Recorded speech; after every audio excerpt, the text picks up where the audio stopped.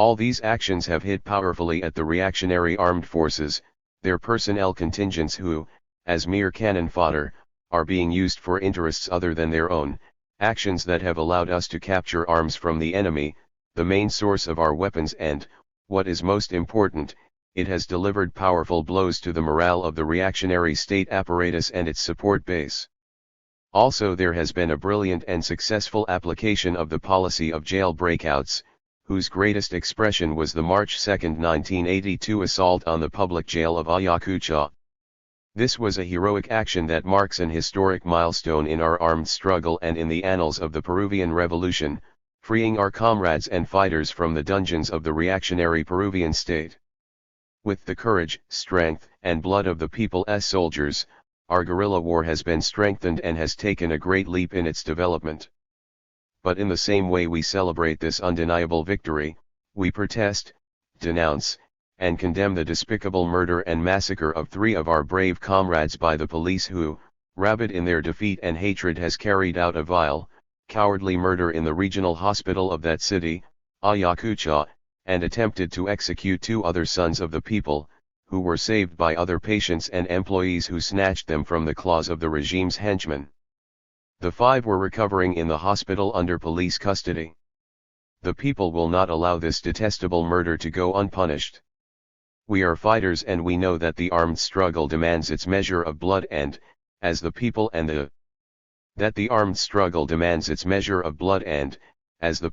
the proletariat have taught us and as the revolution demands, we offer our lives, our practice proves it. But in our revolutionary war, we apply and we will continue to apply a policy toward prisoners which corresponds to the laws of war, and as we do practice it we demand the other side do the same. But the tortures, the rapes, the crimes against the sons and daughters of the people, and especially against our combatants, will be punished as the justice of the people demand, and we, their soldiers, will carry them out no matter how long it takes from the time of the crime to the fair and just punishment we will impose. Peruvian reaction and its government, led by Belapound Nde and his gang, using its police forces, have mounted a new campaign against us. Basing ourselves on our just and revolutionary war, we will only say that, like the previous ones, will fail. And finally, we can say that the demagogue Belaunde has already directly received our reply. On the 10th of March we rocked his government palace with a dynamite blast so that he might continue to hear the voice of the armed people.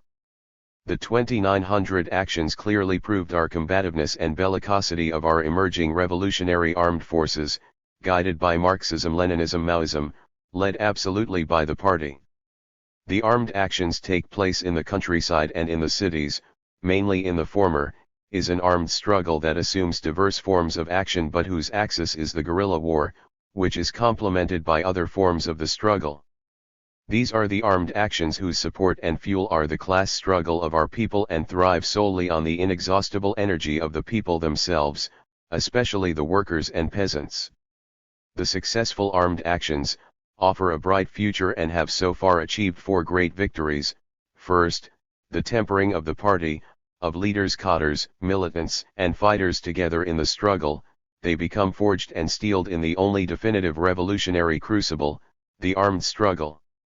Although this is already a great victory, we must add another achievement of obvious and clear significance, the formation and construction of an armed force led by the party which surges into flames of the guerrilla warfare that will never be extinguished, and is the principal instrument for completing the political tasks of the Peruvian Revolution and which, under proletarian leadership, has established an armed force that is developing as an arm of the new state of workers and peasants. A third victory is to be found in the increasing quantity and growing quality achieved by our armed actions, actions that have been taken mass character both in their number and the ability of the sons and daughters of the people to carry them out, as well as the increasing quality shown by the higher level that has them out, as well as the increasing quality shown by the higher level that has been achieved. Finally, a fourth victory, which is the most important and principal, the emergency and development of guerrilla zones within whose boundaries, the vigorous and growing advance of the guerrilla warfare, we will build our future support bases, those advanced revolutionary bastions that are the legacies of the military thought of Chairman Mao Zedong, base areas that are the very essence of the road of surrounding the cities from TE countryside base areas that are the very essence surrounding the cities from the countryside, the very essence of the people's war. Because all of this, we say to our class, the proletariat, and to the people of our country, especially to our indomitable peasantry, the armed struggle blazes victoriously. Through its initial flame signaling the great blaze to come, the masses themselves will take their own destiny in their triumphant, creative, and sure hands, the makers of history and every revolution. Two counter-revolutionary action fuels our struggle. What has been the reactionary response? What has been the reaction of the democratic government, as it calls itself, that self-proclaimed upholder of the constitutional order and defender of the sacred human rights? It has responded in the way that its reactionary class character and logic demand. Since the beginning, it has unleashed persecution, repression, torture, imprisonment and murder against the revolutionary combatants and people. The government of Belaunde, a phony democracy, a hypocritical and demagogic government, has used its forces of repression, mainly its police, to drown in blood our nascent armed revolution. They are trampling on the most basic, universally recognized rights embodied in its Constitution of 1979, the reactionary government of Belaunde and its so-called forces of order have brutally broken and stolen from whatever homes they'd wanted, they have persecuted, arrested, and jailed whomever they want to, they have burned, robbed, raped, and murdered with impunity to sons and daughters of the people in accord with their lowest instincts, they have gorged their dark, reactionary zeal on savage beatings of the masses, mainly the peasants, in a stupid attempt to intimidate them and driven away from the armed struggle, they have generalized the use of torture, trying to crush their will and extract false confessions, despicably and perversely humiliating people so as to bend the revolutionary morale and annihilate the combatants. They have used rapes as an infamous, vile, and abusive means to force submission and to tarnish the pure, resolute, and firm spirit of the daughters of the people. They have denied all rights and guarantees to prisoners, forcing them to endure continuous persecutions even behind bars in filthy dungeons, and they have extended their harassment and repression to include the prisoners' families. Thus, the persecution and repression of the armed struggle and the people expose them as a treacherous farce, their claims to respect even the most basic human rights, which in reality is a sinister plan to crush the people through counter-revolutionary violence. But all this has failed to achieve their dark hopes, because the sons and daughters of the people, the class, and the party, hold their heads high, victorious, and firm in their trenches of combat wherever they are. The despicable Belaunde government has also appealed to the legislature promulgating Law Decree, DL, number 46, a terrorist law to be used as a club against the armed struggle and the people. This cavernous decree violates the against the armed struggle and the people. This cavernous decree violates the most elementary principles of the bourgeoisie's own criminal law, and establishes widespread and indiscriminate repression. And if they have not yet instituted the death penalty that they so eagerly and cunningly seek, it is because the present constitution prohibits it and they have not yet found the conditions to amend it. The whole reaction, especially its mercenaries, ganapanes, and media hacks, all in the name of order and social peace, call for the drastic application of the law.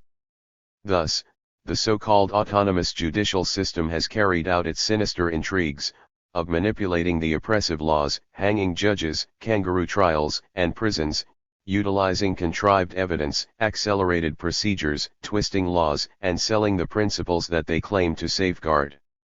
They have begun to swing their rotten club on the sons and daughters of the masses, imposing monstrous punishments that even some reactionaries have criticized for being vile and counterproductive. A blind and dumb reactionary justice has been put in motion, as it must, in defense of the dying, exploitative, and repressive order. But in so doing, it cannot but reveal its profoundly counter-revolutionary essence, and exposes even more the dark nature of the legal system and the sacrosanct judicial power. But even this old legal butchery cannot bend the sons and daughters of the people who proudly defy it in the revolution.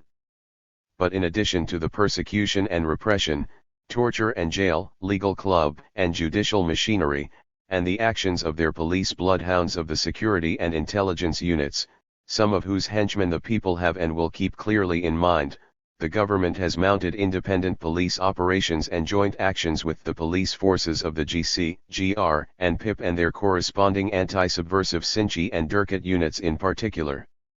They have mounted 2 large operations to date, the first in January 1981 and the second, of a larger magnitude and importance, in October of the same year, where they declared a state of emergency in 5 provinces in the department of Ayacucho in order to give themselves more firing power and broader impunity, counting upon the support and advice of the armed forces. What has been the result of the well-publicized October operation? It was a categorical failure. It ended quietly without fanfare or glory and without even the merest public report summing up the results of the vast police mobilization, which obviously entailed enormous expenses. That the final and definitive operation, as it was called. It looked like a delivery in the desert, with more noise than substance as proven by the facts. They failed in its obscure goal of wiping out the armed struggle, to smash the armed organizations and annihilate the party in that region. On the contrary, the facts show that on December 10, the party in that region. On the contrary, the facts show that on December 10, during the state of emergency and their definitive operation, the guerrilla carried out an assault against the police outpost of Totos, and other actions immediately followed in the region of Ayacucho, culminating in the resounding action at San Justa Sex. What did the anti-subversive operation show?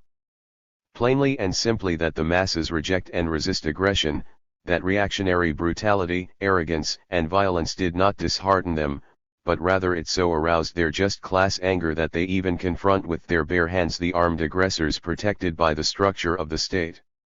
It shows that the people support and protects the armed struggle, the guerrilla warfare that they sustain and defend with their lives, and that their understanding, hearts, and will, go out to the guerrilla war because it advances and serves their liberation.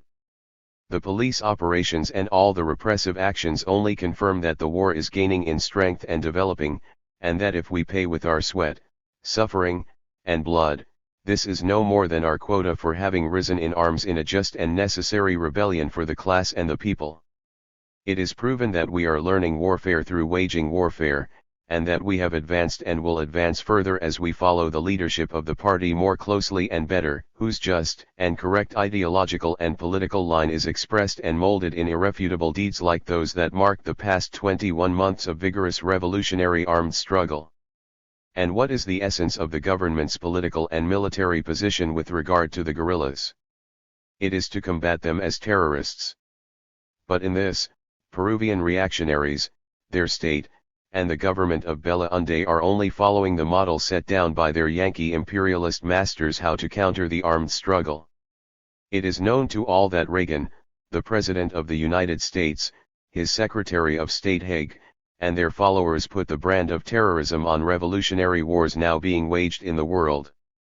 With this scheme they try to discredit armed action, trafficking and playing on the masses' correct rejection of the old individualist, anarchist, and aimless terrorism long condemned by the classics of Marxism, lumping together the defense of property and so-called social peace along with what they claim is the defense of life, dreaming to win the masses to their side or at least neutralizing them. Therefore, to label the armed struggle as terrorism is nothing but the demagogic and reactionary position of Yankee imperialism, raised up in order to oppose the armed revolution, seeking to cover it in a cloak of slander while they mount the bloodiest repression and genocide. Further, they use this mount the bloodiest repression and genocide. Further, they use this rotten maneuver in their contention for world hegemony with Russian social imperialism, trying to link revolutionary action, through so-called terrorism, to the social imperialist superpower. In this way they seek also to discredit genuine revolutions, which can in no way be compared with the sinister center of contemporary revisionism which has converted Lenin's and Stalin's homeland into the hegemonic superpower of today. As expected, the Peruvian reaction, the government of Belaunde, and their media mercenaries can do nothing else but apply at all cost the orders and directives of their master, imperialism. but they are not the only ones who condemn our armed struggle as terrorism. Also jumping on this bandwagon, are the opportunists manipulated by the hardened revisionist Jorge del Prado and his clique, who obediently follow the baton of the Russian imperialist boss and imperial bludgeon Brezhnev. And it is only natural that these enemies of the revolution act this way, since they cannot remain with their arms crossed while their position over the masses, as old-time sellouts in the service of the collusion and contention between social imperialism and Yankee imperialism, is being undermined. In this same chorus we find Patria Roja, which calls furiously to the self-proclaimed left to unleash a holy war against the supposed terrorism, and in their role in an ominous division of labor calls for waging an ideological and political struggle against terrorism, leaving the task of physical repression to the government. Yesterday's enemies of Deng Xiaoping, and today his admirers, they must attack us for fighting Yankee imperialism, the partner of their new revisionist boss, and even more so, for applying Marxism-Leninism-Maoism, which they yesterday invoked, and today rejects. Nevertheless, others have united with this chomp of clowns, still dazzled by the so-called democratic opening and parliamentary road, who've yet to realize that the world has smashed their dreams into the smithereens, and who continue to be deluded by parliamentary cretinism and daydreaming on the forthcoming 1985 elections. But in the end, while some these and others there added up may seem to be a lot, in reality they are nothing but representatives of a thin film floating on the fathomless sea of the masses of our country.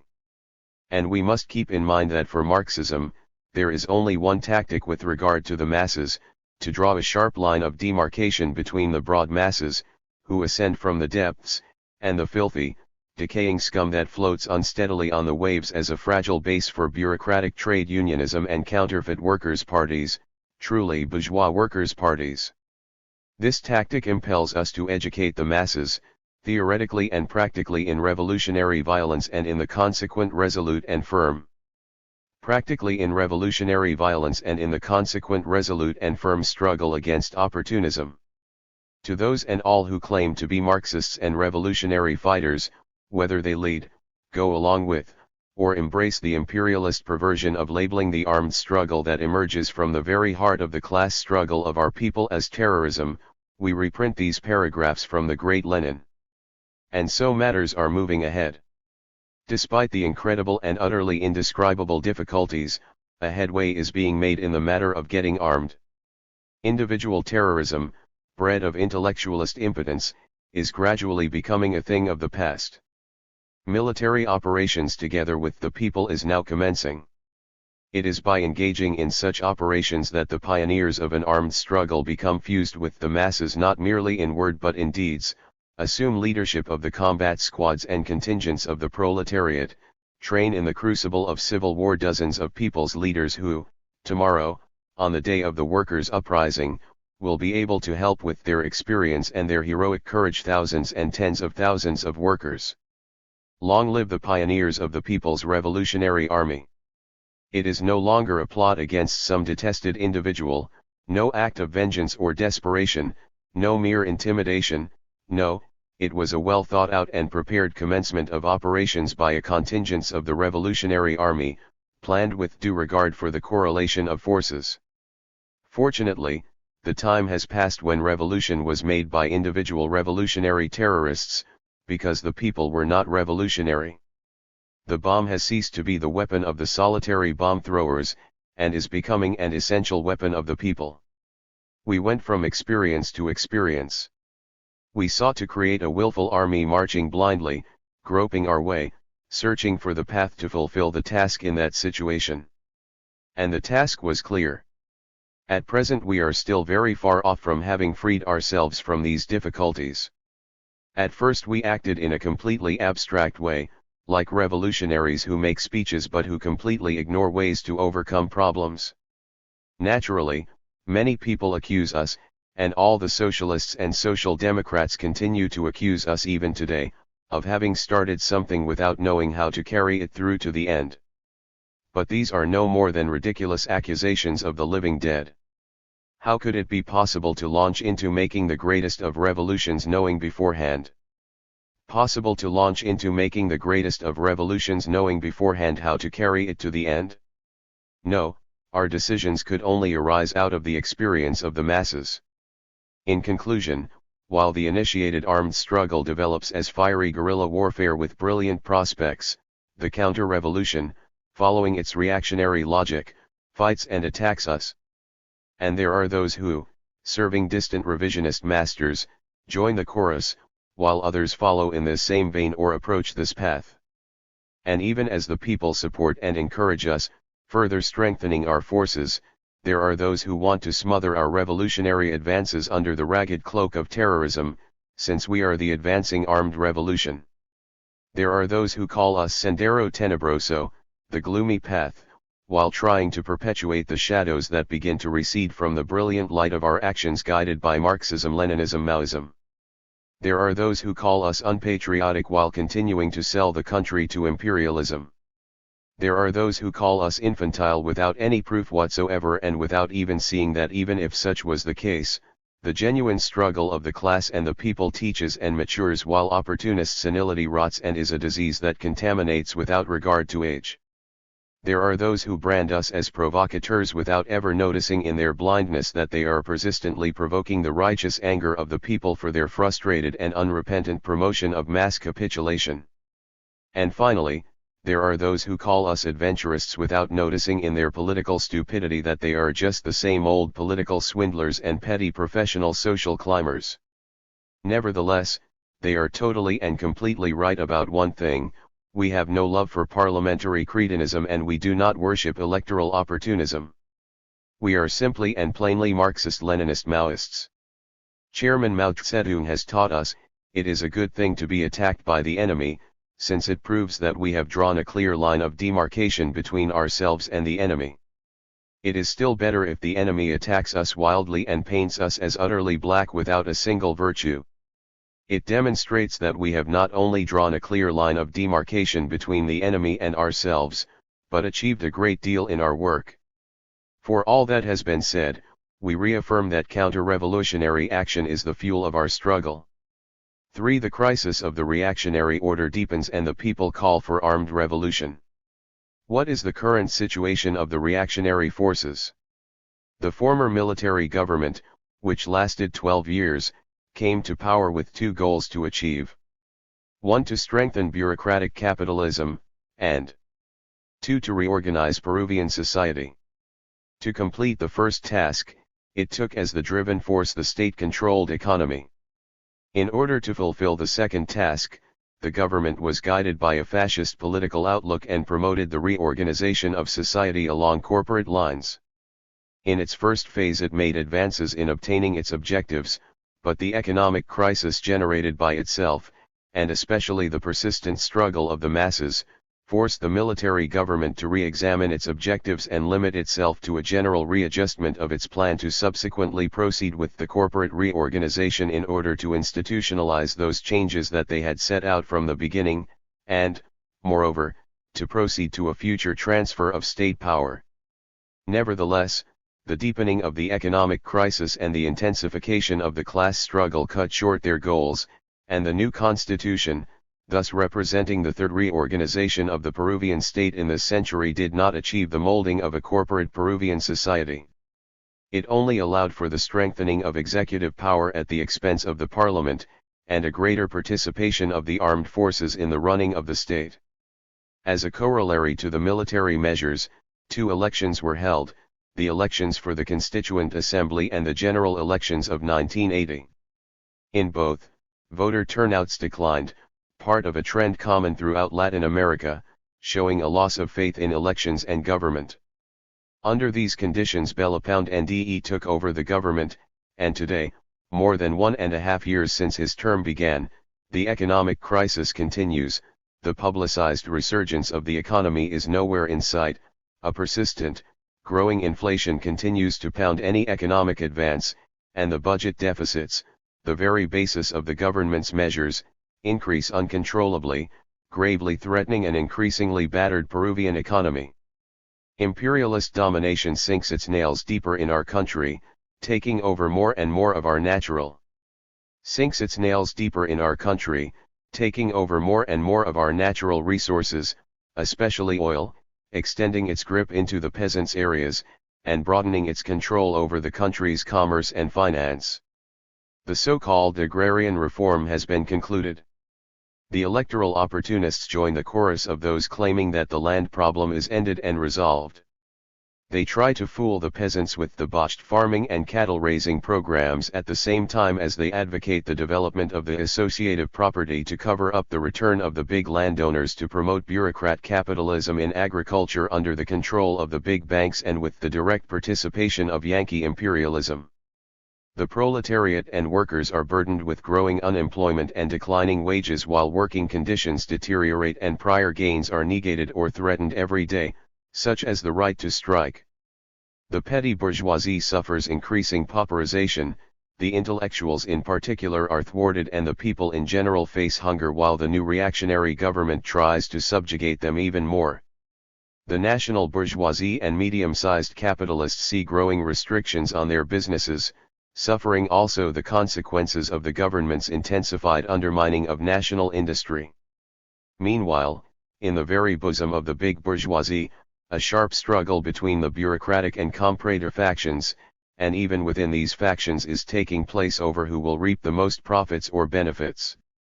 In sum, then, guided by an orientation that sees developing big monopoly, mainly Yankee capital, as the motor of economic development, the present government aims at further developing the subjugating semi-feudal structure that still rules the country, for the direct benefit of the old and new type landowners and the old type rich peasants.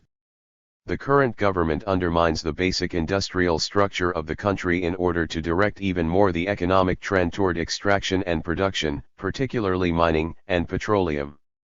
And now, it transfers and seeks to auction off the state enterprises, those which the former government had concentrated in the hands of the state at the cost of a staggering public debt placed on the backs of the people. Thus, preparing a succulent offering to the insatiable appetite of big capitalists, particularly imperialist capital. The current reactionary government, whose head, prime mover and most responsible representative is Belapound NDE, is as servile as any before it in its eagerness to build up bureaucratic capital, big monopoly capital, vassals to the feudal landowners and subjugated to imperialism, principally to the benefit of big monopoly capital, especially big banking and finance capital under the asphyxiating and ever-widening expansion of U.S. imperialism. But even if this is the outline and scheme of the government, the same complex conflict of interests among the exploiters, the persistent and deepening crisis, and even more, the class struggle which sharpens day by day does not allow the government to overcome its present difficulties, a crucial matter in order to organize and work out a coherent plan based on the clear and defined program that the ruling order loudly demands. On the political plane, the government continues to face the complex and entangled turning point of the class struggle which generates the introduction of a new constitution, the consolidation of a bureaucracy totally devoted to it, and a regrouping of reactionary political forces placed in hibernation during the previous 12 years, and, principally, generated the need to rein in the masses who have been drowning in years of stifling crisis that propels them one more time into action to defend their own vital interests. These are the masses deceived by the long harsh years of a demagogic government pretending to be revolutionary and aided, as always, by the same opportunists, have seen their most basic needs denied and their aspirations mocked. All this has created a complicated political situation for the reactionary rulers. Nevertheless, the reality is crystal clear. In a year and a half the decrepitude of the democratic/bourgeois order has become evident to the people, who see the contrast in a hypocritical invocation of human rights and liberties alongside their brutal negation of what they preach. The obsolete parliamentary institutions are coming apart like an empty barrel rolling downhill, sinking in the pompous and sterile rhetoric of the anointed fathers of the country, while basic legislative functions give in to the arrogant invasion of jurisdiction by the executive. And an arthritic and anemic so-called judicial power carries out its functions, compelled only by the mountains of pending proceedings, crooked dealings, and servile subjugation to whatever arrogant authority is in charge, and in constant violation of its own reactionary laws, directed, as always, against the people and which, especially today, feeds on revolutionary fighters. And then there is also the so-called autonomous electoral power that routinely rigs elections, covering up its crudest manipulations. Added to this are the sharp contention and split between the reactionary parties that are repeatedly revealed in public scandals and which find expression in all kinds of lawless proceedings. Thus the reactionary political system clearly reveals the frailty and rottenness that it attempts to hide behind the mask of democracy and its phony concern for the masses, who are needed only for occasional voting and for demagogic drum beating. In this way, as Marxism teaches, the armed forces and the police, mainly the former, are ever.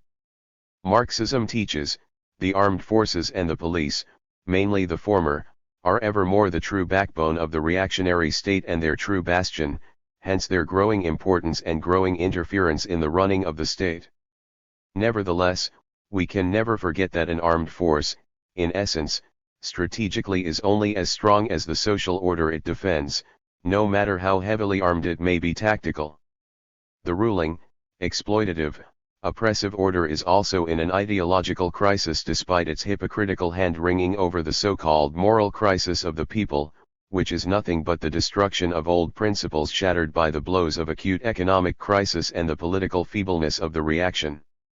And, this is precisely what is principle, the crisis of bourgeois democratic principles and the social order that, superseded by historical development, by the class struggle, by the vigorous rise of the proletariat and the popular masses, and the great radical transforming process that has put the stamp of Marxism, Leninism, Maoism the world over, is left more exposed in the light of day not only in the historical sense, but also in the sense that every day its political decrepitude grows more pronounced. Every day witnesses a decline in the influence of bourgeois democratic principles which, if in centuries past were revolutionary, have for decades been reactionary. That their hold on people is waning can be seen from the results of the last election. Bélepound NDE took office with 46% of the votes and felt exalted to the heavens, the holder of absolute power, the unchallenged voice above the class struggle and contentions. Nevertheless, a year and a half have been enough to smash his electoral sandcastle, dissolving it like sewage foam, with his fictitious great authority cast between the pounding waves and swirling vortexes, marches to its total ruin. Finally, we should speak, even quickly and briefly, on the question of Ecuador. Ecuador's questioning of the RO Protocol of 1942 goes back many years. This situation has become aggravated in recent years as proven by the border incident of the Cordillera del Condor of January 1981.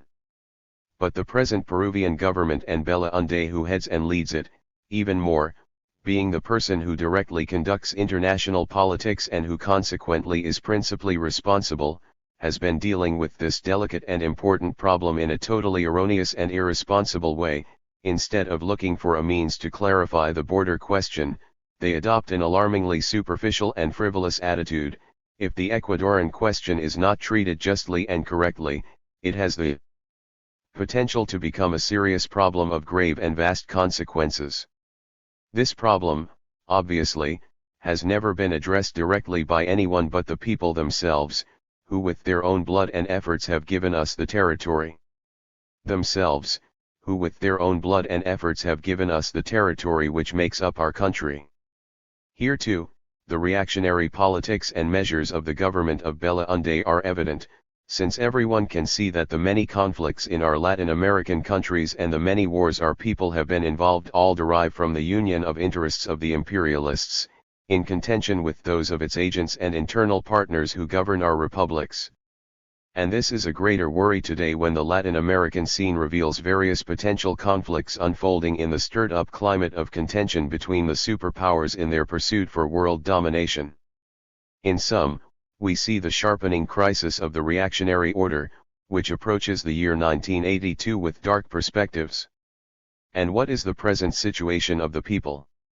A peasantry with a centuries-old fundamental goal, land to the tiller, whom despite its undaunted struggle, has yet to achieve its goal.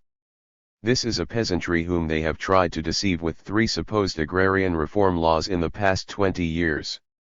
And yet, after the bombastic demagoguery and their full implementation, the peasants were left with the same old unsatisfied thirst for land. A proletariat, whose long, vigorous struggle has yielded only miserable wages and other concessions from its exploiters, only to lose them in each economic crisis society endures. This is a proletariat whose struggle rotates on a vicious iron circle and who once again today is involved in the unending battle over wages, working hours, and working conditions. A petty bourgeoisie, making up a broad stratum characteristic of a backward country, that sees its dreams ruined by the relentless impoverishment to which the ruling order subjects it.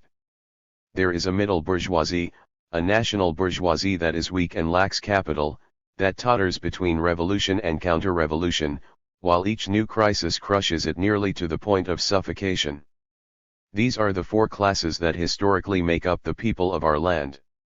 Of them, it is the peasantry which is the principal driving force, as much as it is the proletariat that rises and develops as the class leading our revolution. United, they make up the worker-peasant alliance, the only possible solid base for any possible revolutionary front. The petty bourgeoisie unites with them, and together, the 3, under the leadership of the proletariat, are the backbone of the revolutionary front, which is nothing if it is not a front for the armed struggle and the class framework for the new state. This solid union, this solid front, is held together so long as the proletariat firmly retains its hegemony, bases itself. Held together so long as the proletariat firmly retains its hegemony, bases itself on the worker-peasant alliance, forged and developed in the heat of the armed struggle, of guerrilla warfare. It is this front of classes that the national bourgeoisie will sometimes join, and sometimes leave, depending on the raging winds of the class struggle. And the Peruvian people, this immense majority, these masses that are the true makers of history, these powerful productive forces, are constrained by the persistent decrepitude of the exploitative social relations that impose unemployment and underemployment on 56.3% of the economically active population, according to the government's own statistics, and in the countryside, 2 of every 3 peasants are underemployed. Thus the decrepit system of exploitation destroys and holds back the powerful creative forces of the people, the only forces capable of the thorough revolutionary transformation for which our country has fought for too long. Furthermore, the reactionaries defend this evil destructive system with blood and fire to the benefit of the big landlords, of the old and the new type, of a big comprador or bureaucratic bourgeoisie and their masters, Yankee imperialism that for each dollar it invests extracts 5. This rotten, bloody system is held together by the oppression imposed by the reactionary landlord bureaucratic state, through its state apparatus, its bureaucracy, its armed forces, its judiciary, its jails, and its ancient and repression of murderous proportions, principally through the armed forces, which are the real backbone of the ruling class dictatorship that dominates and increases its profits extracted from the sweat, toil, and blood of our people. If you are talking about exploitation and oppression, you are talking about the state. If you are talking about the state, you are talking about classes. If you are talking about classes, you are talking about class struggle. If you are talking about class struggle, you are talking about people's struggle, and, as facts have shown in history, if you are talking about people's struggle, you are talking about rebellion, an armed struggle, guerrilla warfare, as the situation in the Americas show. Today, our people, like all the peoples of the world, have their own proud history of struggles etched with their blood and heroism. The most earth-shaking, turbulent, and splendid battles have been those waged relentlessly by the peasantry, especially the poor peasants, through the centuries. It is sufficient to remember here that our Republican emancipation was won as a result of the great armed peasants' actions of the 18th century, and our own 20th century has been marked by big peasant struggles in the 1920s and 1960s. These and the powerful struggle of 1963 are sources of extraordinary experiences, to which it powerful struggle of 1963 are sources of extraordinary experiences, to which it is necessary to add the armed struggle led by Mir back in 1965, a struggle which left us invaluable lessons which every revolutionary must know about. Nevertheless, it is with the appearance of Marxism and the Communist Party that the peasant struggle acquired its full revolutionary expression. With the leadership of the proletariat, through its party, the peasantry has met with and is following the real road to the overthrow of the present exploiting order, that is, People's War, the highest expression of proletarian military thought established by Chairman Mao Zedong. Thus our people, as all people in the world, have been nurtured and have advanced in the course of revolutionary violence. It is here, in its diverse forms and levels of struggles, that our people have won demands, rights, and liberties. None of these conquests have fell from the skies, nor was it given, despite what traitors might say. In the final analysis, all was conquered and defended with revolutionary violence in fierce fight against reactionary violence. That is how the 8-hour day was won, how territory was won and held, and how rights were won and tyrants overthrown. Revolutionary violence is the essence of our historical process, and, if the freedom of the Republic was won with arms on the battlefield, it is easy to understand that the development and triumph of the Peruvian Revolution, of our democratic revolution, of the emancipation of the people and the class, will be won only through the most splendid revolutionary war of our people, rising in arms en masse through People's War. And today, our heroic people, inheritors of such a rich history and following this glorious road, wage battles against the new reactionary government, wage battle in the countryside against the big and small landlords, the social base of reactionary state power in agriculture, wage battle in the factories and mines against their exploiters and oppressors, wage battle in the countless barrios, striking out against hunger and misery, wage battle in the universities and colleges for their need to learn and become educated, wage battles in the small and medium-sized cities against a suffocating centralism, wage battle in education, science, and culture for the undeniable right to nourish the spirit and enjoy peace of mind, wage battle in the streets for the right to earn a living, wage battle to maintain rights and liberties already won, for freedom of thought, the freedoms of speech, of organization, of assembly, for the right to strike, and numerous other victories wrenched through their struggle and toil which, despite being stamped into law and in the national constitution, are trampled on, questioned, and denied 24 hours a day by the arrogant and abusive. Questioned, and denied 24 hours a day by the arrogant and abusive actions of those in power, and by whatever highly placed social climbers, which is in a position of authority, as is the natural order of things among those who run the state. If our people are more conscious than yesterday, more politicized than yesterday, and more organized, firm, and decisive than yesterday, it is because of the enormous presence of the proletariat guided by unconquerable Marxism-Leninism-Maoism that arms their minds and fists.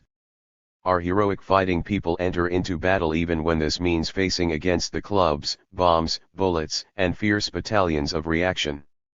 They do it in certainty because that struggle tempers, mobilizes, organizes, politicizes, and arms and prepares them for the great battles to come. And if our people are learning anything, today more than before, it is that the class struggle necessarily leads to the struggle for power, and that this can only be won through violent revolution, which for us means revolutionary war, armed struggle, the guerrilla warfare of People's War. Only in this way can power be conquered by the class and people. And only in this way can the new state arise and the dictatorship of the proletariat is established, so as to carry out the great and complete transformation of society so that, finally, the brilliant, resolute light of communism will shine in our own land. This spirit already dwells among the people. This is clearly shown in the countryside and in the cities where the people begin to once again use violence to repel reactionary violence in defense of their rights. And, more important and demonstrative still is the greater support the people give the armed struggle, the guerrilla war, led by the party. Though they may not yet understand in its total depth and scope, that requires its continued development, with the wisdom of collective action the people are fully capable of seeing that these flames of today begin to presage the armed bonfires to come, and in this the real hope for inexorable emancipation is bellowed and welded. This is, according to the science of Marxism-Leninism-Maoism way of seeing things, the situation of the reactionaries and of the people. In this contradictory situation we see the two concrete aspects and specifics of today's revolutionary situation. So we can see clearly the revolutionary situation manifesting itself and how Lenin understood it. Today those on top can no longer continue ruling as they did yesterday, and those on the bottom are no longer willing to live as they have until now. In the reactionary camp, we can see the lack of a precise and defined acceptable program capable of welding the reactionary forces and the erratic jumble of moves and counter-moves that betray the lack of a fixed course, the understandable result of the lack of a unified program and much lesson. The understandable result of the lack of a unified program and much less an accepted one.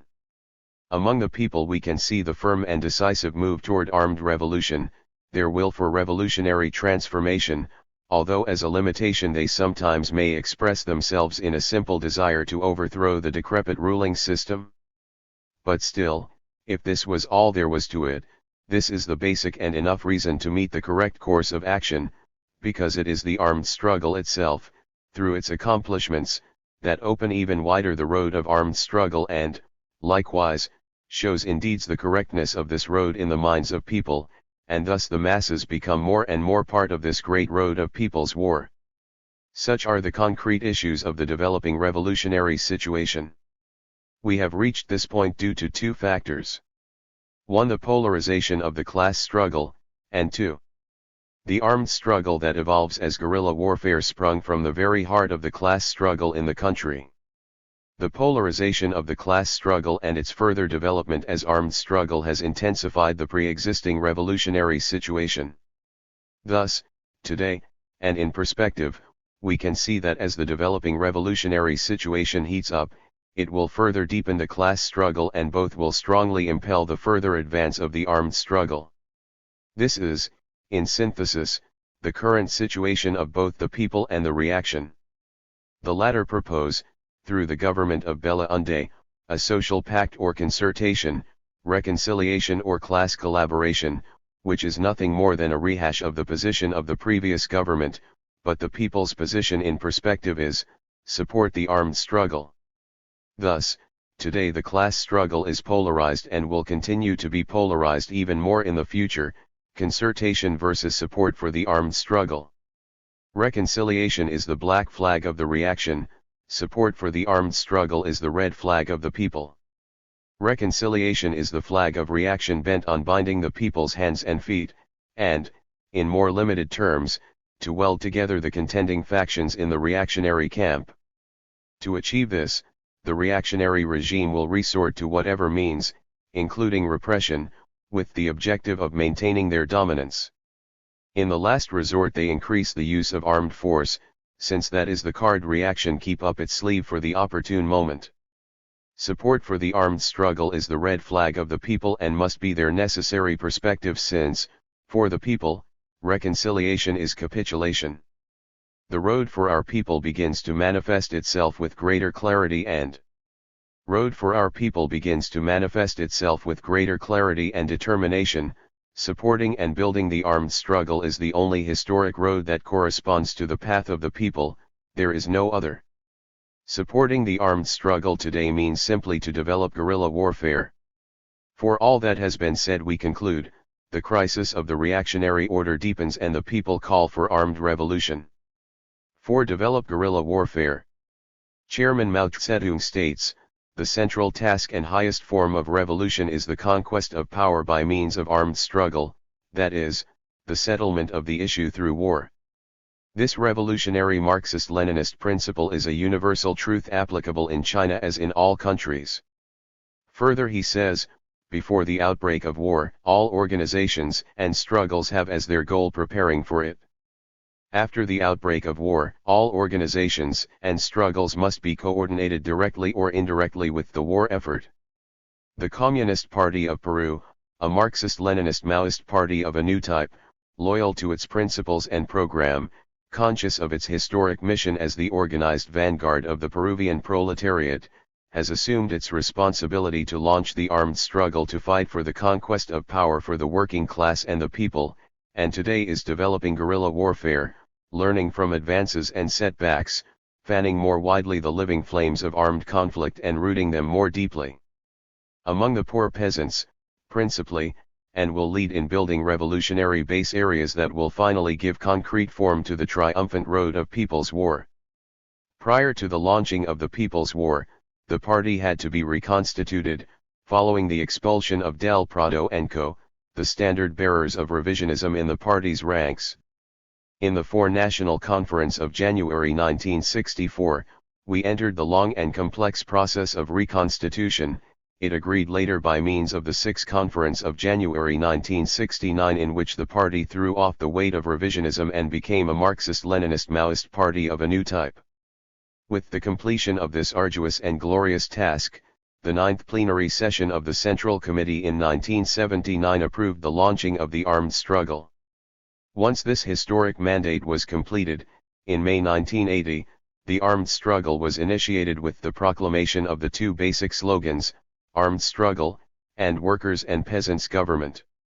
Thus, our actions were initiated, unfolding as guerrilla warfare, and now, in accord with the Central Committee of January 1981, we are further developing the guerrilla warfare.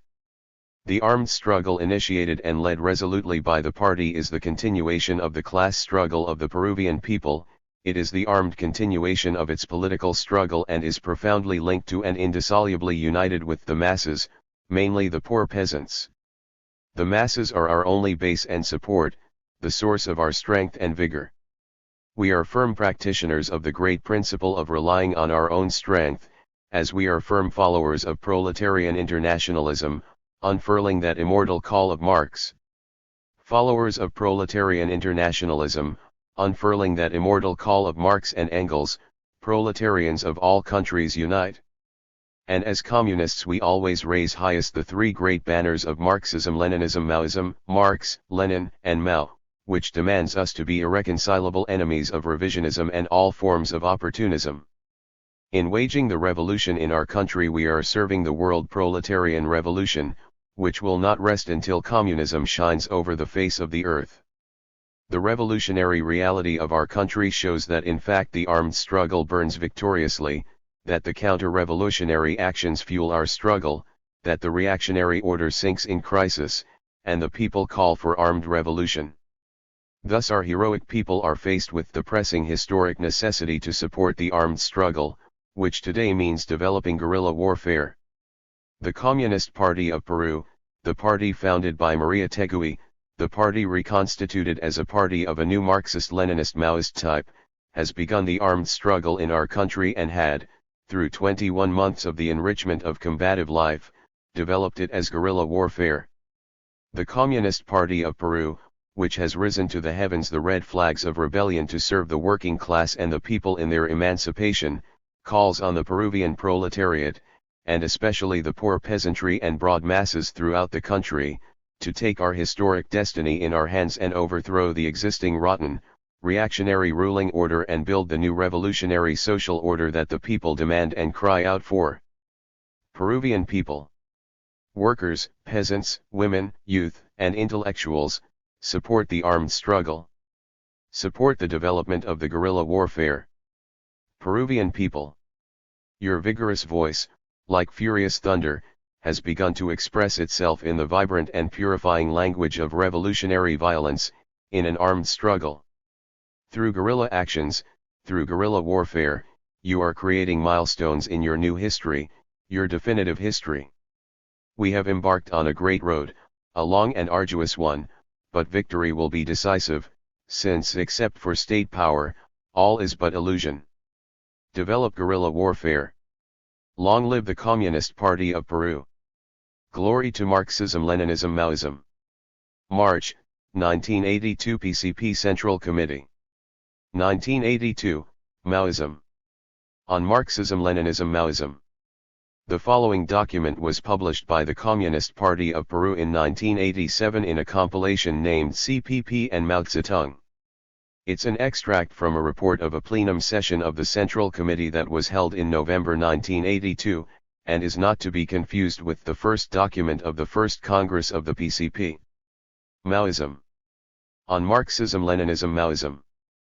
Plenum session of the Central Committee, November, 1982. Extracts from the report Maoism. On Marxism-Leninism-Maoism. Our objective is to initiate a campaign about Maoism, an abbreviated form to say Marxism-Leninism-Maoism, or that Maoism is the principle of Marxism-Leninism-Maoism in the present. The next year, we celebrate 90 years of Chairman Mao Zedong's birthday, because he was born on December 26 of 1893. It is evident that today there is a sharp struggle between Marxism and revisionism.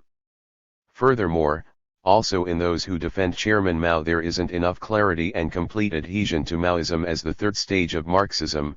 Due to this we say that it is struggle concerning Maoism. We must hoist the slogan, "Long live Maoism." In order to initiate this great campaign which, obviously, is of a strategical character. It is a campaign of vast dimensions and a complex problem. It is a difficult task, but it is an obligation that we have as communists, as about the complexities of this campaign, but the importance that it has weighs much more, and historically it is necessity because world revolution needs Maoism in order to unfold a higher peaks, in order that the strategical offensive of world revolution be enfolded, tasks in which we communists of the world are engaged. We do not pretend to say that Maoism reaches only till there. Marxism-Leninism-Maoism possesses programmatic points, laws, principles which go until communism, and as we march toward this great goal it is being specified starting from what is established since Marx. Because the ideology of the proletariat is a powerful science that develops itself through big leaps, generators of higher stages each time, with Marx, Marxism, with Lenin, Leninism, and with Chairman Mao, Maoism, as the first, second, and third successive stages, Marxism-Leninism-Maoism, and, mainly, today's Maoism. Therefore the objective is to develop a campaign that possesses strategical characters and serves the world revolution. Due to the circumstances the contribution that we can make is important. We do not say that it is decisive, but it is important within the context in which we unfold ourselves. Let's not pretend to tell history what to do, she is the one that through class struggle establishes. To tell history what to do, she is the one that through class struggle establishes the laws and defines the situations. It is possible that our own party or others can give a decisive contribution. In this moment it is more necessary than ever for us to talk of Maoism, and obviously we cannot do it without referring to the struggle at the world level against revisionism. Therefore it is vital and urgent to analyze Maoism again, aiming to define more and better its contents and meaning, guided by the judgment that to hoist, defend, and apply Maoism is the essence of the struggle between Marxism and revisionism in the present. We must think how to develop multiple campaigns in order to obtain solid results and of long perspective. And in this way to unfold the instruction of militants, combatants, and masses, and to strive to divulge Marxism starting from the transcendence of the people's war that he himself guided. The problem is to put in motion the ideological dynamics. We look forward to contribute to the defense of what is peremptory to defend, Marxism-Leninism-Maoism. It will have repercussion because everywhere there are masses, revolutionaries, and communists, and to them we are interested to reach, mainly to the communists because they are more open-minded. We have to strive to make them understand, being sure that Marxism does not spring up spontaneously, but with effort and struggle. This is a law of Marxism. Marxism has not taken one step forward in life nor has obtained anything but with struggle, conquering with effort, and Maoism is not and will not be an exception. The struggle in behalf of Maoism as the third stage of Marxism, is and will be hard, long, complex and difficult. It will never impose spontaneously. This is our history. We do not have another way. Struggle, effort, unyielding tenacity, and undeclinable persistence, and time so that practice may prove and sanction the truth. It is the beginning of a campaign that the party must get on organizing step by step. We open up an arduous but necessary campaign. It is important for the international proletariat, which is our class.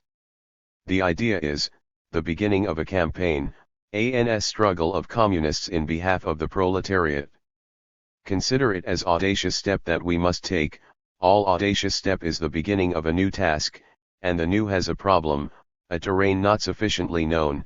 Let's take firm steps, being sure that all beginning is nothing but that, the beginning, that many issues will be developed, because there are things which we do not have enough knowledge of, and therefore, be more far-sighted, more firm, more demanding of ourselves. Let's apply, wage the battle, and you will know how it unfolds. We communists are audacious, and we are so because we are consequent materialists. Communists are audacious, and we are so because we are consequent materialists, and we are not afraid of making mistakes, nor are we afraid of confronting anybody because truth is on our side. This is our conviction, and we cannot have no other. We are men of conviction, convinced and confessed in the greatest transforming scientific ideology proved in thousands of glorious battles. There has not been nor there is any ideology on earth that has had the practical test like Marxism, Leninism, Maoism, nor never have so many millions of people been and will to dragged along by so powerful revolutionary storm. For the fulfillment of this task, let's start from the understanding of Maoism following the scheme that we present as follows. Long live Maoism. Introduction. 1. Lenin and what is new in the revolution. 2. Maoism is to be imposed through struggle. Stalin. Context of Maoism. 1. International context. 2. In China. 3. The biography of Chairman Mao. 2. Content of Maoism. 1. Theory. 2. New democracy. 3. The three instruments. 4. The People's War. 5. The Great Proletarian Cultural Revolution. 6. The World Revolution. What is fundamental in Maoism and what is Maoism? 3. The struggle concerning Maoism. 1. The uprise of Maoism. 2. Maoism and revisionism. 3. Maoism in the present. The People's War has made up understand more and better the development of Marxism-Leninism made by Chairman Mao Zedong, how we are before a third stage of the ideology of the international proletariat, and therefore it has transformed into Marxism-Leninism-Maoism, being Maoism the principle. And if in the plenum session of our Central Committee we agreed upon the slogan of, Towards Maoism, in this session we have assumed the task of, impose Marxism-Leninism-Maoism, mainly Maoism as the command and general guide of all our particular activity, and to serve and strive also, so that Marxism-Leninism-Maoism, mainly Maoism, be the command and guide of the world revolution, all in behalf of the undeclinable and glorious goal of all humanity, communism. 1985, don't vote. Instead, expand the guerrilla warfare to conquer power for the people. Strengthen the people's committees, develop the base areas and forge forward the new Democratic People's Republic. Communist Party of Peru, PCP. All reactionaries try to wipe out the revolution through mass slaughters and think that the more people they kill the more they will weaken the revolution. But, contrary to their wishes, facts show that the more people they kill, the stronger the revolution becomes and the closer reactionaries come to their doom. This is an irrefutable law. Chairman Mao Zedong. 1. The general crisis of Peruvian society. Contemporary Peruvian society is in general crisis. This society, whose trajectory began toward the end of the 19th century, is gravely ill and is incurable. It can only be transformed through the armed struggle, which the Communist Party of Peru is doing it today, leading the Peruvian people. There is no other solution. The fact is that Peru today is a semi-feudal and semi-colonial society in which a bureaucratic capitalism is developing, a delayed capitalism linked to the big landowners' interests and which, consequently, in no way seeks the destruction of semi-feudal conditions but at most seeks its evolution. What is more important, it is a type of capitalism completely subjugated to imperialism, in our case principally Yankee imperialism, and therefore, does not develop the great potential of the productive forces of our country. Furthermore, it wastes, shackles, or destroys the productive forces and in no way develops a national economy. On the contrary, it is completely at the service of imperialism's increasing exploitation and is totally against the national interests of the majority of the population, and the basic and urgent needs of our people. Of the population, and the basic and urgent needs of our people. Thus, the modern Peruvian economy was born deformed and ill at its roots. It was born intrinsically tied to the archaic semi-feudal system which, despite the regime's bragged about agrarian reforms, continues to exist and characterizes the country from its most basic foundations to its most elaborate ideas. This situation maintains, in essence, the great land problem, the driven force of the peasants' class struggle, especially the poor peasants that made up the immense majority.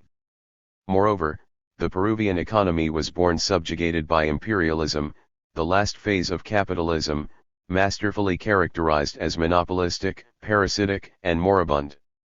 Although this imperialism allows our political independence, as long as it serves imperialist interests, controls the entire Peruvian economic process, our natural resources, export products, industry, banking, and finance, etc.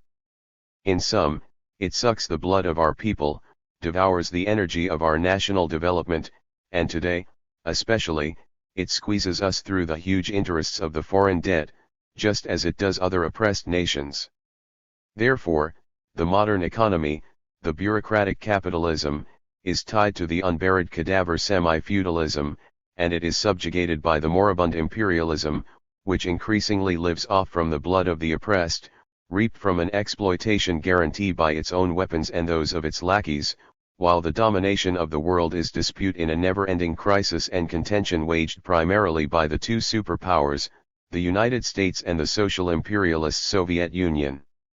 In conclusion, we are in the midst of the general crisis of Peruvian society. This crisis, including the crisis of bureaucratic capitalism which has entered into its final stage, has fully matured the conditions for the development and triumph of the revolution. Then the general crisis that plagues the old society encompasses the revolution in its entirety and in all its manifestations. This is our reality. This is the foundation on which Peruvian society rests and the material roots of our problems and the misfortunes of our people. This is the social system that the ruling classes and their Yankee imperialist masters are faithful to and defend with blood and fire, through their bureaucratic landlord state based on their reactionary armed forces, continuously exercising the class dictatorship of the big bourgeoisie and landlords, whether it is through de facto military governments like the many we had, for example Velasco and Morales Bermudez, to mention just the most recent ones, or through governments born Bermudez, to mention just the most recent ones, or through governments born out of elections and called constitutional like Balanda's government today. Thus, the governments in Peru, civilian or military, are ruling cliques, elected or not, which exercise dictatorship over the people, the proletariat, the peasantry, petty bourgeoisie, and even over the national or middle bourgeoisie itself, for the benefit of the big bourgeoisie, especially big bankers today, of the big landowners, particularly in their expression as gamonalism to exercise power in the countryside, in the service of the ruling classes, and of Yankee imperialism and totally against the interests of the people and of the nation. And that needs no greater historical recount or demonstration, since the proof is right in front of our eyes, the Belaunde government itself and his clique, a government product of elections, coming out of the ballot boxes, from sacrosanct electoral system. This is precisely the government which has sold the country more than any other before to imperialism and sunk Peruvian society in its most crisis in modern history. It has submerged the people in the most implacable hunger and has persecuted, imprisoned, tortured, and murdered the people, even perpetrating mass slaughter and genocide because the people, led by the Communist Party, have dared to rise up in arms proclaiming, "It is right to rebel, irrevocable right of every people drowned in exploitation and oppression, the right of every people and class that refuse to be enslaved." That is the reality of the country, of Peruvian society and the performance of the present government. It will remain the same with any other government in the future as long as we do not overthrow the prevailing order by force of revolutionary arms through people's war. The history of the world and our own history has proven this. Furthermore, we have it before our own eyes, the murderous regime of Belaunde and his gang that starve our people will go down in history as the government of hunger and genocide. 2. To vote is to endorse the social system and elect another government, which will bring about more hunger and genocide. Under what condition, are the current general elections being held? Economically, all agree that the country is suffering the greatest crisis in at least the last 100 years. In addition, the perspective on the future is bleak. In the year 2000 the economy would barely be meeting its 1976 levels. That is, a quarter of a century would have been wasted because of the much publicized economic development. But the problem doesn't end up there. Since World War II the country has regularly gone through a crisis in the second half of each. 2. The country has regularly gone through a crisis in the second half of each decade, and each new crisis is worse than the previous one, and the next one is already on its way. The reactionary economists themselves paint a bleak picture for the coming years. Furthermore, reliance on highly glorified foreign capital is hindered by the present foreign debt and the impossibility of paying even the interests on it. At the same time, internal savings are reduced, industrial production is on recession, agriculture is in crisis, the prices of our export products will continue to decline, the foreign markets are shrinking, etc. In synthesis, it is a black perspective with no real solution in sight whatsoever, much less one that would satisfy the growing elementary needs of the masses, which are denied more each day, offering only more unemployment, lower wages and salaries, the curtail of workers' rights, and more cuts of past gains and benefits. Thus, there is a black economic perspective for the obsolete Peruvian society and more oppression and exploitation for the people. Politically, the Constitution of 1979, just like with the rest of its type, denies each right it recognizes in its contents. It did not satisfy even the factions of the reactionary camp, much less the people. For that reason modifying it is, and will continue to be, an arena of contention. The present constitution gives direct participation to its armed forces and police in every aspect of social life, strengthening their domain. At the same time it empowers the faculties of the executive and organizes the most repressive police system in our history. Despite all its filthy demagoguery, the current constitution is the harshest and more violent and bloody shock that a constitution has ever had with our conditions. This is shown by the contrast between the so-called right to life and the sinister genocide being carried out with cruelty and impunity by the armed forces in the region of Ayacucho, directed by Belaunde himself. And, how do the sanctified demo-bourgeois institutions work? A parliament abdicated its legislative function, turning them over to the executive. The judicial power, the courts, is incapable of judging the thousand of accused, much less applying their own laws.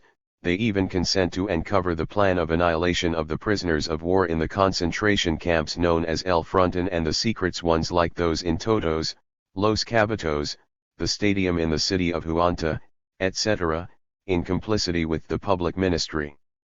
The executive has become the real legislative power, with the most basic laws of the country in the hands of rancid bureaucrats, and technocrats trained and advised by imperialism, with super-ministers who, like the old autocrats, do and undo as they please, with broad and repressive powers used daily, from the clubs to the bombs and bullets against the people, the state of emergency decree used even to bombs and bullets against the people, the state of emergency decree used even to confront a workers' strike.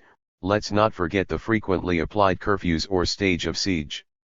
Finally, reactionary armed forces and police have shown all their hatred and brutality that are characteristic of their actions.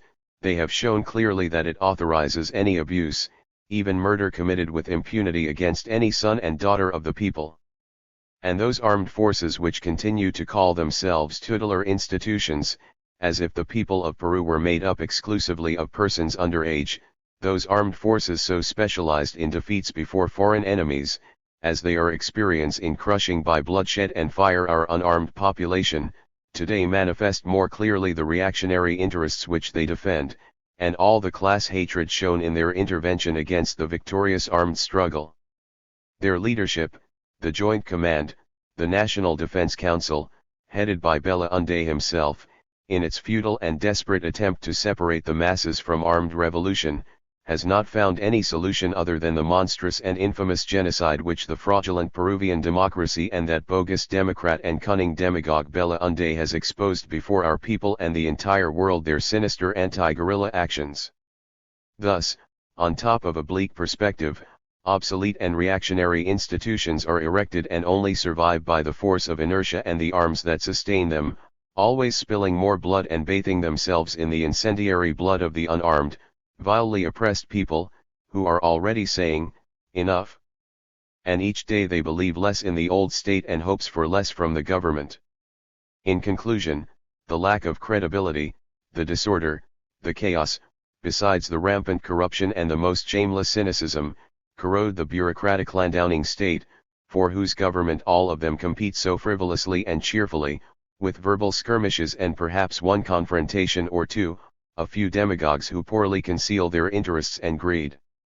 They are Alva Orlandini, Bedoya Reyes, Morales Bermudez, and Alan Garcia, candidates of Popular Action, Democratic Convergence, Democratic Front of National Unity, and Opera, respectively. All are well-known defenders of the existing order. Among them is also the devious and opportunistic Barantes Lingan, false Mariategist and loyal defender and supporter of the ruling system, as representative of the so-called United Left, an organization mounted by its leaders as the most unfettered expression of the old way of electoral opportunism and parliamentary cretinism in the country. But the oppressive legacy does not end there. The class struggle of our people. But the oppressive legacy does not end there. The class struggle of our people has gone to develop into an armed struggle against the old social order, the old state and its reactionary armed forces and police. The Revolutionary War is now entering its 5th year. 2 of those against the old armed force themselves. This historical fact has radically changed the conditions. It has shown how through an armed struggle the obsolete system crumbles and the new power is built for the people, for the oppressed. This new and irreversible process will continue to develop more and more as the principal problem of the Peruvian state, because it is its negation, its destruction. It is against this process that the old state will have to confront more and more in defense of the exploiting classes and of their imperialist master. The people, the masses, will increasingly join the peasant war going on in the countryside, since as Lenin stated, hunger itself impulses them. In the West, tens of millions of people are suffering the torments of hunger.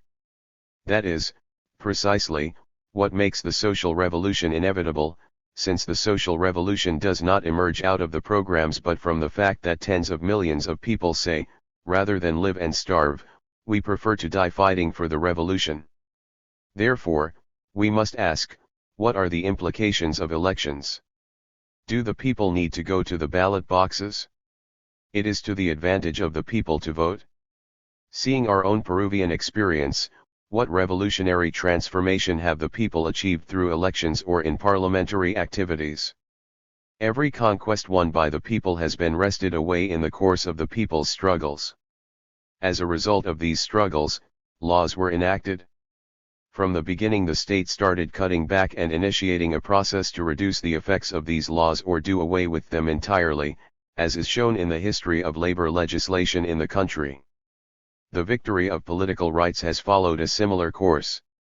All of this clearly has been won outside the frame of the conquest of power, since for a revolutionary, power is only conquered by means of revolutionary violence. In Peru is simply the armed struggle from the countryside to the city. Furthermore, let ask ourselves, what benefits have the people really won by the participation in the Constituent Assembly and in the general elections of '80? In the first case, simply to serve the third restructuring of the reactionary Peruvian state in this century, with the results already saw. In the second case, the resurgence of the government of Bella Unde that is one of the biggest sellouts of our history and which has drowned our people in widespread hunger and bloodiest genocide. Bloodiest genocide. Moreover, looking in perspective, what can the people hope for, the masses, expect from participating in the general elections of 1985? Well, simply and plainly, to vote is to avail the social system and to elect another government that will bring more hunger and more genocide. It will help landlord bureaucratic state to replace, according to its own laws and conditions, their authorities who shall exert the class dictatorship against the people and in favor of maintaining the semi-feudal and semi-colonial society in whose womb bureaucratic capitalism is developing, for the benefit of the ruling classes and their principal master, Yankee imperialism. To vote is to help install a government who will bring still more hunger, since this is determined by the needs and the class character of the old state of which it is a part. To vote is to help establish a government which will still be more genocidal than the current one, since this too is determined by the needs of the old state, to defend its decrepit society in the face of the revolution. That way it will also push the old state to defend their obsolete society facing the people's struggle and mainly before the push of the armed struggle which with guns is destroying the old to create the new, the forms of the new power, of the new society, sustained by the people rising up in arms. The people cannot help their exploiters and oppressors, they cannot help them to resolve their problems, they cannot avail their social system, even less to help elect another government bringing still more hunger and more genocide. Since that is not their road nor it helps their own interests, the only thing that can be presented today is, not to vote. And the only truly popular answer before the elections by the reactionary state that brings hunger and genocide. 3. Expand the guerrilla war to conquer power for the people. The Communist Party of Peru, a Marxist-Leninist Maoist party reconstituted combating revisionism, including within its own ranks, a party of the new type to conquer power for the proletariat and the people, assumed its role of applying revolutionary violence by initiating the armed struggle on May 17, 1980. Thus, the class struggle of the proletariat and the people of Peru have taken a leap in its long journey. The political struggle continues as revolutionary war, taking armed struggle as the principal form and the revolutionary armed forces as its main form of organization. In this manner our party left behind a historical baggage, more than 50 years old.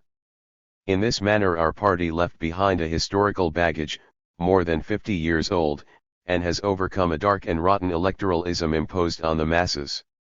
With dynamite and bullets it began to write the genuine people's liberation, armed and united from the beginning with the people, mainly the peasants, who have always supported the most heroic actions of the Peruvian Revolution, and do so today more than ever as the armed struggle has fulfilled the centuries-old hope in an unextinguishable bonfire.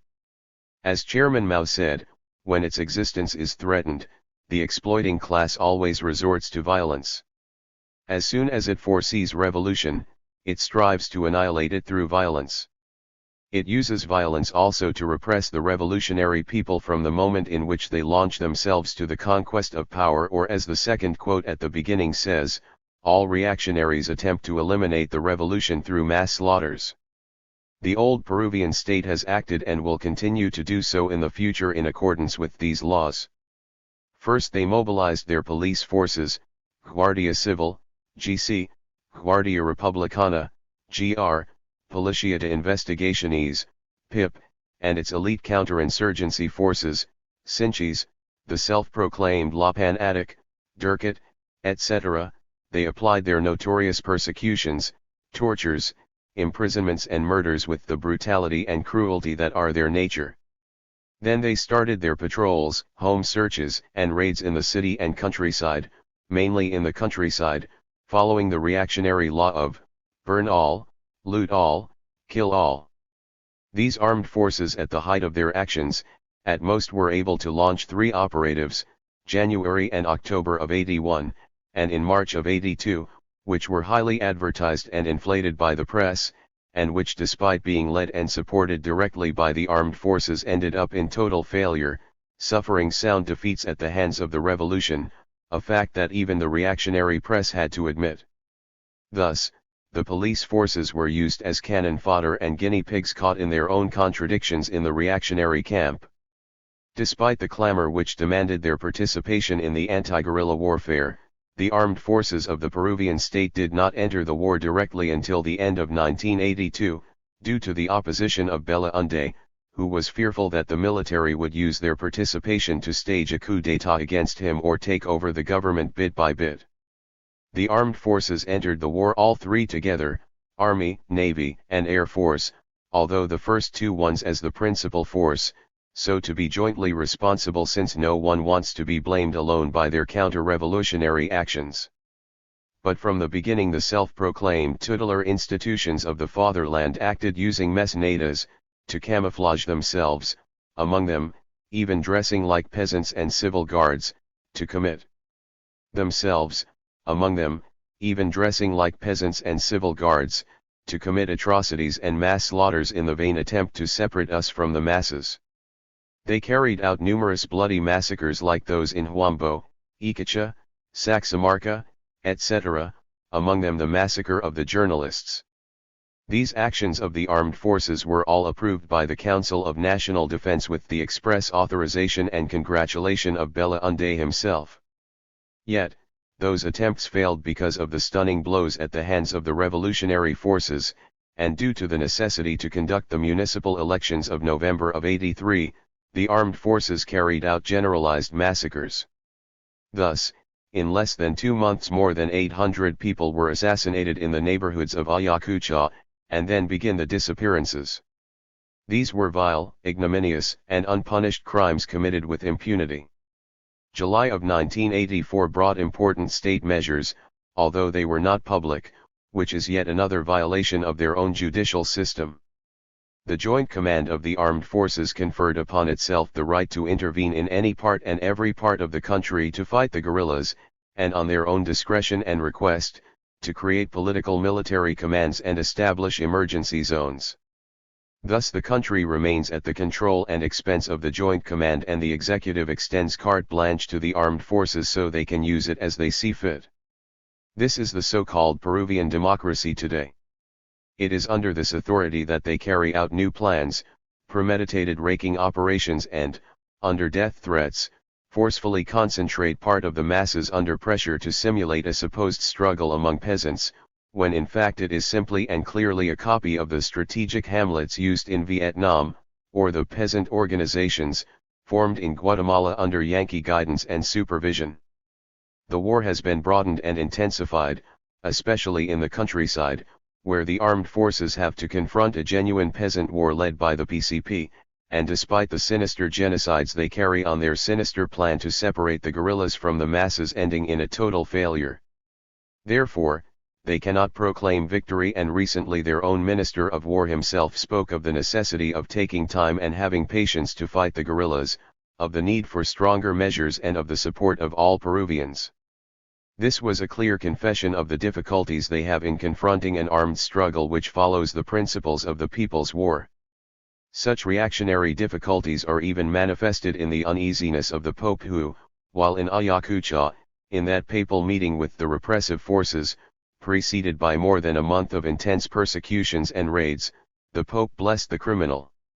Then a month of intense persecutions and raids, the Pope blessed the criminal weapons, consecrated the mass graves of infamy, sanctified the counter-revolutionary war, blessed the genocidal armed forces and police, mainly its bloodthirsty chiefs, exonerated and what is more, supported the government of Belaunde and called on him to annihilate us as soon as possible. And in a bombastic tone he threatened us to change our course, to abandon the revolution, in concrete to submit ourselves to the ruling order, to betray the people. To this communiqué we have given our immediate, firm, and complete reply on February 4, with the massive blackout which placed all of Lima and the entire central region of the country in the dark. What has the armed struggle achieved in almost 5 years? The year 1980 can be defined as the beginning, 81 and 82 as the beginning of the development of the guerrilla warfare and of the formation of the first people's committees, embryonic forms of the new power.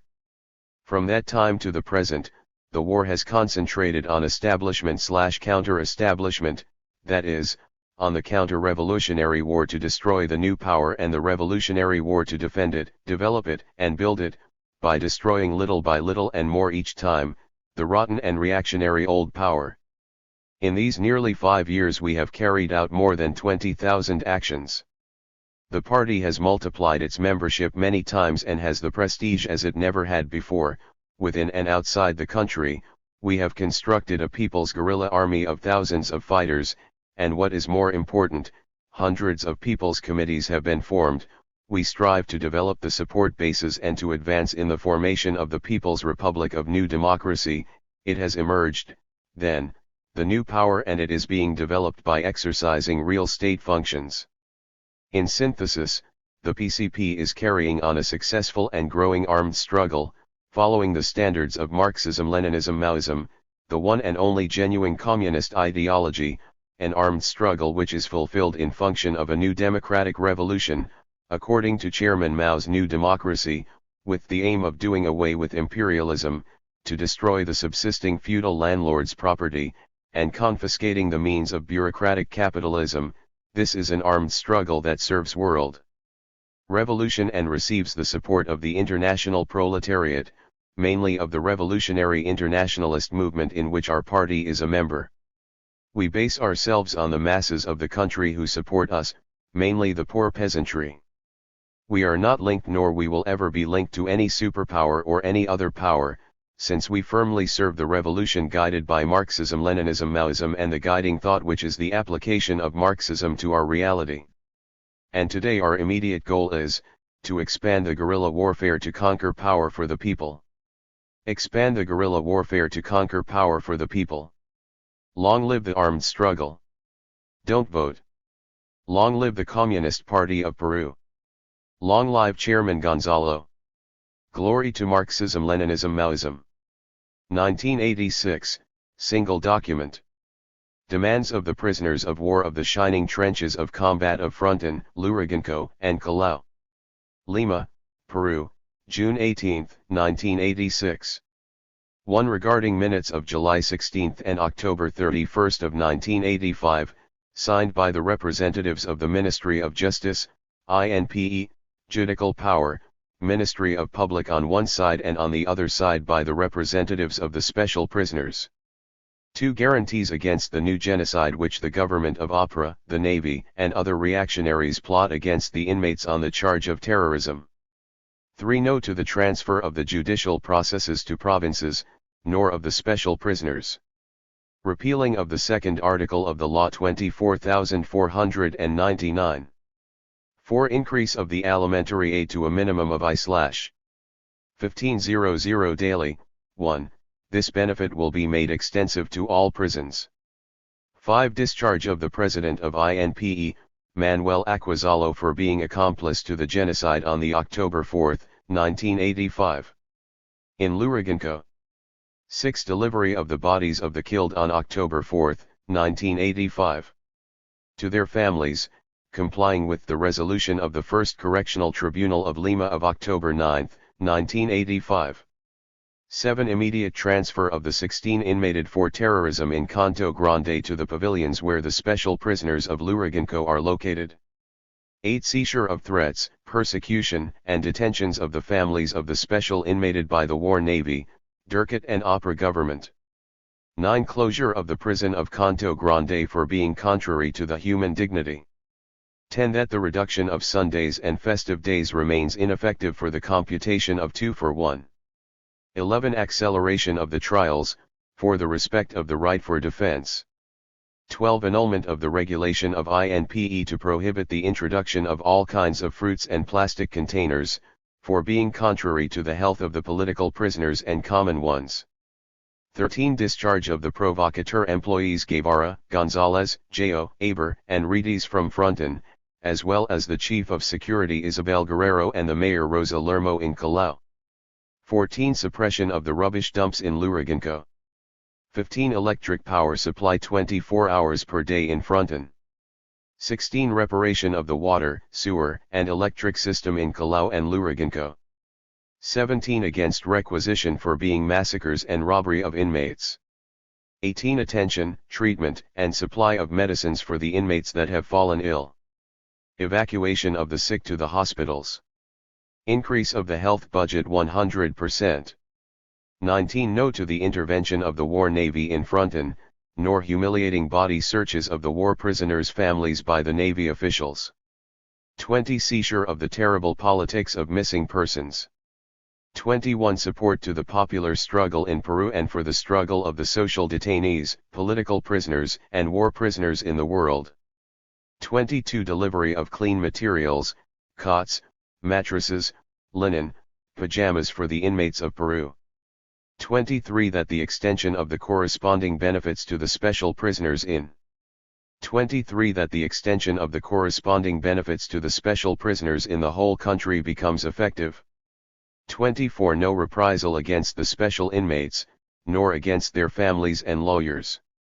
25. Publication of this agreement and of the minutes from July 16 and October 31, 1985. 26. Presence of the journalists during agreement signing and the execution of thereof. 1986. Nothing and nobody can defeat us. PCP, Central Comedy, Peru, 1986. With deep affection for the love of truth and liberty, I have nothing in my hands that remains of the LTC, except this ashtray labor of prisoners of war who now lie on their cowardly murdered bodies. And the abject world, the history, the masses, will judge these war criminals. You see all the men of the earth in the bench of the accused and will be sentenced as such war criminals who today must be shaking. Nothing and no one can defeat us. The river increases its natural cause, the overflow is a law. There is a logic. The reactionaries generating disturbances and failing until their final ruin. The village also has its law, fighting, fail. Returning to fight, we can fail again. We will return to fighting until the final victory that calls us. Bloodshed are banners that call for all people to achieve what we have craved, power. We are condemned to succeed, it's a beautiful sentence. We were born to win. This is already a grand reality. They can grind us, blow us to smithereens, but they cannot break our communist morality. We are ready to die. The moral of the class is at stake. It must be defended. And we will do it with blood, anguish, and tears. It cannot be any other way. It is the only way to blow them to smithereens. And we will do it in a deep storm. In desperation the reactionaries are losing more control, no more than ever. We need not do so. Only teach the world the reactionary nature of the class that they defend. People will simply not exist as such but strictly to change the world in the image and likeness of the working class, organized vanguard of the image and likeness of the working class, organized vanguard of the Communist Party of Peru. Only the war will deeply touch the people until the last fold of their souls, from the singing to the cries, and from the cries to the singing. There is no other free way, and we have voluntarily chosen this hard, long and bloody road of the victorious and invincible People's War that the party and our people carry forward. It is natural that the reactionaries act this way. We have already been told wisely, the more vile the more deeply the reactionaries will dig their own graves. That's how it is, that's how it will be.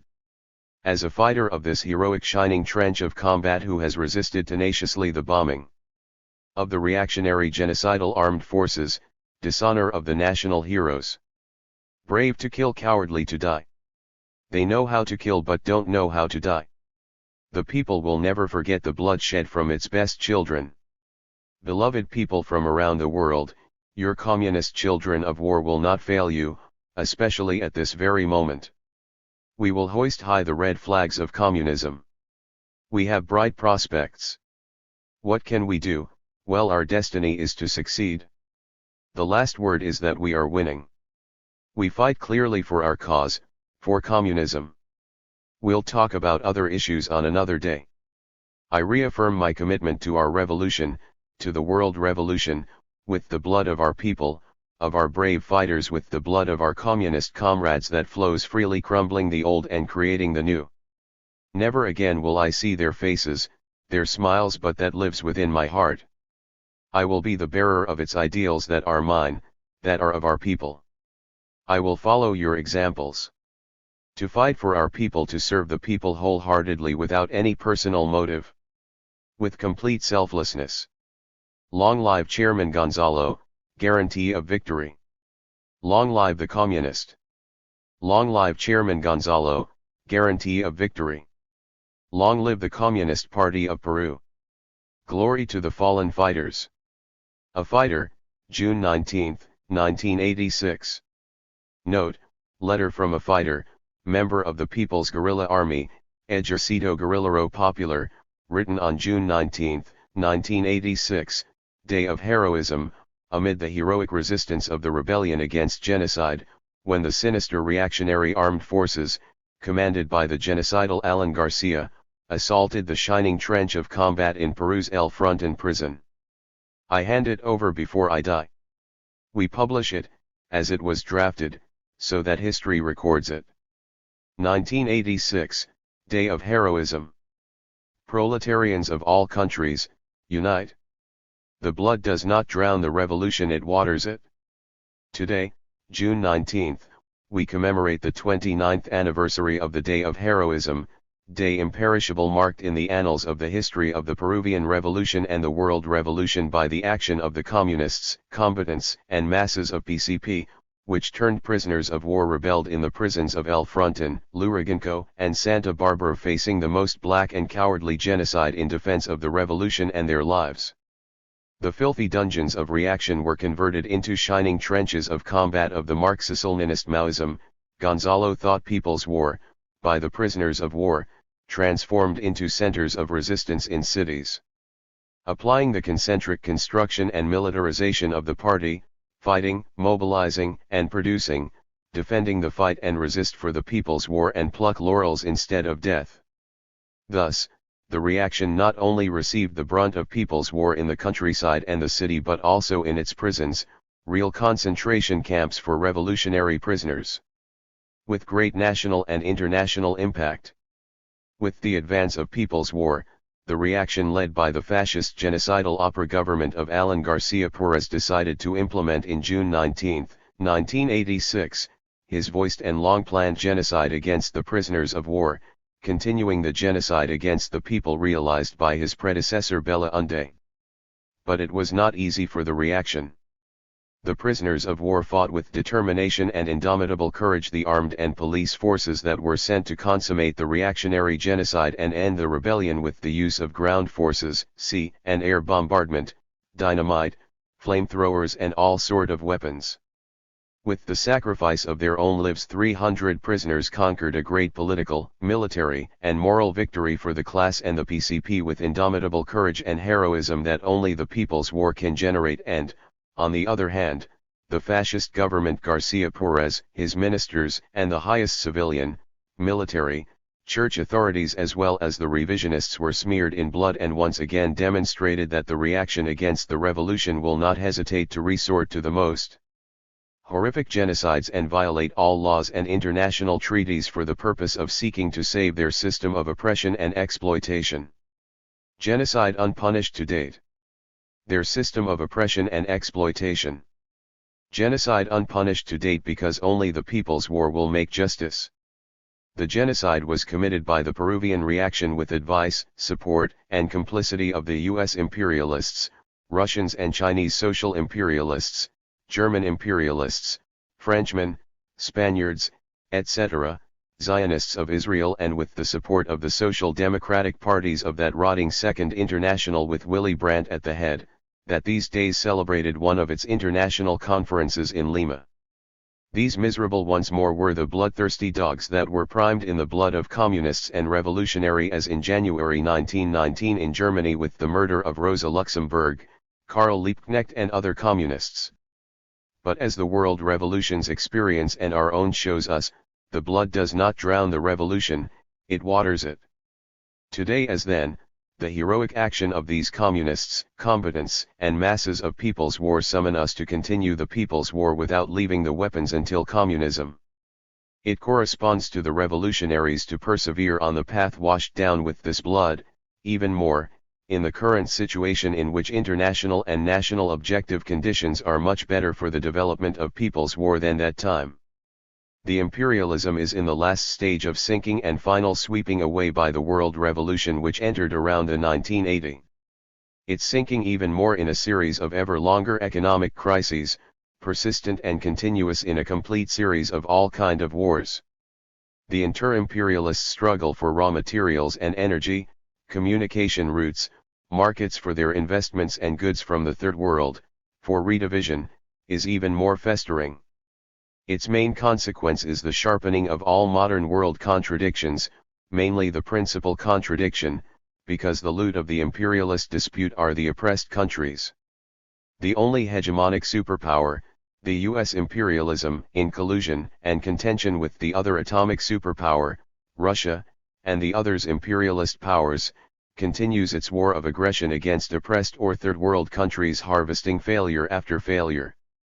The US imperialism plan, with the genocidal Obama at its head, naturalize its war of aggression in Syria, Libya, etc. Or tries to simulate its departure like in Iraq and Afghanistan and then continue controlling the country like in the 60s in South Vietnam, with governments and armies lackeys under its immediate command and other mercenary forces, and with the support of their own air attacks and the support of allies as well, have already failed and increasingly have to involve themselves in occupation war with huge human and material resources which cost will wear it down even. With huge human and material resources which cost will wear it down even more. In this way will follow its major military intervention in the Third World with the dispatching of its elite troops, SEALs and others, to 84 countries, Peru included, taking the charge of forming native troops under their command to fight natives. As consequence of its failures, Yankee government of Obama is reorganizing the CIA, one of the main instruments of intervention and subversion of the Yankee imperialism, among others the CIA stations in Peru, Central and South America. These defeats of the imperialism are part of the swept away, because what leads failure after failure to imperialism are the people of the attacked and occupied countries, although they have to face this huge imperialist carnage in relatively difficult conditions because of direction problems of these struggles, because we, the Maoists, haven't advanced enough to endow these peoples of Communist Party to lead them. But the reaction spurs the revolution, and so the peoples of the world are developing the new great wave of world proletarian revolution. From that derives the importance in the actual situation to keep developing the campaign for the Maoism and to serve the people's war in Peru, India, Turkey, Philippines, etc., fighting to add the new processes of people's war with the successful development of the process of Communist Party's reconstitution. This is of great importance in the development of the actual situation and of great strategic perspective to combine the balance of power between revolution and counter-revolution in the world. It's also of great importance the international campaign in development of support to the people's war in India, against the genocide carried out by the fascist government of this country against the people and in defense of the political prisoners of war in India and South Asia. As part of the same international task also to show solidarity with the revolutionaries in the lines of the TKP-ML, the MKP, and others prisoners in Turkey, also the leadership of the Turkish workers of Attic in Europe. We consider of great necessity support the Palestinian prisoners in the prisons of the Zionist State of Israel, of the Maoists held prisoners in Morocco, the campaign for freedom to the Lebanese communist Ibrahim Abdullah held prisoner since 1984 in France, for the revolutionary political prisoners in Italy, etc. In South America is of great importance unite the fight in defense of our war prisoners with the struggle in defense of the political social prisoners in Brazil, demanding freedom for C. Igor Mendes and all who are held prisoners for taking part in the struggles waged by the masses in Brazil against the reactionary government and landlords, big bourgeoisie, and imperialism. As for the development of the actual situation in our country, the same reaction experts, the Cinderologists, often writes that the government and armed forces should have caution with the shining path because the material conditions are better than in the ADS. The semi-feudal and semi-colonial society subjected to imperialism, principally Yankee, on which a bureaucratic capitalism is unfolding, it is increasingly sunken, and with the old state that represents and defends are maintained only by the force of arms and inertia. The fascist, genocidal, and traitor government of Humala is the most servant of imperialism, mainly Yankee, more than any of its predecessors in the government, and with its parliament and judicial, tax and jail system gives samples on each day of great signs of decomposition. Each day new and huge scandals are uncovered by the dispute for the public and private spoils between the authorities and representatives of the old state of all levels. Scandals where they are linked with the mafias of big bourgeoisie and landlords and common delinquency. common crime that grows favored not only by this general atmosphere of decay but by state representatives themselves reaching unbearable levels for our people. This government with blood and fire drives more than anyone the sale of the country, and as part of it, the great dispossession of peasants from their lands and from communal lands centuries old. Which is not part of primitive accumulation as wants to make believe the revisionist and capitulationist lot of the Ratsmirian, Pantoja, Morot, etc., but robbery from the imperialists and its servants of the big comprador and bureaucratic bourgeoisie, so that it does not allow developing the national economy. That is, these evil revisionists try to deny the semi-colonial situation of the country in order to deny the necessity of the democratic revolution that is done with People's War. Also, as part of this big divestiture, the process of land concentration in favor of the big latifundian property of natives and foreigners along the coast, mountain range, and jungle of the country from the middle of the last decade of the last century, it has exceeded the levels recorded in the 60s of last century, when the big latifundian property occupied nearly 70% of agricultural surface of the country. Today 84% of rural landowners have only 10% of the land according to the Ministry of Agriculture data of 2013. This, together with new forms of servitude that appear in the form of informal and child labor, are denouncing the feudal character of the country. Over this expired basis keeps developing the bureaucratic capitalism subjugated by imperialism. Add to this that the rural EAP, not counting children under 15 who work in the field, is more than 28% of the economically active population of the country, a figure much higher than that of other sectors of the economy. Besides, these 84% of rural landowners, peasants, they are the ones that are providing food to the national market. Sunday, July 21, 2013, in the country's newspapers was read that the Minister of Agriculture Milton von Hessen, he commented that such is the dynamism of the agricultural sector that 1 in 4 people who make up the economically active population, EAP, belongs to this economic sector, although its productivity is 4,3 times lower than the rest of the productive sectors. This dynamic with such low relative productivity expressed the backwardness as a consequence of the social relations of production already deciduous. It is important to mention that with the development of the People's War, progress was made to sweep semi-feudalism as revealed in the official statistics of the agricultural census of 1994, the third Senegro, see Table 1, where the latifundian property figure below 30%. With weapons in hand and mobilizing the peasantry have advanced to destroy the landlord's property, for example the so-called non-associative and associative companies as the agricultural societies of social interest, SAIS, and with it the new forms of servitude which are rigged. This cannot record any reactionary report. But that is the reality. With the resettlement of the old power in large countryside areas because of the direction problems of our People's War, these old relations were established, and that's what show us the stubbornness of numbers after the census.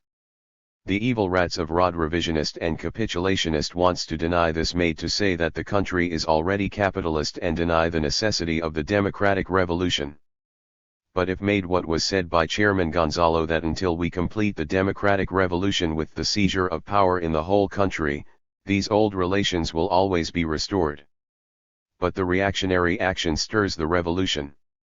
The big dispossession generates the revival of peasantry struggle, as can't be denied by the own informs of the reactionary institutes, the countless social and environmental conflicts between local population, at one side, and big companies and the governments, at other side, also makes clear that this phenomenon is produced a part of the rights and the development of thousands of families of small producers and indigenous population of the country.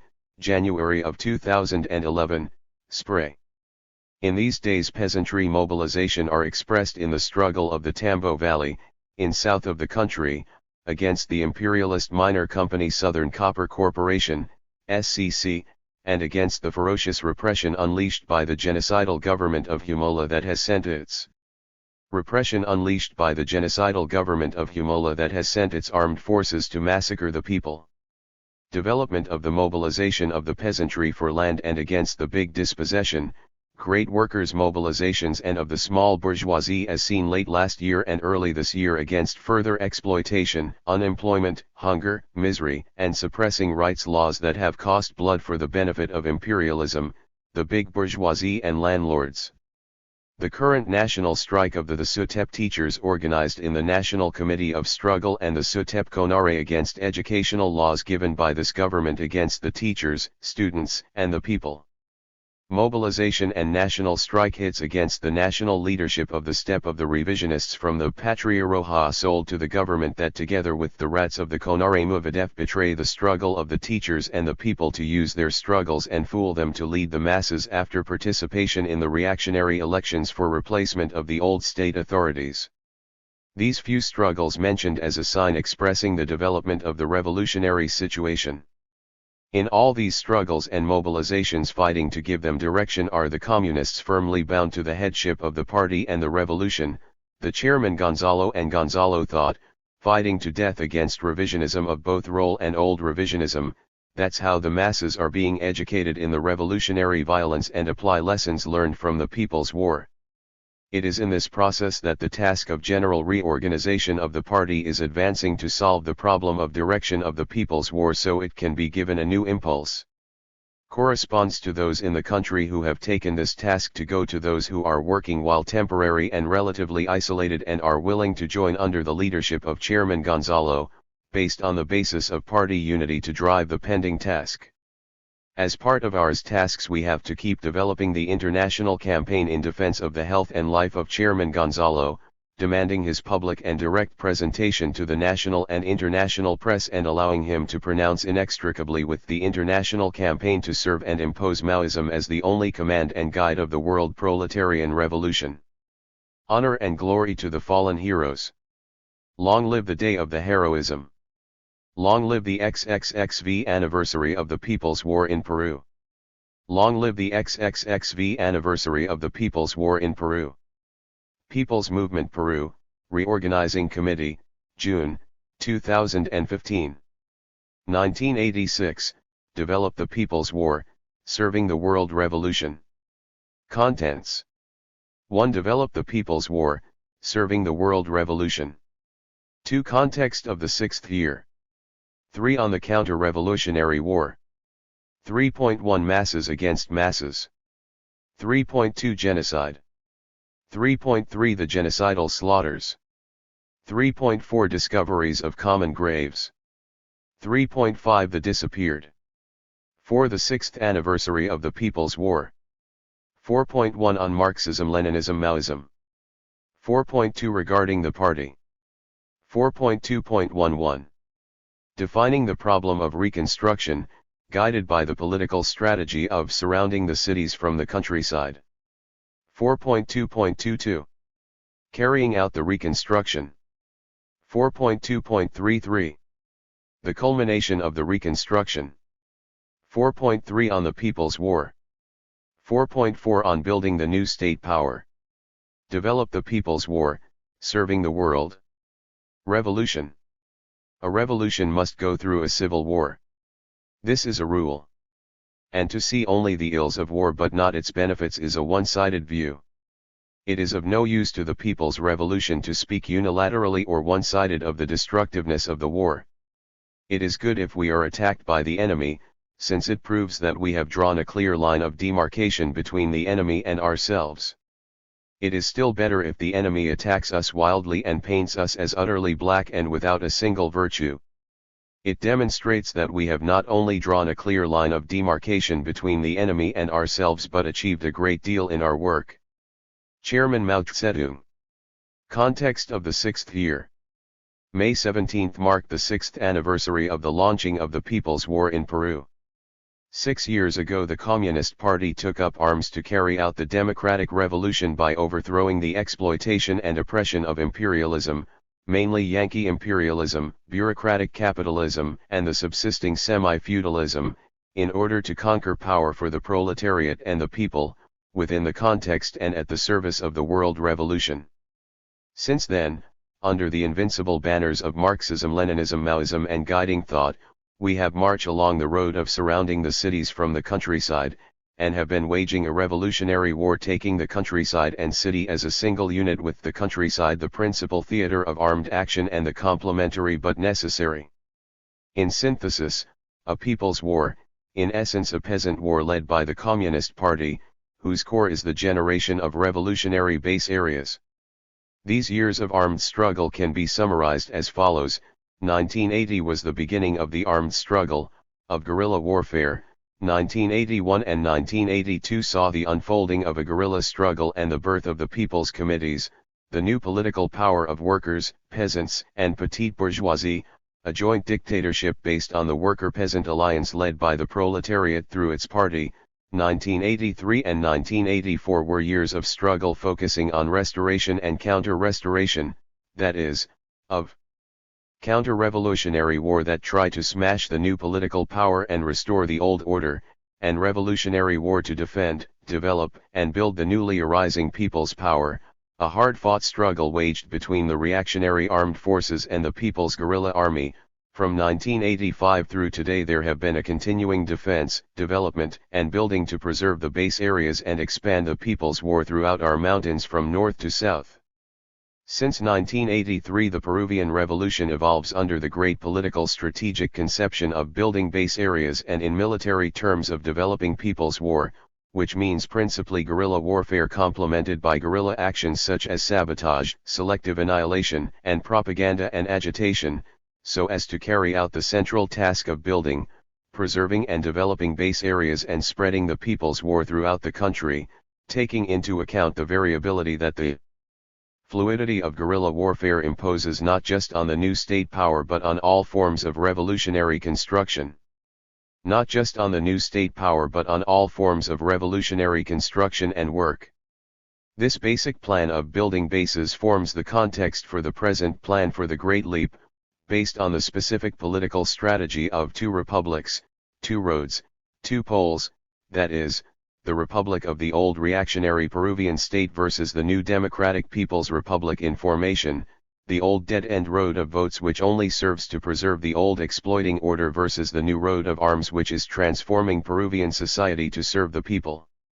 These are two poles, one of the big bourgeoisie heading up the dictatorship of the ruling classes in the service of imperialism, bureaucrat capitalism, and semi-feudalism, the black and odious past which is being destroyed, versus the proletarian pole, represented by its Communist Party in the leadership of the Democratic Revolution, whose victory will open the way to socialism and through the course of repeated cultural revolutions, fused with the great epic of the World Revolution, someday will lead to communism, humanity's sole, necessary and an inevitable goal that can never be abandoned. Through the military strategy of generalizing People's War, this strategy has taken the concrete form of 4 campaigns, each with its specific content. On the counter-revolutionary war. Since every war is a struggle between two camps, the development of the People's War inevitably led to the unleashing of counter-revolutionary war. The Peruvian state, the dictatorship of the big bourgeoisie and landlords under the protection of imperialism, principally Yankee imperialism, defended their threatened existence. At first they tried to minimize the problem in order to preserve their phony democratic image and not endanger the influx of capital in the form of loans and investment.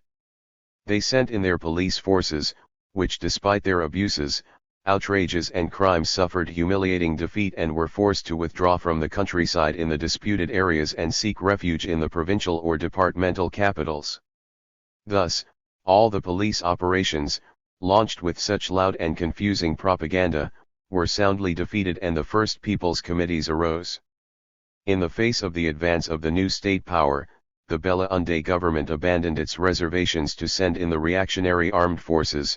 The class necessity of the exploiters and oppressors carried the day and the task of restoring public order was handed over to the armed forces, the Army, Navy, and Air Force, the backbone of the state, supported by the police forces, the Civil Guard, Republican Guard, and Investigative Police. In December 1982, a state of emergency was declared in the region of Ayacucho, Huancavelica, and Apurimac, and it was placed under the Armed Forces Political Military Command. This status was later extended to other areas in the departments of Pasco, Huánuco, and San Martin. It is still in force essentially despite some variations. Military control reached a new and important phase with the imposition of a state of emergency and curfew in Lima and Callao beginning in February 1986, which subjected the capital of the Republic and its more than 6 million inhabitants to military rule. As a result of these moves, 7.5 of Peru's 20 million people are under military authority, 1.5 million people live under the absolute and unrestrained political military authority of the armed forces, the new lords over their lives and property, revived feudal tyrants decked out with noose and knife, while 6 million people in the very capital of this much-touted democracy live without any guarantees or rights, subject to overbearing brutality and disguised murder under a martial law which goes so far as to give itself the right to ban one or another specific artistic performance even in public gathering previously authorized by the military. How have the armed forces carried out the counter-revolutionary war? Basically they have followed the doctrines of their master, Yankee imperialism, with its theories of counter-revolutionary war based on its own experiences, especially in Vietnam, and particularly the lessons it has drawn from its fight against the armed struggle in Latin America, especially Central America. To this fundamental theoretical basis they have added the anti-terrorist experience of Israel and their chums in Argentina, as well as advice from West Germany, Taiwan, Spain, Britain, etc. On top of all this they throw in their few months of experience in the 1965 anti-guerrilla struggle and the more limited experience of La Convención. Operations are under the leadership of the Armed Forces Joint Command, acting according to the instructions of the National Defense Council headed by the President of the Republic, whether it is Belaunde or Alan Garcia, who have been directly and undeniably responsible for every measure carried out, as well as for the war's overall political leadership, which means they bear the main responsibility for the conduct of the counter-revolutionary war. In short, they have applied world counter-revolution's well-known strategy against revolutionary struggle, armed subversion, and people's war, a strategy which has been defeated many times, smashed and thoroughly and completely beaten by the theory of people's war, time and again demonstrating to the world the superiority of the proletariat strategy over that of imperialism. Masses against masses. When the armed forces came in they had already been studying the Revolutionary War for 3 years as well as advising and planning the police actions, so they had certain advantages from the beginning, and obviously they had more and better human and technical resources than the police. They immediately began to implement their plan of setting masses against masses, following the old imperialist doctrine of using natives to fight against natives. First they used pre-trained units made up hand-picked army veterans and peasants linked to local tyrants and livestock rustlers, whom they had employed as agents and infiltrators among the peasants, and hooked to the refurbished intelligence network they had begun to set up years before in the 1970s. Based on these agents, infiltrators, spies, and stool pigeons, aided by the authorities' local tyrants and petty tyrants and their flunkies, they formed vigilante bands under military authority take part in joint actions with police and armed forces, who they often acted disguised as peasants or police, unleashing white terror in the countryside, assassinating party members, fighters, mass leaders, and peasants, carrying out real witch hunts against revolutionaries and the advanced, as well as robbery, rape, torture, looting, arson and slaughter. This is how they carried out the rape, torture, looting, arson and slaughter. This is how they carried out the sinister policy of burning all, looting all, and killing all. Later, they used the white terror and death threats to subjugate a part of the masses, and in this way masses under direct vigilante coercion and control were forced to aid the counter-revolutionary war. These coerced people drafted from among the masses acted as guards, arrested and murdered guerrillas, carried out raising operations against neighboring communities or towns and even more distant ones, and took part in search and pursuit operations against the guerrillas. Later these people were regrouped along with people from neighboring areas into strategic hamlets under direct military rule. Then, in addition to being forbidden to come and go freely, since they are not allowed to go anywhere without the military, even to work, and subject to constant control, they were militarized and organized into patrols and defense committees, forced to take up rudimentary weapons, and, sunk in starvation and poverty, obligated to take part militarily in the White Terror and the Counter-Revolutionary War. In conclusion, while the police forces were also used as cannon fodder by the armed forces, as even the soldiers, sailors, and aviators have always been, these coerced masses have been the main and real cannon fodder in this sinister plan of pitting masses against masses, of using natives to fight natives. These coerced masses have been and still are used to spearhead all the reactionary attacks and operations or to surround the repressive forces like a human shield.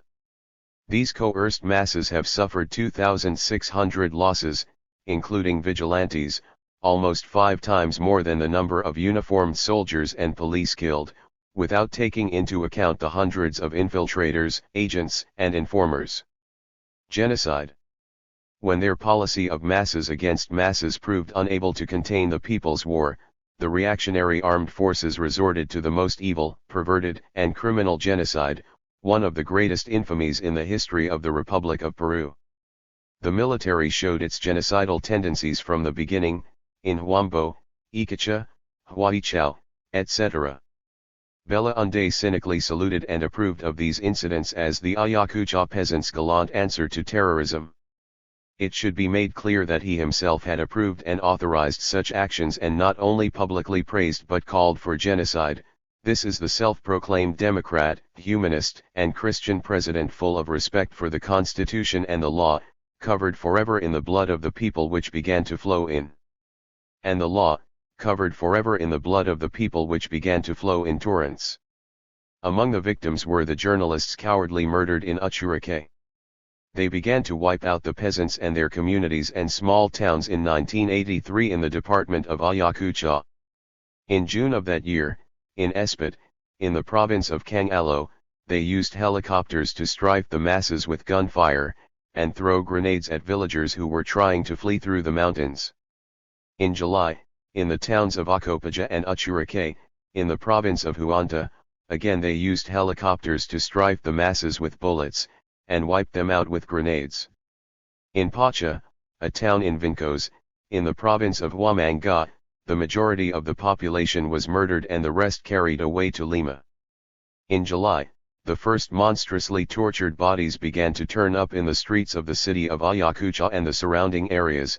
During the 2 months leading up to the November elections, the bodies of more than 800 people were found, people who had been brutally murdered after bestial tortures and their bodies left to rot. In November, in Silvia, in the province of La Mar, in a reprisal for an ambush against the army, they arrested 60 people and indiscriminately killed 20 of them. A month before, in Silco, in the province of Huanta, they threw grenades and fired directly on the masses for the first time. Culminating the slaughter, on election day, in Socos, in the province of Huamanga, the local police detachment tortured and murdered more than 50 people who had been taking part in a wedding party. Officially, 37 people were reported dead. Along with all this reactionary white terror, they began to set up concentration camps in the department of Ayacucho, massive and evil torture centers, under the control of the army in the Los Cabitos barracks in the city of Ayacucho, in Totos, Cangalo, and Coisa and Picori, La Mar, and under the control of the Navy in Huanta.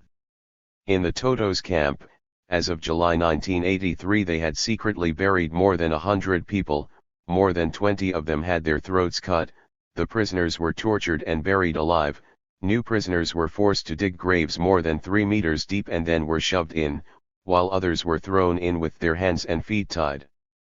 In Totos the torture is especially brutal and sadistic. To terrify the people, they cut off heads and impale them on stakes. But the genocide was not confined to Ayacucho. In October 1983, it spread to the department of Pasco, the country's mining center. There, in Change, a hamlet of the province of Alcides Carrion, 45 peasants were wiped out.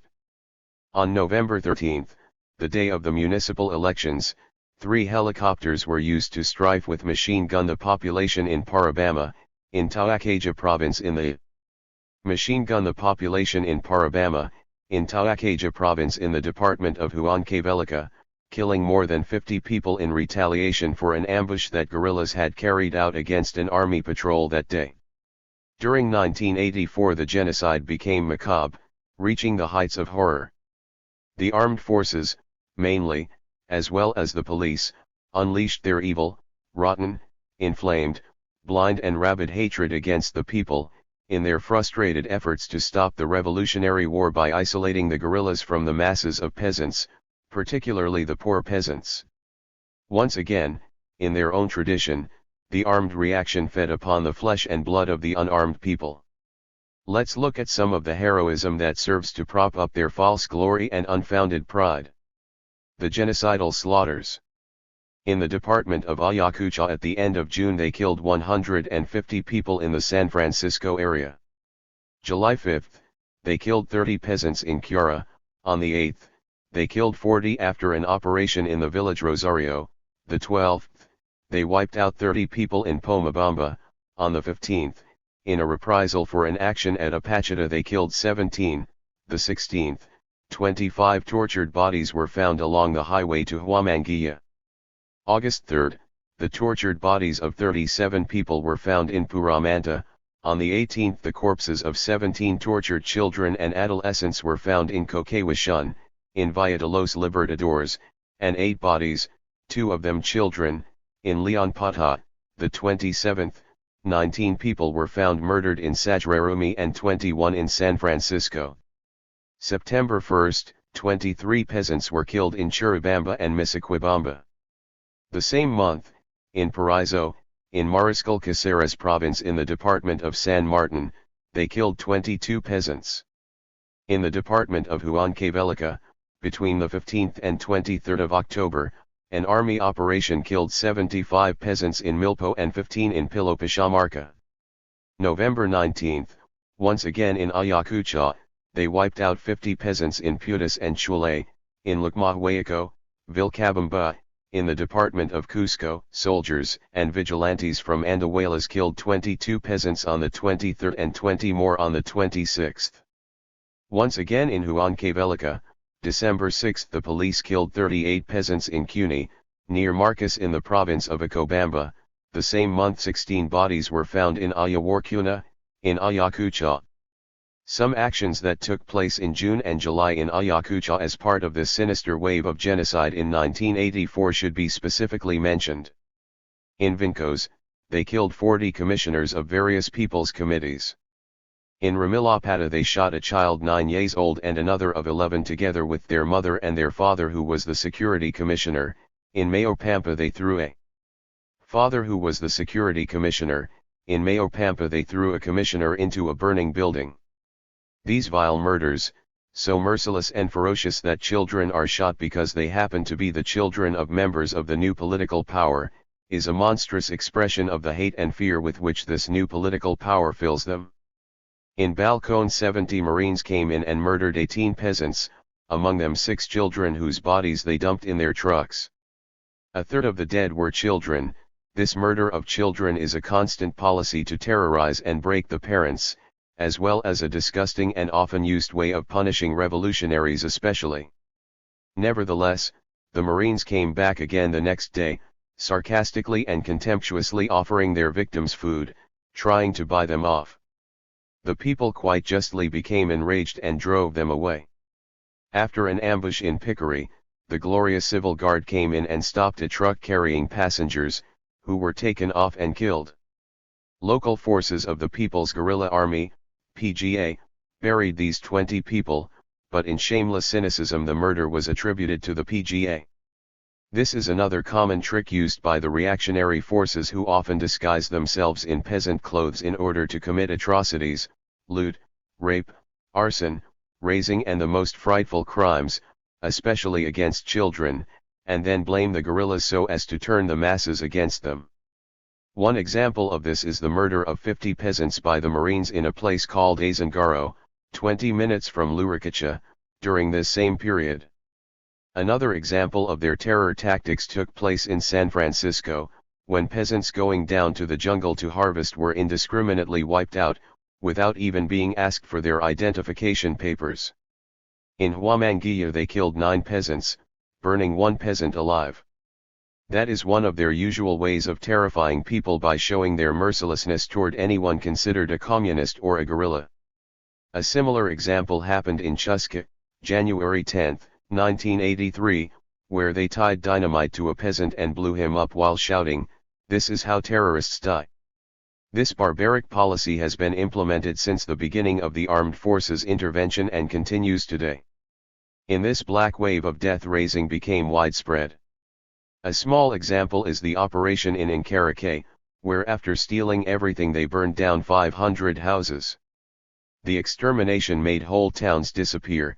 July 15, the armed forces backed by vigilantes killed the entire population of Quinua and completely wiped the town off the face of the earth. But even this was not enough for them. The White Terror continued fattening on the people's flesh. On August 22, 1984, in a reprisal for an ambush, a Marine unit in Sylvia arrested 50 youth at random and shot them at the spotlight, emulating the German fascists who set Europe aflame during World War II. They murdered 10 sons and daughters of the people for every Marine who fell in combat. November 10, Marines aided by the Republican Guard finished off 40 peasants in Quimbiri, after having savagely tortured them in Louisiana, a telling example of their ongoing policy of covering their tracks and hiding their crimes by exterminating the victims. Discoveries of common graves. Another shocking proof of the genocide perpetrated by the armed forces has been the discovery of common graves, a macabre and disgusting sight. The inextinguishable death cries of men, women, and children shook the national conscience. The broken lives of the people have fueled history's enraged clamor for class justice, a justice that only the advancing armed revolution can and will bring about, as well as the constant and unsilenceable exposure of the barbarism with which the Peruvian state defends itself, using its armed forces, under the leadership of whatever government happens to be on duty, whether it is the Popular Action Party of Belaunde or Alan Garcia's opera, because what is at stake is their class dictatorship. Their very order of exploitation and oppression.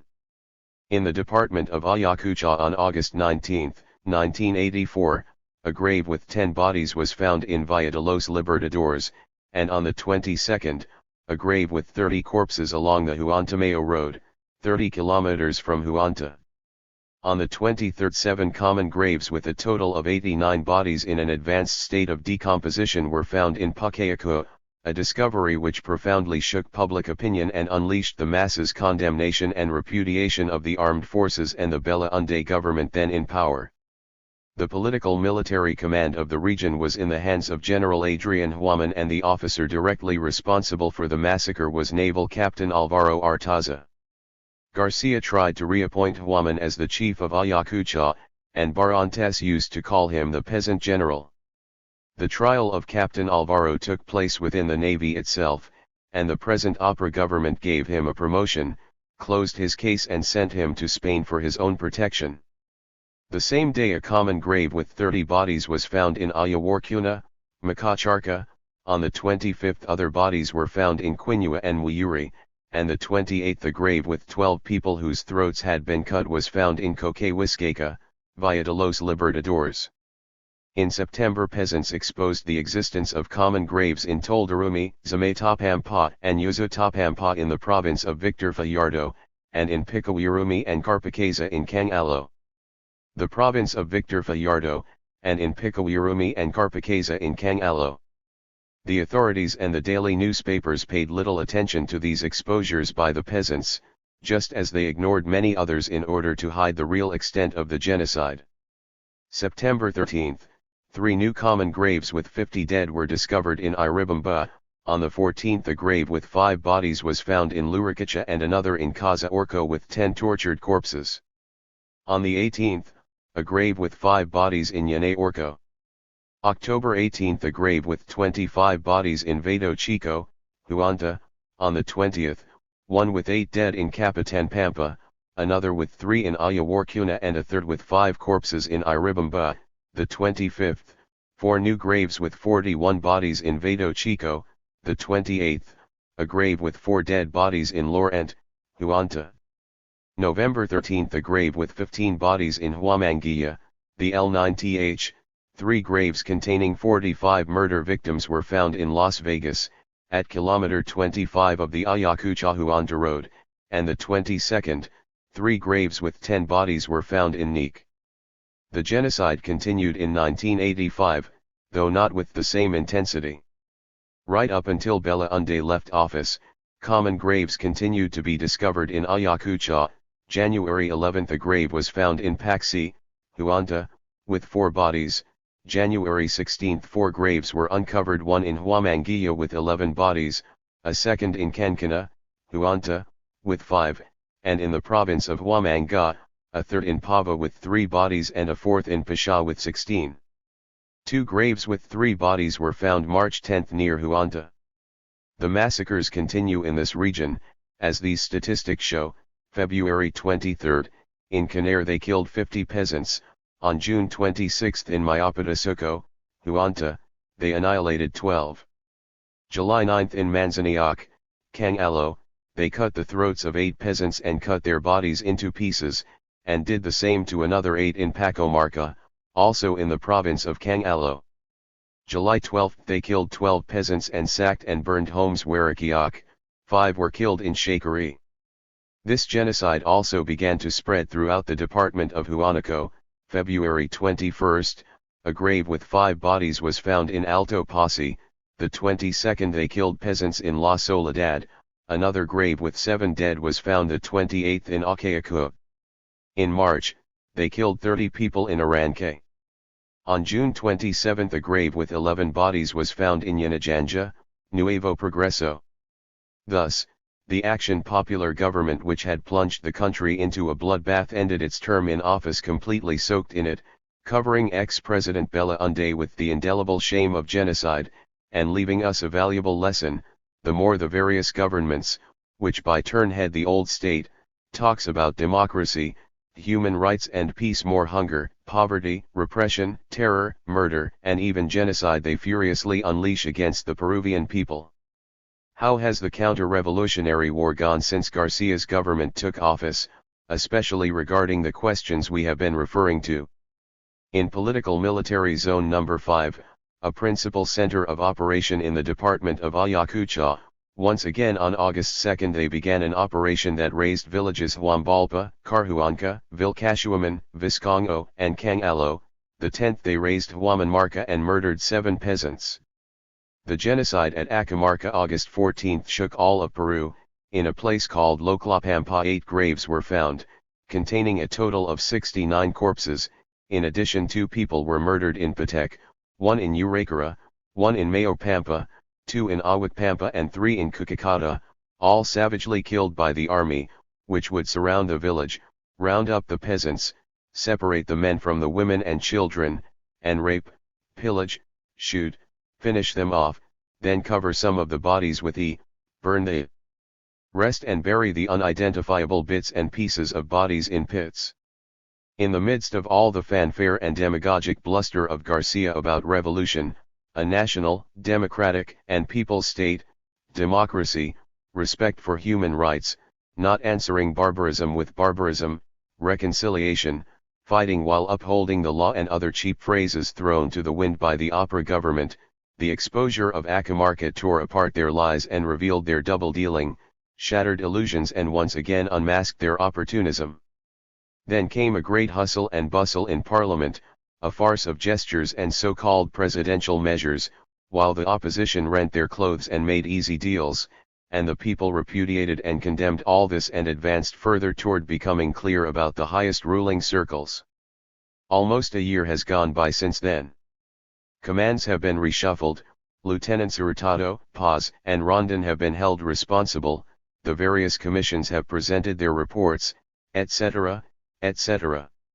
Today Hurtado has been given a promotion and sent abroad for further training, in the United States or somewhere under U.S. control. Paz also got a promotion and Rivera will undoubtedly get one in 1987.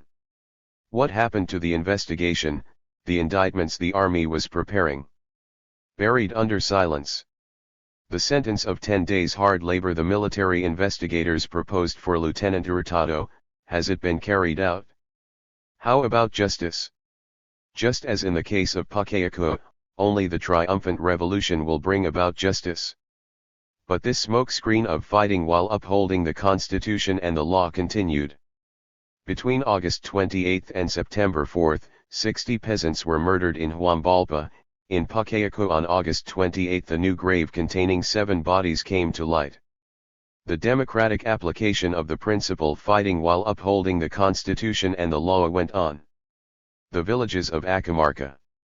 Upholding the Constitution and the law went on. The villages of Acamarca, Bumaru, Incaracay, Patan, Tancawa, Cachapata, Mayapamba, and Manalazac were razed between the 1st and the 25th of September. A new genocide took place September 2 RD and 3rd, Bumaru and Bella Vista, 66 dead, 29 murdered in Bella Vista on the 2nd.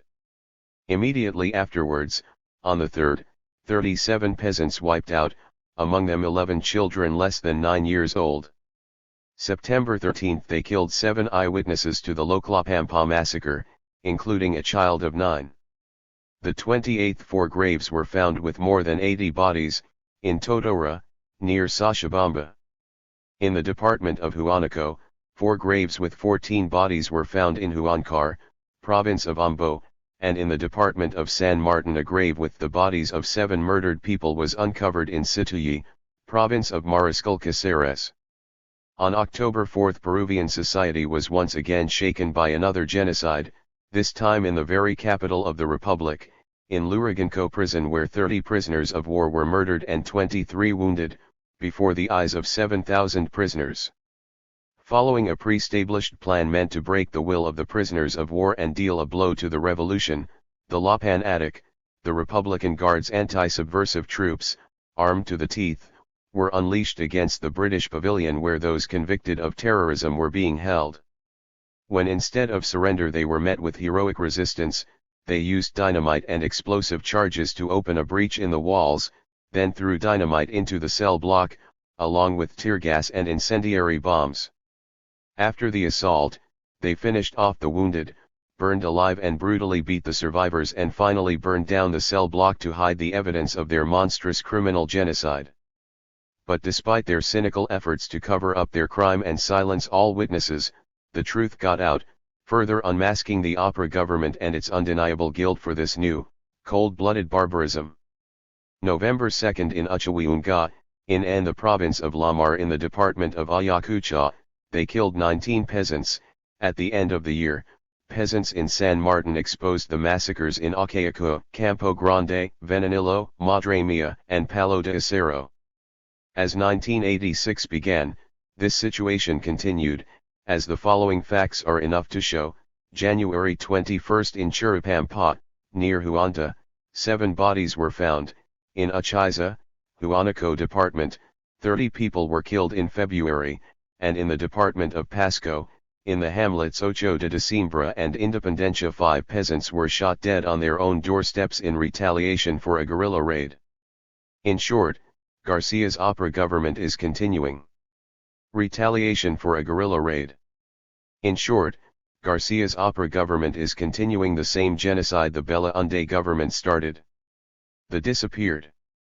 The policy of making people disappear has been part of the regime's genocide since the armed forces came in. It intensified greatly at the beginning of 1984 and has continued through today. Now, especially in the last few months, once again there have been more and more reports of people turning it up missing. The missing amount to thousands of people, but the exposures and protests bounce up against the official silence which denies or ignores the suits brought against it and stonewalls everything. This perverse policy, long practiced by reaction, has become especially intensified lately. Its immediate precedent was the sinister policy of disappearances carried out by the 1970s Argentine military government that bathed its people in blood and even more ignominiously made tens of thousands disappear. A similar policy is being carried out here, also targeting on the poorest masses, above all peasants, who are not reported missing because of lack of any documentation or because of the restrictions and persecutions their families face, but who undoubtedly make up the bulk of the thousands never found. They lie wrapped in the shadow of as yet undiscovered graves or in clandestine cemeteries in the many concentration camps, together with the remains of other exemplary sons and daughters of the people, of the class and of the revolution. These thousands of missing makes up yet another historically implacable accusation that will dig the ground out from under the reactionary armed forces and, along with the devastating blows of the armed people, bring about their destruction and so prepare the end of the rotten order of the Peruvian state they hold up. What has been the result of this genocide? The evil and shameful murder of 8,700 Peruvians, 8,700 sons and daughters of the people, including 4,700 murdered from among the masses, the poorest and most exploited, especially from among the peasants as well as from the neighborhoods and shanty towns of the cities, and 4,000 disappeared, of the same classes, flesh of the same flesh. The policy of genocide carried out by the armed forces has cost the people, the proletariat, the peasantry, and the petite bourgeoisie 8,700 of its children, who have fallen murdered, and not at all in the way claimed by phony and inconsistent revolutionaries, or those opportunists who pretend to be revolutionaries while preaching the evolution of the existing social order, or those hacks who openly or secretly scribble in defense of the system, or those such as the reaction and its flunkies who claim that the genocide is a result of the People's War. No. The genocide is clearly and specifically a policy approved. People's War. No. The genocide is clearly and specifically a policy approved and ordered by the government of the Peruvian state, proposed and implemented by the armed forces with the help of the police, an evil and barbarous practice begun in 1983, cruelly and bloodily intensified in 1984 and systematically carried out through today, and now being worsened and once again intensified by Garcia and his reactionary opera government whose responsibility must be resoundingly exposed. But what has been the purpose of this genocide?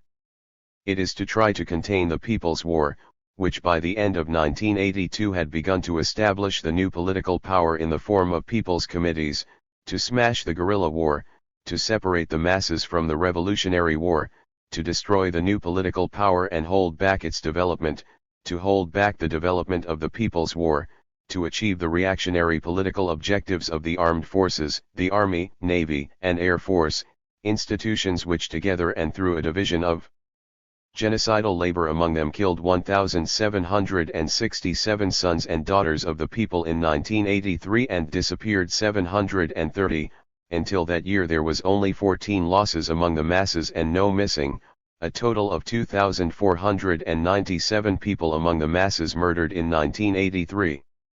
How about in 1984?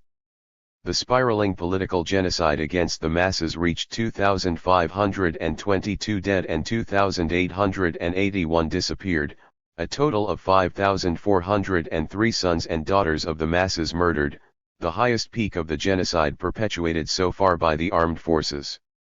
Did they succeed in their objective of smashing the People's War, of putting an end to it? No, because the People's War, corresponding its class character, has shown its superiority. It has proven itself capable of confronting persistent cruel violent offensives and genocide of tremendous proportion, and is more tempered, of continuing to develop and grow. In these hard times of forging our steeled heroism, the turbulent trumpets of the new state are beginning to be born, pregnant with the future. The masses are showing themselves ready and willing to change our society, and they are doing it. The party, the Communist Party of Peru, leading the People's War, is fully demonstrating that is the vanguard of the proletariat and that it adheres strictly to Marxism, Leninism, Maoism and its accurate and correct application to the specific concrete conditions of the democratic revolution, and further, with firm resolution the party is holding the course of the People's War, a war that is and will continue to be marching unwaveringly toward the foundation of the People's Republic of Peru, opening the door to socialism and the final goal. The People's War has not been smashed, stopped, or held back, rather, as the regime's chieftains have been forced to admit even while continually trying to minimize it, and as their fears, frantic maneuvers, and measures especially minimize it, and as their fears, frantic maneuvers, and measures especially demonstrate, the People's War is expanding, developing, delivering resounding blows. Thus, the genocidal plans and the genocide itself have failed, as their policy of using masses against masses failed, and as their whole reactionary strategy is failing. What has come of using masses against masses, of their genocide, of their reactionary strategy? It has once again covered the armed forces of the Peruvian state with the blood of the people, to an extent never before known in the history of the Republic. The genocide they have perpetrated will turn more and more against them and spur on the concentrated class hatred with which their criminal barbarity has filled the masses. Their new heights of infamy have been registered forever in the memories of countless masses who will mete out crushing punishment to those who are politically and militarily responsible, no matter how long it may take. This blood which has been cynically and perversely spilt today has become a thundering and powerful public accusation against the Peruvian state and its armed forces and police, its political leaders and chieftains of crimes against humanity, and it will more and more become the unfurled banner at the center of the revolutionary storm, waving and gleaming as the victorious People's War carries out the complete and thorough justice denied it today. What we have seen and experienced in the People's War in Peru has reaffirmed even more deeply for us the ineluctable law established by Chairman Mao Zedong: all reactionaries try to eliminate the revolution through mass slaughter, and they think the more people they kill the more it will weaken the revolution. But despite the reaction's subjective wishes, facts show that the more people they kill the stronger the revolution becomes and the closer the reactionaries come to their doom. This is an ineluctable law of history. The 6th anniversary of the People's War.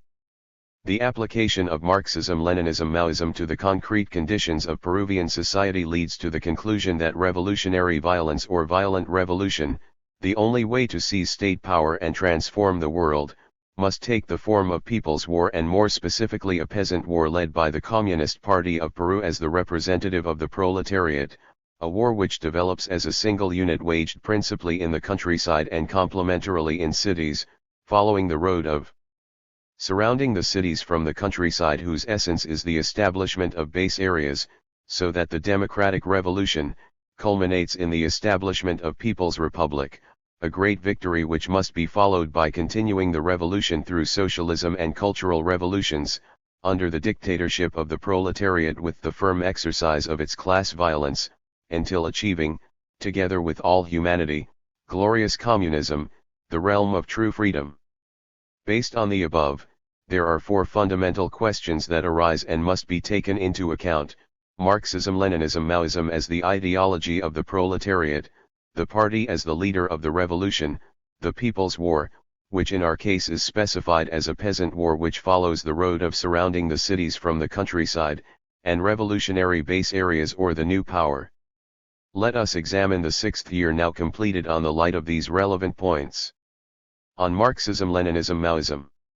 We take the stand of the international proletariat, the last class in history, with its own class interests different from and antagonistic to those of other classes, and with an aim that only the proletariat leading the peoples of the world can attain: communism, the only unsurpassable new society, without exploited or exploiters, without oppressed or oppressors, without classes, without a state, without parties, without democracy, without weapons and wars, the society of great harmony, the radical and definitive new society toward which 15 billion years of matter in motion, that part of eternal matter which we know, and humanity has been inevitably and irresistibly heading, but only by propelling the class struggle forward until it reaches the epic heights of People's War, with gun in the hands of the armed class and masses of people, and counter-revolutionary war is destroyed forever, imperialism and reaction are overthrown and swept off the face of the earth.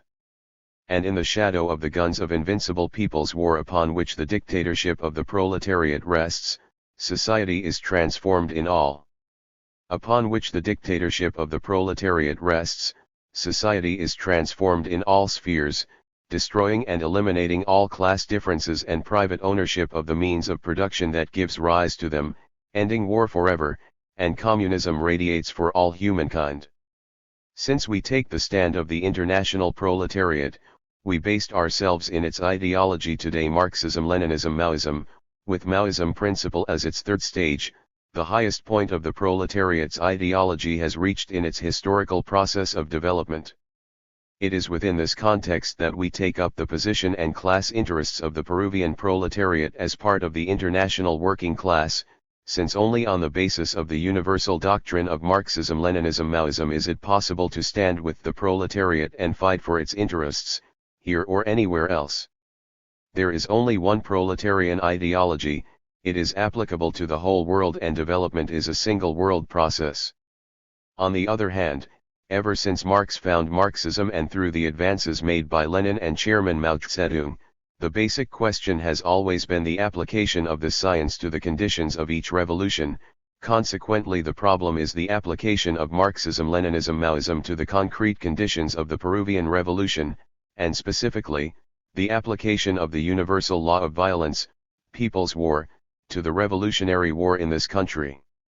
From this fusion of Marxism with our concrete reality there arises and develops a guiding thought, that is, the application of Marxism-Leninism-Maoism to the concrete conditions of the Peruvian Revolution. In short, our starting point is the outlook of the international proletariat, Marxism-Leninism-Maoism, and the guiding thought of President Gonzalo. These are the basis of all our political, theoretical, and practical action. Without this basis it is not possible to serve the class firmly and consistently. Regarding the party. First let's look at the need for a party, then later when we take up its building we'll deal with its present role. Since its very beginnings Marxism has held that there must be a party to lead the struggle to seize state power. This was reiterated by Leninism and emphatically reaffirmed by Maoism. Without a revolutionary party of a new type, Marxist-Leninist-Maoist, there can be no revolution for the proletariat and the people.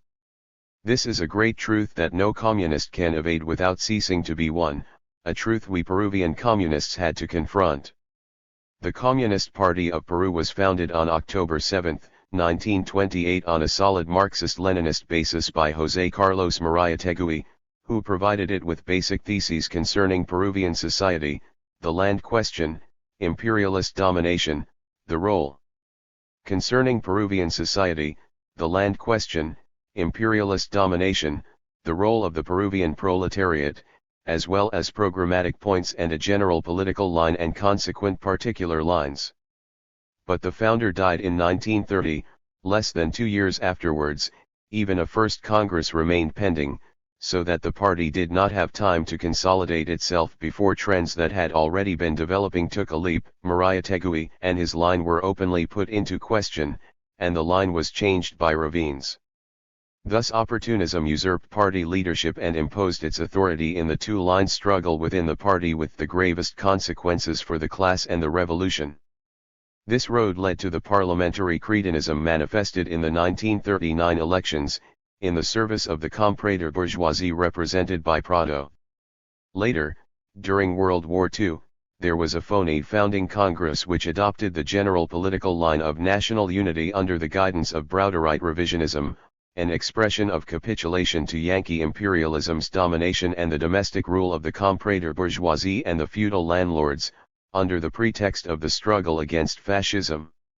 Subsequently, this situation led to the party's participation in the 1945 elections as part of the National Democratic Front with the Opera Party, with the excuse of bringing about a democratic opening.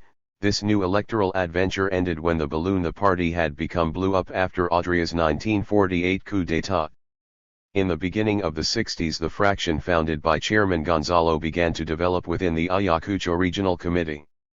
By fraction, what is meant is what Lenin taught. A section in a party is a group of like-minded persons formed for the purpose primarily influencing the party in a definite direction, for the purpose of securing acceptance for their principles in the party in the purest form. For this, real unanimity of opinion is necessary. The fraction arose as the product of the development of the class struggle on the world level, especially the great struggle between Marxism and revisionism that spread Mao Zedong thought, as Chairman Mao's development of Marxism-Leninism was known in the mid-1960s. This was the principal and decisive factor giving rise to the fraction. At the same time, a substantial basis for it was provided by the development of Peruvian society, the advance of bureaucrat capitalism, the sharpening class struggle of the masses, the intensification of political activity and growing propaganda about armed struggle, and by developments in the region itself where the fraction arose, a region where the decrepitude of semi-feudalism was becoming increasingly stark and where the peasantry was beginning to awaken in a particularly militant fashion. Reflecting a similar process going on throughout the country. Within the party at that time, the struggle between Marxism and revisionism deepened. Revisionism deepened. The fraction headed by the Ayacucho Regional Committee fought the revisionism of Del Prado and his followers in the Four National Conference where Del Prado and company were expelled. From then on the faction developed within the party nationwide. The development of Marxism-Leninism by Chairman Mao and the great lessons and experiences of the Communist Party of China played a vital and decisive in this initial process. Since then both our initial commitment to Marxism-Leninism-Maoism and our application of it to our conditions have developed further.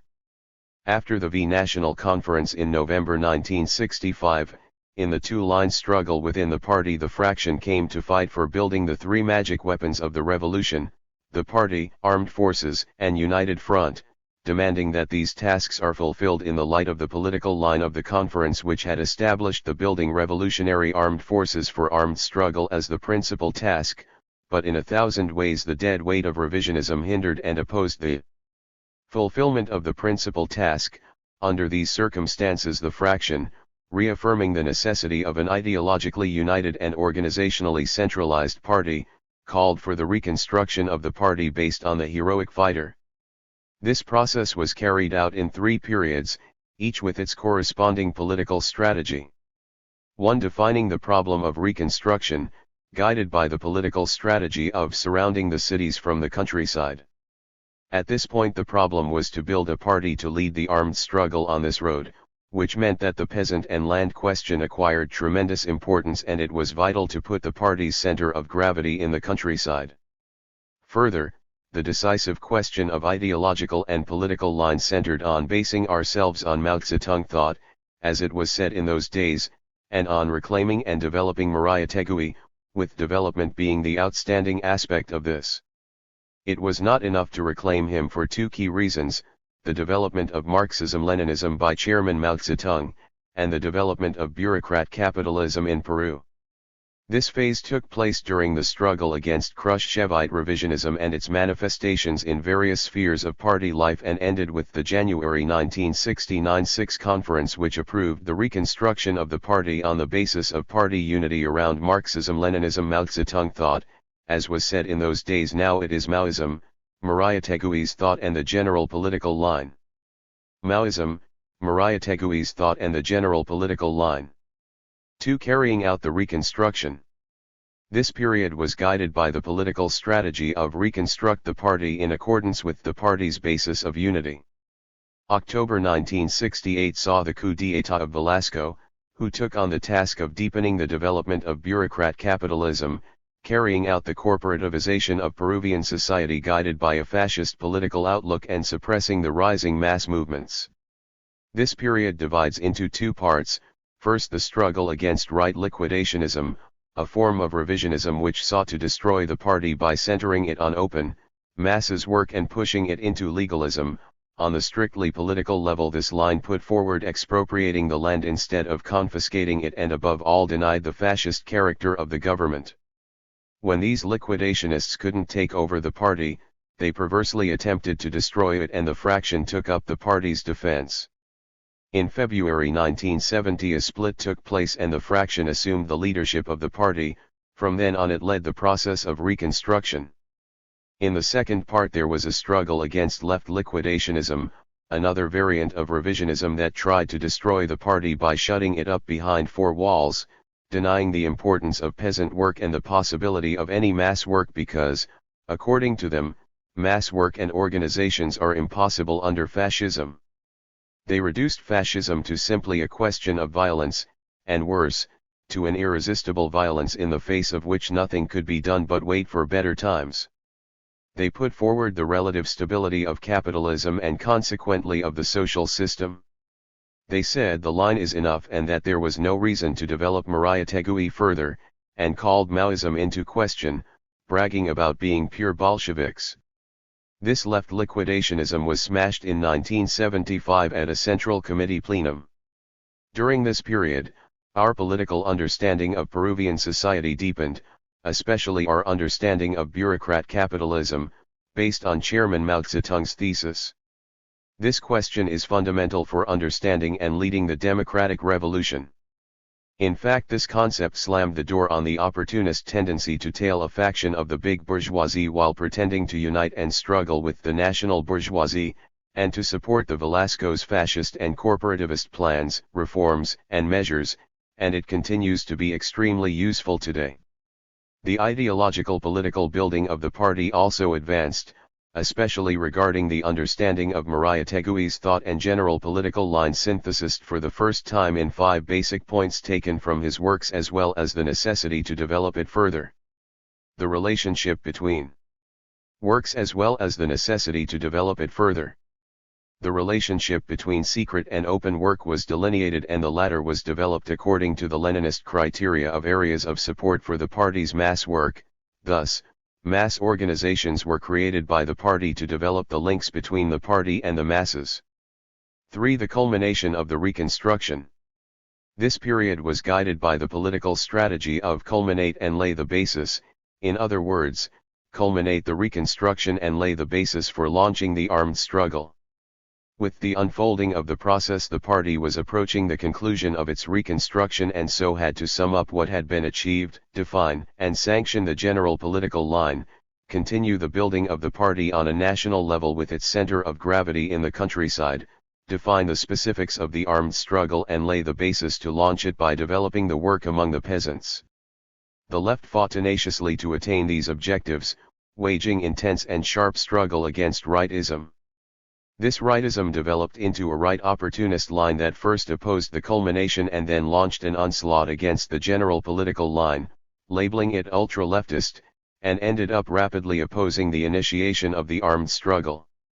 Nevertheless, with firmness and wisdom, the left repeatedly defeated right opportunism, another form of revisionism opposed in the last instance to revolutionary violence, to armed struggle, to people's war, to the party's fulfillment of its role of fighting to seize power for the proletariat and the people, and to the proletariat's advance in its historic mission. In April 1977, the left defeated the right opportunist opposition to culminate, with the approval of the national plan to build the party under the slogan "Build for the purpose of launching the armed struggle." The left again resoundingly defeated the right in September 1978 with the approval of the summation of the Reconstruction, the sanctioning of Mariátegui's general political line and its development, and the drafting of the outline of the armed struggle. Finally, it thoroughly and completely defeated the right opportunist line at the May 1979 expanded Central Committee plenum, when under the slogan "Define and Decide" the agreement was taken to initiate the armed struggle. A long chapter of the party's history had closed and another one opened. The Reconstruction had been culminated and a new stage would open, that of the armed struggle. It should be clearly and firmly emphasized that during this period of the culmination, when Chairman Mao died, the party pledged to the international proletariat and the revolution that it would always hold high the international proletariat and the revolution that it would always hold high the banners of Marx, Lenin, and Mao, and declared that to be a Marxist today is to be Marxist-Leninist. Mao Zedong thought, now Marxist-Leninist Maoist. Thus, when the Huadong coup took place, with the latter of course in charge at the end of the day, the party condemned it as a counter-revolutionary coup against the dictatorship of the proletariat in China, against the Great Proletarian Cultural Revolution, for the restoration of capitalism and against the World Revolution. In sum, then, the Communist Party of Peru was reconstructed and became a party of a new type, Marxist-Leninist Maoist, and so once again there existed the organized vanguard of the proletariat, capable of leading it to the seizure of state power. In this way, Define and Decide can be considered the first milestone of the People's War unfolding today. Later the party achieved the second milestone, that of preparation, a period of the auctioning of the party program, the general political line of the Peruvian Revolution and the party statutes whose norms guide us today, the resolution of strategic political questions regarding revolutionary violence, people's war, and the party, the army and the United Front. The following decision was taken: forge the first company in deeds. Let violence flourish concretized in initiating and developing the armed struggle. Let us open up a new chapter with lead and offer our blood to write it, a new chapter in the history of our party and people, and let us forge the first company in deeds. Peru, December 3, 1979. And the Communist Party of Peru began to lead the People's War going on today. On the People's War. Taking international experience as its magnificent starting point, so valuable and rich in positive as well as negative lessons, principally taking People's War as the military theory of the proletariat, and taking the concrete conditions of the country into account, the 8th Central Committee Plenum sanctioned the outline of the armed struggle. In essence, this plan held that People's War in Peru must develop as a single revolutionary war in the countryside and cities, with the countryside the principal theater of armed actions, following the road of surrounding the cities from the countryside.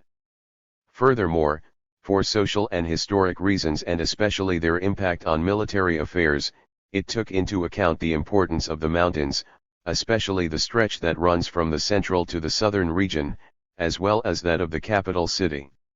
It also analyzed Peru within the context of Latin America as a whole, particularly South America, and within the context of the international situation and the world revolution. Within the context of the international situation and the world revolution. With this outline in mind, the party prepared the armed struggle dealing with two types of questions. 1. Questions of political strategy, which define the content and objectives of the People's War in the long and short run, as well as its necessary directives and military plans and the building of the three instruments: the party, army, and front, and their relation to the new state power. 2. The launching of the armed struggle, which is a key and decisive question, merited the party leadership's very special attention. It was solved with the starting plan guided by the slogan "Launch the Armed Struggle." The concretization of the overall politics which were to take military form. Every plan has an overall political line which guides it.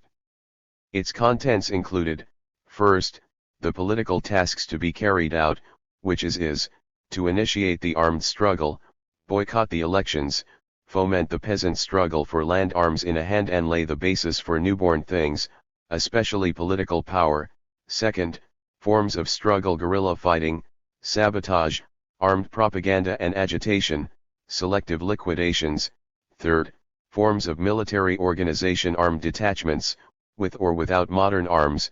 Fourth, timetable, starting date and duration of the plan, specific simultaneous actions on specific dates. Fifth, the slogans: armed struggle, workers and peasants government, and down with the new reactionary government.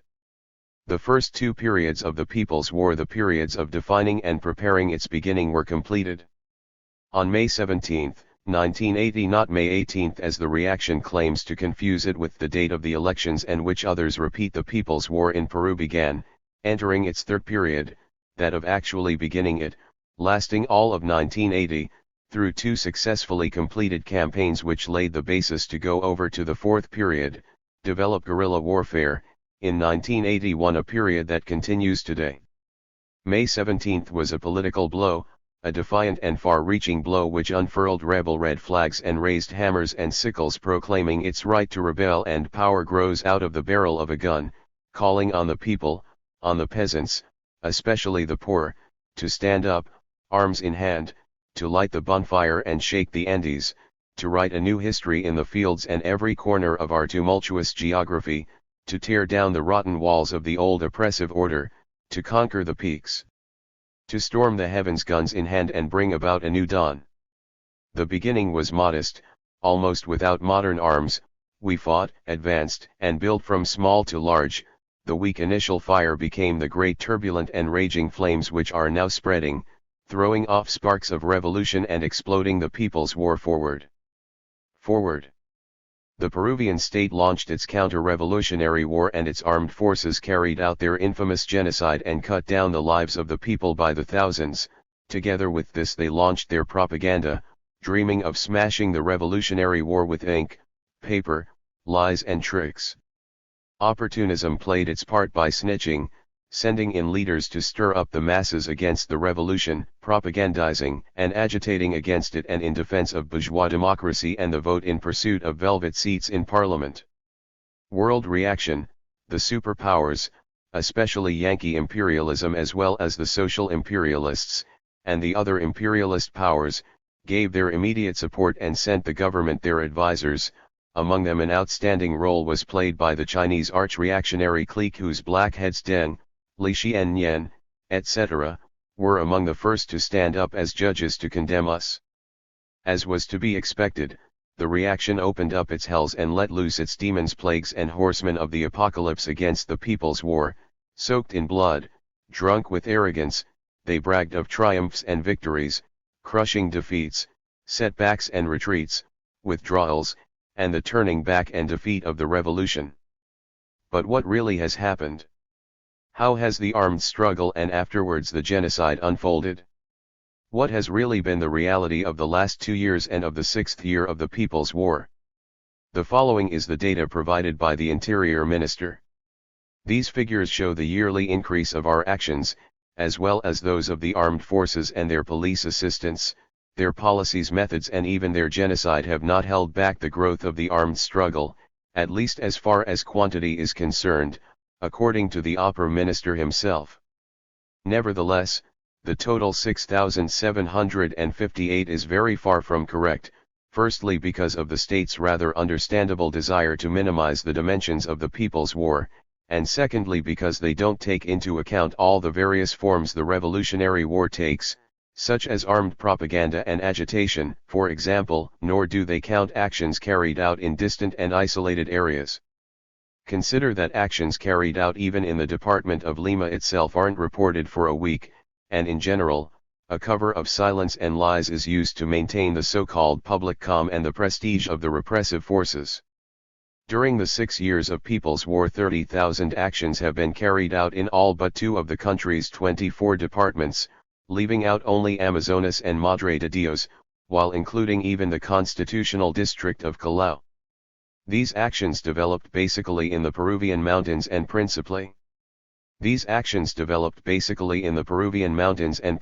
centered in the region of Ayacucho, Huancavelica, and Apurimac.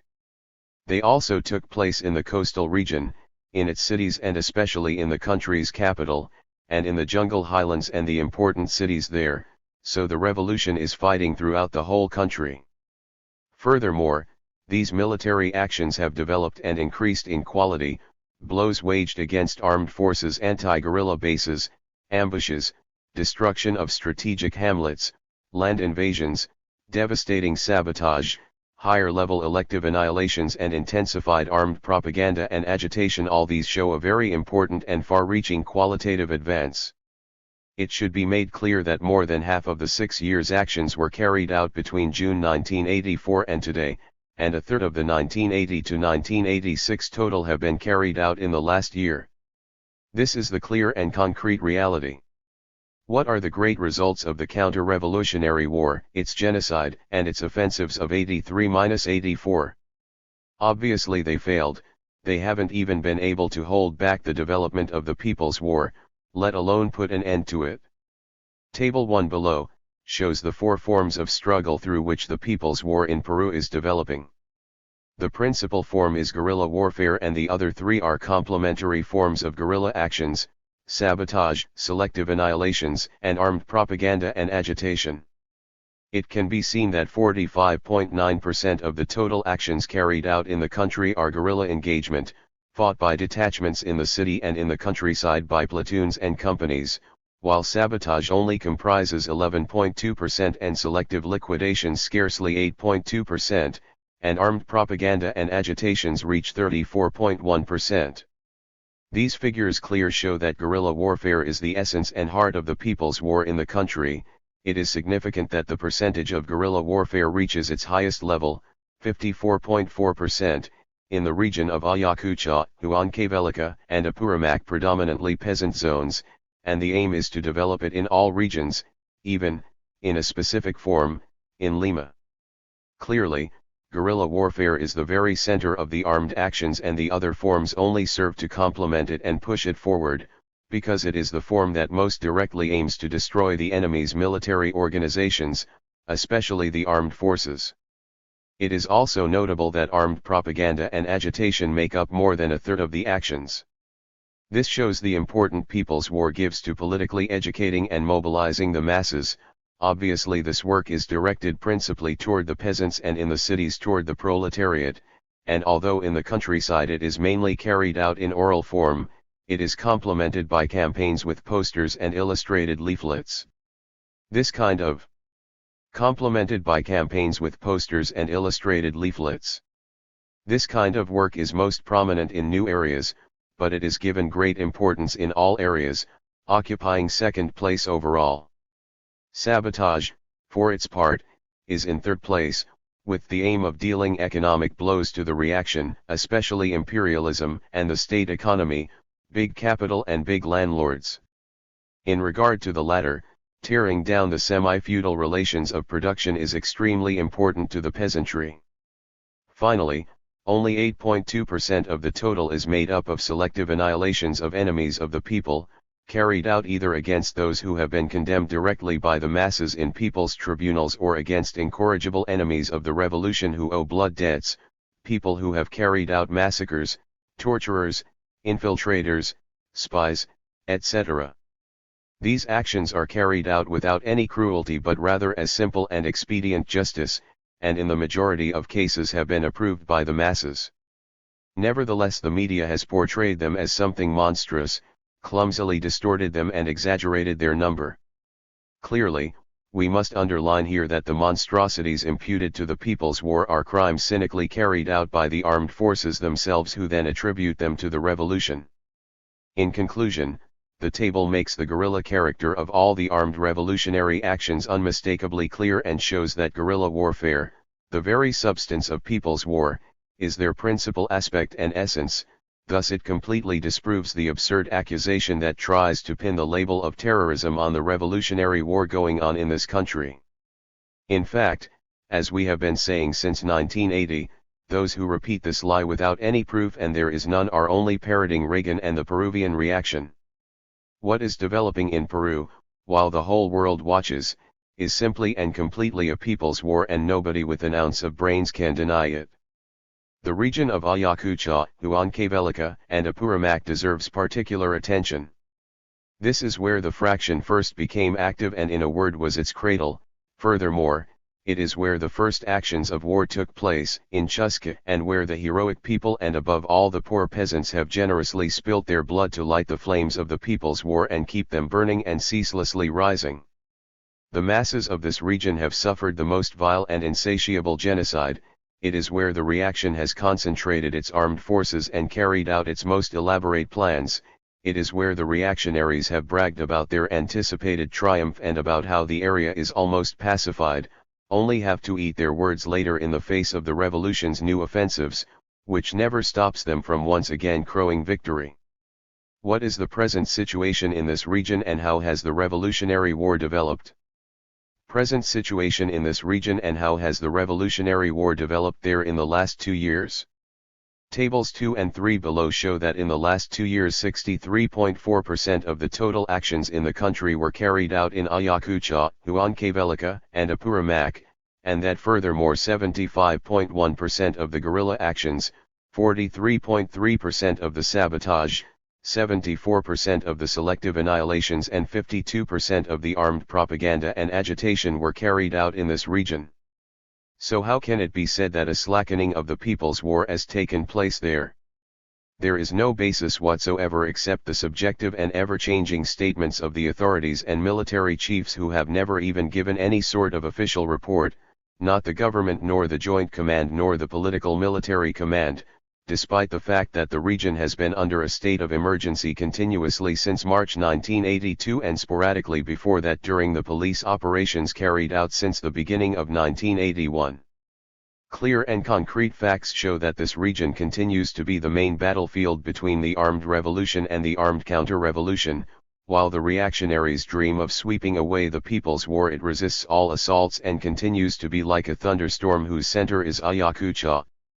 Almost since the beginning of armed action, more persistently since the armed forces came in and usually in parallel with the reaction's offensives and campaigns, coffeehouse strategists, scribblers, opportunists, senderologists, and mistaken or vacillating revolutionaries have advised or pontificated upon the impossibility of keeping the People's War going in the region of Ayacucho, Huancavelica and Apurimac, saying that we should abandon the region and retreat to other areas, in order, as they sometimes said, to preserve the armed struggle and launch it again under new and better conditions. We should point out that in general these are the same people who have fought against the People's War either openly or covertly in the name of widening the democratic space or simply of defending democracy. We are convinced of the great truth of what Chairman Mao said about how an area should not be abandoned until it has repeatedly proved impossible to defend. Since the most ferocious genocide in the history of the Republic has been met head-on and overcome in this region for several years now, what else needs to be said? Who would the recommended retreat have benefited? Simply and purely the counter-revolution. It would have been a great favor to the enemy to dismantle and dissolve the best and most proven bastions of the People's War.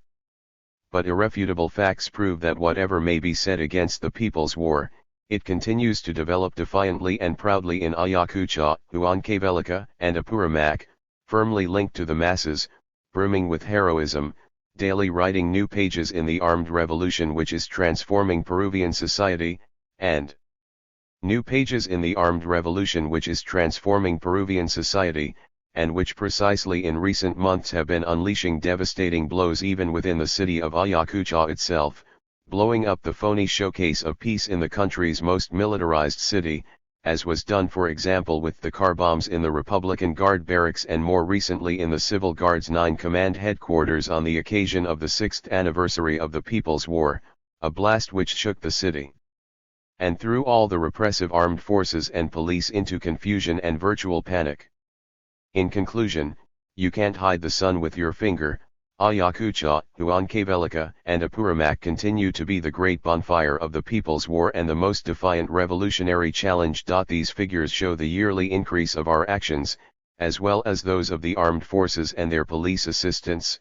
Their policies, methods and even their genocide have not held back the growth of the armed struggle, at least as far as quantity is concerned, according to the Opera Minister himself.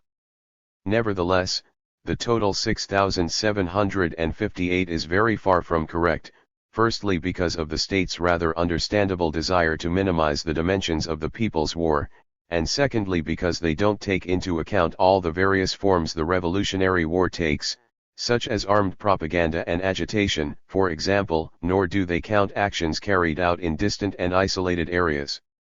Consider that actions carried out even in the Department of Lima itself aren't reported for a week, and in general, a cover of silence and lies is used to maintain the so-called public calm and the prestige of the repressive forces. During the 6 years of People's War, 30,000 actions have been carried out in all but 2 of the country's 24 departments, leaving out only Amazonas and Madre de Dios, while including even the constitutional district of Callao. These actions developed basically in the Peruvian mountains and principally centered in the region of Ayacucho, Huancavelica, and Apurimac. They also took place in the coastal region, in its cities and especially in the country's capital, and in the jungle highlands and the important cities there, so the revolution is fighting throughout the whole country. Furthermore, these military actions have developed and increased in quality, blows waged against armed forces, anti-guerrilla bases, ambushes, destruction of strategic hamlets, land invasions, devastating sabotage, higher-level elective annihilations and intensified armed propaganda and agitation. All these show a very important and far-reaching qualitative advance. It should be made clear that more than half of the 6 years' actions were carried out between June 1984 and today, and a third of the 1980 to 1986 total have been carried out in the last year. This is the clear and concrete reality. What are the great results of the counter-revolutionary war, its genocide, and its offensives of 83–84? Obviously they failed, they haven't even. Genocide and its offensives of 83–84? Obviously they failed, they haven't even been able to hold back the development of the People's War, let alone put an end to it. Table 1 below shows the 4 forms of struggle through which the People's War in Peru is developing. The principal form is guerrilla warfare and the other 3 are complementary forms of guerrilla actions, sabotage, selective annihilations, and armed propaganda and agitation. It can be seen that 45.9% of the total actions carried out in the country are guerrilla engagement, fought by detachments in the city and in the countryside by platoons and companies, while sabotage only comprises 11.2% and selective liquidations scarcely 8.2%, and armed propaganda and agitations reach 34.1%. These figures clearly show that guerrilla warfare is the essence and heart of the People's War in the country. It is significant that the percentage of guerrilla warfare reaches its highest level, 54.4%, in the region of Ayacucho, Huancavelica, and Apurimac, predominantly peasant zones, and the aim is to develop it in all regions, even, in a specific form, in Lima. Clearly, guerrilla warfare is the very center of the armed actions and the other forms only serve to complement it and push it forward, because it is the form that most directly aims to destroy the enemy's military organizations, especially the armed forces. It is also notable that armed propaganda and agitation make up more than a third of the actions. This shows the importance People's War gives to politically educating and mobilizing the masses. Obviously this work is directed principally toward the peasants and in the cities toward the proletariat, and although in the countryside it is mainly carried out in oral form, it is complemented by campaigns with posters and illustrated leaflets. This kind of work is most prominent in new areas, but it is given great importance in all areas, occupying second place overall. Sabotage, for its part, is in third place, with the aim of dealing economic blows to the reaction, especially imperialism and the state economy, big capital and big landlords. In regard to the latter, tearing down the semi-feudal relations of production is extremely important to the peasantry. Finally, only 8.2% of the total is made up of selective annihilations of enemies of the people, carried out either against those who have been condemned directly by the masses in people's tribunals or against incorrigible enemies of the revolution who owe blood debts, people who have carried out massacres, torturers, infiltrators, spies, etc. These actions are carried out without any cruelty but rather as simple and expedient justice, and in the majority of cases have been approved by the masses. Nevertheless, the media has portrayed them as something monstrous, clumsily distorted them and exaggerated their number. Clearly, we must underline here that the monstrosities imputed to the People's War are crimes cynically carried out by the armed forces themselves who then attribute them to the revolution. In conclusion, the table makes the guerrilla character of all the armed revolutionary actions unmistakably clear and shows that guerrilla warfare, the very substance of People's War, is their principal aspect and essence. Thus it completely disproves the absurd accusation that tries to pin the label of terrorism on the revolutionary war going on in this country. In fact, as we have been saying since 1980, those who repeat this lie without any proof, and there is none, are only parroting Reagan and the Peruvian reaction. What is developing in Peru, while the whole world watches, is simply and completely a people's war, and nobody with an ounce of brains can deny it. The region of Ayacucho, Huancavelica, and Apurimac deserves particular attention. This is where the fraction first became active and, in a word, was its cradle. Furthermore, it is where the first actions of war took place, in Chusca, and where the heroic people and above all the poor peasants have generously spilt their blood to light the flames of the People's War and keep them burning and ceaselessly rising. The masses of this region have suffered the most vile and insatiable genocide. It is where the reaction has concentrated its armed forces and carried out its most elaborate plans. It is where the reactionaries have bragged about their anticipated triumph and about how the area is almost pacified, only have to eat their words later in the face of the revolution's new offensives, which never stops them from once again crowing victory. What is the present situation in this region and how has the Revolutionary War developed there in the last 2 years? Tables 2 and 3 below show that in the last 2 years 63.4% of the total actions in the country were carried out in Ayacucho, Huancavelica, and Apurimac, and that furthermore 75.1% of the guerrilla actions, 43.3% of the sabotage, 74% of the selective annihilations and 52% of the armed propaganda and agitation were carried out in this region. So how can it be said that a slackening of the People's War has taken place there? There is no basis whatsoever except the subjective and ever-changing statements of the authorities and military chiefs who have never even given any sort of official report, not the government nor the Joint Command nor the Political Military Command, despite the fact that the region has been under a state of emergency continuously since March 1982 and sporadically before that during the police operations carried out since the beginning of 1981. Clear and concrete facts show that this region continues to be the main battlefield between the armed revolution and the armed counter-revolution. While the reactionaries dream of sweeping away the People's War, it resists all assaults and continues to be like a thunderstorm whose center is Ayacucho. Almost since the beginning of armed action, more persistently since the armed forces came in and usually in parallel with the reaction's offensives and campaigns, coffeehouse strategists, scribblers, opportunists, cinderologists, and mistaken or vacillating revolutionaries have advised or pontificated upon the impossibility of keeping the People's War going in the region of Ayacucho, Huancavelica and Apurimac, saying that we should abandon the region and retreat to other areas, in order, as they sometimes said, to preserve the armed struggle and launch it again under new and better conditions. We should point out that in general these are the same people who have fought against the People's War either openly or covertly in the name of widening the democratic space or simply of defending democracy. We are convinced of the great truth of what Chairman Mao said about how an area should not be abandoned until it has repeatedly proved impossible to defend. Since the most ferocious genocide in the history of the Republic has been met head-on and overcome in this region for several years now, what else needs to be said? Who would the recommended retreat have benefited? Simply and purely the counter-revolution. It would have been a great favor to the enemy to dismantle and dissolve the best and most proven bastions of the People's War.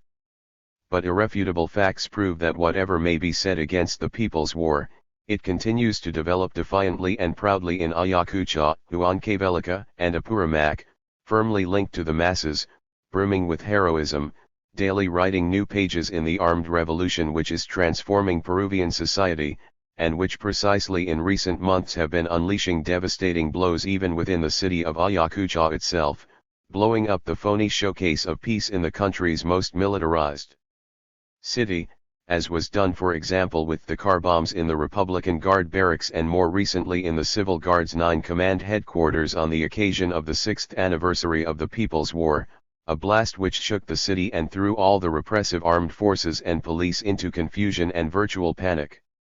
In conclusion, you can't hide the sun with your finger. Ayacucho, Huancavelica, and Apurimac continue to be the great bonfire of the People's War and the most defiant revolutionary challenge. As can be seen in these 3 tables, the armed revolution carried out only 8.4% of its total actions in metropolitan Lima, while carrying out 17% of all sabotage and 15% of the armed propaganda and agitation there.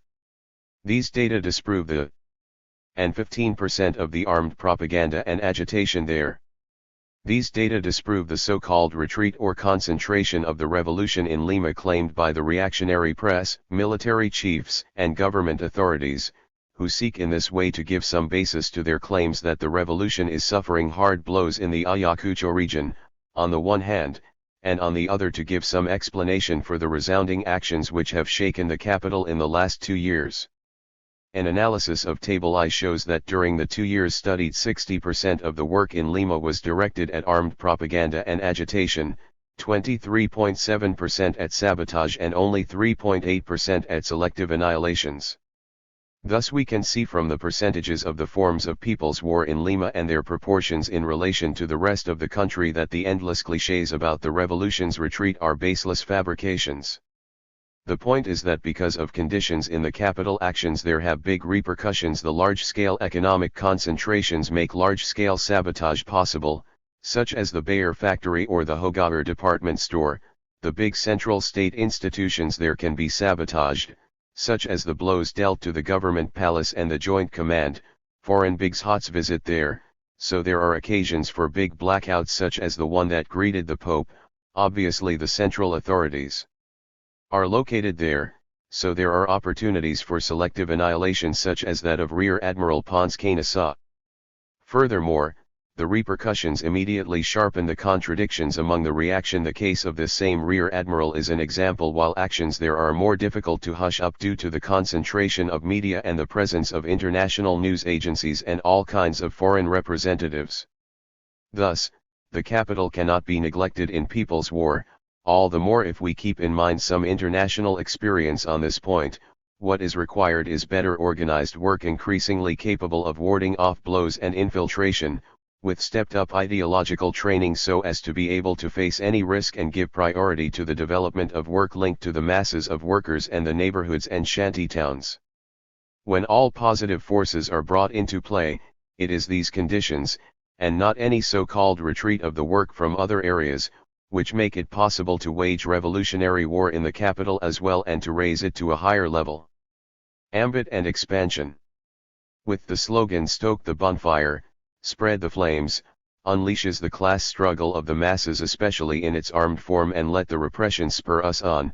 The spread of the People's War was taken up with the aim of drawing a compass of action extending from the department of Cajamarca on the border with Ecuador in the northwest down to the department of Puno on the border with Bolivia in Peru's southeast, throughout the mountains that are the historic axis of Peruvian society and its most backward and poor area, in order to historic axis of Peruvian society and its most backward and poor area, in order to convert this ambit into a great theater of revolutionary war and advance this war. Achieving this scope was an important part of the Great Leap Plan and its concretization. As can be seen in Table 2, 28.2% of the armed actions were carried out in other regions, that is, outside of the regions of Ayacucho, Huancavelica, Apurimac and Metro Lima, as was 26.2% the guerrilla warfare, 39.7% of the sabotage, 22.1% of the selective annihilation and 33% of the armed propaganda and agitation.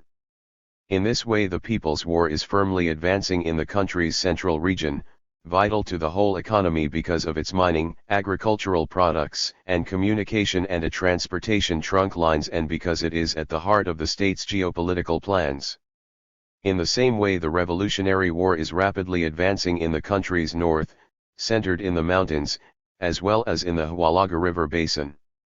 Both are large and rich regions with important economic potential and a growing population, especially the north. The People's War is also spreading in the south, similarly centered in the mountain countryside, an extremely poor area, especially in highly explosive Puno. This has come to worry the present government greatly because it is exactly in the area where they plan to build their showcase of development that the revolution is hitting them and undermining their plans. Our work there is not something new or only recently taken up, it is as old as the People's War itself, since from the period of preparing the war this work was conceived and organized according to a national plan which established regions classified according to their importance, giving each one its due attention according to specific conditions. Of course these regions have developed unevenly.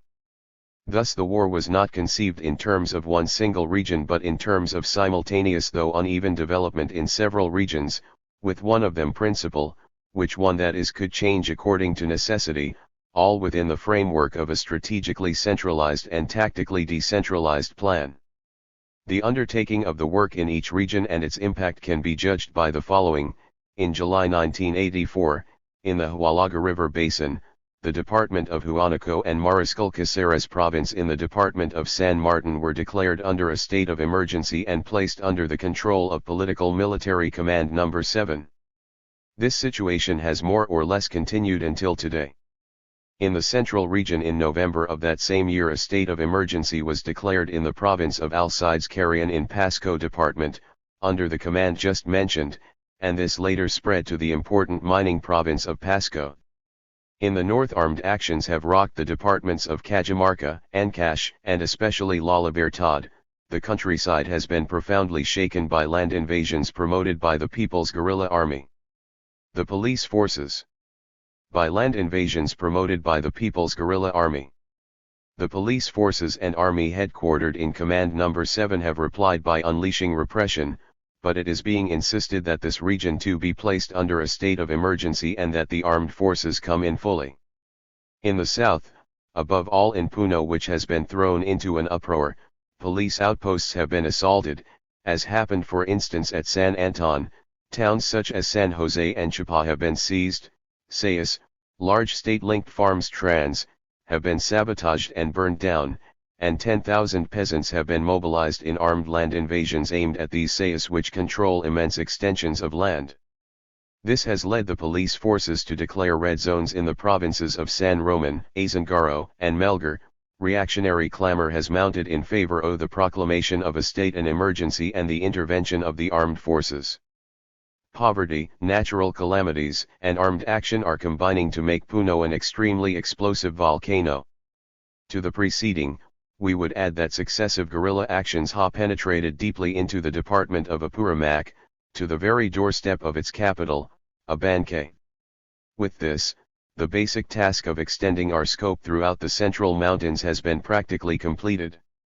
Today, the People's War is spreading, extending through the Sierras northward to Cajamarca and southward to Puno, from one border to the other, from Ecuador to Bolivia. This great goal was achieved through tenacity, striving and blood. It has opened up new possibilities for the ongoing Peruvian revolution. But although this would be sufficient, there is more, fighting not only in the Sierras but also in the jungle highlands, in two key places, in Apurimac at the strategic convergence of the departments of Cuzco, Apurimac, Ayacucho, and Junin, and in the Hualaga River area, a rich region where imperialism and the state plan giant enterprises. Furthermore, the struggle is unfolding on the coast, especially in its central and northern regions, and, as we've emphasized, in metropolitan Lima itself, a city whose strategic importance lies in its being the capital and in its tremendous concentration of people, with the majority of the Peruvian proletariat as well as enormous masses of the poor in its neighborhoods and shanty towns. In synthesis, the People's War has not only won this expansion throughout the mountain ambit, it is spreading in the Sierras, the jungles, and the coast, vigorously pushing ahead, building the new and opening up the future. To complete this picture, let's look at some outstanding actions. In the department of Ayacucho, blows dealt against the armed forces' anti-guerrilla bases. There are 70 in the region, according to a recent statement by the Minister of War. In San Justicic and Acamarca, for example, hitting the foundation of the APRA government's pilot project for the region after the genocide of Acamarca. APRA government's pilot project for the region after the genocide of Acamarca, attack against 14 strategic hamlets, forced groupings of peasants carried out by the present government after farce of the so-called surrender of Senderistas at Lochagua, whose destruction means liberating the masses from reactionary, military control, ambushes carried out against the army, marines, and police, in San Pedro, Enemont, and elsewhere, engagement and even repeated engagements mocking the armed forces. Encirclement, wiping out and wounding soldiers. Sabotage of the setting up of the microregions, government local economic development project strands, which are to serve as the basis for corporativization, the blowing up of 27 high-tension towers of the new Corbis Ayacucho electrical network, sabotaged even before its official inauguration, car bomb attacks against the Republican Guard and even the 9 Civil Guard command headquarters in the city of Ayacucho itself, as we've already mentioned. In Huancavelica, the blowing up of 6 bridges and 35 electrical towers of the Mantaro power lines, the main power network in Peru, the razing of the Cinto and Vichincha agricultural enterprises, whose land was seized and livestock redistributed. In Apurimac, a new upsurge of armed actions in the department, including even Abancay, the capital city, where the Madera power plant was sabotaged, as was the plant in Chincheros, and attacks on police outposts. In Peru's central region, the attacks spread and escalated, ambushes such as the one in Mishivalica against the Republican Guard, sabotage of the Centroman, state mines trans, power substation and its steam shovels, paralyzing the area's only open pit mines, sabotage of the Sayas Tupac Amaru, blowing up of the railroad bridge which paralyzed the Huancayo train for months and hindered the shipment of minerals from Huancavelica and Cobriza, sabotage and harassment in Huancayo with exposure of end. Battles fought against the Turamanque. In the northern region, land invasions under the slogan Seize the Land mobilized 160,000 peasants and led to the confiscation of 320,000 hectares of land, mainly pasture land, and 12,000 head of cattle, mostly first class, which were redistributed to the peasants, sabotage of the Norperu, the country's only oil pipeline, sabotage in the opera's heartland, Trujillo, during the opera's national birthday celebrations presided over by Garcia personally, right in the main plaza of opera's capital. In the south and especially in the convulsed department of Puno, the previously mentioned actions aimed at solving the land problem, the motive force of the class struggle in the countryside. In the Hualaga River region, the assault on the police outpost at Acayacu, the attack against the vigilante bands at Agua Blanca, razing of the Big Tea plantation, ambush of the Republican Guard at La Muyuna, engagement with the UMAPAR, the Civil Guard's Mobile Rural Patrol Unit, at Alto Morena and firefight with the 30-man Guards Mobile Rural Patrol Unit, at Alto Morena and firefight with the 30-man Army Patrol at Pate Rondos.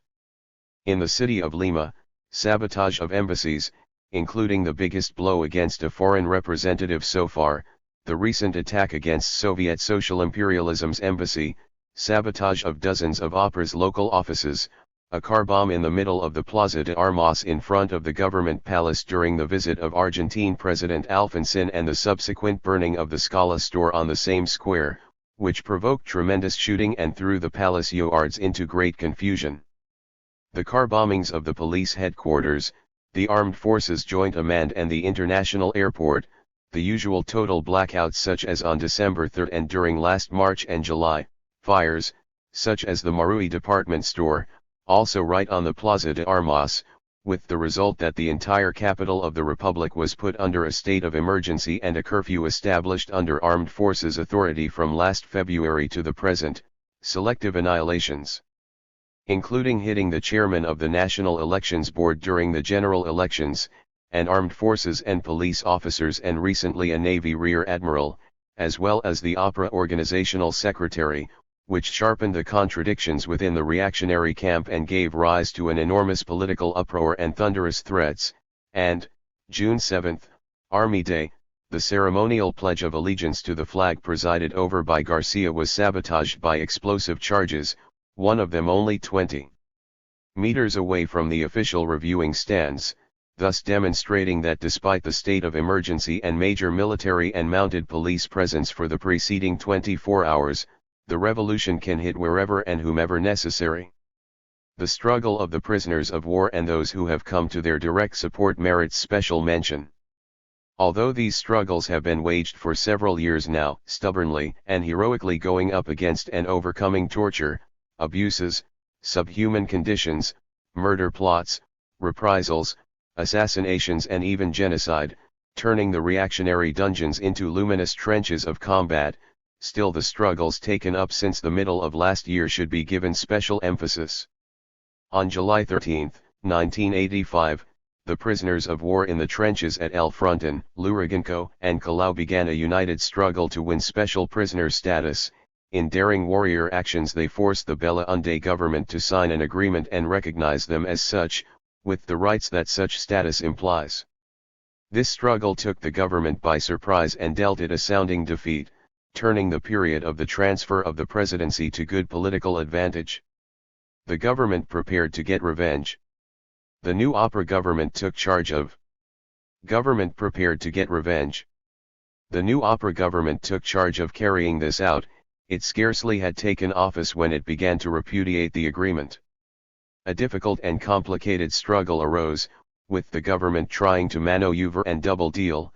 When this failed it, cooked up and hatched the October 4th genocide, deliberately unleashed a few days before the anniversary of the party's founding, seeking to inflict a moral defeat on the prisoners of war in the trenches and on the revolution. But the Luriganko prisoners of war not only stood up to the genocidal attack with heroic daring, at the cost of their own blood, they turned it around so it backfired on the government itself, and with class solidarity, especially that of the other imprisoned fighters, they celebrated October 7th with exultant revolutionary communist ardor and exemplary optimism. They continued their struggle, and once again correctly pushing ahead the struggle, on October 31st forced the reactionary Opera government to sign the agreement it had repudiated, only this time it was signed by higher-level authorities. But the struggle did not end, and reaction never ceases plotting and maneuvering against the sons and daughters of the people. The government proposed the prisoners' transfer to Canto Grande to further its plan to wipe them out. In the face of these, the prisoners launched a campaign called Unmask the Reactionaries and Resist, declaring their firm resolve to oppose the transfer even at the cost of a new genocide, and powerfully exposing the government. This struggle culminated on January 15, 1986, when a clash between family members of the prisoners of war and the civil guard led to the killing of one of the relatives and the wounding of 20 others, forcing the Minister of Justice to declare that there will be no transfer to Canto Grande because the prison is not for terrorists. A chapter in the campaign against the new genocide closed, but the problem persisted. In violation of their public promises, faithful to their own reactionary nature, they began to transfer new prisoners there, while the press clamors for more transfers and the Navy represses visitors. The struggle continued and new chapters remain to be written, as we'll see when we examine the infamous June genocide. With their high morale and proven combativity, the prisoners of war have taught and continue to teach how revolutionaries can and must turn the prisons into luminous trenches of combat. The actions carried out between June 1984 and June 1986 demonstrate a development not only in quantity but especially in quality. Across a wide scale, they provide irrefutable proof of the development of a real people's war through 6 years of unyielding battle in the countryside and cities of Peru, and let the traitors say what they like. On building the new state power.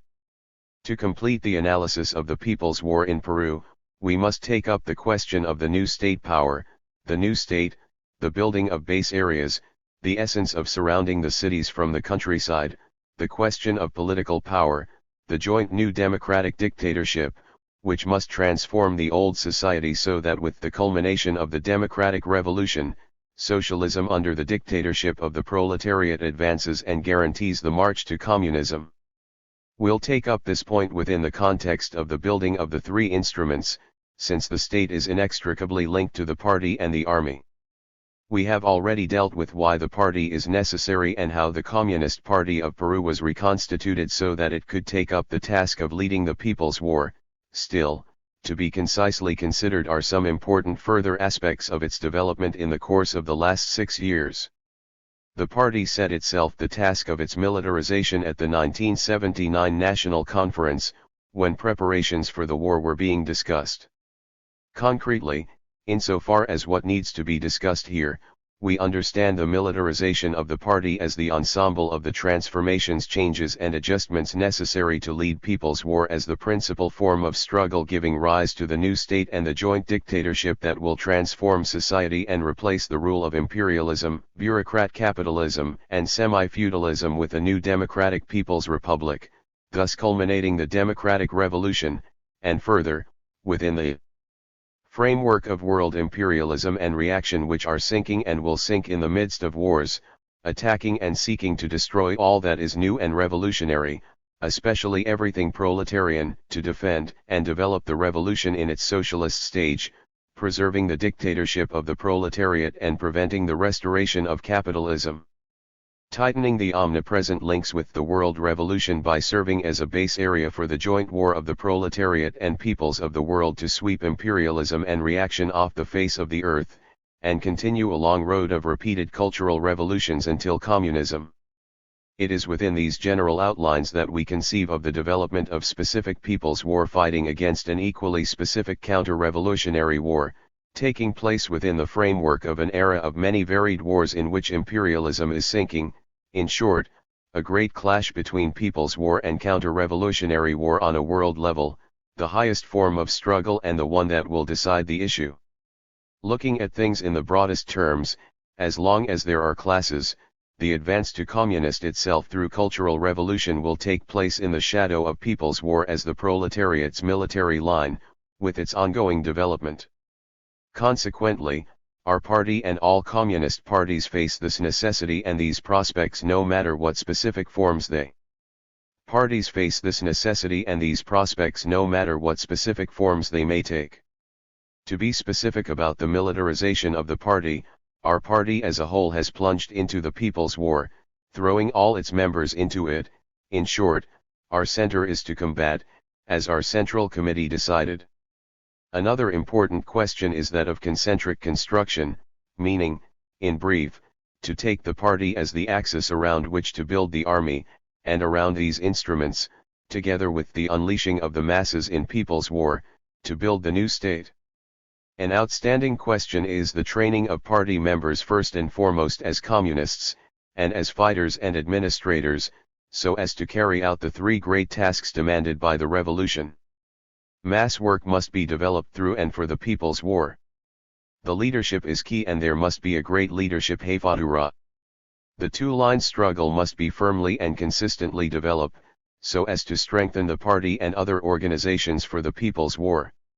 A vital and decisive question is the further development of the political line.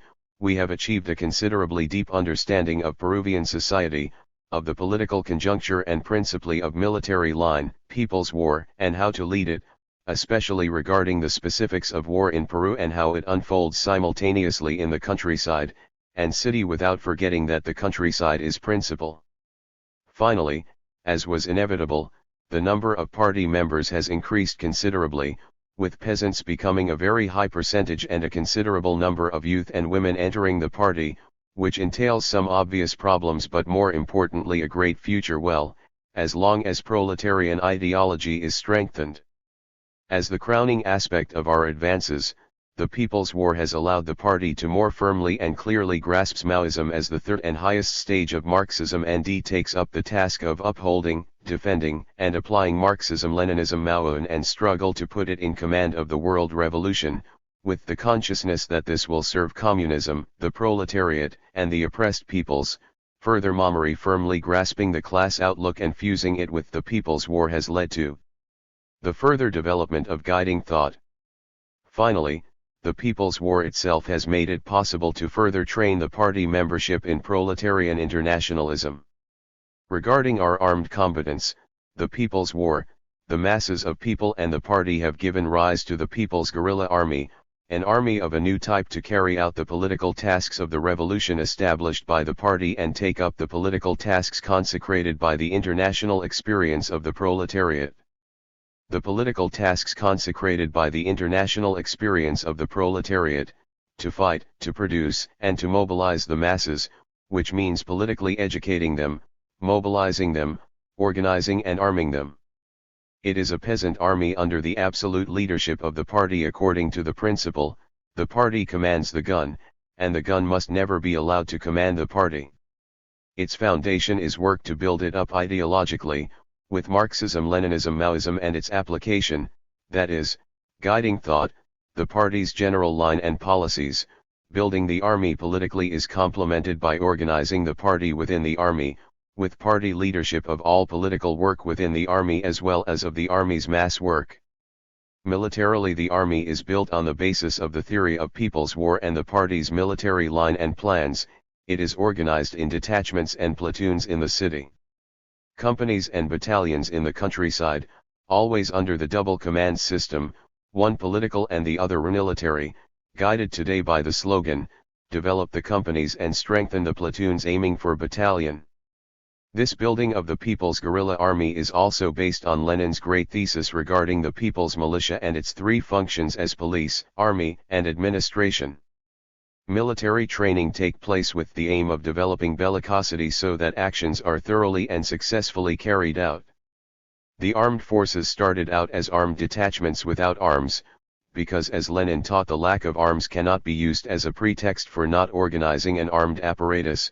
Later they armed themselves with whatever they could, including with dynamite, which is still very important, since rudimentary and traditional weapons play a fundamental role. Though we strive to get modern weapons by snatching them from the reactionary forces, we follow Chairman Mao Zedong's great teaching, which history has proven, since history began, revolutionary wars have always been won by those whose weapons were deficient, lost by those with the advantage in weapons. If one cannot fight unless one has the most modern weapons, that is the same as disarming oneself.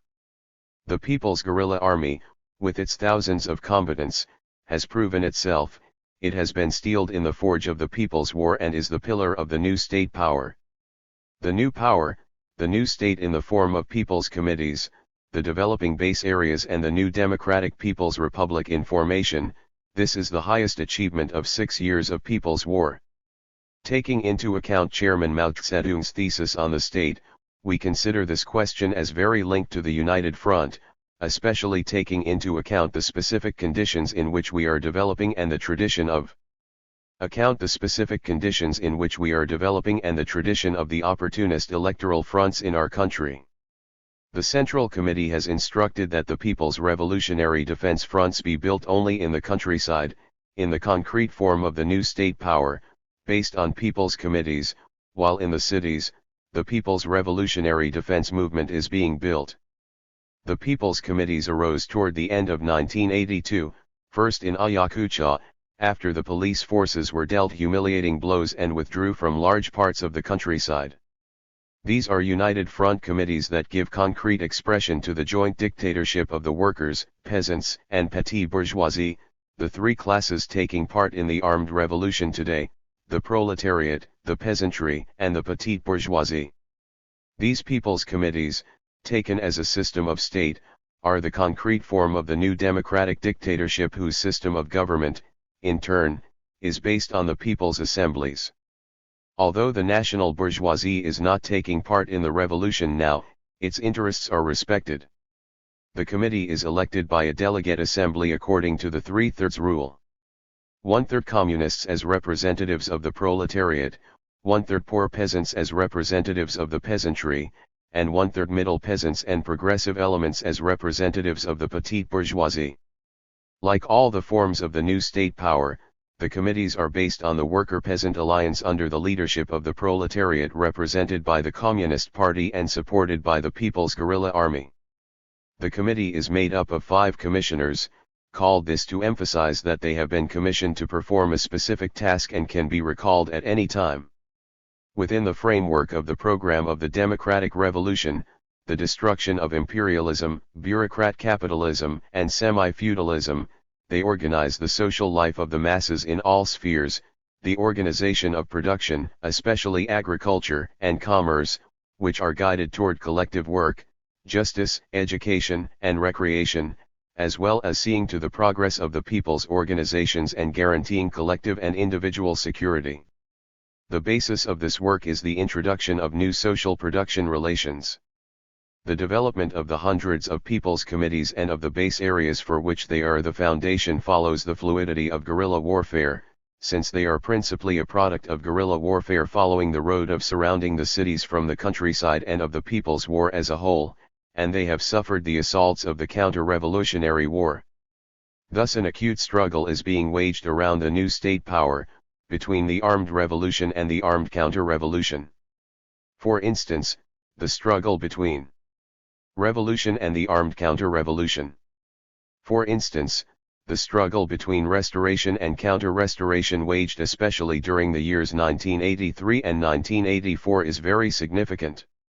On this subject, it is worth pointing out that during the last 2 years the People's Guerrilla Army carried out 180 counter-restorations and in connection with this sharp contention seized 591 towns.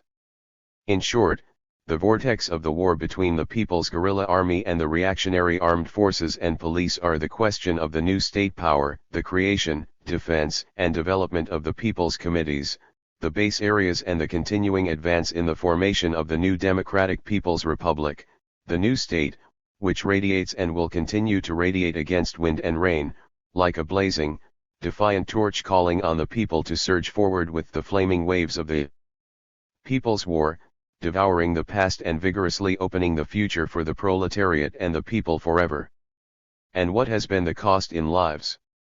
The reactionary policy of setting masses against masses, of genocide and disappearances has already cost the lives of 11,300 of our people.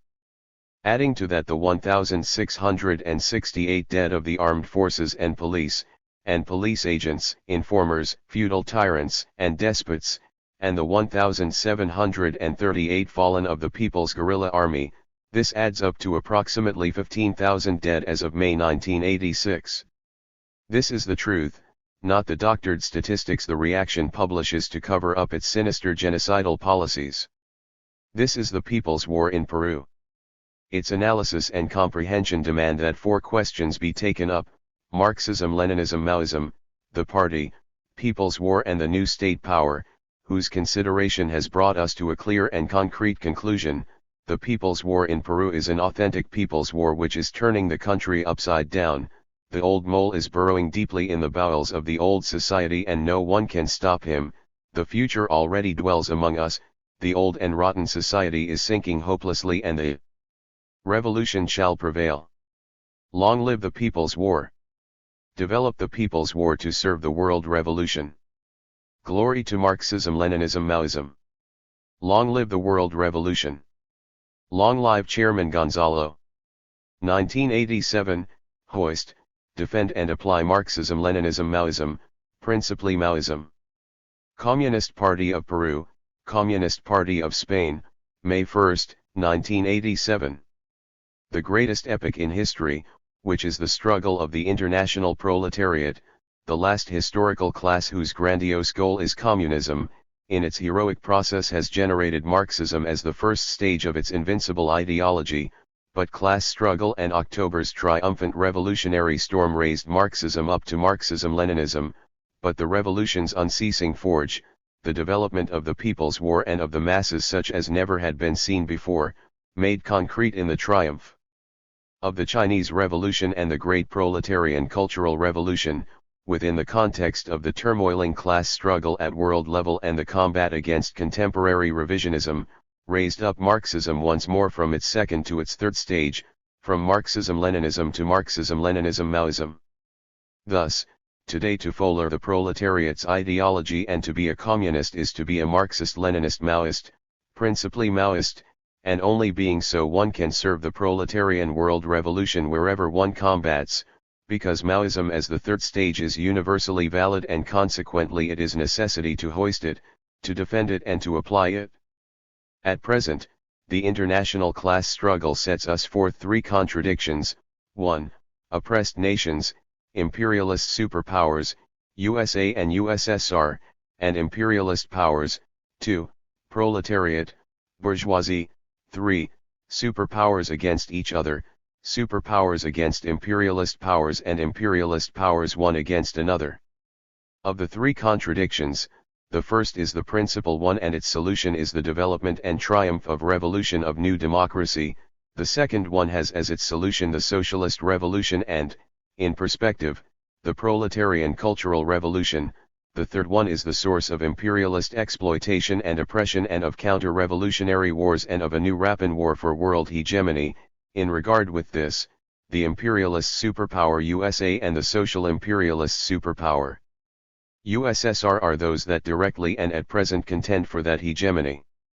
It is in these conditions that the proletarian world revolution, existing a revolutionary situation in unequal development, has begun to develop. Existing a revolutionary situation in unequal development, has begun to develop its strategical offensive in long perspective for decades of the oncoming new century, in which, by means of the People's War making concrete the democratic, socialist, or proletarian cultural revolutions shall sweep imperialism and reactionaries from the face of the earth. On account of the above, today more than ever rises the need and the decisive importance each time more urgent of counting on communist parties, organized vanguards of the proletariat, based on the all-powerful ideology of the international proletariat, Marxism-Leninism-Maoism. Parties forged for and amid the People's War by means of their militarization, more skillful every day in leading the revolution and inexorable in the struggle against revisionism of any kind. Parties that can manage the construction of the instruments for the revolution, of the party itself, of the revolutionary armed force and of the united front on behalf of the revolution and not on the bastard electioneering opportunism. From Marx to Chairman Mao, passing through Lenin, Marxism has always stood out the decisive and far-reaching importance of the party. Today the communists, holding on this great truth as never before, feel its necessity and struggle for its ideological, political, and organizing construction, conscious as never before that without a Marxist-Leninist-Maoist party there is no revolution led by the proletariat, the only one that is an authentic revolution. Such being the state of things, the People's War, the military theory established by Chairman Mao Zedong, the masses' war led by the proletariat is a great word of command for the present and for the future, within the age of wars in which the old and caducous imperialist and reactionary world order is sinking and will sink. The People's War sets us forth two questions. 1. The People's War has universal validity. This implies that it is applicable to a democratic revolution as well as to one of socialist character, of course keeping in mind the own character of each one of these types of revolution and even more bearing in mind the specific conditions of every concrete revolution in each country. 2. The People's War of universal validity is the answer to the imperialist world war, it implied at present and in perspective the transformation of the imperialist counter-revolutionary war into a revolutionary war, into a people's war, into a war for the conquest of political power for the proletariat and the people, be it a state of new democracy or a state of dictatorship of the proletariat.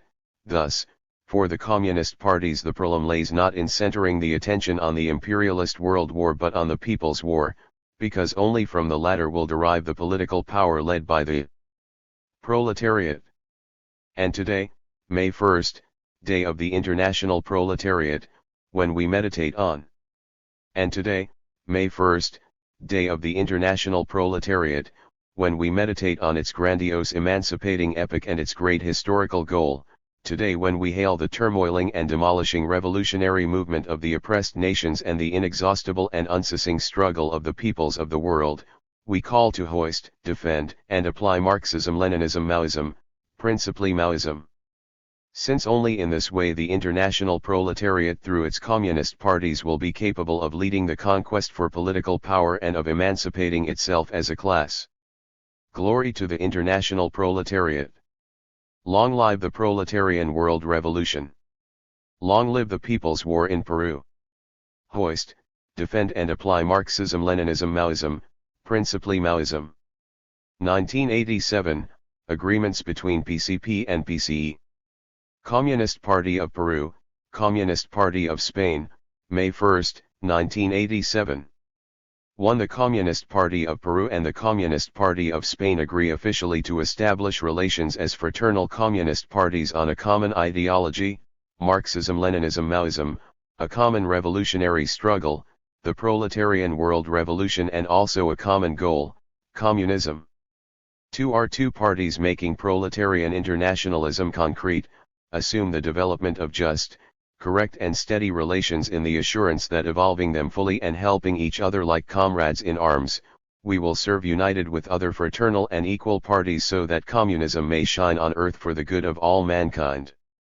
3. Both parties with full conscience and total assurance hoist Marxism-Leninism-Maoism as the true and unvanquished ideology of international proletariat, assuming Maoism as its third and principal stage, and, solemnly we commit ourselves to struggle firmly and tenaciously in order that Marxism-Leninism-Maoism, principally Maoism, be the command and guide of the proletarian world revolution. 4. The PCP and the PCE undersign the statement hoist, defend and apply Marxism-Leninism-Maoism, principally Maoism. 5. The Communist Party of Peru hails the Communist Party of Spain and backs its struggle for providing the proletariat of the Spanish state with an organized vanguard that may lead it to the conquest of political power. The Communist Party of Spain hails the Communist Party of Peru and backs the People's War led successfully by it, standing out the meaning and the importance that this war has for the proletarian world revolution. 6. We applaud that the first meeting of our parties has been an excellent one, which besides being a landmark will inevitably have transcendence in our tasks and common struggle, and we express the decision to transform this beginning into a fruitful development that future meetings will evaluate and make concrete. Into a fruitful development that future meetings will evaluate and make concrete. 7. PCP and PCE deem necessary and of unevadable importance the regrouping of communists, of firm and consistent followers of the proletariat's ideology, of those who are for the world revolution, for the crumbling of the old oppressive order of imperialism and the reactionaries, for the proletariat's leadership through its communist parties and for the crushing of revisionism of all types, in synthesis, of those who are for fighting unbendingly for communism. PCP and PCE are for the struggle on behalf of a future communist international sustained on Marxism, Leninism, Maoism, principally Maoism, and they consider the revolutionary internationalist movement as a stag in that direction, which it will serve so long as it sustains itself on and follows a just and correct ideological and political line. 1987, to give one's life for the party and the revolution. The inexhaustible bosom of the people nourished them with frugal food and made them walk, class struggle shaped their minds, and the party, as the primary and highest social form, raised their political conscience, arming it with Marxism, Leninism, Maoism, guiding thought, empowered their combativeness by organizing them in the people's guerrilla army and, smelting them with the masses of the poor peasantry, steeled their bodies and souls in the inextinguishable forge of the people's war.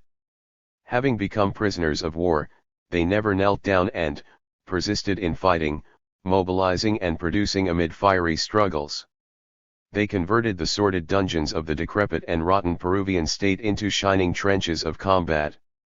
The smashing, well-aimed and implacable blows dealt by the People's War and its unstoppable advance stirred the reactionaries' hyena entrails, reverberating everything like continual lashings and peremptory demands in the turgid and disturbed nightmares of the opera government, which is today already fascist and corporative, even more so in the unbridled ambitions of the apprentice demagogue Führer who leads them. Thus, the reactionaries, the administration and the now genocidal Garcia Pérez dreamt bloodthirsty and dark plans for a devastating and decisive blow that would lead to the crushing of the People's War. The prisoners of war's rebellion is the public unmasking and condemnation before the world of these sinister plans for massive killing, in defense of the revolution and their own lives. The monstrous and infamous genocide carried out by the armed forces and repressive apparatuses through governmental orders and given carte blanche, full of blind hatred against the people and perverse homicidal fury, was shattered by the ferocious, unbending iron resistance of the comrades, combatants, and children of the masses who raised ideology, courage and heroism daringly displayed in an ardent, warlike challenge. But if the reactionary beast drank blood until satiated in order to impose the peace of the cemeteries, those lives, wretchedly and cunningly cut short, were transformed into imperishable ones, forming the monumental trilogy of shining trenches of combat in El Fronton, Lurigancho, and Callao, historical landmarks that will proclaim more and more the greatness of the day of heroism. The would-be devastating and decisive blow wound up falling on the heads of those who engendered it and sank the fascist and corporativist opera government and the one who acts as president, in violation of his state's legal norms, resulting in a serious political crisis and the enormous loss of prestige from which they cannot yet extricate themselves. The rebellion of the prisoners of war at the cost of their own lives won for the party and the revolution a grand moral, political, and military triumph. Even more, they notably served the success of completing the Great Leap with a golden seal and of laying the groundwork for the new plan of developing base areas, whose first campaign has been the greatest setback for the Peruvian state to date and which has had the widest repercussion of the People's War both inside and outside the country. In this way, the prisoners of war, like the great masses of history, go on winning battles beyond the grave, because they live and fight within us, conquering new victories. We feel their vigorous and indelible presence shining and palpitating, teaching us today, tomorrow, and forever how to sacrifice our lives on behalf of the party and the revolution. Glory to the Day of Heroism. Peru, June 1987. Chairman Gonzalo. 1987, Glory to the Day of Heroism. LTC Canto Grande, June 1987. A year ago, on June 19, Day of Heroism, prisoners of war from the shining trenches of combat at El Fronton, Lurigancho, and Callao prisons rebelled, raising the fundamental truth of Marxism-Leninism-Maoism. President Gonzalo's guiding thought: rebellion is justified, against the developing genocidal policy, in defense of the revolution and their lives, demanding claims for very fair and rational grievances. The communists and People's Guerrilla Army fighters and children of the masses fought heroically, sealing a landmark of heroism, bravery, and courage, expression of the new human armed with Marxism-Leninism-Maoism, guiding thought that only the Communist Party and the People's War is capable of generating, through which they concretized the immortal day of heroism, their precious blood-bearing fruit of our great epic, the People's War, rising like the monumental glinting flag and inexhaustible battle cry that brings us to the inevitable final triumph, communism. With this glorious action, our Communist Party, wisely led by President Gonzalo, achieved a great political, military, and moral victory, becoming the decisive action of the grand plan of conquering bases that has plunged the reactionary Opera government and its head Alan Garcia in the worst crisis he could ever dream of, forcing him to define his predicament and develop his corporate fascist policies and isolating him politically. Our Communist Party has demonstrated once again that it is a militarized party of a new type, its guiding ideology Marxist-Leninist-Maoist, capable of withstanding genocide and continue fighting. Proof of this is that the surviving heroes and the new prisoners of war have raised red flags with hammers and sickles in the fascist Canto Grande prison, converting the prison into a shining trench of combat. Today we reaffirm our unwavering commitment to follow the shining example of the people's heroes, developing the People's War, serving the world revolution while fulfilling the course charted by President Gonzalo to conquer the condition of political prisoners and prisoners of war. We affirm, with the condition of political prisoners and prisoners of war.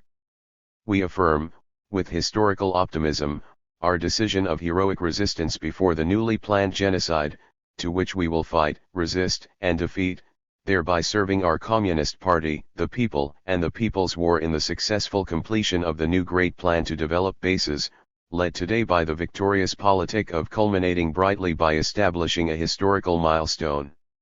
Long live President Gonzalo! Glory to the day of heroism! Long live Marxism-Leninism-Maoism, guiding thought!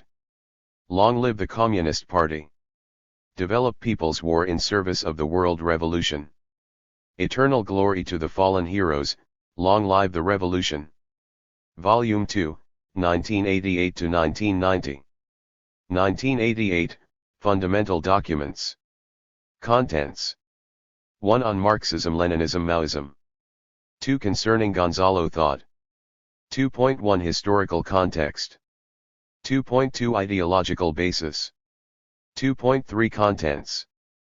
2.4 What is fundamental? 2.5 Forged in the two-line struggle. 3 Program and statutes. 3.1 Program. 3.2 General Program of the Democratic Revolution. On Marxism-Leninism-Maoism. In the furnace of class struggle, the ideology of the international proletariat emerged as Marxism, afterwards developed into Marxism-Leninism and later Marxism-Leninism-Maoism. Therefore, the scientific ideology of the proletariat, all-powerful because it is true, has 3 stages or landmarks in its dialectical process of development: 1. Marxism, 2. Leninism, and 3. Maoism. These 3 stages are part of the same unity which began with the Communist Manifesto 140 years ago, with the heroic epic of the class struggle, in fierce and fruitful two-line struggles within the communist parties themselves, and in the titanic work of thought and action that only the working class could generate. Today, 3 unfading lights are outstanding: Marx, Lenin, and Mao Zedong, who, through 3 grand leaps, have armed us with the invincible ideology of Marxism-Leninism-Maoism, which today is principally Maoism. Nevertheless, while Marxism-Leninism has obtained an acknowledgement of its universal validity, Maoism is not completely acknowledged as the 3rd stage. Some simply deny its condition as such, while others only accept it as Mao Zedong thought. In essence, both positions, with the obvious differences between them, deny the general development of Marxism made by Chairman Mao Zedong. The denial of the ism character of Maoism denies its universal validity and, consequently, its condition as the third, new, and superior stage of the ideology of the international proletariat, Marxism-Leninism-Maoism, principally Maoism, that we uphold, defend, and apply. As an introduction, in order to better understand Maoism and the necessity to struggle for it, let us remember Lenin. He taught us that as the revolution advanced to the east it expressed specific conditions that, while they did not negate principles or laws, were new situations that Marxism could not ignore, upon the risk of putting the revolution in danger of a defeat. Notwithstanding the uproar against what is new by pedantic and bookish intellectuals, who are stuffed with liberalism and false Marxism, the only just and correct thing to do is to apply Marxism to the concrete conditions and to solve the new situations and problems that every revolution necessarily faces. In the face of the horrified and Pharisaic defenses of the ideology, the class, and of the people that revisionists, opportunists and renegades proclaim, or the furious attacks against Marxism by brutalized academicians and hacks of the old order who are debased by the rotten bourgeois ideology and blindly defend the old. Who are debased by the rotten bourgeois ideology and blindly defend the old society on which they are parasites. Lenin also said clearly that the revolution in the East would present new and great surprises to the greater amazement of the worshippers of following only the well-trodden paths who are incapable of seeing the new, and, as we all know, he trusted the Eastern comrades to resolve the problems that Marxism had not yet resolved. Furthermore, we must keep well in mind that when Comrade Stalin justly and correctly stated that we had entered the stage of Leninism as the development of Marxism, there was also opposition by those who rend their garments in a supposed defense of Marxism. There were also those who said that Leninism was only applicable to the backward countries. But, in the midst of struggle, practice has consecrated Leninism as a great development of Marxism, and thus the proletarian ideology shone victoriously in the face of the world as Marxism-Leninism. Today, Maoism faces similar situations. All new things, like Marxism, have always advanced through struggle, and similarly, Maoism will impose itself and be acknowledged. As for the context in which Chairman Mao Zedong developed and Maoism was forged, on an international level it was on the basis of imperialism, world wars, the international proletarian movement, the national liberation movement, the struggle between Marxism and revisionism, and the restoration of capitalism in the USSR. Three big historical landmarks must be emphasized in the present century. First, the October Revolution of 1917, which opened the era of the world proletarian revolution. Second, the triumph of the Chinese Revolution, in 1949, which changed the correlation of forces in favor of socialism. And third, the Great Proletarian Cultural Revolution, which began in 1966 as the continuation of the revolution under the proletarian dictatorship in order to maintain the revolutionary course towards communism. It is enough to emphasize that Chairman Mao led two of these glorious historical feats. In China, as the center of world revolution, Maoism was concretely expressed within the most complex convergence of contradictions, and the intense and ruthless class struggle which was marked by the pretensions of the imperialist powers of tearing and dividing up China after the collapse of the Manchurian Empire, 1911, the anti-imperialist movement of 1919, the revolts of the great peasant masses, the 22 years of armed struggle of the democratic revolution, the great contest for the building and development of socialism, and the 10 years of revolutionary storms for carrying forward the cultural. The 10 years of revolutionary storms for carrying forward the Cultural Revolution, as well as the sharpest two-line struggle within the Communist Party of China, especially against revisionism. All this was framed within the international situation described above.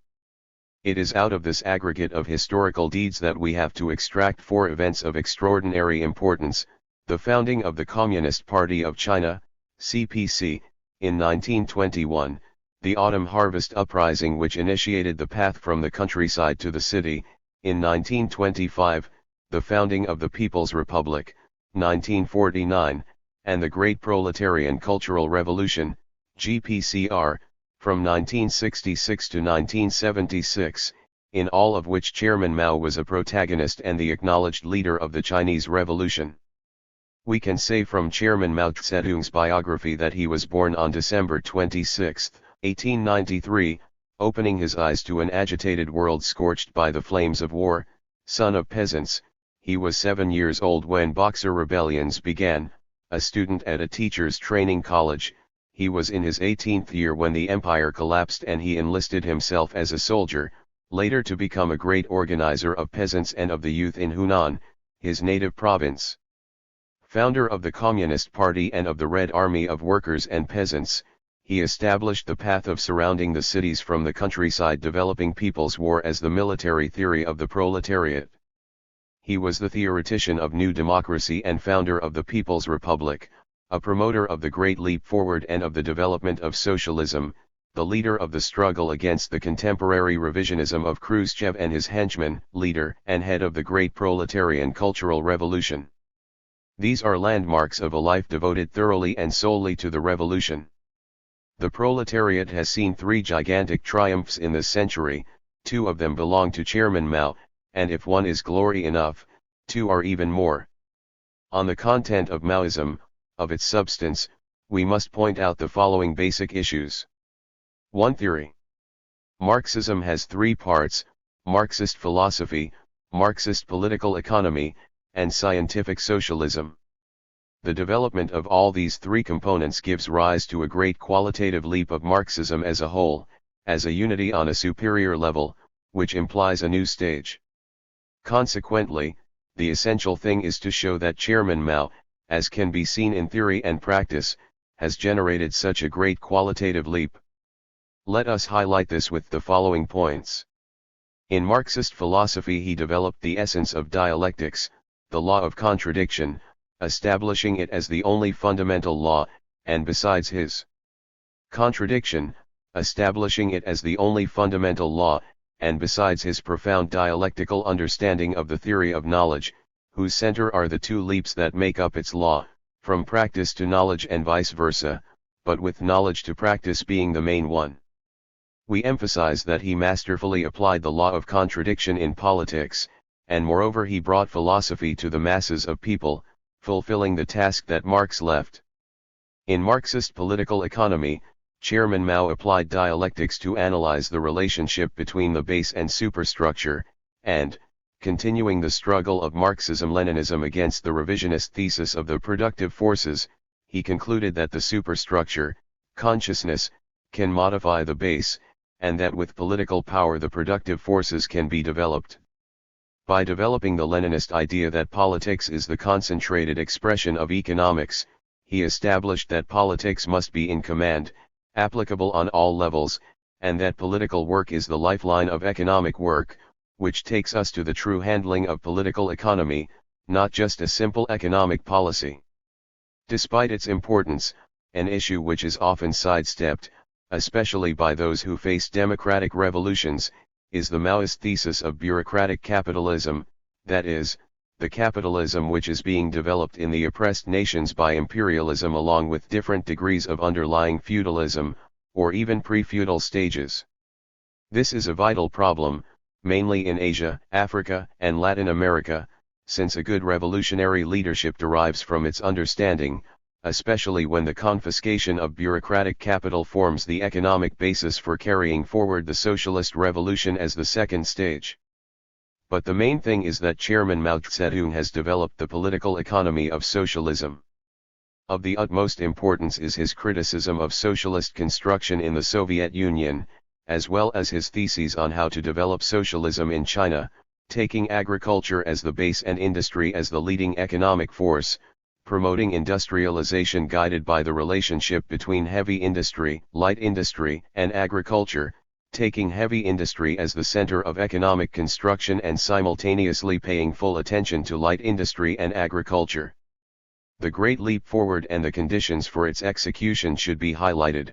1. The political line that gives it a just and correct course. 2. Small, medium, and large organizational forms in a greater to lesser quantity, respectively. 3. A great drive, a gigantic effort of the masses of people in order to put it in motion and to take it through to success, a leap forward whose results are valued more for the new process set in motion and its historical perspective than its immediate achievements, and its linkage. And its historical perspective than its immediate achievements, and its linkage with agricultural collectivization and the people's communes. Finally, we must bear well in mind his teachings on the objectivity and the subjectivity in understanding and handling the laws of socialism, that because the few decades of socialism have not permitted it to see its complete development, and therefore a better understanding of its laws and its specification, and principally the relationship that exists between revolution and the economic process, embodied in the slogan "Grasp Revolution and Promote Production." Despite its transcendental importance, this development of Marxist political economy has received scant attention. In Scientific Socialism, Chairman Mao further developed the theory of social classes, analyzing them on economic, political, and ideological planes. He upheld revolutionary violence as a universal law without any exception whatsoever, revolution as a violent displacement of one class by another, thus establishing the great thesis that political power grows out of the barrel of a gun. He resolved the question of the conquest of political power in the oppressed nations through the path of surrounding the cities from the countryside, establishing its general laws. He defined and developed the theory of the class struggle within socialism, in which he brilliantly demonstrated that the antagonistic struggle between the proletariat and the bourgeoisie, between the socialist road and the capitalist road, and between socialism and capitalism continues. That in socialism it was not concretely determined who would defeat whom, that it was a problem whose solution demands time, the unfolding of a process of restoration and counter-restoration, in order for the proletariat to strongly hold political power definitely through the proletarian dictatorship, and, finally and principally, the grandiose solution of historical transcendence, the great proletarian cultural revolution as the continuation of the socialist revolution under the proletarian dictatorship. These basic questions, simply and plainly stated but known and undeniable, show the chairman's development of the integral parts of Marxism, and the evident raising of Marxism-Leninism to a new, third, and superior stage, Marxism-Leninism-Maoism, principally Maoism. Continuing with this brief synthesis, let us look at other specific points which, although deriving from the above, should be considered even if only enumeratively, to emphasize and pay due attention to them. 2. The New Democratic Revolution. Firstly, it is a development of the Marxist theory of the state, establishing three types of dictatorships. Theory of the state, establishing three types of dictatorships. 1. Dictatorship of the bourgeoisie, in the old bourgeois democracies like the United States, a type in which the dictatorships of the oppressed nations such as the Latin American ones can be assimilated. 2. Proletarian dictatorships, like the ones in the Soviet Union or in China before the usurpation of power by the revisionists, and 3. New democracy, as a joint dictatorship based on the worker-peasant alliance, led by the proletariat headed up by the Communist Party, which was formed in China during its democratic revolution, and which is concretely expressed in Peru today through the People's Committees, in the base areas and in the People's Republic of New Democracy in formation. It is fundamental to emphasize, within this development of the theory of the state, the key differentiation between a state system as a dictatorship of a class or classes that hold political power, which is principle, and a system of government, which is understood as an organization for the exercise of political power. On the other hand, New Democracy, one of the extraordinary developments made by Chairman Mao, masterfully materializes for us the bourgeois revolution of a new type, which only the proletariat can lead. In synthesis, it is the democratic revolution within the new era of world proletarian revolution in which we evolve. The new democratic revolution implies a new economy, a new politics, and a new culture, obviously overthrowing the old order and upholding the new one with arms, the only way to transform the world. Finally, it is important to emphasize that new democracy is a democratic revolution. Although it mainly fulfills the democratic tasks, It also complementarily advances in some socialist tasks, so that the question of two stages, democratic and socialist, which corresponds to countries like ours, is thoroughly solved by guaranteeing that once the democratic stage is concluded, it will be continued as a socialist revolution, without any intermissions or interruptions. 3. The three instruments. The problem of the construction of the instruments of the revolution presents the party with the problem of understanding the interrelationship between the party, the army, and the united front, and to understand and correctly handle the interconnected construction of the three instruments in the midst of war or in the defense of the new state based on the power of the armed people, expressing in that way a just and correct task of power of the armed people, expressing in that way a just and correct task of leadership. Their construction is guided by the principle that a just and correct ideological line decides everything, and it is on this ideological political basis that the organizational construction is simultaneously developed in the midst of the struggle between the proletarian line and the bourgeois line and within the storm of the class struggle, mainly in war, as the principal form of current or potential struggle. Regarding the party, Chairman Mao starts from the necessity of the Communist Party, a new type of party, a party of the proletariat. Today, we would say a Marxist-Leninist Maoist party, a party whose aim is to conquer political power and to defend it, and therefore it is inextricably bound to people's war in order to initiate it, develop it, or wage it to defend itself.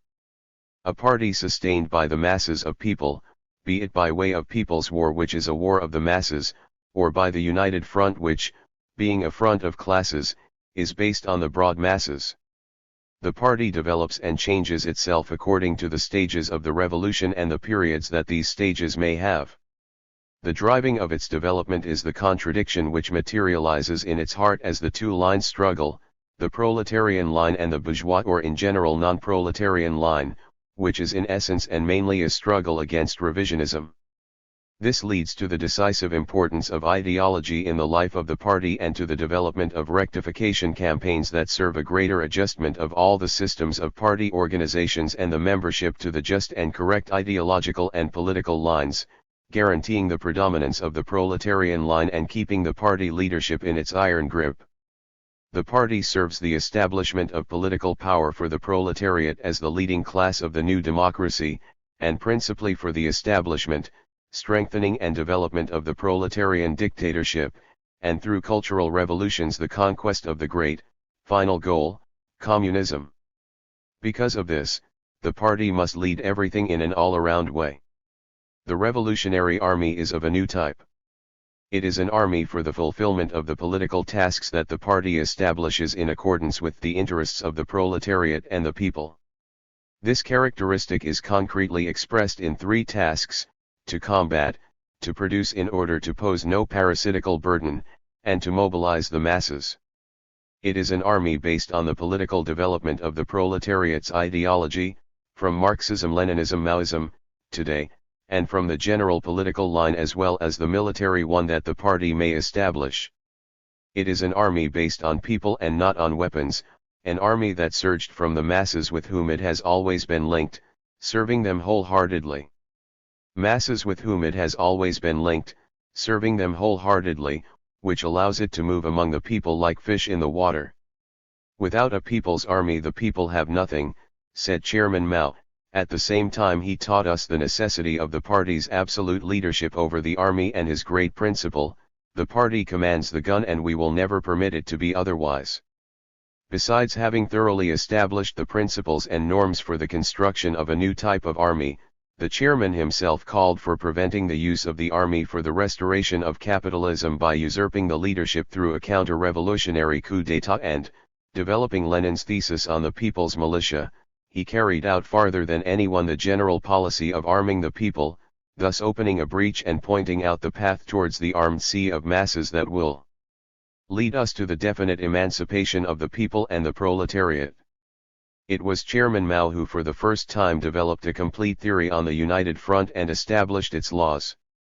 A front of social classes based on the worker-peasant alliance as a guarantee of the proletariat's hegemony in the revolution, which is led by the proletariat represented by the Communist Party, in synthesis, a united front under the leadership of the Communist Party, a united front for the People's War, for the revolution, for the conquest of power for the proletariat and the people.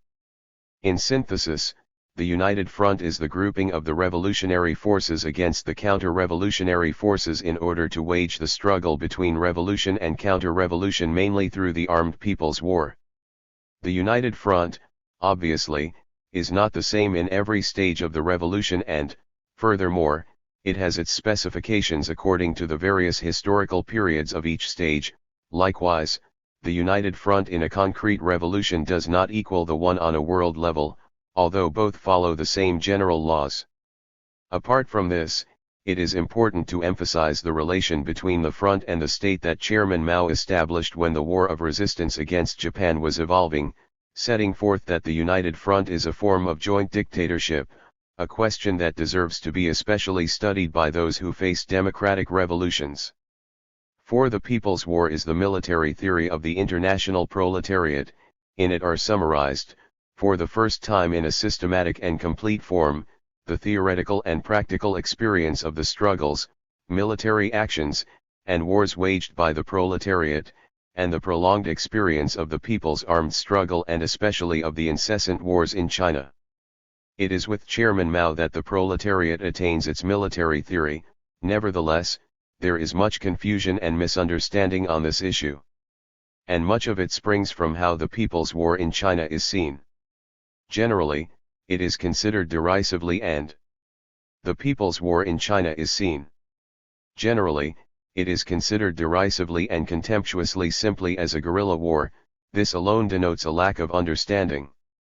Chairman Mao pointed out that guerrilla warfare achieves a strategic feature, but due to its essential fluidity, the development of guerrilla warfare is not understood as it exists, how it develops mobility, a war of movements, of positions, how it unfolds great plans of the strategic offensive and the seizure of small, mid-sized, and big cities, with millions of inhabitants, combining the attack from outside with the insurrection from within.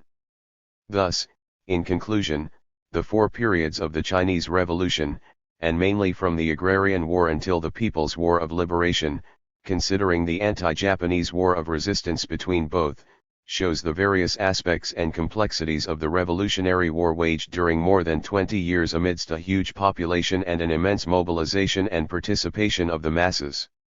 In that war there are examples of every kind, and what is principle has been extraordinarily studied and its principles, laws, strategy, tactics, rules, etc. masterfully established.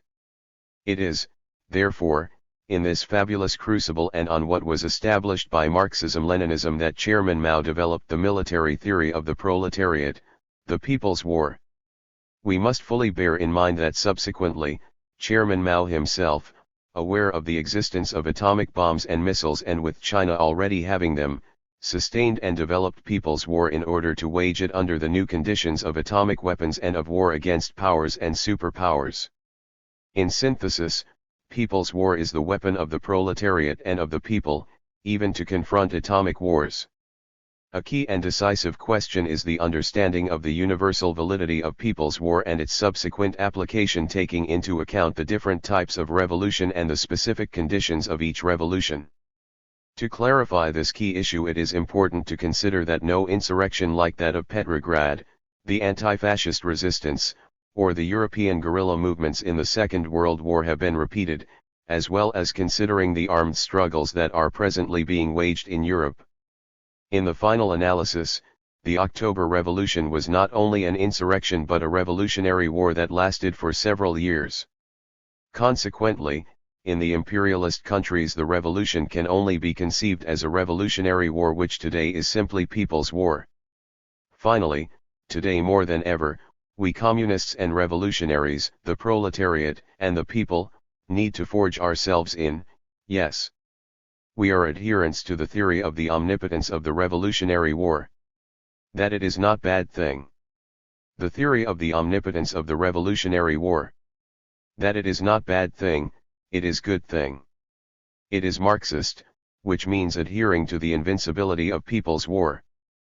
5. The Great Proletarian Cultural Revolution in a historical perspective is the most transcendental development of Marxism-Leninism made by Chairman Mao. It is the solution to the great pending problem of the continuation of the revolution under the proletarian dictatorship. It represents a more profound and wider new stage in the development of the socialist revolution in our country. What was the situation that presented itself? As stated in the decision of the Communist Party of China on the Great Proletarian Cultural Revolution states, although overthrown, the bourgeoisie still tries to avail itself of the old ideas, culture, habits, and ways of the exploiting classes in order to corrupt the masses and to conquer the minds of the people in its endeavors to restore its power. The proletariat must do exactly the opposite. It must deal merciless, frontal blows to all the challenges by the bourgeoisie in the ideological arena and change the spiritual composition of the whole society using its own new ideas, culture, habits, and ways.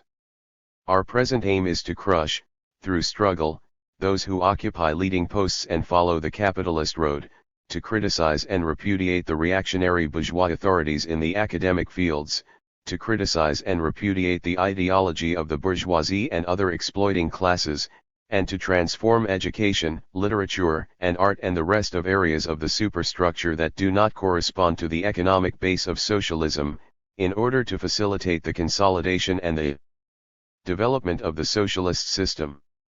It was in these conditions that the most earth-shaking political process and the greatest mass mobilization the world has ever seen broke out, and whose objectives were thus outlined by Chairman Mao. The present GPCR is completely necessary and very timely to consolidate the proletarian dictatorship, to prevent the restoration of capitalism, and to build socialism. We also emphasize two questions. 1.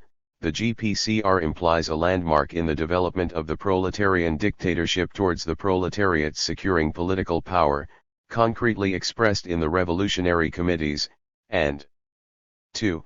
The restoration of capitalism in China after the 1976 counter-revolutionary coup is not a negation of the GPCR but is plainly part of the contention between restoration and counter-restoration, and, on the contrary, it shows us the restoration and counter-restoration, and, on the contrary, it shows us the transcendental historical importance of the GPCR in the inexorable march of mankind towards communism. 6. World Revolution. Chairman Mao emphasizes the importance of the world revolution as a unity, on the basis that revolution is the main trend while the decomposition of imperialism is greater each day, and the role played by the masses grows more immense each year, masses that make and shall make their transforming and unstoppable strength be felt, and reiterates the great truth, either we all reach communism or nobody does.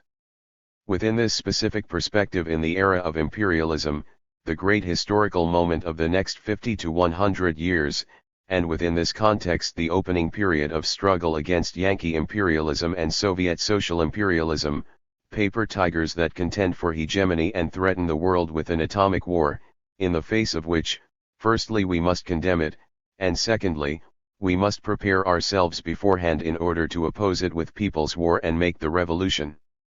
On the other hand, starting from the historical importance of the oppressed nations and, furthermore, from their perspective both in the economic and political relationships that are evolving on account of the process of decomposition of imperialism, Chairman Mao stated his thesis that three worlds delineate themselves. All of which leads to the necessity of developing the strategy and tactics of world revolution. Regrettably, we know little or almost nothing about Chairman Mao's writings and statements on these transcendental questions. Nevertheless, the very little that is known shows the grand perspectives which he watched closely and the great outlines that we must follow in order to understand and serve the proletarian world revolution. 7. Superstructure, ideology, culture, and education. These and other related issues have been subtly and deeply studied by Chairman Mao. For that reason, this is also another basic question that deserves attention. In conclusion, the contents seen in these fundamental issues show clearly to whoever wants to see and understand that we have, therefore, a new, third, and superior stage of Marxism, Maoism, and that to be a Marxist in these days demands to be a Marxist-Leninist Maoist and mainly Maoist. All that has been explained in the contents leads us to two questions. What is fundamental in Maoism? Political power is fundamental in Maoism. Political power for the proletariat, power for the dictatorship of the proletariat, power based on an armed force led by the Communist Party. More explicitly, power based on an armed force led by the Communist Party. More explicitly, 1. Political power under the leadership of the proletariat in the democratic revolution. 2. Political power for the dictatorship of the proletariat in the socialist and cultural revolutions. 3. Political power based on an armed force led by the Communist Party, conquered and defended through People's War. And, what is Maoism? Maoism is the elevation of Marxism-Leninism to a new, third, and superior stage in the struggle for proletarian leadership of the democratic revolution, the development of the construction of socialism and the continuation of the revolution under the proletarian dictatorship as a proletarian cultural revolution, when imperialism deepens its decomposition and revolution has become the main tendency of history, amidst the most complex and largest wars seen to date and the implacable struggle against contemporary revisionism. On the struggle around Maoism. Briefly, the struggle in China for establishing Mao Zedong thought began in 1935 at the Zunyi meeting, when Chairman Mao assumed the leadership of the Communist Party of China. In 1945 the 7th Congress agreed that the CPC was guided by Marxism-Leninism Mao Zedong thought, a specification suppressed by the 8th Congress, since a rightist line prevailed in it. The 9th Congress in 1969 resumed the GPCR and ratified that the CPC is guided by Marxism-Leninism Mao Zedong thought. That was as far as it advanced.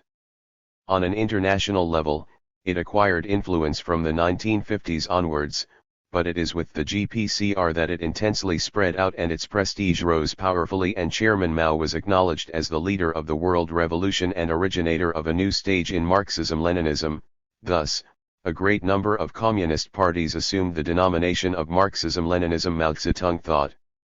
On the world level, Maoism confronted contemporary revisionism openly, unmasking it profoundly and forcefully, and likewise it did so in the CPC's own ranks, all of which raised the chairman's great red banner still more, the new, third, and superior stage of the ideology of the international proletariat. At present, 1988, Maoism confronts the triple attack of Soviet, Chinese and Albanian revisionism. But today, even among those who acknowledge the chairman's great contributions, including the development of Marxism, there are some who believe that we are still in the stage of Marxism-Leninism, and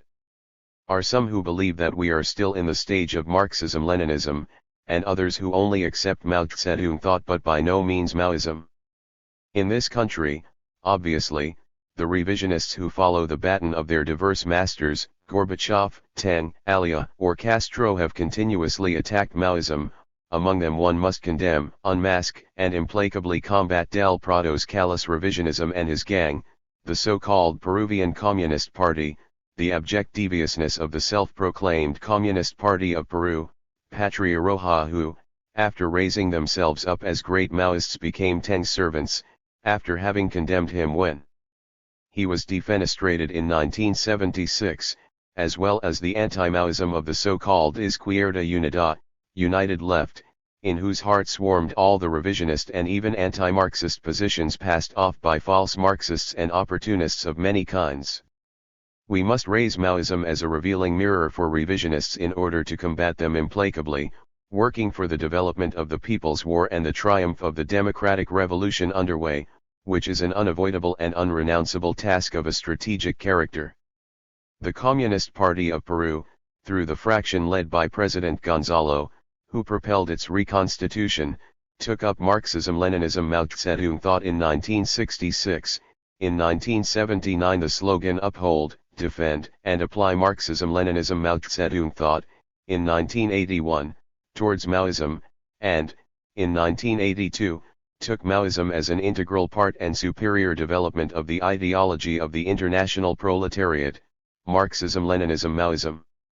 It is with the People's War that we have understood more deeply what Maoism implies, and we have taken up the solemn pledge to uphold, defend and apply Marxism-Leninism-Maoism, principally Maoism, and to work relentlessly in helping to place it as leader and guide of the world revolution, the always red and unfading banner that is the guarantee of triumph for the proletariat, the oppressed nations, and peoples of the world in their inexorable, combative march of iron legions towards the golden and always brilliant goal of communism.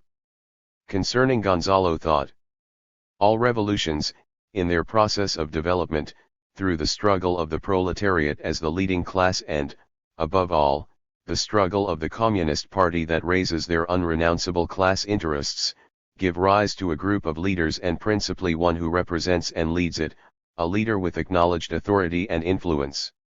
In our reality this has taken shape, on account of historical necessity and causality, in President Gonzalo, leader of the party and of the revolution.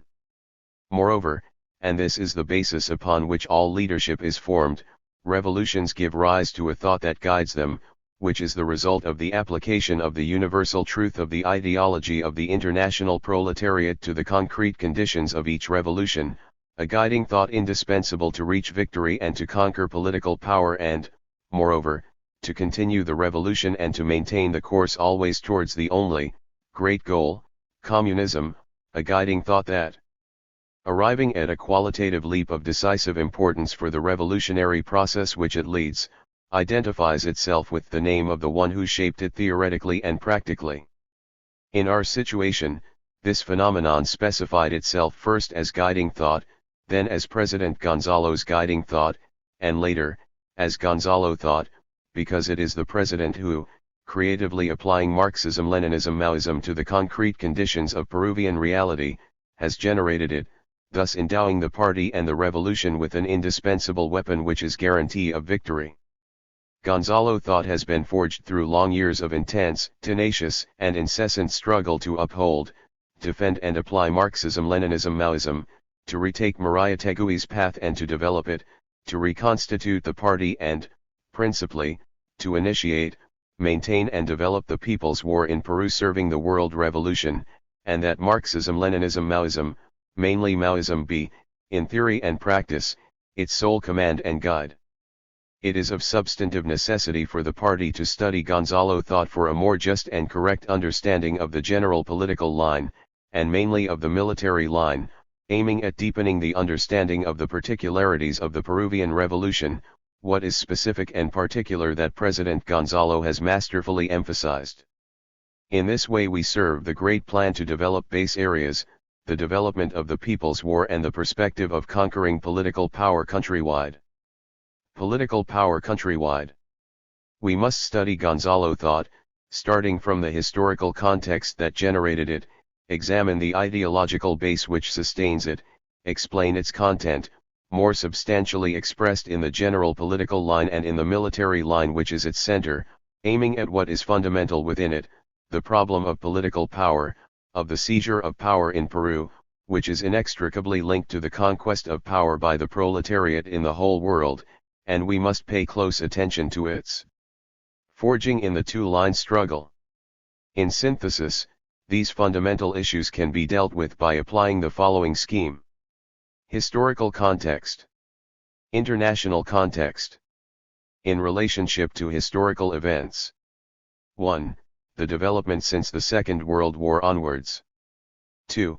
The powerful national liberation movement and, within it, the process and triumph of the Chinese Revolution. 3. The Cuban Revolution and its repercussion on Latin America. 4. The great struggle between Marxism and revisionism. 5. The great proletarian cultural revolution. But the key point is to see how, in this great class struggle on the world level, Gonzalo thought considers that a third stage of the proletarian ideology arises, first, as Marxism-Leninism, Mao Zedong thought, then Marxism-Leninism Mao Zedong thought, and later, it is defined as Maoism, understanding its universal validity, and in this way reaching Marxism-Leninism Maoism, principally Maoism, as the present expression of Marxism. National context. 1. The post-war Peruvian society and within it the political struggle, the so-called National Democratic Front, the action of APRA, Adria's coup d'état and the struggle against his 8-year rule, the contest between opera followers and struggle against his 8-year rule, the contest between opera followers and communists, and particularly, the development of bureaucratic capitalism in the 1960s and part of the 1970s and the sharp class struggle that accompanied it, Velasquezism and its so-called revolution, the contention and collusion between the comprador bourgeoisie and the bureaucratic bourgeoisie, factions of the big bourgeoisie, and opportunism and mainly revisionism by their supporters. 2. The class struggle in the peasant movement. 3. The process of the working class movement. 4. The intellectual movement. 5. The armed struggle in the country, especially by the mere movement of the revolutionary left and the ELN National Liberation Army in 1965. As well as their antecedents in Blanco, Vallejos, and Hirad, and 6. The problem of the party, how a party founded on a clear Marxist-Leninist basis degenerated into a revisionist party, the need to retake Mariátegui's path, develop it, and to reconstitute the party, the Communist Party of Peru that Mariátegui himself founded in 1928, and how through this reconstitution a Marxist-Leninist Maoist party was built.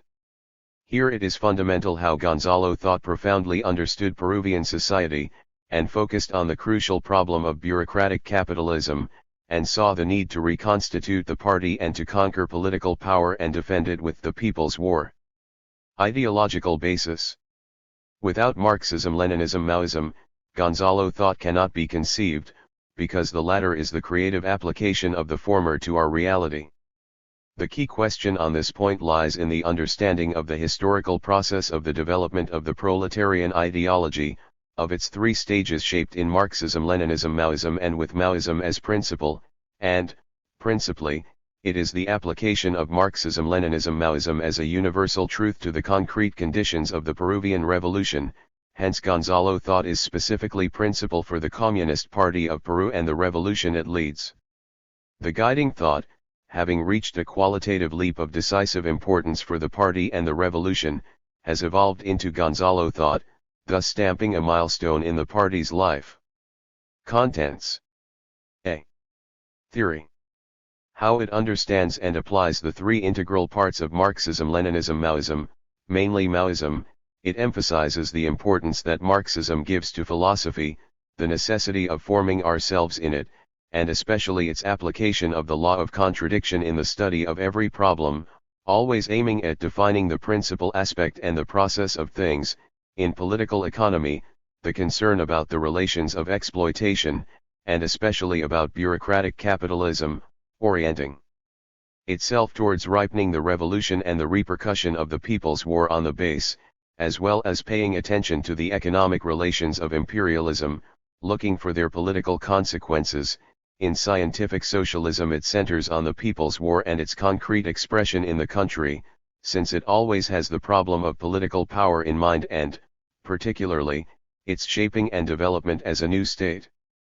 B. On the contents. The most substantive and developed part of Gonzalo thought is found in the party's general political line. This thought directly sustains, therefore, the line and its 5 elements, with the point of departure being how it understands and maintains the program firmly on course. See, in Gonzalo thought we must highlight the remarkable fulfillment of the demands stated by Chairman Mao, theoretical solidity, understanding of history, and a good practical handling of politics. What is fundamental? What is fundamental in Gonzalo thought is the problem of political power, concretely, the conquest of political power in Peru, wholly and completely throughout the country, as a consequential application of the universal truth of Marxism-Leninism-Maoism in our revolution. But, being a communist thought, it understands the conquest of political power in Peru as a part of the conquest of power for the proletariat on a world level, and that the conquest of power in the country, shaping itself today in the People's Committees, base areas, and People's Republic of New Democracy in formation within the perspective of establishing the People's Republic of Peru, serves to establish the proletarian dictatorship in our country, because without it, it is impossible to march towards communism. And, All of this is a function of firmly and decisively serving the setting up of people's republics and mainly the proletarian dictatorship throughout the whole world, under the leadership of communist parties, with revolutionary armies of a new type, through People's War and the development. Revolutionary armies of a new type, through People's War and the development of cultural revolutions, so that communism may illuminate all of the earth. Forged in the two-line struggle. It is through a persistent, firm, and wise two-line struggle, defending the proletarian line and defeating the opposing lines that Gonzalo thought has been forged. Among the most outstanding struggles that deserve to be emphasized are those waged against contemporary revisionism, represented here by Del Prado and his henchmen, those against the rightist liquidationism of Paredes and his gang, those against left liquidationism headed by the one who was called Sergio and his self-proclaimed Bolsheviks, and against the right opportunist line that opposed the initiation of the armed struggle. Without struggle, Gonzalo thought could not have been developed, and his remarkable handling of the two-line struggle within the party is a fundamental question which we must study and grasp. To study and principally to apply Gonzalo thought is decisive in order to better serve the party, the development of the People's War and the World Revolution. Likewise, to learn from President Gonzalo is decisive in order to wholeheartedly serve the people. Program and Statutes. Program. The Communist Party of Peru is based on and guided by Marxism-Leninism-Maoism, principally Maoism and, specifically, by Gonzalo thought as a creative application of the universal truth to the concrete conditions of the Peruvian Revolution, as made by President Gonzalo, chief of our party. The Communist Party of Peru, organized vanguard of the Peruvian proletariat and integral part of the international proletariat, especially upholds the following basic principles. Contradiction as the only fundamental law of the incessant transformation of eternal matter. The masses make history and it is right to rebel. Class struggle, dictatorship of the proletariat and proletarian internationalism. The need for a Marxist-Leninist-Maoist communist party that firmly applies independence, autonomy, and self-reliance. To combat imperialism, revisionism, and reaction unbreakably and implacably. To conquer and to defend power with the People's War. Militarization of the party and concentric construction of the three instruments of the revolution. Two-line struggle as the driving force of party development. Constant ideological transformation and to always put politics in command. To serve to the people and the world proletarian revolution, and an absolute unselfishness and a just and correct style of work. The Communist Party of Peru has communism as its final goal, given that the current Peruvian society is oppressed and exploited by imperialism, bureaucratic. Current Peruvian society is oppressed and exploited by imperialism, bureaucratic capitalism, and semi-feudalism. The revolution has first a democratic stage, then a second socialist one that will later develop successive cultural revolutions. Presently with the People's War the party develops the democratic revolution, having as its immediate goal to seize power countrywide. Because of this we raise the following objectives. General program of the democratic revolution. 1. Demolition of the Peruvian state, the dictatorship of the exploiters led by the big bourgeoisie, and of the armed forces and forces of repression that sustain it and of all his bureaucratic apparatus. 2. To sweep away all imperialist oppression, mainly Yankee, and that of Soviet social imperialism and of any power or imperialist country. In general to confiscate their monopolies, companies, banks, and all forms of their property including the external debt. 3. To destroy bureaucratic capitalism, private as well as state-owned, to confiscate all their properties, goods, and economic rights to benefit of new state, as well as those belonging to imperialism. 4. Liquidation of semi-feudal property and everything subsisting on it, in the countryside as well as in the city. 5. Respect the property and rights of the national bourgeoisie, or middle bourgeoisie, in the country as well as in the city. 6. Fight for the setting up of the People's Republic of Peru, as a united front of classes based on the worker-peasant alliance led by the proletariat headed by its Communist Party, as a mold for the new democracy that carries forward a new economy, a new politics, and a new culture. 7. Develop the People's War that, through a revolutionary army of a new type under the absolute control of the party, destroys the old power a piece at a time, mainly their armed forces and other repressive forces. This serves to build the new power for the proletariat and the people. 8. To complete the formation of the Peruvian nation, truly unifying the country to defend it from all reactionary and imperialist aggression, safeguarding the rights of the minorities. 9. To serve the development of the Peruvian proletariat as part of the international working class, and the formation and strengthening of real communist parties and their unification in a revived international communist movement guided by the Marxism-Leninism-Maoism, all as a function of the proletariat fulfilling its great historical mission as the final class. 10. To defend the freedoms, rights, benefits, and conquests that the working class and the masses have achieved at the cost of their own blood, recognizing them and guaranteeing their authentic enforcement in a declaration of the rights of the people. To observe, particularly, the freedom of religious conscience, but in its widest sense, of believing as not to believe. Also to combat all arrangements harmful to the popular interest, especially any form of unpaid work or personal burden and the overwhelming taxes imposed on the masses. 11. Real equality for women, a better future for the youth, protection for the mothers and the children, respect and support for the elderly. 12. A new culture as a combat weapon to solidify the nation, that serves the popular masses and is guided by the scientific ideology of the proletariat. Special importance to education will be given. 13. To support the struggles of the international proletariat, of the oppressed nations, and of the peoples of the world, fighting against the superpowers, the United States and Soviet Union, imperialism in general, and international reaction and revisionism of all types, conceiving the Peruvian Revolution as part of the world proletarian revolution. 14. To struggle tenaciously and heroically for the complete victory and of the democratic revolution nationwide, and after completing this stage, at once, without pause, to begin the socialist revolution so that, together with the international proletariat, the oppressed nations and the peoples of the world, through cultural revolutions, will continue the march of humanity towards its final goal, communism. But considering that the democratic revolution in the country crosses a period characterized by 1. Deepening of the general crisis of Peruvian society, mainly of bureaucratic capitalism. 2. Greater reactionarization of the state, today with an aprista government, fascist and corporativist, headed by the genocidal Garcia Pérez. 3. Sharpening of the class struggle, with the masses accepting more and more the need for combating and resisting. 4. The People's War developing vigorously and growing, and 5. The people's need for a people's republic built according to the principles of new democracy. 1988, Basis of discussion of general political line, Democratic Revolution. Contents. 1. Introduction. 2.1.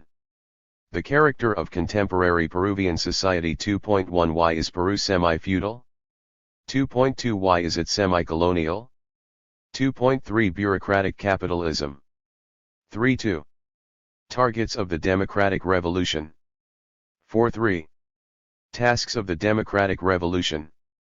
5.4. Social classes in the democratic revolution. 6.5. Fundamental contradictions in the democratic revolution. 7.6. Stages of the revolution. 8.7. How is the democratic revolution being applied today? Introduction. Upholding, defending, and applying Marxism-Leninism-Maoism, principally Maoism, President Gonzalo establishes that the Peruvian Revolution in its historical course must first be a democratic revolution, then a socialist revolution, which in turn must unfold cultural revolutions in order to reach communism, all in an uninterrupted and specific process carried out by the application of People's War.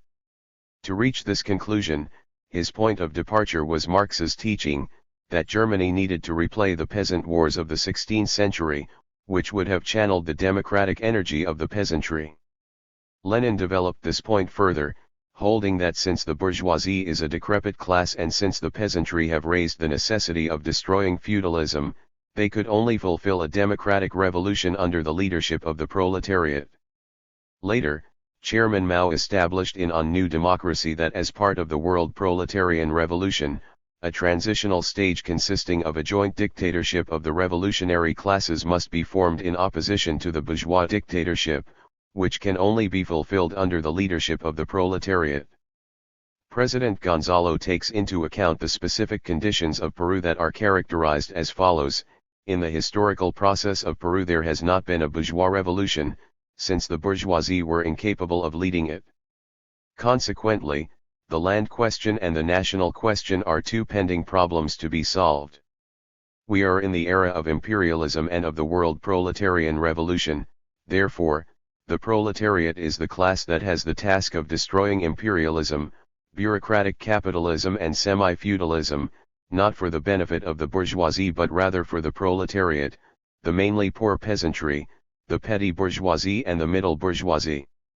The Peruvian proletariat has matured with the Communist Party of a new type capable of leading the revolution.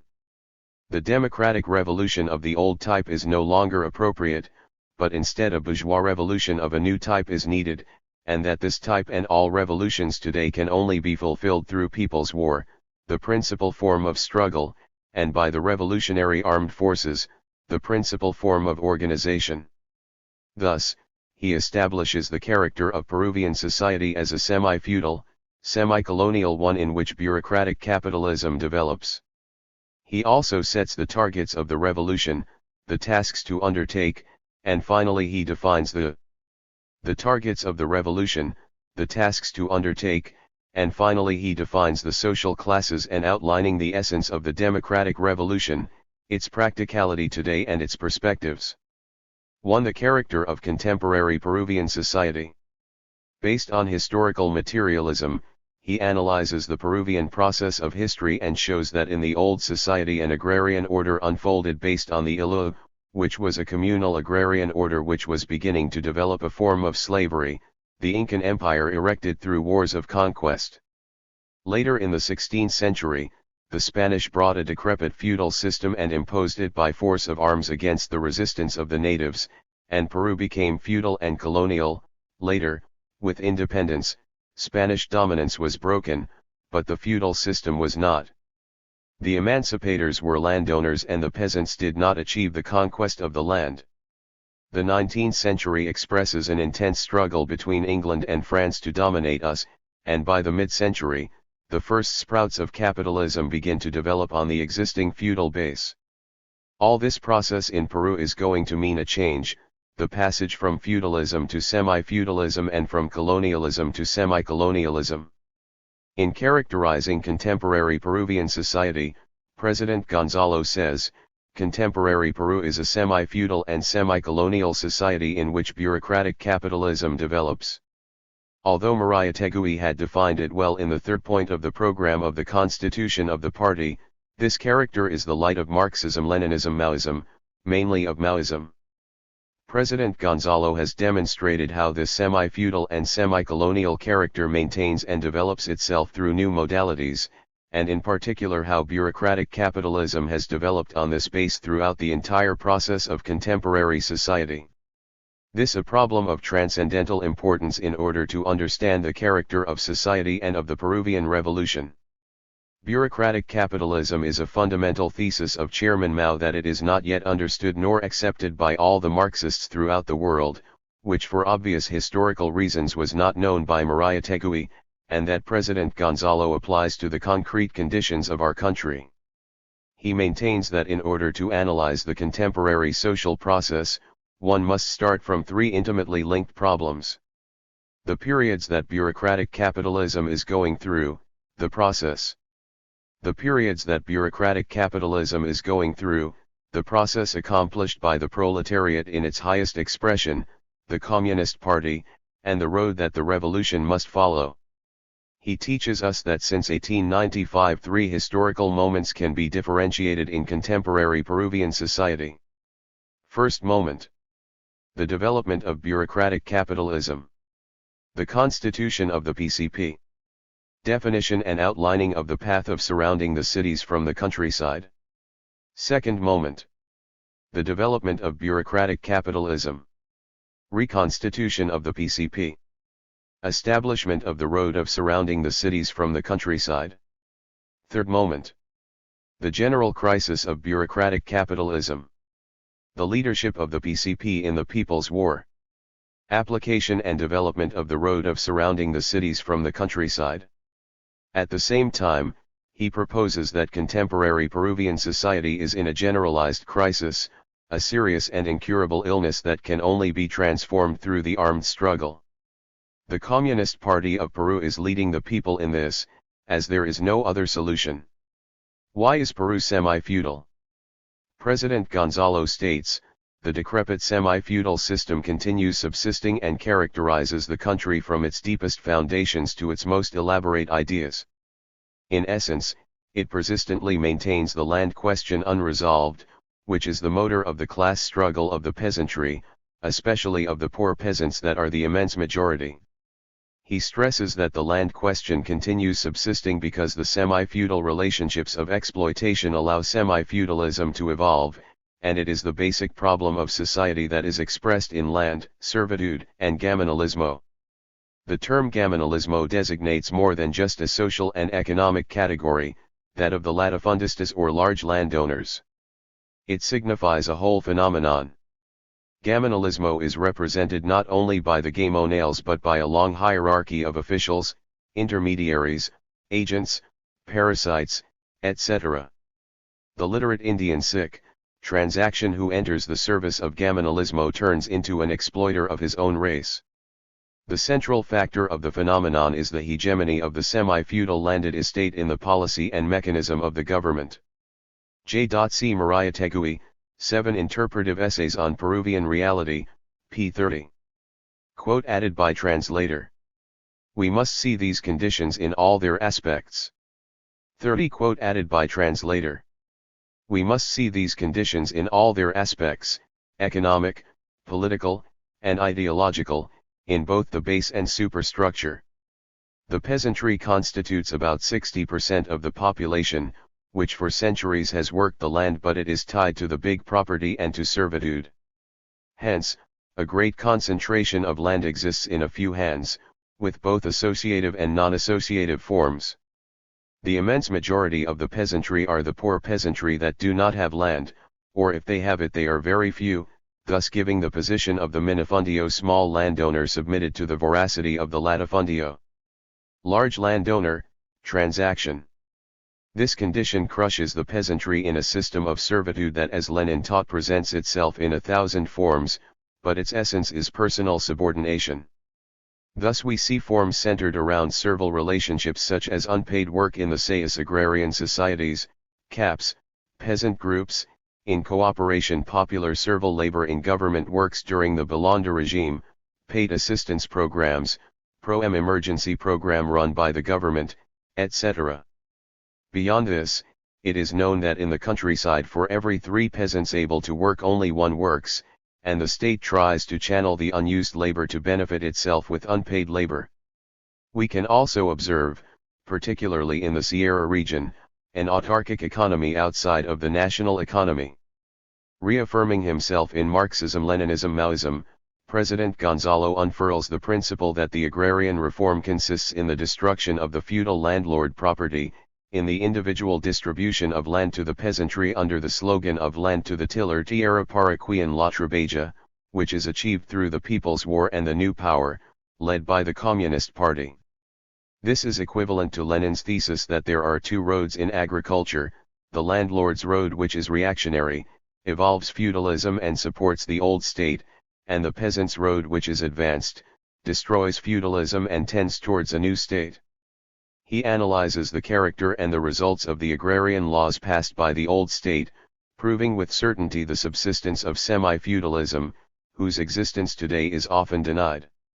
Thus, the Law of Bases of Pérez Godoy of 1962, the Law 15,037 of 1964 and the Law 17,716 of 1969, essentially corporative that encourage big associative property, are characterized as being 3 laws of purchase/sale, executed by the bureaucratic apparatus of the state to develop bureaucratic capitalism.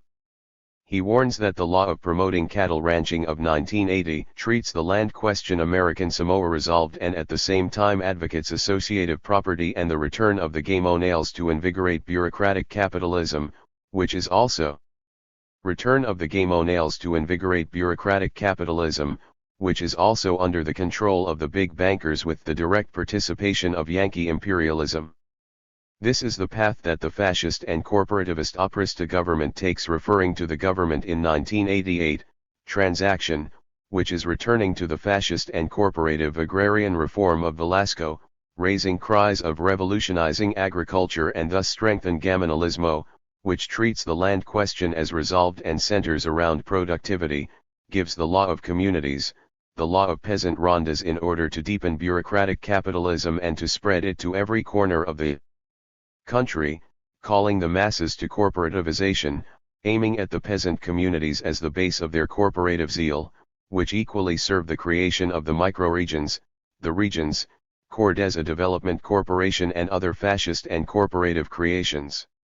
All of this does not mean anything except new modalities of concentration of the old latifundista property, still not destroyed, and it is the old path of landowner policies followed in contemporary Peru that was brought up in the 1920s, deepened in the 1950s and especially in the 1960s, which is followed today under new conditions. This road of the landowner is expressed politically in the old state through gamonalismo, as Maria Tegui says. Gamonalismo does not only designate a social and economic category but an entire phenomenon represented not just by the game o'Nails, but which also encompasses a large hierarchy of officials, intermediaries, agents, parasites, etc., and that the central factor of the phenomenon is the hegemony of big semi-feudal property in politics and in the mechanism of the state, which should be attacked at its root.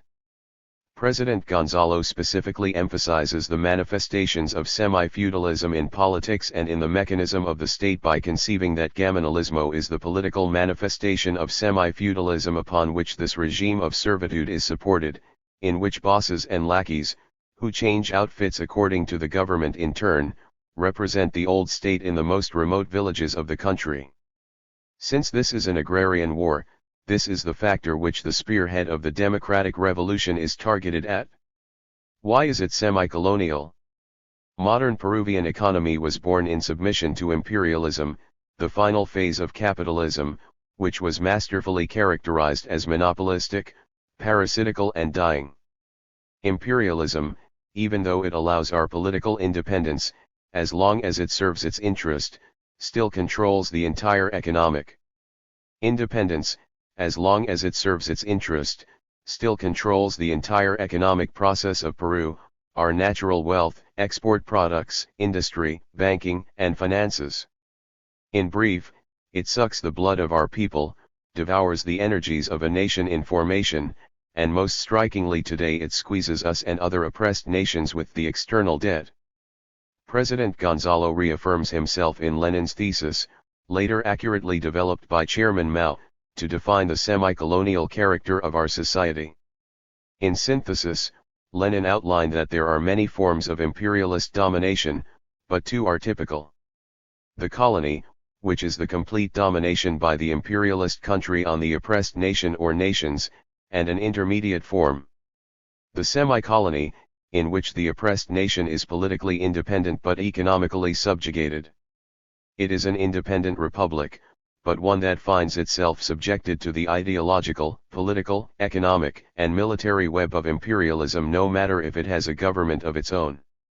Thus, the term neo-colony used by revisionism in the 1960s is rejected.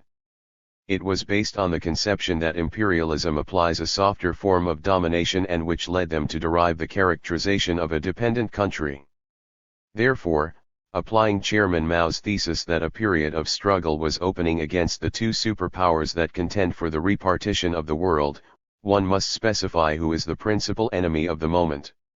He defined that the principal imperialism that dominates Peru is Yankee imperialism, but asserted that one must ward off Russian social imperialism that penetrates the country more each day, as well as the actions of the imperialist powers that are not superpowers. Thus, the proletariat in leading the democratic revolution will not be tied to any superpower or imperialist power and must maintain its ideological, political, and organizational independence. In conclusion, he demonstrates that Peruvian society continues to be a nation in formation, and that its semi-colonial character continues, showing itself as such in all fields and under new conditions.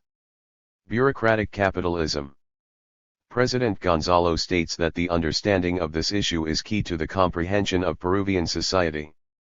Following Chairman Mao's thesis, he comprehension of Peruvian society. Following Chairman Mao's thesis, he specifies 5 characteristics.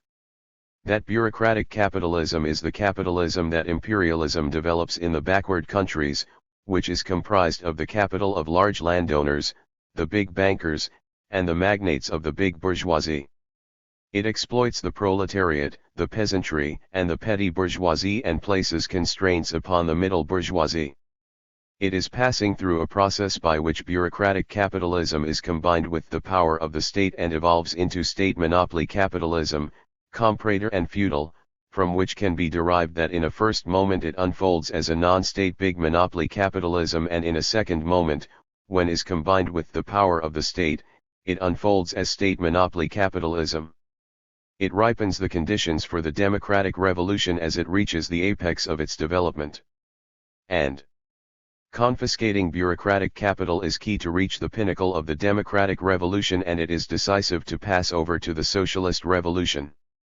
In applying the above, he conceives that bureaucratic capitalism is the capitalism that imperialism generates in the backward countries, which is linked to a decrepit feudalism and in submission to imperialism, which is the last phase of capitalism. This system does not serve the majority of the people but rather the imperialists, the big bourgeoisie, and the landowners. Mariátegui has already pointed out that the bourgeoisie, for example upon creating banks, generates a capital owed and feudado to imperialism and linked to feudalism. President Gonzalo masterfully establishes that the capitalism that is unfolding in Peru is a bureaucratic capitalism hindered by the surviving shackles of semi-feudalism that bind it on the one hand, and on the other hand is subjugated to imperialism which does not permit it to develop the national economy. It is, then, a bureaucratic capitalism that oppresses and exploits the proletariat, the peasantry, and the petty bourgeoisie, and that constricts the middle bourgeoisie. Why? Because the capitalism that develops is a delayed process that only allows an economy to serve imperialist interests. It is a capitalism that represents the big bourgeoisie, the landowners, and the rich peasants of the old type, the classes that constitute a minority but which exploit and oppress the large majority, the masses. He analyzes the process that and oppress the large majority, the masses. He analyzes the process that bureaucratic capitalism has followed in Peru, the first historical moment in which it develops from 1895 to the Second World War, in which, during the 1920s, the comprador bourgeoisie assumes control of the state, displacing the landlords but preserving their interests. The second moment is from the Second World War to 1980, a period of its expansion, during which a branch of the big bourgeoisie evolves into the bureaucratic bourgeoisie, which began in 1939 in the first government of Prado, at the time when the participation of the state in the economic process begins. Subsequently, this participation has grown even more, and was due to the fact that the big bourgeoisie, due to a lack of capital, is not capable of deepening bureaucratic capitalism. Thus a clash between both factions of the big bourgeoisie was generated, between the bureaucratic and the comprador. In 1968, the bureaucratic bourgeoisie takes the leadership of the state through the armed forces by way of the military coup of Velasco, which in turn generated a great growth in the state economy. The number of state-owned companies, for example, increased from 18 to 180. The state passes has become the motor of the economy led by the bureaucratic bourgeoisie, but it is during this moment that the economy enters into a deep crisis. The third moment is from 1980 onward, in which bureaucratic capitalism enters into a general crisis and its final destruction, a moment which begins with the People's War. Since it is a capitalism that is born critically, sick, rotten, and bound to feudalism and subjugated to imperialism. At this time it enters into a general crisis, to its final destruction, and no measure or reform can save it. It will lengthen its agony at best. On the other hand, like a beast in agony, it will defend itself by seeking to crush the revolution. If we see this process from the People's Road, in the first moment the PCP was constituted with Maria Tegui in 1928, and the history of the country was split into two. In the second, the PCP was reconstituted as party of a new type with President Gonzalo, and revisionism was purged, and in the third, the PCP entered to lead the People's War, a transcendental milestone which radically changes the history by taking the superior qualitative leap of making the conquest of power a reality by way of armed force and the People's War. All of this merely proves the political aspect of bureaucratic capitalism that is rarely emphasized, but which President Gonzalo considers as a key issue. Bureaucratic capitalism ripens the conditions for revolution, and today as it enters into its final phase, it ripens the conditions for the development and enters into its final phase, it ripens the conditions for the development and victory of the revolution. It is also very important to see how bureaucratic capitalism is shaped by non-state monopoly capitalism and by state monopoly capitalism. That is the reason why he differentiates between the two factions of the big bourgeoisie, the bureaucratic one and the comprador, so as to avoid tailing one or the other, a problem that led our party to 30 years of wrong tactics.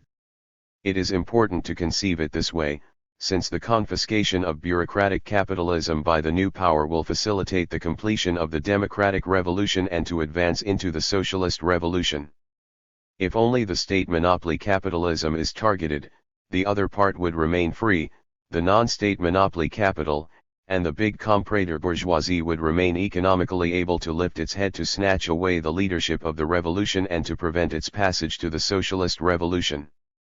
Furthermore, President Gonzalo generalizes that bureaucratic capitalism is not a process peculiar to China or to Peru, but that it follows the late conditions in which the various imperialists subjugate the oppressed nations of Asia, Africa, and Latin America, at a time when these oppressed nations have not yet destroyed the vestiges of feudalism, much less developed capitalism.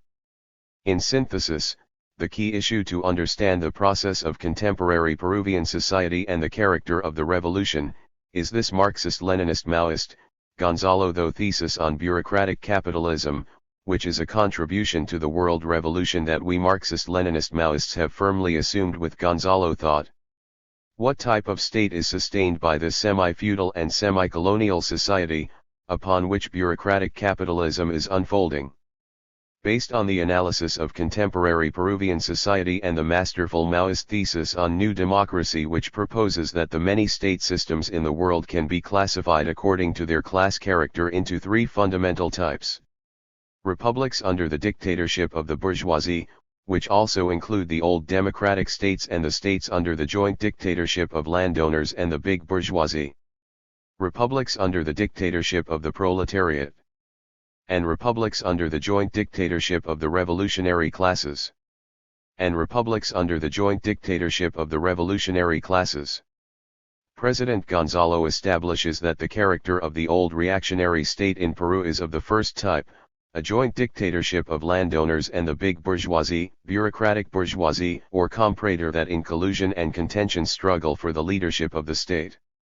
Since the historical trend in Peru is that the bureaucratic bourgeoisie imposes itself, this necessarily implies a very acute and long struggle, especially since today the bureaucratic bourgeoisie is in command of the old landlord bureaucratic state.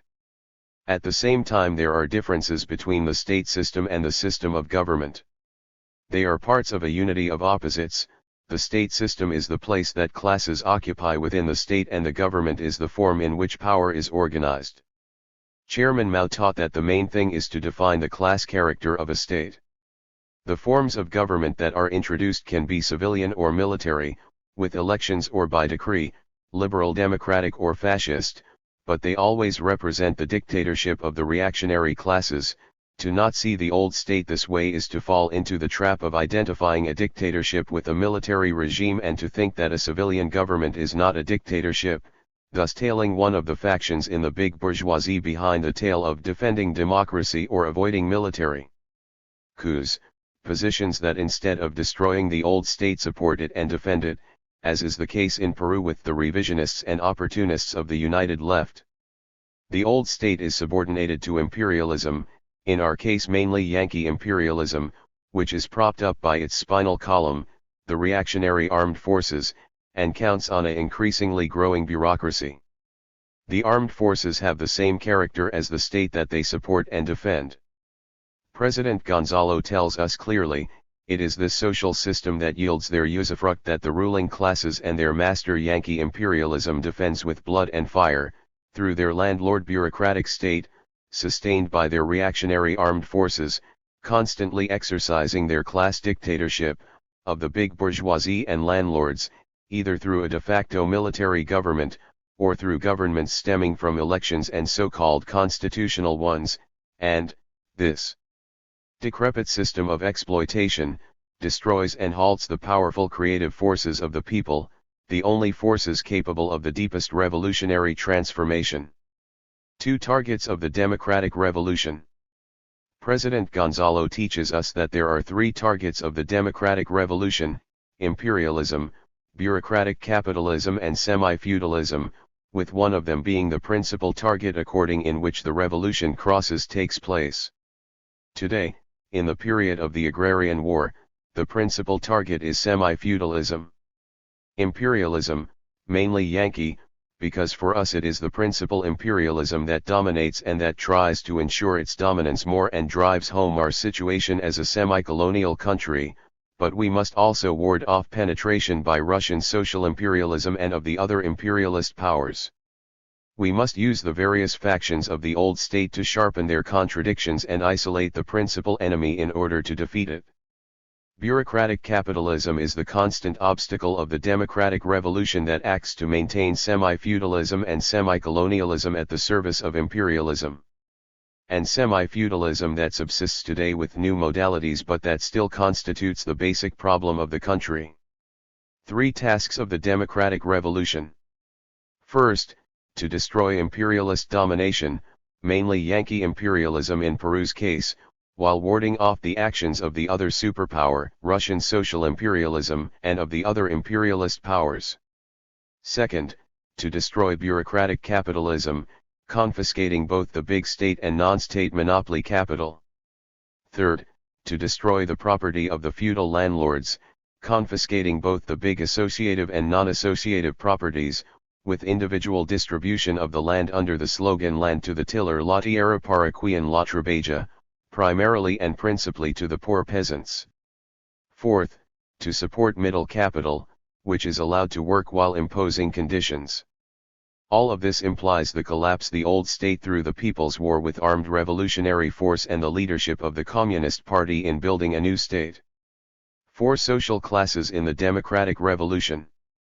President Gonzalo has defined the social classes which must be united according to the conditions of the revolution: the proletariat, the peasantry, mainly the poor peasants, the petty bourgeoisie and the middle bourgeoisie.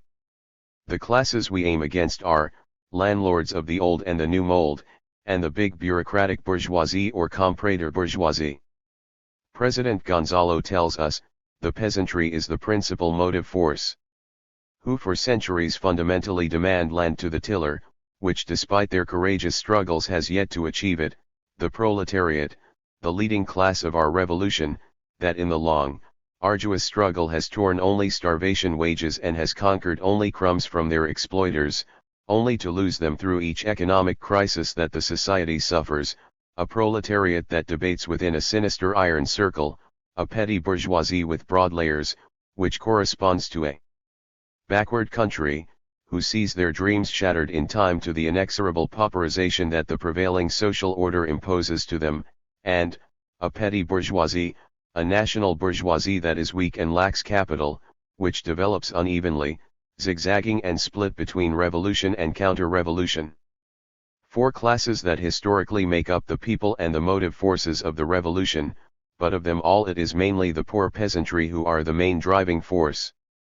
A particular importance is attached to the scientific organization of poverty, a thesis that comes from Marx and that for us implies organizing the mainly poor peasantry and the poorest masses in the cities into a communist party, a people's guerrilla army and a new state that is concretized through people's committees.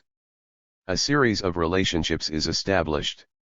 Thus, to speak of the peasant question is to speak of the land question, and to speak of the land question is to speak of the military question, and to speak of the military question is to speak of the question of power, of the new state which we will reach through the democratic revolution led by the proletariat through its party, the Communist Party. In the People's War, the peasant question is the base and the military question is the guide. Furthermore, without the peasantry in arms there is no hegemony in the front. It is, then, of great significance to understand that the peasant question is basic and it sustains all of the actions in the democratic revolution. It is basic and it sustains all of the actions in the democratic revolution. It is important even in the socialist revolution. The proletariat is the leading class. It is the class that guarantees the communist course of the revolution, that unites with the peasantry, it makes up the worker-peasant alliance, the basis of the front. The Peruvian proletariat that is concentrated largely in the capital and is proportionally greater than in China, but in terms of percentage decreases day by day, a specific situation that presents itself as we apply the democratic revolution, for which we wage the people's war in the cities as a complement. A class that has arrived today to the formation of a communist party, a Marxist-Leninist Maoist, Gonzalo thought party that has generated a people's guerrilla army which it leads absolutely and a new state which it leads in a joint dictatorship, a party that through almost 20 years of reconstitution and 7 in leadership of the People's War has given the people a great historical leap. It is vital to understand its leading role in the democratic revolution, since it guarantees the correct course towards communism, and, without the leadership of the proletariat the democratic revolution would evolve into an armed action under the leadership of the bourgeoisie and would fall under the tutelage of a superpower or imperialist power. To the above two classes are added the petty bourgeoisie, and taken together they are the solid trunk of the revolutionary front, which is no more than a front for the People's War and a framework of the alliance of classes that make up the new state, the people's committees in the countryside and the revolutionary defense movement of the people in the cities. Concerning the middle bourgeoisie, today it does not participate in the revolution but its interests are respected. It is not a target of the democratic revolution, it is a class that suffers ever greater restrictions from the reactionaries but it is of dual character and in the course of the democratic revolution can join the side of the revolution at any moment. If the interests of the middle bourgeoisie are not taken into account then the revolution would change character, it would no longer be democratic but socialist. In sum, the new state that we are forming in the democratic revolution will be a joint dictatorship, an alliance of 4 classes led by the proletariat through its party, the Communist Party, a dictatorship of workers, peasants, the petty bourgeoisie and under certain conditions the national or middle bourgeoisie, a dictatorship that today is of 3 classes, since the middle bourgeoisie do not participate in the revolution, but their interests are respected. Bourgeoisie do not participate in the revolution, but their interests are respected. These classes make up the dictatorship of new democracy in the state system, and a people's assembly as a system of government. 5 fundamental contradictions in the democratic revolution. In the democratic revolution there are 3 fundamental contradictions: the contradiction between nation imperialism, the contradiction between the people and bureaucratic capitalism, and the contradiction between the masses and feudalism. Depending on the periods of the revolution, any one of these can be the principal contradiction. As we develop an agrarian war today, if we carefully take note of the 3, the principal contradiction is between the masses and feudalism. This has a process of development in the different phases of the war, thus in our case the principal contradiction of masses feudalism has unfolded as masses government, and later will be between the new state old state, and its perspective is Communist Party reactionary armed forces. 6 stages of the revolution. President Gonzalo teaches us that the democratic revolution is the indispensable first stage in the oppressed nations, which will pass through various periods according to how such contradictions are resolved. there is an unbreakable relationship and an uninterrupted road between the democratic revolution and the second stage, which is the socialist revolution, and its perspective is a series of cultural revolutions to arrive at communism, serving the world revolution. As such, we have a maximum program and a minimal one, the minimum being the program of the democratic revolution that is specified in each period and which implies a new politics, the joint dictatorship of four classes, a new economy, confiscation of big imperialist capital, of bureaucratic capitalism, and of the big feudal landlord property, with individual land distribution to the mainly poor peasants, a new culture, national, or rather anti-imperialist, democratic, or rather for the people, and scientific, or based on the ideology of Marxism-Leninism, Maoism, Gonzalo thought. The maximum program implies that we, as communists, aim to eliminate the three inequalities between town and countryside, between intellectual and manual work, and between workers and peasants. Two programs for which we give our lives against every kind of injury, taunt, and abjectness. Only the communists can fight for the revolution to maintain its course. President Gonzalo stated, "What in essence is this democratic revolution? It is a peasant war led by the Communist Party, which intends to create a new state comprised of four classes to crush imperialism, the big bourgeoisie, and the landlords in order to fulfill its four tasks. The democratic revolution has a principal form of struggle, the people's war, and a principal form of organization, the armed force, which is the solution to the land question, the national question, and the question of the destruction of the landlord bureaucratic state and the reactionary armed forces, the vertebral column that sustains it, in order to fulfill the political objective of building a new state, a state of new democracy, and to make the People's Republic of new democracy. Advancing immediately to the socialist revolution. In synthesis, the democratic revolution is concretized by a peasant war led by the Communist Party. Any other modality is only a service to the landlord bureaucratic state. In synthesis, President Gonzalo demonstrates the force of the two stages of the revolution in the oppressed nations and establishes that the world proletarian revolution in the oppressed nations and establishes that the world proletarian revolution has three types of revolution. As such, by making the democratic revolution, the Communist Party of Peru is serving the world revolution and President Gonzalo is contributing to the world revolution. We, with Marxism-Leninism, Maoism, Gonzalo thought, have assumed the line on the democratic revolution established by President Gonzalo. 7. How is the democratic revolution being applied today?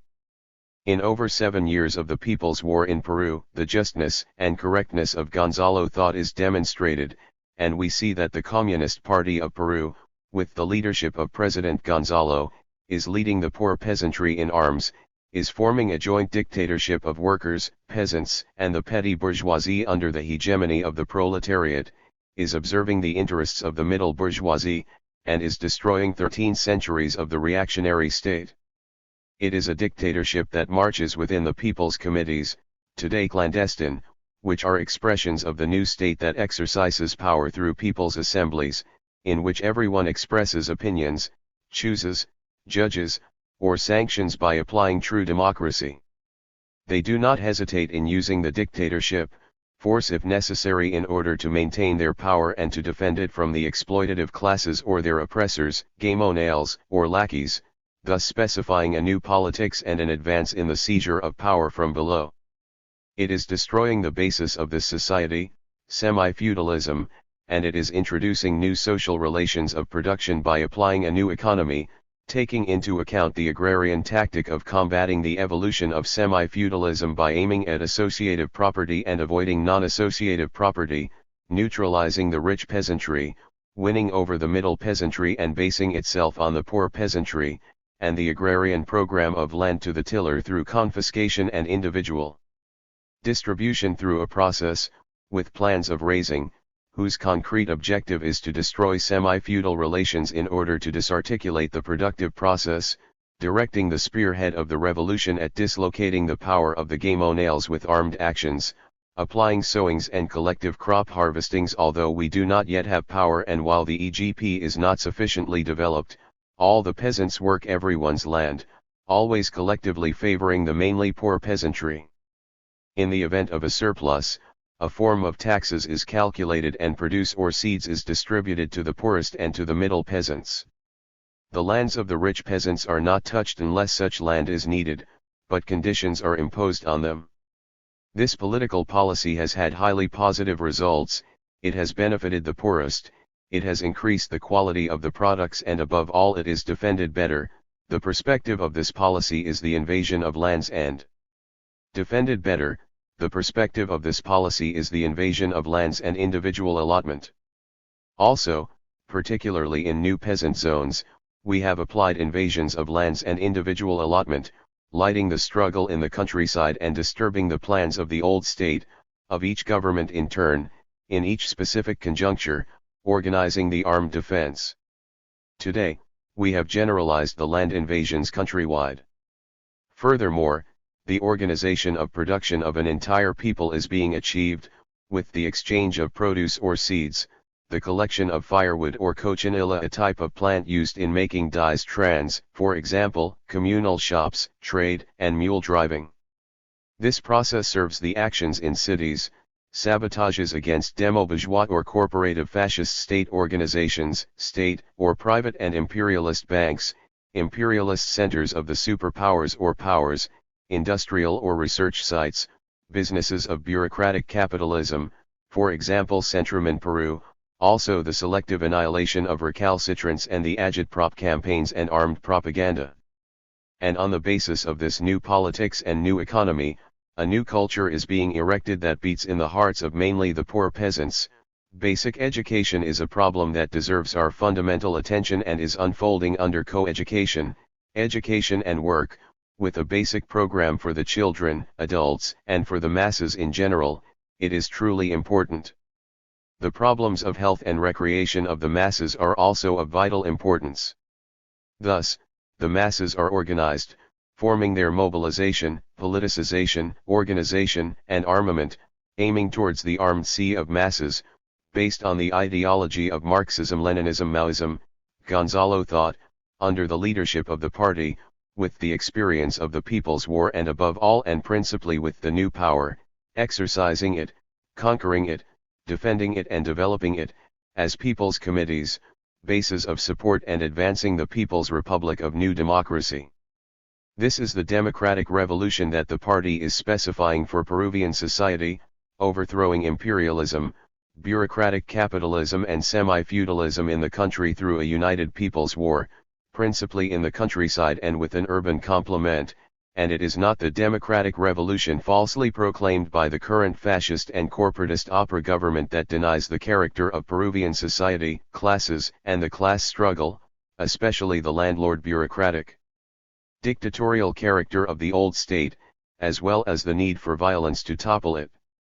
It is a Marxist-Leninist Maoist, Gonzalo thought democratic revolution that constitutes an ardent and growing flame serving the democratic revolution that constitutes an ardent and growing flame serving the world proletarian revolution, which is guaranteed by the masterful leadership of President Gonzalo. Down with the landlord bureaucratic state. For the People's Republic of New Democracy. Long live the Peruvian Revolution. 1988, Basis of discussion of general political line, military line. Contents. 1. Introduction. 2. The People's War. 2.11. On the People's War in Peru. 2.22. The road of surrounding the cities from the countryside and the base of revolutionary support. 2.33. The protracted war. 3.2. Construction of the People's Guerrilla Army. 4.3. Strategy and Tactics. 4.11. On Strategy and Tactics. 4.22. The Basic Principle of the War. 4.33. The Guerrilla Tactics or Basic Tactics. 4.44. Campaigns of Encirclement and Annihilation and the Counter-Campaigns, Principal Form of the People's War. 4.55. The Strategic Role of Guerrilla Warfare. 4.66. The 10 Military Principles. 4.77. Brilliant summary of strategy and tactics. Introduction. Upholding, defending, and applying Marxism-Leninism-Maoism, principally Maoism, President Gonzalo established the military line of the party. In the first expanded National Conference of November, 1979, it was agreed upon as being central to the general political line, and it is now being developed through the People's War. President Gonzalo has persistently integrated the universal truth of Marxism-Leninism-Maoism with the concrete practice of the Peruvian Revolution, combating and crushing revisionism and the right opportunist line. By applying dialectical materialism to the question of war, the military line also expresses the philosophical thought of President Gonzalo and summarizes the laws of war, of revolutionary war in general, and the specific laws of the Revolutionary War in Peru. The military line is vital to our ideological, political, military, economic, and cultural work and permits us to differentiate between the proletarian military line and the bourgeois military line.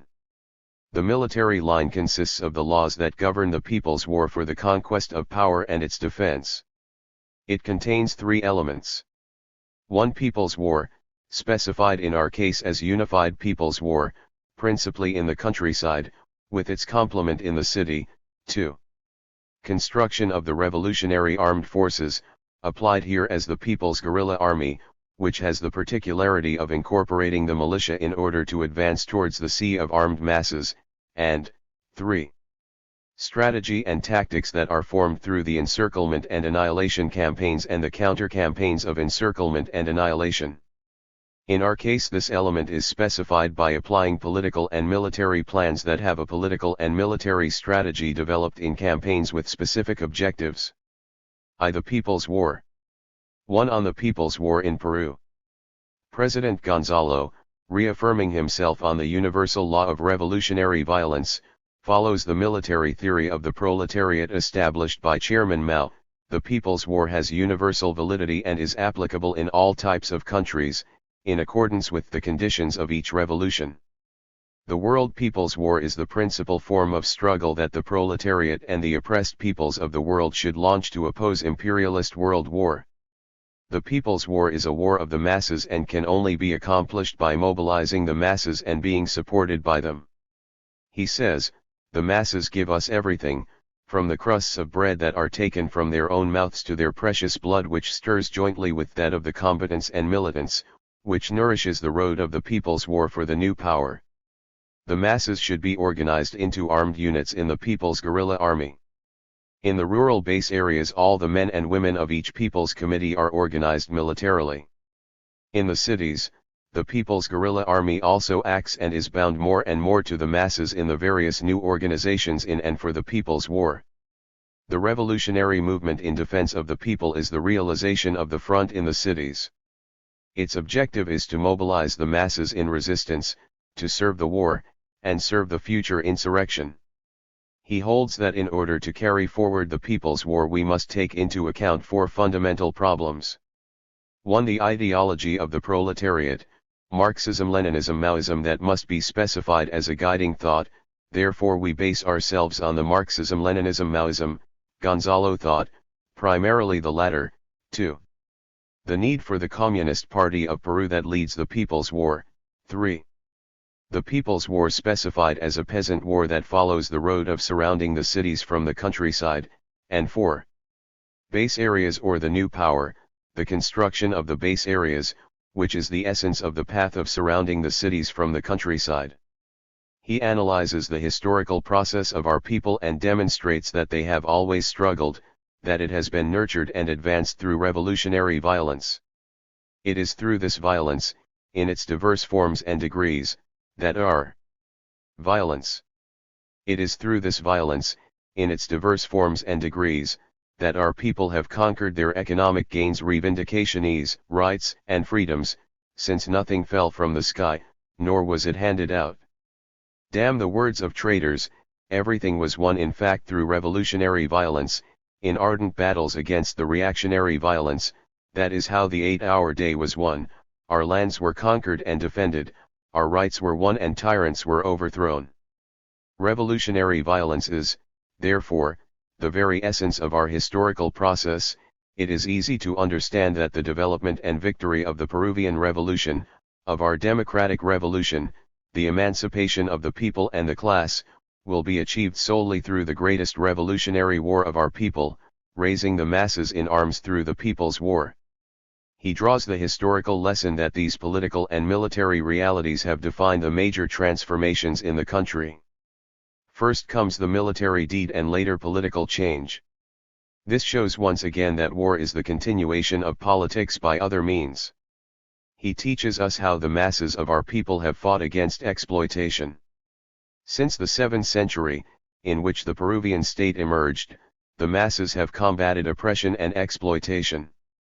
The Incan Empire established its domination through wars of conquest which culminated in the Battle of Yawarpampa Quechua for blood fields, transaction against the Chancas predominant cultural group in the region of Ayacucho and Apurimac. The empire further expanded through war. This is a political and military fact. The conquest by the Spanish crown was another political and military fact that was imposed, crushing the resistance of the indigenous people and using the infightings among the conquered. However, we should highlight among others the struggle of Manco Inca, who led a rebellion against the Spanish. The imposition of the viceroyalty was another political and military fact that was used to crush the conquistadors themselves. To maintain itself it had to face large peasant uprisings such as the one led by Juan Santos Atahualpa, and in 1780 the powerful movement of Tupac Amaru that raised 100,000 men, extending from Cusco and Puno into Bolivia, putting the dominance of the viceroyalty at serious risk, having repercussions in Argentina, Colombia, and Mexico and thus shaking up the American continent. While the movement was defeated, it had weakened and undermined the viceroyalty, thus preparing the conditions for emancipation. To see its class character, we should recall that Tupac Amaru was a cacique. A cacique was a chief of the Indias in the area of Cusco, appointed by the viceroy, transaction. Cusco, appointed by the viceroy, transaction. The emancipation was another military and political fact and has three moments. First, in the 18th century, peasant uprisings, Tupac Amaru, for example. Second, the uprisings in the cities, such as that of Francisco de Zella in Tacna and the guerrillas, especially those of Kangalo and Yoyos among many others. Third, confrontations of large armies that ended with the liberating epics of San Martin and Bolivar in the Battle of Ayacucho in 1824. It is important to understand that even though the emancipation was led by the Creoles Criollos, it had the merit of breaking the domination of the Spanish crown, that San Martin was a great military strategist and Bolivar proved to be both a political and military strategist. Both of them fought for the emancipation of several American countries without seeking personal gain, showing that to serve a great cause we must always put the general interest first and never the personal, and they did so without being communists. In the Republic the landlords remained in power but facing with fire and blood great peasant struggles, among them those of Atusperia and Usco Pedro, or that of Lacola. Atusperia, Usco Pedro, and Lacola were leaders of rebellions in southern Peru. In Ocros. Here we have the dark chapter of the war with Chile where both countries faced each other manipulated by the interests of the English and the French that were seeking our wealth in guano and nitrates. This was a war that halted the incipient capitalist development of the country and revealed the dirty role of the dominant classes, part of which capitulated to Chile. But one must emphasize the heroic resistance of the masses against the invader in defense of the people and territorial integrity, a resistance that was especially strong in the mountainous central and southern regions of the country where guerrillas were formed. Caceres Andres A. Caceres organized a strong guerrilla movement against the invaders. Transaction, who was a landowner soldier, played an important role in that circumstance. The war with Chile was waged from 1879 to 1883, and it led to the collapse of the Peruvian economy. Shortly thereafter, in 1895 it entered the beginning of bureaucratic capitalism that initiates the development of contemporary Peruvian society. As the 19th century passes, Peru goes from a colony to a semi-colony and from feudal to semi-feudal. Bureaucratic capitalism bound to Yankee imperialism begins to develop, thus replacing the English one. Finally, the modern proletariat emerges, which changes the terms of the political struggle. From this historical process the following lessons are drawn. The people have always struggled, they are not peaceful, and they apply revolutionary violence with the means at hand. The peasant struggles are those which have most shaken the foundations of society, and these struggles have not triumphed because they lack the leadership of the proletariat represented by the Communist Party. The political and military deeds determine the major social changes. From the position of the military line, contemporary Peru has three moments linked to the appearance of the proletariat that founds its party to conquer power through revolutionary violence, specifying its road, which is synthesized in the process of the military line of the party. The first moment. 1895 to 1945, the Communist Party of Peru is constituted and, concerning the military line, Mariátegui establishes the indication and outline of the road. The heroic workers' struggles for better wages, the 8-hour day, for decent working conditions, the peasant movements for lands and the agricultural proletarian movements of the Southern Sierra, and the movements to reform the university, led to a complex sharpening of the class struggle in which the Peruvian proletariat matured and in which Mariátegui founded the Communist Party of Peru, on October 7, 1928, under the banner of Marxism-Leninism. Mariátegui pointed out and outlined fundamental ideas on revolutionary violence. He said, "There is no revolution that is moderate, balanced, calm, placid. Power is conquered through violence, it is preserved only through dictatorship." He conceived the Revolutionary War as being protracted in nature. A revolution can only be fulfilled after many years.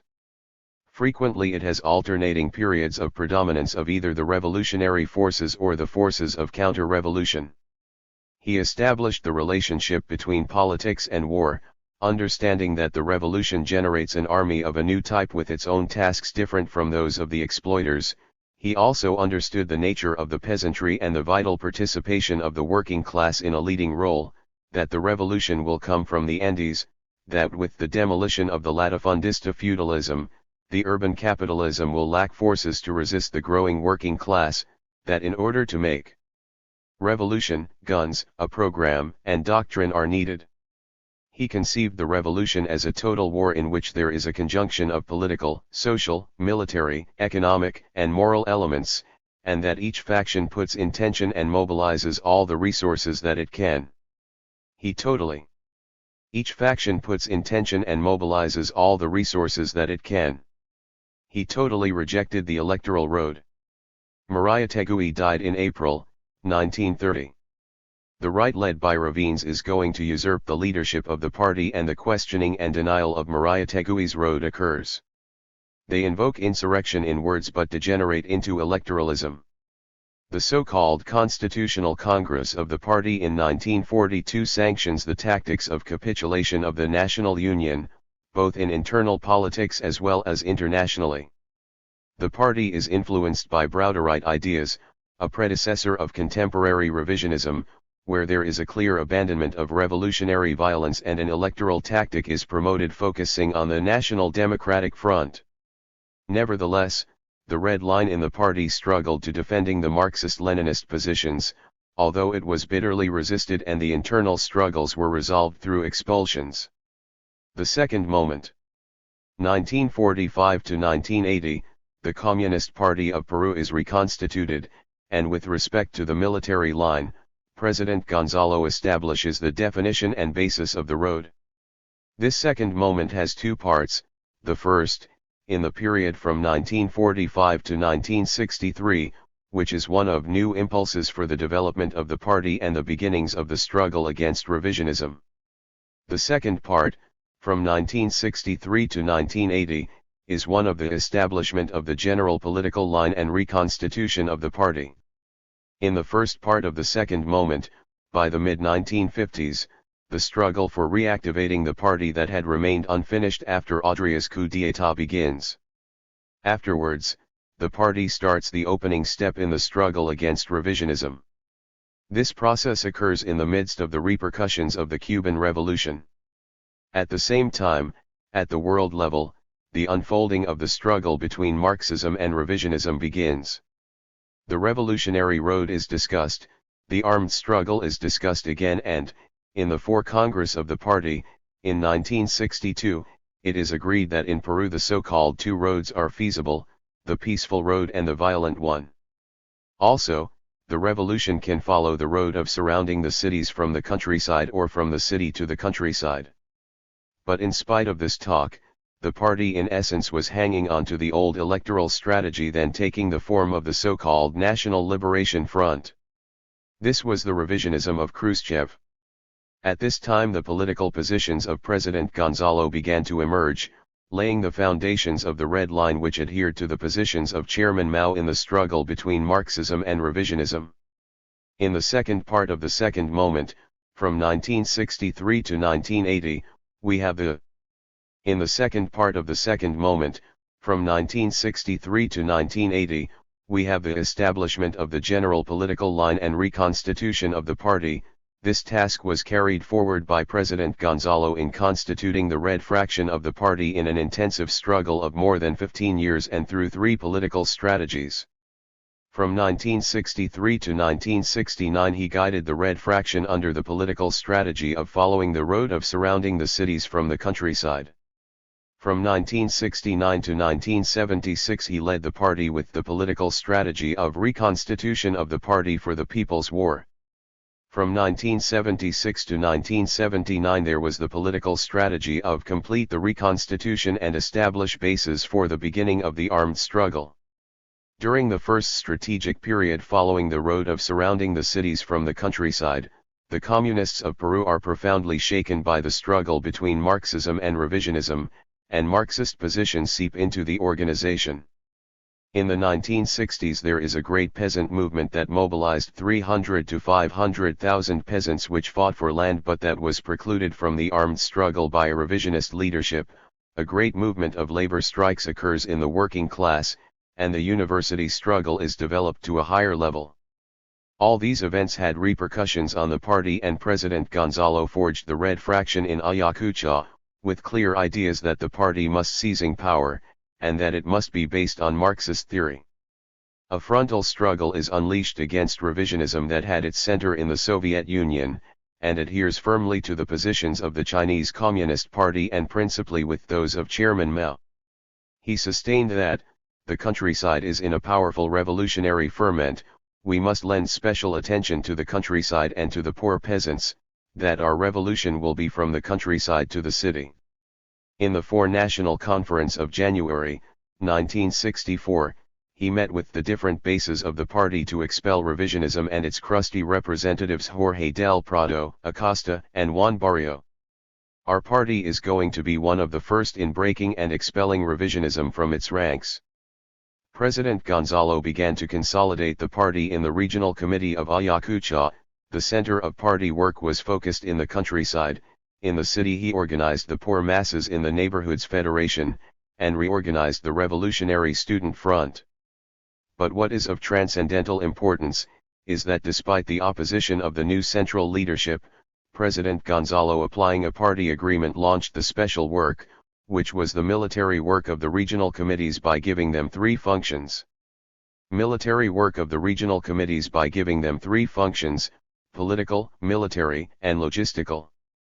Afterwards, in sharp two-line struggle against the positions of the central leadership that wanted to control the military work, he combated militarism, mercenarism, and Foucaultismo. Refers to the Foucault theory of Che Guevara transaction.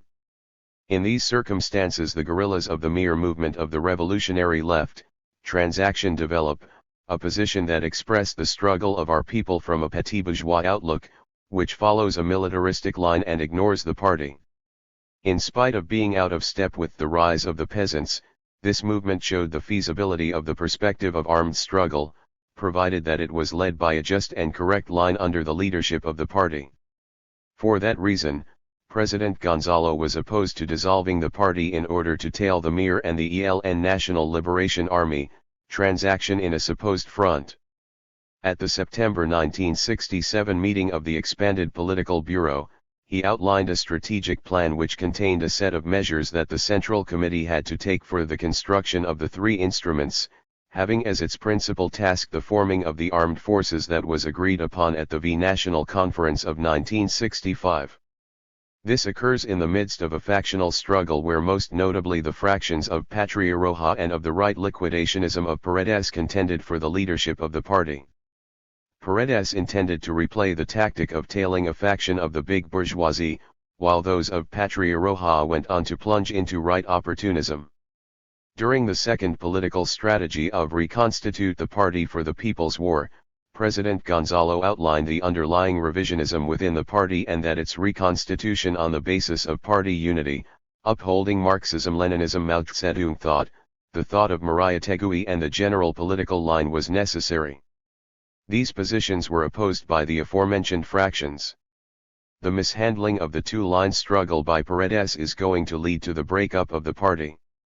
President Gonzalo understood the need for the reconstitution of the party and the need for waging an internal struggle to make it a reality by sweeping away revisionism, as evidenced by the editorials he wrote in Bandera Roja official journal of the PCP, Transaction of December 1967, develop in depth the internal struggle, and that of April 1968, deepen and intensify the internal struggle in revolutionary practice.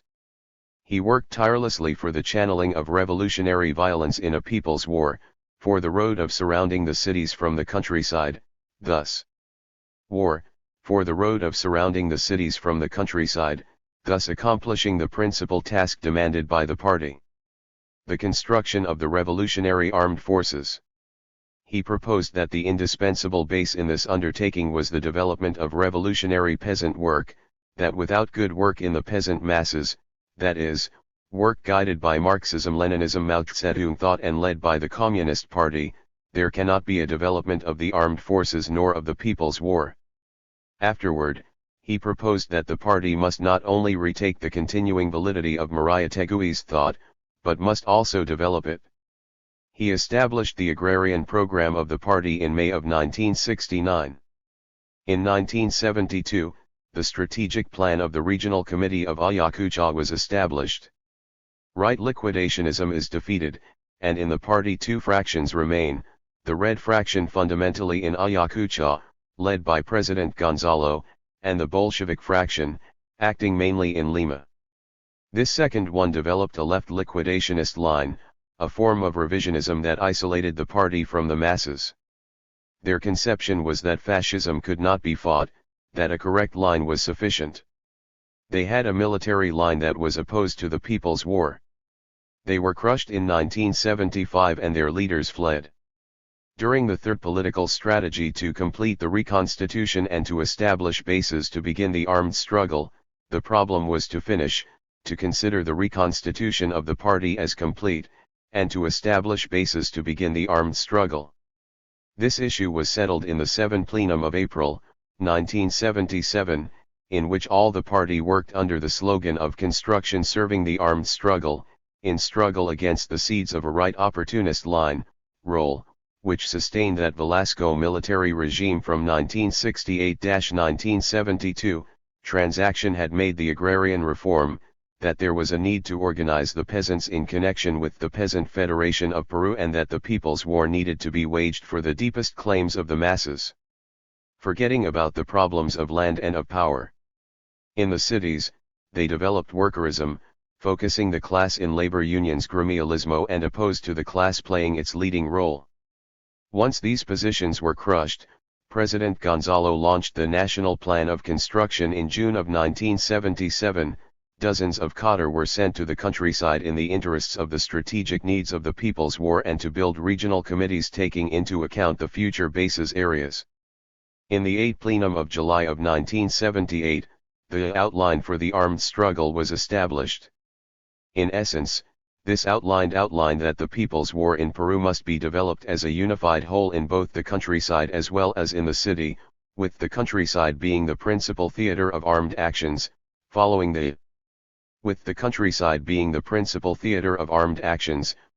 the road of surrounding the cities from the countryside.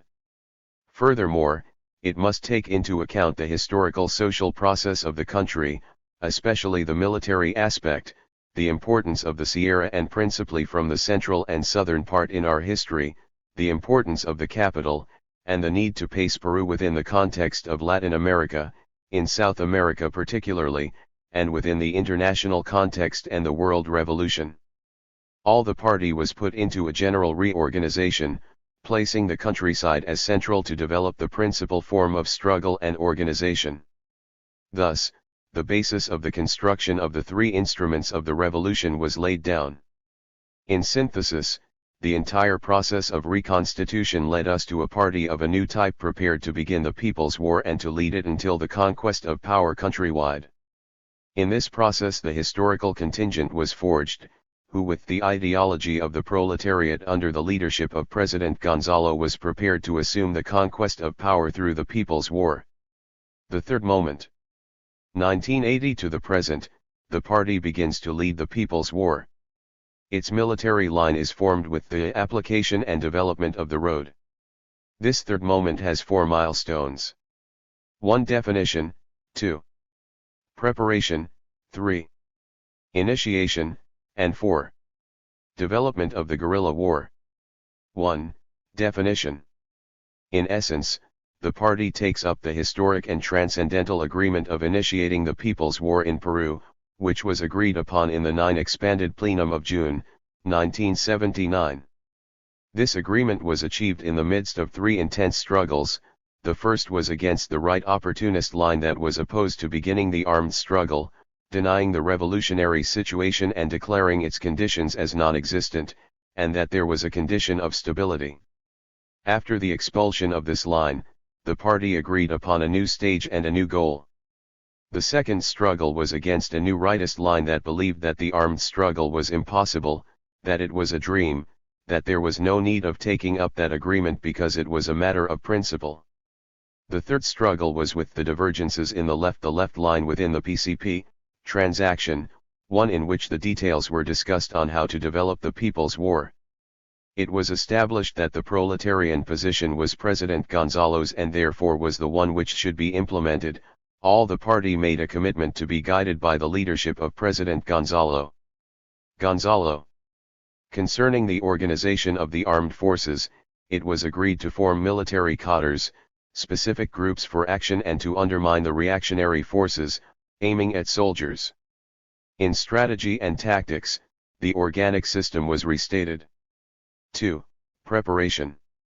In this milestone event, the program of the party is sanctioned, along with the general political line of the Peruvian Revolution and the party statutes. Problems related to political strategy, revolutionary violence, the People's War and the party, the army, and front united are resolved. The following decision is assumed: forge the first company in deeds. Let violence flourish towards the initiation and development of the armed struggle. We open with lead and offer our blood to write the new chapter of the history of the party and of our people, forging the first company in deeds. Peru, December 3, 1979. The party prepared the armed struggle dealing with 2 problems. 1. Problems of political strategy that give both the content and the objectives of the People's War in perspective and in the short term, as well as the guidelines that the People's War should have, the military plans and the construction of the 3 instruments and their ties with the new power. 2. The initiation of the armed struggle. This decisive and essential problem had merited the most special attention from President Gonzalo, who established the plan of initiation guided by the slogan "Initiate the armed struggle." That was the gist of the principal politics that had to be developed militarily. Its contents included: first, the political tasks that had to be fulfilled during the initiation of the armed struggle: to boycott the elections, to promote militarily the armed struggle for the land and to establish the basis for the new conquests, especially the new power. Second, forms of struggle: guerrilla warfare, sabotage, propaganda, armed agitation, and selective annihilation. Third, organizational and military forms: armed detachments, with or without modern weapons. Fourth, a chronology, date of the initiation and duration of the plan, and simultaneous actions for specific dates. The preparation began with the struggle against the rightist positions within the party that were denying the revolutionary conditions, and they were saying that party that were denying the revolutionary conditions, and they were saying that the party was not prepared or that the masses would not lend us support. The leader of these positions deserted and they were crushed. 3. Initiation. On May 17, 1980, the People's War in Peru began. It was a defiant political blow of transcendental significance that, displaying rebellious red flags and hoisting hammers and sickles, proclaimed, "It is right to rebel and power grows from the barrel of a gun." It summoned the people, especially the poor peasantry, to stand up in arms, to light the bonfire and to shake the Andes, to write the new history in the fields and hidden features of our tumultuous geography, to tear down the rotten walls of the oppressive order, to conquer the summits, to storm the heavens with guns to open the new dawn.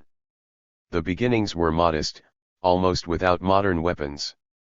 It was fought, it was advanced and it was built from the small to the large, and from the weak material and initial fire came the great turbulent fire and mighty roar that grows, sowing revolution and exploding into ever more impetuous people's war. This third milestone lasted from May to December of 1980, resolving the problem of how to initiate the armed struggle, of going from the times of peace to the times of war. In this context, the militarization of the party through actions and the masterful plan of initiation were key. This was how the new was born, the principal form of struggle, the armed struggle, and the principal form of organization, the detachments and squads. The most outstanding actions in the field were the guerrilla actions of Irabamba and Isarca localities in Ayacucho, Transaction, and, in the city, setting fire to the municipal building of San Martin, a district in Lima, Transaction. The boycott of the elections by the people of Chusca was the action that initiated the beginning of the People's War. This plan was fulfilled, defeating the rightist positions that were saying that the plan was Hoxhite and that the actions were centered in the city. Their arguments confused appearances with reality and distorted the essence of the struggle, since reactionary propaganda gave big headlines to the sabotages in the cities and minimized the actions in the countryside. It is a characteristic of the People's War in Peru to make the countryside the principal theater of action and the cities a necessary complement. 4. Development of the guerrilla war. It has been fulfilled through 3 military plans: to deploy guerrilla warfare, to conquer bases and to develop bases. Regarding the deployment of guerrilla warfare, this was completed by a plan that lasted from May 1981 to December 1982 and had a pilot period in January 1981.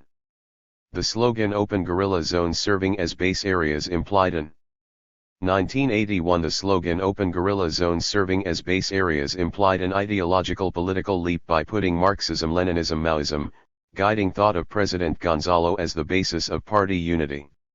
Militarily, they opened the guerrilla war throughout the country, seeking to capture weapons and the means for war, stir up the countryside with armed actions and go forward toward the base areas.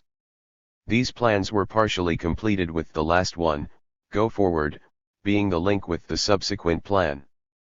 It advanced by raising the feudal relationships of production, aiming against the Gamonale semi-feudal landlords, Transaction as the spearhead, and fighting against the joint police operations. A multitude of assaults on police posts and selective annihilation of Gamonales were carried out, generating a great mass mobilization of peasants that volunteered themselves for the militia, giving rise to a power vacuum for the reactionaries. The people's committees emerged, which grew and multiplied. Their appearance defines the base areas. We should emphasize actions such as the assault on the city jail of Ayacucho, where the first company acted for the first time, occupying the city and freeing tens of prisoners of war, the assaults on the police posts of Vilcashuaman, of Totos, of San Jose de Sex, the sabotages to the power grid and communication lines, the razings like those of Pincos, Toxima, Alpachica, Huayllapampa, among others. In the cities, there were the sabotages to bureaucratic capitalism and to imperialism, as well as support to strikes by armed actions. Here the rightist positions that were combated were those of personal power and fealty and the retreat from actions. Deploying the guerrilla war gave us the most important conquest, the new power, the clandestine people's committees that are the backbone of the base areas. In the face of the advance of the People's War, the reactionary government of Belanda launched from the very beginning the persecution, repression, torture, the imprisonment and death of the militants, fighters, and the masses. They have mounted independent police operations and jointly with their police forces, civil guards, Republican guards, investigative police, along with the counterinsurgency corps known as the Sinchis. They promulgated the D.L. Decreed Law Transaction No. 046, a truly terrorist law that violates the most elementary principles of bourgeois criminal law. But the result of all their plans has been the most categorical failure. The masses rejected and resisted their aggression. The emergence of the new power broke the reticence of the government of Belanda, which from the beginning minimized the problem to maintain their bogus democratic facade and strengthened the class necessities of the two exploiters, the big bourgeoisie and landlords under the protection of the two exploiters, the big bourgeoisie and landlords under the protection of Yankee imperialism. Belanda then entrusted the armed forces, Army, Navy, and Air Force, the backbone of the state, to re-establish public order with the support of the police forces, imposing a state of emergency under political military control in the regions of Ayacucho and Apurimac, from December of 1982 until today, 1988. President Gonzalo, with the development of the People's War and the counter-revolutionary response that implied a qualitative leap, outlined the great plan of conquering bases in the expanded Central Committee from January to March 1983, where 4 political tasks were defined: a general reorganization of the party, the creation of the People's Guerrilla Army and the Revolutionary Defense Front of the People and their consolidation as people's committees in the countryside and as the Revolutionary Defense Movement of the People in the cities, and the military plan of conquering bases. Politically, the contradiction between the new state and old state was advancing under the slogan of defend, develop, and build the base areas. A sharp armed conflict developed in which the reactionaries struggled to re-establish the old power and the revolution struggled to counter-establish the new power. This is what we call the struggle between restoration and counter-restoration, encompassing the years 1983 and 1984. Military plans were specified for the zones, applying the tactics of encircling and striking the enemy's weak point. 2 successful campaigns were completed in which the new power was tempered, passing its first test of fire, the party was forged and the People's Guerrilla Army was developed. The reactionary armed forces pursued the counter-revolutionary war, following the concepts of their Yankee imperialist master, theories established by their experience in counter-revolutionary war, mainly extracted from Vietnam and particularly drawn from the combat against the armed struggle in Latin America, especially in Central America. That is the basic theoretical source, combined with the anti-terrorist experience of Israel and its counterpart in Argentina, along with the Federal Republic of Germany and its advisors in Taiwan, Spain, etc. This adds to their experience of the few months of anti-guerrilla struggle of 1965 and the more limited experience of fighting in La Convenciona province in Cusco, where there was guerrilla struggle in 1965. The operations are under the direction of the Joint Command of the Armed Forces that acts according to the will of the National Defense Council headed by the President, today under Alan Garcia, who holds direct responsibility. This counter-revolutionary strategy has been defeated many times. It has been crushed and defeated completely and thoroughly by the People's War, showing to the world again and again the People's War, showing to the world again and again the superiority of the strategy of the proletariat over that of imperialism. A summary of the specific policies that were applied by the genocidal government: masses against masses, genocide, mass graves, disappearances of entire villages. In sum, they unleashed the white terror in the countryside, especially in Ayacucho, Huancavelica, and Apurimac. The result of this genocide is 8,700 Peruvians dead. Of these, 4,700 of the murdered were the poorest and the most exploited, mainly peasants and in the neighborhoods and slums of the cities, where 4,000 disappeared. This genocide has not produced the result they wanted. it did not crush the People's War. On the contrary, the People's War grows stronger, developing and striking powerful blows, evidence of what Chairman Mao taught, that repression is what arouses and feeds the revolution. Within the plan of conquering bases is the plan of the Great Leap that is subject to the specific political strategy of two republics are expressed, two roads, two axes, and the military strategy of generalize the guerrilla warfare.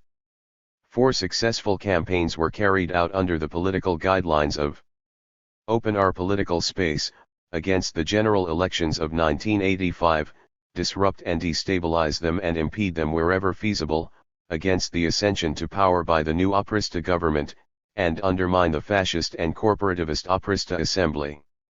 The People's War developed in the region of Ayacucho, Huancavelica, and Apurimac and was expanded to Pasco, Huánuco and San Martín, covering an area from the department of Cajamarca, on the border with Ecuador in the northwest, to Puno on the border with Bolivia in the southeast of the country, striking and shaking up the cities, especially in the capital. The People's War fundamentally takes place in the Sierra, the historical axis of Peruvian society and its most backward and poorest part, by transforming it into the grand theater of the Revolutionary War. It advanced to the edge of the jungle and to the headlands of the coast. Thus, the People's War was not conceived in a single region, was developed simultaneously in several regions, although in unequal form, with the principal area that can vary as necessary. All activities were conceived within a strategically centralized and a tactically decentralized plan. Among the most salient actions, we see the blows to the anti-guerrilla bases in the department of Ayacucho, the destruction of the counter-subversive settlements Nuclimientos, disruptions in the establishment of the local microregions, in Huancavelica the demolition of the electrical grid and the destruction of the highway system, the destruction of the agricultural cooperative Cinto and of the highway system, the destruction of the agricultural cooperative Cinto and Vichincho with cattle redistribution and appropriation of lands, breakthroughs in Apurimac. In the central region, there were ambushes such as in Michivilxa, sabotage to the substation of Centramin State Mining Corporation, transaction, sabotage to say a state-run cooperative Tupac Amaru. In the north, land seizures under the slogan Seize the Land, that mobilized 160,000 peasants and confiscated 320,000 hectares, mostly pastures, and 12,000 head of livestock, sabotage to the oil pipeline Norperuano, and to the headquarters of the opera in the city of Trujillo.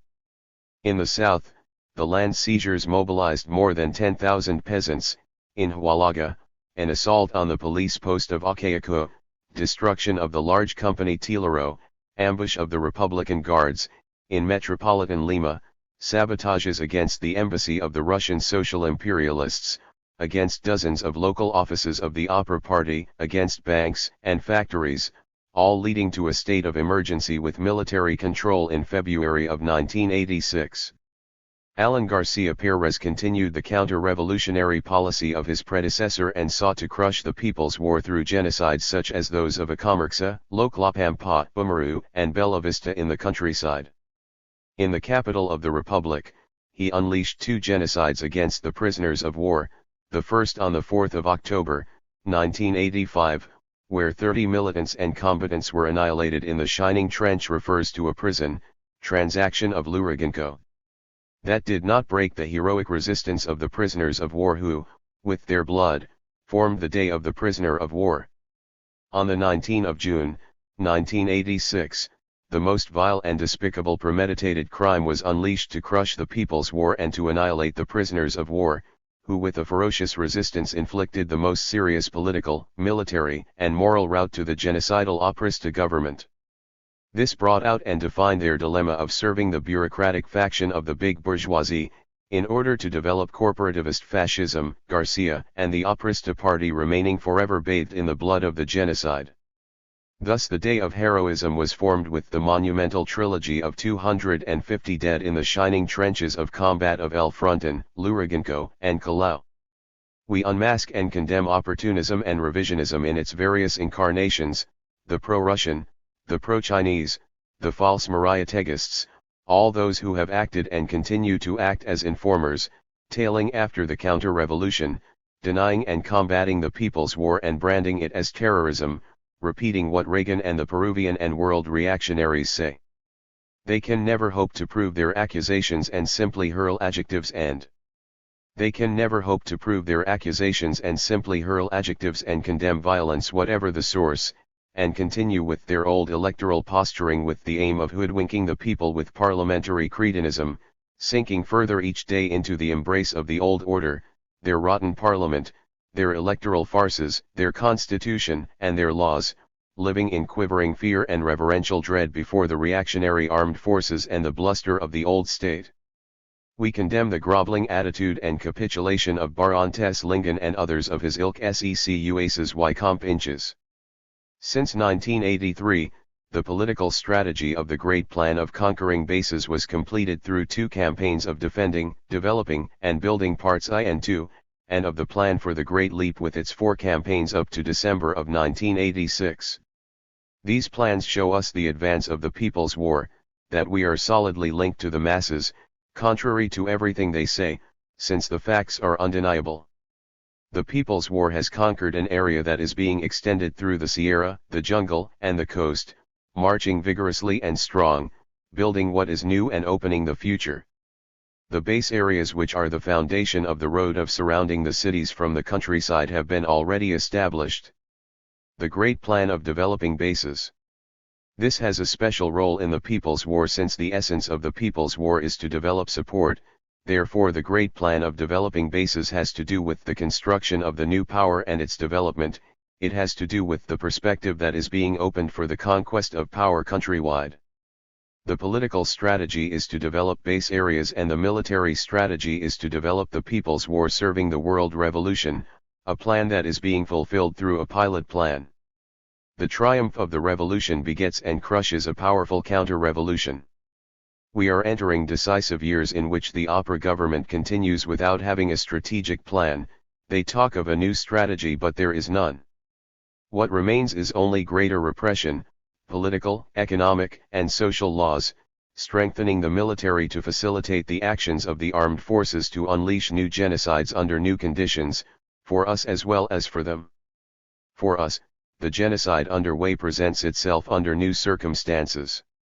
We have passed through the genocide of 1983 and 1984 that demonstrated the great popular repudiation and the strengthening of the revolution. The reaction can only apply genocide, but that will strengthen the People's War.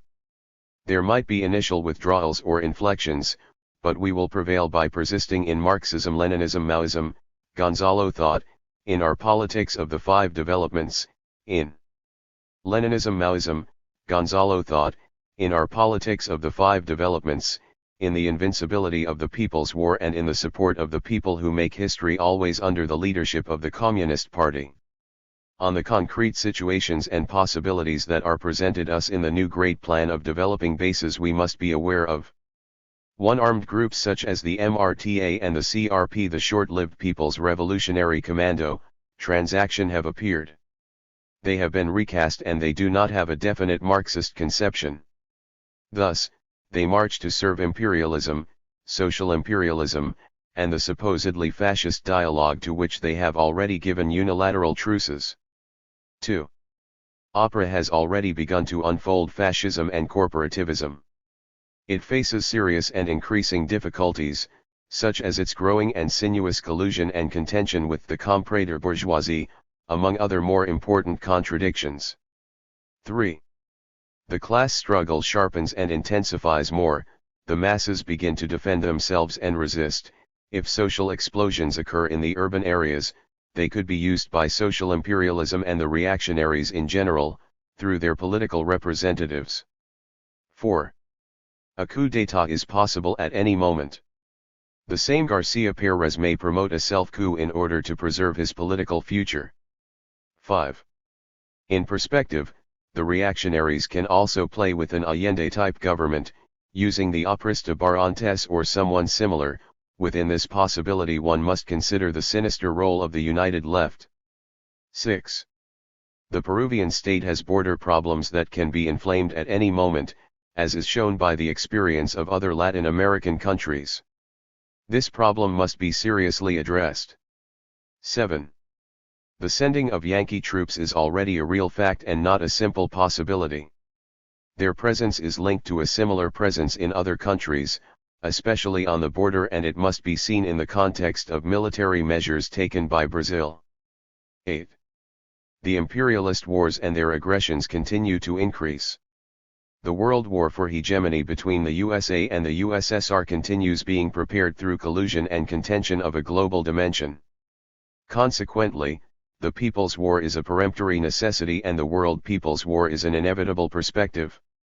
All these possibilities must be taken seriously into account to handle the People's War with politics in command, and, particularly with an eye toward the conquest of power countrywide that may present itself and which must be taken up. For all these reasons, we must be ideologically, politically, and organizationally prepared. The first campaign of the pilot plan of the Great Plan of Developing Bases has meant the largest shake-up with national and international repercussions. It is meant the largest shake-up with national and international repercussions. It is fracturing the old state more and more, which had never been shaken up this way by anyone in Peru. Now it is up to us to fulfill the historical and political necessity of finish by brilliantly establishing a historical milestone, in the second campaign. Understand that the pilot plan is like the initial battle of the Great Plan of Developing Bases. In conclusion, after close to 8 years of People's War, we have completed more than 45,000 actions that reveal their high quality. The militarized party has been tempered, the People's Guerrilla Army has been developed and has increased its belligerence, and we have hundreds of organizations of the new power with the poorest masses increasingly in support of us. The People's War has raised the class struggle of our people to its highest form, and that impinges on the struggle of the masses themselves, impelling them to be incorporated by leaps and bounds into the People's War. The People's War is turning the country upside down. The old mole El Topo Viejo is rotting profoundly in the entrails of the old society. No one can stop it, the future already dwells among us, the old and rotten society is sinking irrevocably, the revolution will prevail. Long live the People's War! Our task is to develop the People's War serving the world revolution under the banners of Marxism, Leninism, Maoism, Gonzalo thought. 2. The road of surrounding the cities from the countryside and the base of revolutionary support. Chairman Mao established the road of surrounding the cities from the countryside. At its heart are the base areas, taking into account that the powerful imperialists and their reactionary Chinese allies were entrenched in the principal cities. If the revolution refused to capitulate and wanted to persevere in the struggle, it had to convert the backwards rural zones into advanced and solid base areas, into great military, political, economic and cultural bastions of the revolution to fight against the fierce enemy that was assaulting the rural zones using the cities, and to carry the revolution step by step to a complete victory through a protracted war. True to this basic Maoist thesis, President Gonzalo has established the carrying forward of a unified People's War where the countryside is the principal theater of armed actions. Since in our country we have an immense majority of peasant masses, that is where we must build the base areas. As Chairman Mao said, masses, that is where we must build the base areas. As Chairman Mao said, the protracted revolutionary struggle supported in such revolutionary base areas is fundamentally a guerrilla war of the peasants led by the Chinese Communist Party. Therefore, it is wrong to ignore the necessity of using the rural zones as revolutionary base areas, to disregard the arduous work among the peasants and to neglect the guerrilla war. Going further, President Gonzalo specifies that in the cities armed actions should be carried forward as a complement, since international experience, as well as our own, demonstrates that this is feasible. He draws lessons from, for example, what happened to the guerrillas in the Philippines, which recast themselves in the countryside and left the cities quiet, especially the capital, resulting in the isolation of the guerrillas. In Brazil, the revolutionaries also carried out armed actions in the countryside and city, only they neglected to specify which was principal. In Vietnam, important armed actions were carried out in the cities. Thus, Taking into account the peculiarities of the cities in Latin America, where the percentage of the proletariat and of the poor masses in the cities is high, the masses are ready to develop actions complementing those in the countryside. In the cities, however, the new power or base areas are not being built, rather the front is materialized through the Revolutionary Defense Movement of the People, MRDP, with resistance centers that carry out the People's War and prepare the future insurrection, which will occur when the forces of the countryside assault the cities in combination with the insurrection from within. The base areas are the strategic bases which the guerrilla forces rely on to fulfill their strategic tasks and to achieve the objective of preserving and increasing their forces as well as annihilating and throwing back the enemy. Without such strategic bases there would not be anything from which to carry out any one of our strategic tasks to reach the war's objective. Chairman Mao outlines 3 reasons for the creation of base areas: to have armed forces, to defeat the enemy and to mobilize the masses.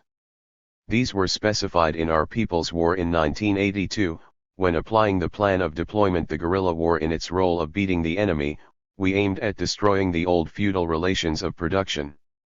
Police posts were assaulted, selective annihilation of landlord power was applied, and the police forces abandoned the countryside and were regrouped in the provincial capitals. The authorities of the old power massively resigned, which created a power vacuum, while tens of thousands were mobilized. It is in these conditions that the base areas emerged and were specified in the clandestine people's committees. Therefore, it is wrong to take the Chinese experience dogmatically, since if the conditions were given and the Chinese experience dogmatically since if the conditions were given and principles were in effect, we would have had sufficient reason to build the base areas. To agree with this thesis implied a struggle against rightism that was arguing that we had not defeated large enemy forces, when the problem was that the enemy forces had abandoned the field as a consequence of the rout of their political and military plans. President Gonzalo has established a system of base areas surrounded by guerrilla zones, zones of operations and points of action taking into account the political and social conditions, the history of struggle, the geographical characteristics and the development of the party, the army, and of the masses. It is fundamental to support the validity of the road of surrounding the cities from the countryside and its heart, the base areas, because with only wandering guerrillas of insurrection the People's Guerrilla Army would not have the base areas as a rearguard that sustains it, and neither would the new power be built. We are totally against Fouquismo. 3. The protracted war.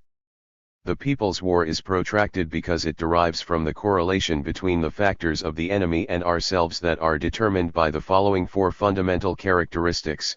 The first is that Peru is a semi-feudal and semi-colonial society, one in which a bureaucratic capitalism unfolds.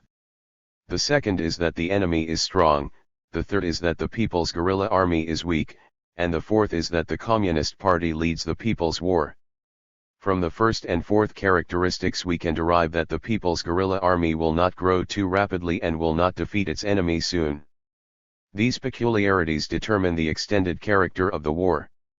The enemy is strong and we are weak, in that fact resides the danger of our defeat. The enemy has a single advantage, the numerous contingents of its forces and the armaments they rely upon. But every other aspect constitutes their weak points. Their objective is to defend the old and rotten power of the landlord bureaucratic state. It has a bourgeois military line, it is a mercenary army. It does not have conscious discipline and its moral is low. It has profound contradictions between officers and soldiers, and it is discredited before the masses. Furthermore, the very base of the reactionary army are of worker and peasant origin, which can disintegrate during the course of an unjust war. Apart from this, the Peruvian armed forces have never won a war and they are expert in defeats. Furthermore, they have repeatedly counted on the support of in defeats.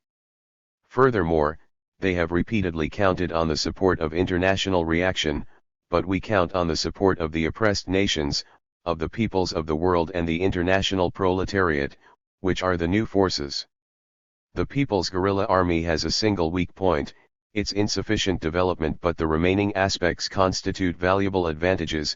It carries forward a people's war to create a new power, it has a proletarian military line, Led absolutely by the Communist Party, it is based on class valor and revolutionary heroism and on a conscious discipline. Its morale is high and there is a close union between officers and soldiers, and it is an army composed of the people themselves, mainly poor workers and peasants.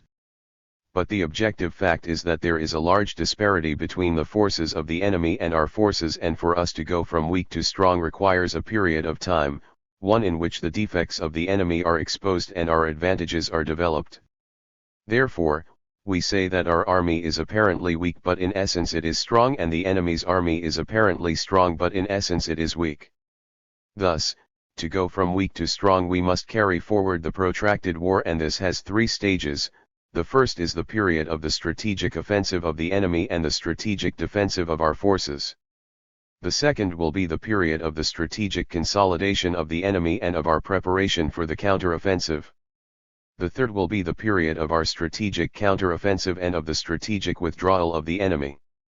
President Gonzalo teaches us that the People's War is protracted, long and bloody but victorious, and tells us that the time of its duration will be extended or shortened within the scope of its protracted character.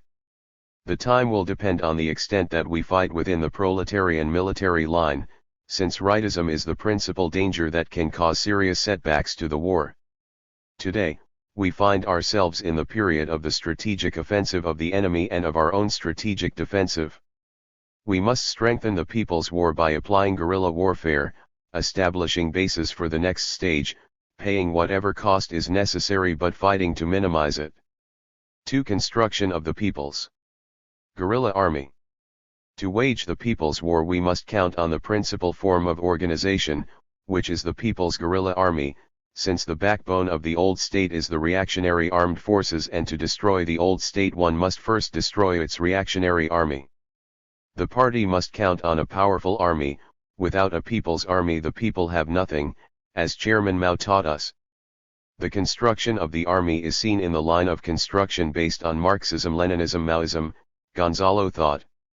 In synthesis, President Gonzalo has contributed in bringing the incorporation of the militia into the People's Guerrilla Army. Its creation is a step toward the sea of armed masses and the solution of going from disorganized masses to masses who are militarily organized. 3. Strategy and tactics. President Gonzalo emphasizes 7 points on strategy and tactics of Chairman Mao, specifying some of them. We must pay close attention to these in order to lead the People's War. 1. On strategy and tactics. He departs from Chairman Mao's thesis that the task of strategy as a science is to study the laws of leading military operations that influence the situation of the war in its entirety. The task of the science of campaigns and tactics is to study the laws of leading military operations of a partial character. He makes a strategic development of how to wage the war in each zone and in the country as a whole, taking into account its ties to the international situation. He outlined for us the axes, sub-axes, directions of movement and lines of movements which permit us to maintain the strategic course of the war under any circumstances and to face all types of political and military operations that the counter-revolution launches. On this basis he established the national military plan that is strategically centralized and tactically decentralized, departing from the premise that all plans reflect an ideology, that they must reflect both the reality and vagaries it must express. Taking up Stalin, he links strategy with tactics and establishes the strategic operational plans that are the concrete way that strategy is linked to tactical operations. As a result, each committee must elaborate its strategic operational plans within the strategic operational plan common to the entire party. The correct disposition emanates from the just decision of the commander. All military plans must be based on the indispensable recognition and careful study of the situation of the enemy, the actual situation and the interrelationship of both. That is, we must always keep in mind the two hills. We must be guided by a political strategy and by a military strategy. For the elaboration of the plans always take into account the following general features. 1. The international class struggle between revolution and counter-revolution, ideology, the international communist movement, the RIM. 2. The class struggle in the country, the counter-revolution. 3. The development of the People's War. In the country, the counter-revolution. 3. The development of the People's War, its balance, laws and lessons. 4. The need for investigation. 5. The People's War and its construction. 6. The People's War and the masses. 7. The two-line struggle. 8. Programming and chronology. 9. Attitude and slogans. Rise above the difficulties and conquer greater victories.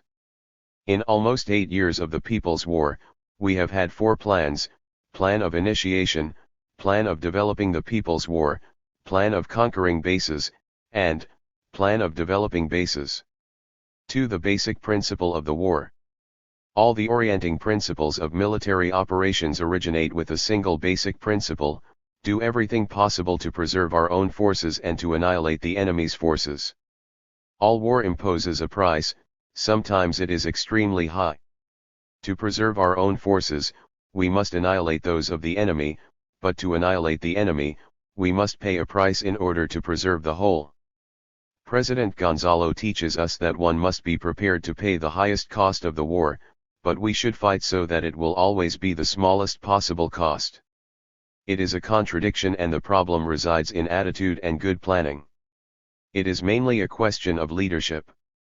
He forged us in the challenge to the death, in revolutionary heroism and in conquer laurels in death. In war we always see the two aspects, the destructive and the constructive, and the principal aspect is the second one. 3. The guerrilla tactics or basic tactics. When the enemy advances, we retreat; when the enemy is stalled, we harass him; when the enemy is tired, we attack him; when the enemy withdraws, we pursue him. This basic tactic must be incorporated and applied, maneuvering around the enemy and seeking his weak point to smash it. 4. Campaigns of encirclement and annihilation and the counter-campaigns, principal form of the People's War.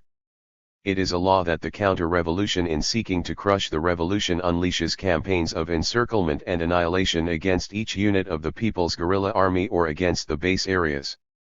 The operations of the People's Guerrilla Army adopt the form of counter-campaigns, and Chairman Mao has established 9 steps to crush a campaign of encirclement and Mao has established 9 steps to crush a campaign of encirclement and annihilation.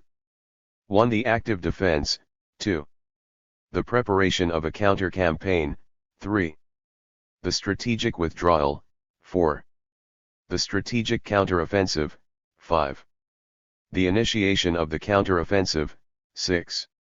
The concentration of forces. 7. The mobile war. 8.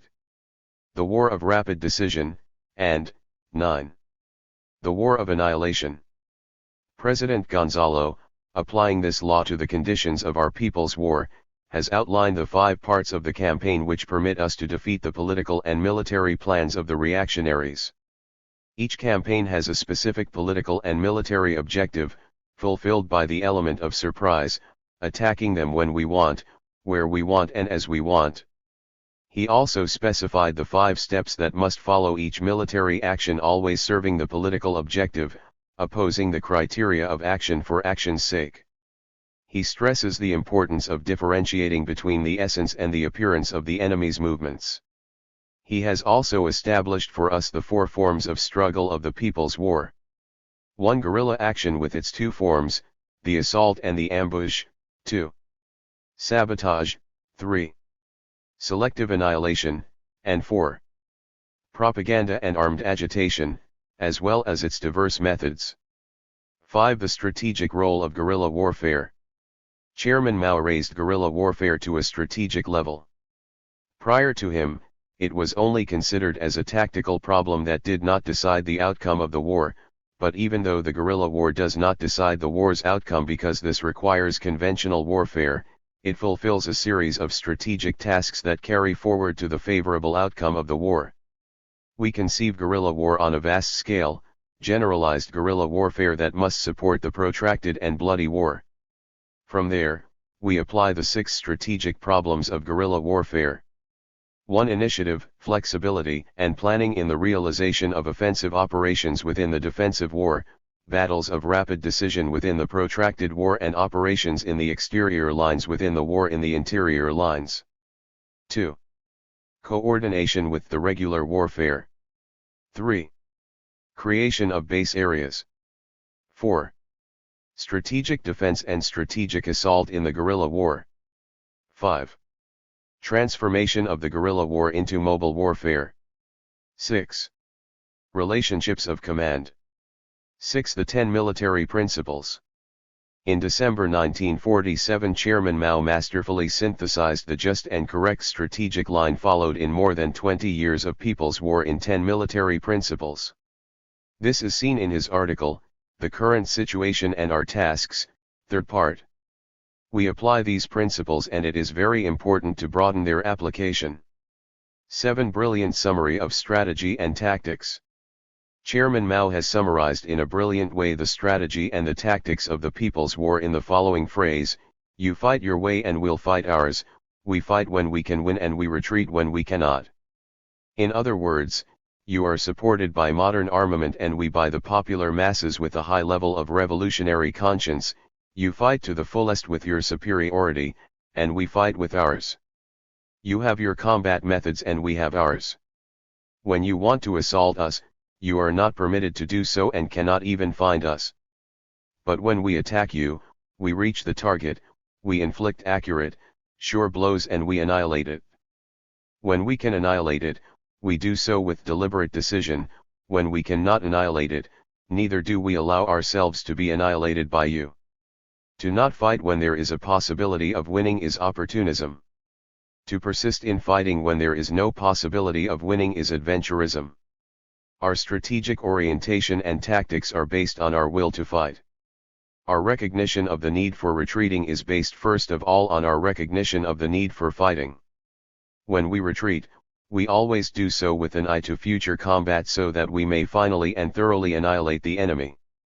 Only by supporting ourselves in the broad popular masses can we bring about these strategies and tactics. And in applying them, we can put into full play the superiority of People's War and confine the enemy to the passive position of being beaten, although they are superior in equipment and no matter what means they employ. We always preserve the initiative in our hands. From Long Live the Victory of the People's War, September 1965. The application of this principle allows us to demonstrate the invincibility of the superior strategy of the People's War, because the proletariat as the last class in history has created its own superior form of war and no other class, including the bourgeoisie with its greatest political and military strategists, are capable of defeating it. The reactionaries dream about elaborating superior strategies to defeating it. The reactionaries dream about elaborating superior strategies to the People's War, but are condemned to failure since they are against history. Our People's War after nearly 8 years blazes victoriously, demonstrating the invincibility of the People's War. As militants of the Communist Party of Peru, we assume completely and thoroughly the military line of the party, established by President Gonzalo, which based on the highest creation of the international proletariat, Marxism-Leninism Maoism, has specified our military line with Gonzalo thought, endowing us with an invincible weapon, the unified People's War principally in the countryside together with the city as a complement. As the principal form of struggle we carry it forward, it is a bright torch before the world, proclaiming the universal validity of the forever living Marxism-Leninism Maoism. Long live the military line of the party. The People's War is invincible. 1988, Basis of discussion of general political line, construction line. Contents. 1. Introduction. 2.1. On the construction of the party. 2.1a Character of the party. 2.2b The militarization of the Communist Party and concentric construction. 2.3c The 6 aspects of the construction of the party. 3.2. On the construction of the People's Guerrilla Army. 4.3. On the construction of the new state. Introduction. President Gonzalo established the PCP's line of construction of the 3 instruments of the revolution by upholding and applying Marxism-Leninism Maoism, mainly Maoism. He teaches us that Marx said that the working class creates organizations in its image and likeness, in other words, its own organization. In the 19th century, with Marx and Engels, we started off provided with a specific conception, our own doctrine, our own objective, our own goal, how to conquer power and the means of doing it, revolutionary violence, all that was achieved in a very hard two-line struggle. Marx established that the proletariat can only act as a class by constituting itself as a political party different and opposite to all the political parties created by the propertied classes. Therefore, since its appearance in a prolonged process, the proletariat has created its own forms of organization. As a result, the party is the highest form of organization, the army the principal form of organization, and the front is third instrument. These three instruments are to seize power by means of revolutionary violence. He tells us that by the end of the 19th century, Engels came to the conclusion that the class did not have either the proper organic forms or the proper military forms to take power and hold it. Yet, he never said we should abandon the revolution, but that we should be working on finding a solution to these pending problems. This must be well understood, since the revisionists twist it to sell their opportunism. In the XX century, Lenin understood that the revolution was ripe and created the proletarian party of new type, molding the form of struggle, the insurrection, and the form of organization, the detachments, which were mobile forms and superior to the barricades of the previous century, which were stationary forms. Lenin set forth the need to create new, clandestine organizations, since going on to revolutionary actions meant the dissolution of the legal organizations by the police, and that step was only possible if it is taken by going over the old leaders, going over the old party, destroying it. The party should take as example the modern army, with its own discipline and with its united will, and be flexible. With Chairman Mao Zedong, the class understands the need to build the three instruments of the revolution, party, army, and united front, in an interrelated way. That way it solves the construction of the three instruments in a backwards, semi-feudal and semi-colonial country, by way of the People's War. Concretely, it resolves the issue of building the party around the gun, and that it is the heroic. It resolves the issue of building the party around the gun, and that it is the heroic fighter who is the one leading its own construction, the army, and the front. President Gonzalo set forth the militarization of the communist parties and the concentric building of the three instruments. The militarization of the communist parties is the political directive with a strategic content, since it is the set of transformations, changes, and readjustments it need to lead the People's War as the main form of struggle that will generate the new state. Therefore, the militarization of the communist parties is the key for the democratic revolution, the socialist revolution, and the cultural revolutions. He defines the principle of construction, based on the ideological political base, to simultaneously build the organizational forms in the midst of the class struggle and the two-line struggle, all of these within and as a function of the armed struggle and the conquest of power. In addition, the PCP links the entire process of construction with the fluidity of the People's War, which based on Chairman Mao's theses that the mobility of military operations and the variability of our territory provide all works of construction with a variable character. Hence, to understand the line of construction, we must start from the form of struggle and the forms of organization, from the principle of construction and construction linked to the fluidity of the People's War, which is the main form of struggle in today's world. 1. On the construction of the party. A. Character of the party. We base ourselves in Marxism-Leninism, Maoism, Gonzalo thought, mainly Gonzalo thought, on the ideology of the proletariat, the highest expression of humanity, the only truthful, scientific and invincible. We struggle for the communist program whose essence is to organize and lead the class struggle of the proletariat so it can conquer political power, carry out the democratic revolution, the socialist revolution and the cultural revolution on the way to communism, the unwavering goal which we march towards. We rely on the general political line of the revolution, based on the laws governing the class struggle for the conquest of power, which words established by President Gonzalo. The PCP political line has 5 elements. 1. International line, 2. Democratic revolution, 3. Military line, 4. Line of construction of the three instruments of the revolution, and 5. Mass line. The military line is the center of the general political line. We forge ourselves in proletarian internationalism as we conceive our revolution as part of the world proletarian revolution. And we maintain ideological, political, and organizational independence supported by our own efforts and by masses. The PCP is a party of the new type which generated the leader of the Peruvian Revolution, President Gonzalo, the greatest living Marxist-Leninist Maoist, who leads the party after the bend in the road of September 1992. The Central Committee leads the party and the People's War, transaction the guarantee of the triumph of the revolution and will carry us to communism. B. The militarization of the Communist Party. And concentric construction. President Gonzalo established the thesis that the communist parties of the world should militarize themselves for 3 reasons.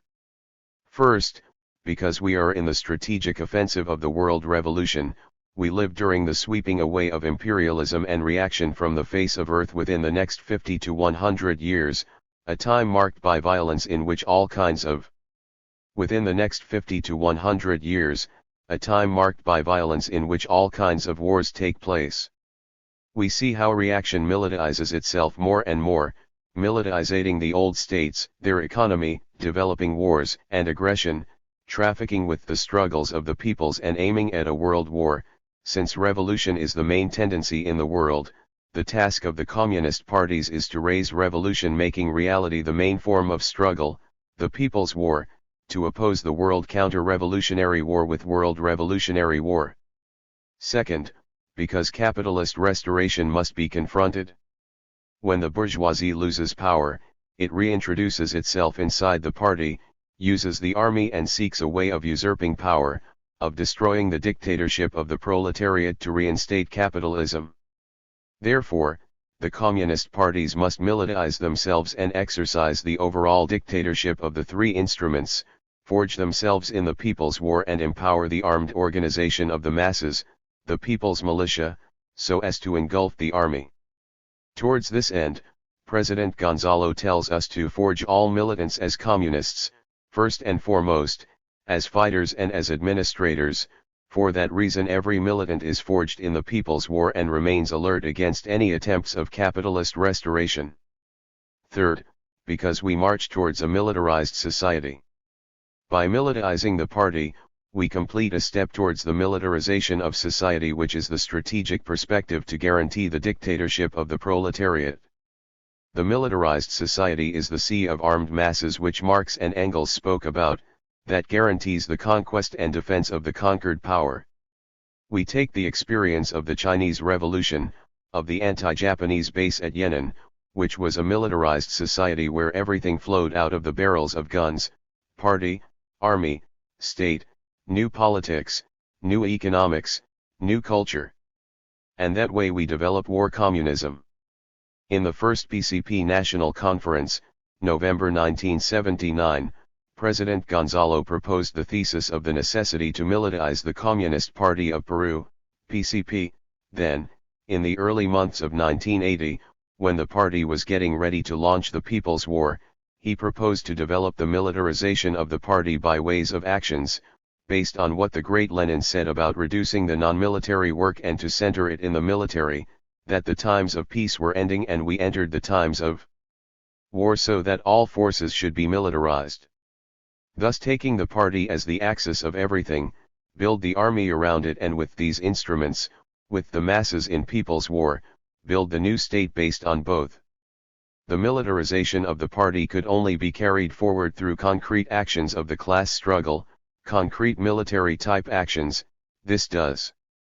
Concrete actions of the class struggle, concrete military type actions. This does not mean we will carry out various types of military actions exclusively, guerrilla actions, sabotages, selective annihilation, propaganda, and armed agitation, but that we must carry out mainly these forms so as to provide incentive and development to the class struggle, indoctrinating it with facts, with these types of actions as the main form of struggle in the People's War. The militarization of the party has precedence in Lenin and Chairman Mao, but it is a new problem developed by President Gonzalo taking into account the new circumstance of the class struggle, and we must realize that new problems will arise which will be solved through experience. This will necessarily imply a process of struggle between the old and the new in order to develop it further, with war being the highest form of resolving the contradictions, empowering the faculties people have to find solutions. It is the militarization of the party which has enabled us to initiate and develop the People's War, and we consider that this experience has universal validity. For that reason, it is required and necessary for the communist parties of the world to militarize themselves. The concentric construction of the three instruments is the organic fulfillment of the militarization of the party, and in synthesis it is summarized in what President Gonzalo teaches: the party is the axis of everything, it leads the three instruments overall, its own construction, absolutely leads the army and the new state as joint dictatorship aiming towards the dictatorship of the proletariat. See the 6 aspects of the construction of the party.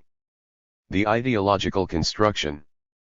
The militancy is forged on the base of party unity with Marxism, Leninism, Maoism, Gonzalo thought, mainly Gonzalo thought. We say Marxism, Leninism, Maoism because it is the universal ideology of the proletariat, which is the last class in history, an ideology that must be applied to the concrete conditions of each revolution and generate its guiding thought. In our case, the Peruvian Revolution has generated Gonzalo thought because President Gonzalo is the highest expression of the fusion of the universal ideology with the concrete practice of the Peruvian Revolution. A. The political construction.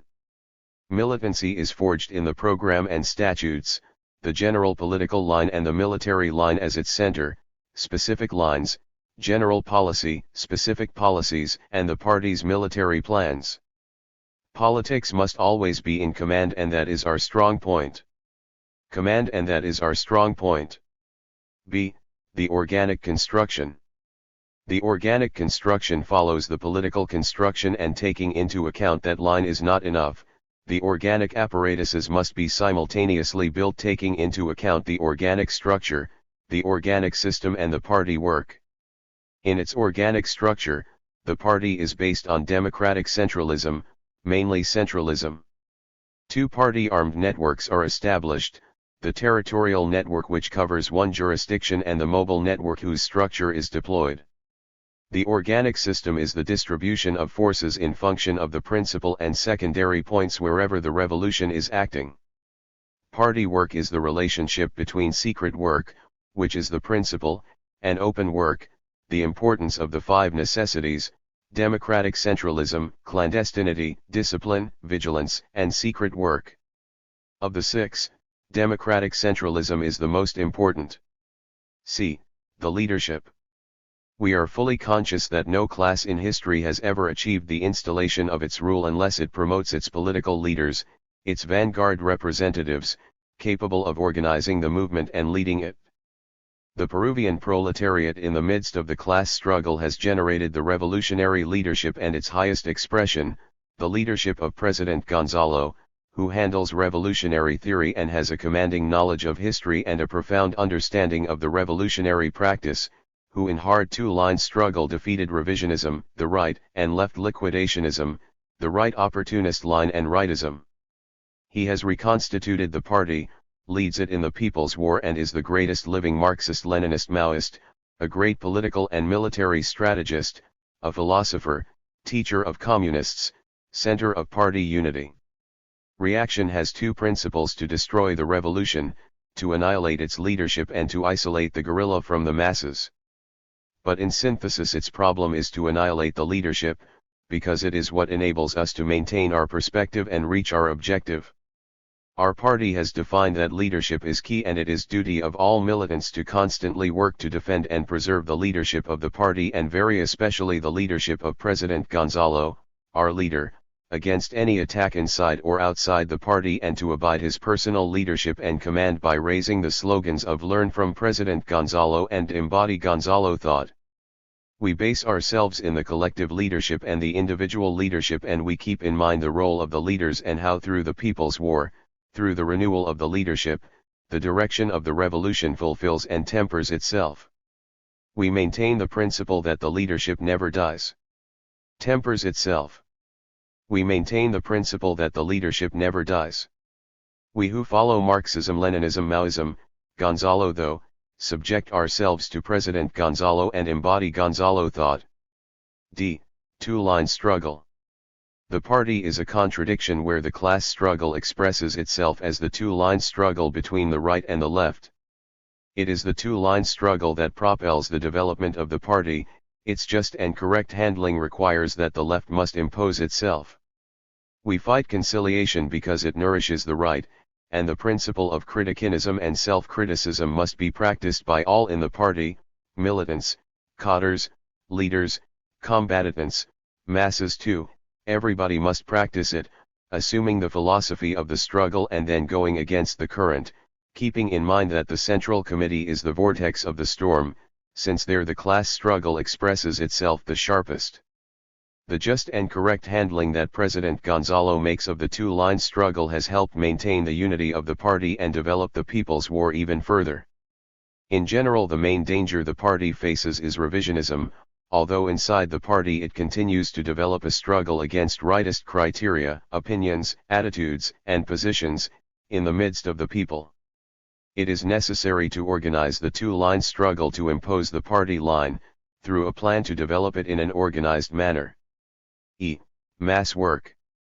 We apply the principle that, the masses make history.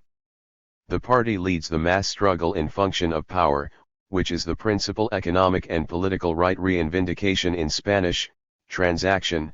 We develop the mass work in and for the People's War, basing ourselves on the basic masses, workers and peasants, mainly the poor, in the petty bourgeoisie, and we neutralize or win over the middle bourgeoisie, as conditions may demand. We subject ourselves to the law of the incorporation of the masses and the only Marxist tactic of going to the deepest and most profound masses, educating them in revolutionary violence and in the relentless struggle against revisionism. The mass work of the party is done through the People's Army, and the masses are mobilized, politicized, organized, and armed as the new power in the countryside and in the People's Defense Revolutionary Movement, MRDP, in the cities. In synthesis, it is through the forge and the leadership of President Gonzalo that we have a Marxist-Leninist Maoist, Gonzalo thought party of the new type which leads the People's War and has opened up the perspective of the conquest of power countrywide, serving the world revolution. 2. On the construction of the People's Guerrilla Army. A. Character of the Army. The People's Guerrilla Army. Since 1991 it has developed into the People's Army of Liberation. Transaction is an army of a new type which fulfills the political tasks of the revolution established by the party. It applies the Maoist principle, the party rules the gun and we will never allow the gun rule to rule the party. It fulfills 3 tasks. To fight, which is the main task, as it corresponds to the principal form of organization. To mobilize, which is very important and by which the mass work of the party is fulfilled, educating the masses politically, mobilizing, organizing and arming the masses. To produce, applying the principle of self-sufficiency, trying not to be a burden for the masses. Fundamentally it is a peasants' army, absolutely led by the party. President Gonzalo teaches us, the legions of steel of the People's Guerrilla Army sustain themselves on Marxism, Leninism, Maoism, guiding thought, which is the basis of its invincibility, and are forged in the hard life, the sacrifice and the challenging of death, which elevate them to revolutionary heroism. B. The People's Guerrilla Army.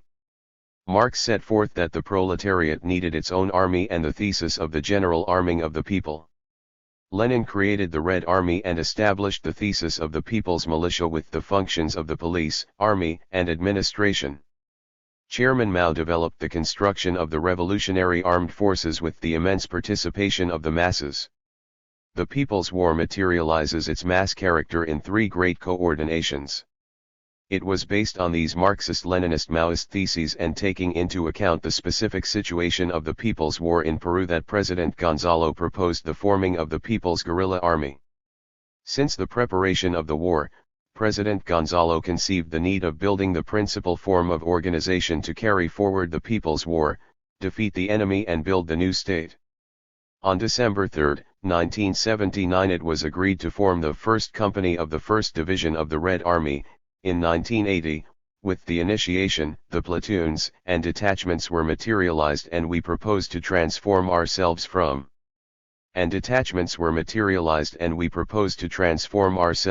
unorganized masses to militarily organized masses.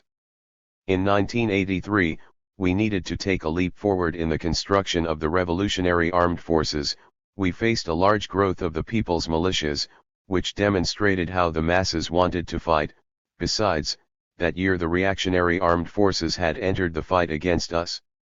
That way, in the expanded Central Committee meeting, CCA, of March, 1983, President Gonzalo proposed the materialization of the People's Guerrilla Army.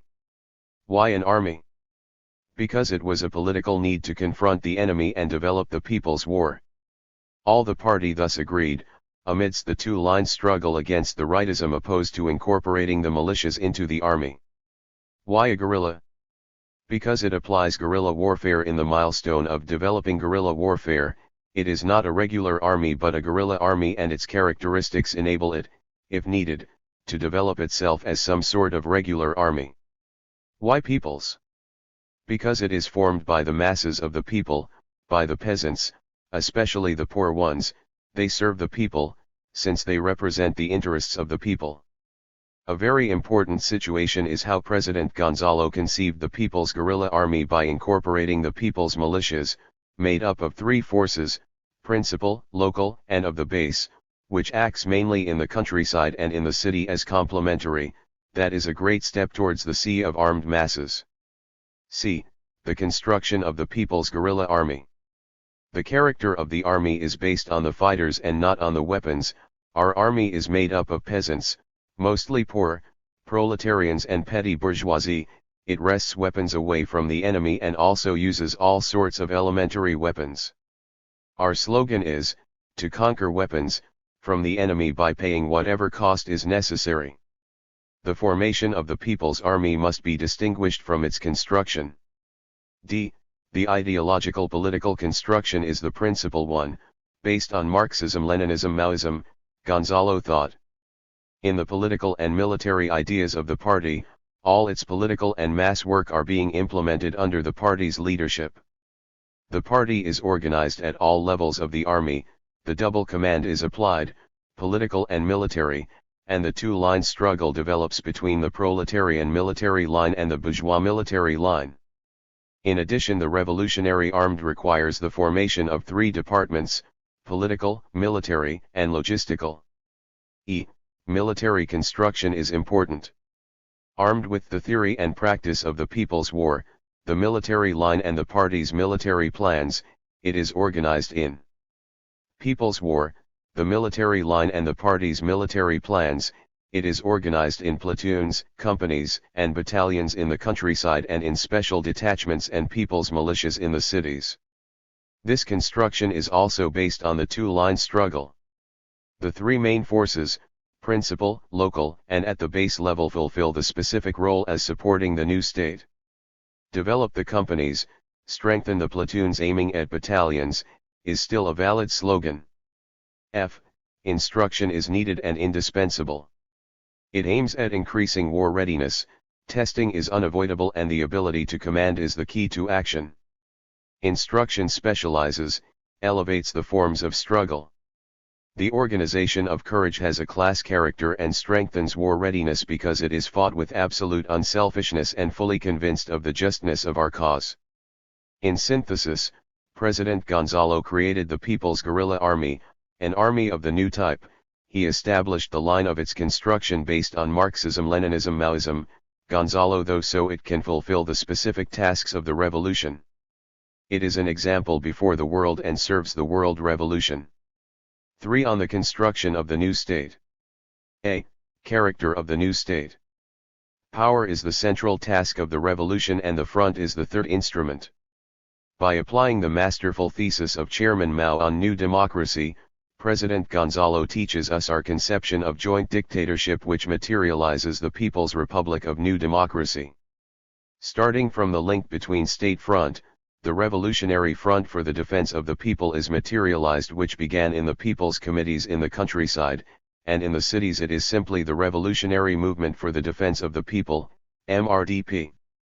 We build the new state in the countryside until finally power extends throughout the entire country.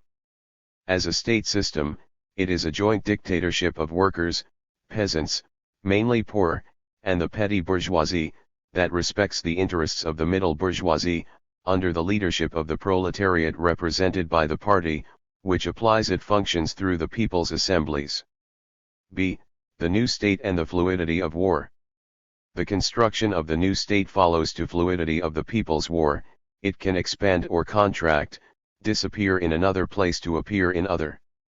It is fluid.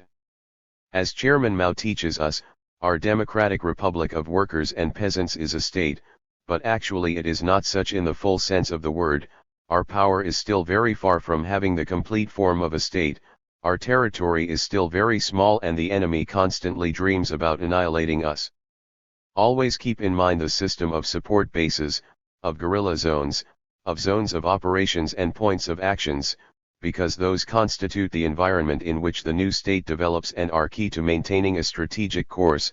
Within this environment the People's Guerrilla Army, under the leadership of the party, moves as its backbone. C. The construction of the new state. To strengthen the People's Committees, develop the bases and contribute to advance the People's Republic of New Democracy. That is the slogan which continues to guide its construction. We struggle for power for the proletariat and for the people, and not for personal power. We are against roving and wandering and sidestepping the base areas. The new state is built amidst the people's war and follows a process of specific development, being built in our case first in the countryside, until the cities are surrounded, to materialize it through the entire country. This is a process in which the deterioration of the old state continues and the expression of the contradiction old state-new state, which causes all the political and military plans of reaction to fail and incorporates the masses to the struggle. At the expanded PCP National Conference of November 1979, President Gonzalo established the relationship between Front New State, applying the theory of Chairman Mao. In the first military school of April 1980, he told us, "In our minds, in our hearts, in our wills go embedded the germ of the people's power, we carry it in ourselves. Comrades, let us not forget the people's power, the state of the working class, the state of workers and peasants marches in us, we carry it on the end of our rifles, it nests in our minds, it palpitates in our hands and will be with us burning in our hearts. Let us never forget that, it is the first thing we must keep in our minds. Comrades, it will be born fragile, weak because it will be new, but its destiny is to develop itself through change, through variation, through fragility, like a tender plant. Let the roots we provide from the beginning be the future of a healthy and vigorous state. All that, comrades, begins to be born out of the most modest and simple actions which we shall start tomorrow." In 1980, the committees of distribution emerge, the embryo of the new state. In 1982, the first People's Committees emerge, which would multiply towards the end of that year, forcing reaction to order their armed forces to enter the fight against the People's War, since the reactionary power itself was threatened. In 1983, we agreed upon the great plan to conquer bases. One of its tasks was to form the organizing committee of the People's Republic of New Democracy. Starting from there, we have followed the struggle between the counter-re-establishment of the old power by the enemy and the counter-establishment of the new power, applying defense, development, and construction. Thus the new power passing through the bloodbath develops the People's Committees, is tempered in hard battles against the enemy in which the blood of the masses of peasants, of the fighters and of militants is spilled. At the expanded Central Committee of March 1983, President Gonzalo further develops the line of construction of the Front New State. He proposes the levels. Develops the line of construction of the Front New State. He proposes the levels in which the new state is being organized: People's Committees, base areas, and People's Republic of New Democracy. The functions of the base areas and of the organizing committee of the People's Republic of New Democracy are that of leadership, planning, and organization, and each base must elaborate its own specific plan.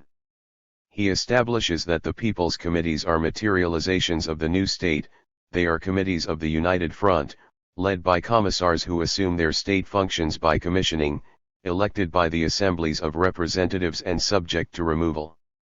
They are, up to now, clandestine. In 1991, the Open People's Committees appeared. Transaction, they march forward in commissions, led by the party applying the rule of the 3/3, 1/3 of them are communists, 1/3 are peasants and 1/3 are progressives, and are sustained by the army. They apply people's dictatorship, enforcement, and security, exercising firmly and resolutely revolutionary violence so as to defend the new power against its enemies and to protect the rights of the people. The set of People's Committees constitute the base areas, and the set of base areas is the ring that arms the People's Republic of New Democracy, now being formed. We have gone from conquering bases to developing bases, which is the present political strategy. We have to plant the new power more and more, for which we have to apply the 5 established forms, especially today when the conditions point towards the perspective of conquering power throughout the country. In synthesis, President Gonzalo has established the line of construction of the new state, and 2 republics, 2 roads, 2 axes are counterpoised. We have advanced in establishing new social relations of production, and the People's Republic of New Democracy now being formed shines defiantly against the old state and opens up the perspective of conquering total power. This example encourages the revolutionaries of the world, especially the international proletariat. As followers of Marxism-Leninism, Maoism, Gonzalo thought, we assume the line of construction of the 3 instruments of the revolution, of the Communist Party of Peru, the highest form of organization and the first political society, of the People's Guerrilla Army, principal form of organization, and of the Front New State, central task of the revolution. These are the instruments which are being built in our country in the heat of the battles of the People's War, crossing the rivers of blood spilled by the reactionary army, in which with much heroism. The rivers of blood spilled by the reactionary army, in which with much heroism communists, fighters, and masses give their lives to materialize the just and correct political line established by President Gonzalo, and that those who survive will carry the flag of continuing it in the service of our goal, communism. Long live the militarization of the Communist Party of Peru. Long live the People's Guerrilla Army. Long live the People's Republic of New Democracy now being formed. For the concentric construction of the 3 instrument. 1988, Basis of discussion of general political line, mass line. Contents. 1. Introduction. 2.1. Reaffirming the principle the masses make history. 3.2. The principal aspect of mass work is political power, but the struggle for economic and political demands is necessary. 4.3. What masses do we go to? 5.4. Persist in the only Marxist-Leninist tactic. 6.5. Organizing the masses. Introduction. Upholding, defending, and applying Marxism-Leninism, Maoism, President Gonzalo has established the mass line of the Communist Party of Peru, PCP. His thesis reaffirms itself in the proletarian conception that we must have in order to evaluate the problem of the masses. He outlines the following political role of the masses in the struggle for power by way of the People's War and the struggle for better living conditions which must serve this end. We must principally go to the basic masses, the workers and peasants, and the many fronts of struggle according to their specific demands and grievances. The only Marxist tactic is going to the deepest and most profound masses, educating them in the revolutionary violence and in the struggle against opportunism. The mass work of the party that leads the People's War is carried out through the People's Army. He indicates the importance of the party-generated organisms, as one of the forms of organizing the masses. They must do mass work within and for the People's War. 1. Reaffirming the principle the masses make history. President Gonzalo reaffirms himself in the powerful Marxist principle, the masses make history. This teaches us to forge our communist conception in struggle against the bourgeois conception, which is centered around the individual as the axis of history. President Gonzalo states, "The masses are the very light of the world, they are its fiber, the inexhaustible heartbeat of history.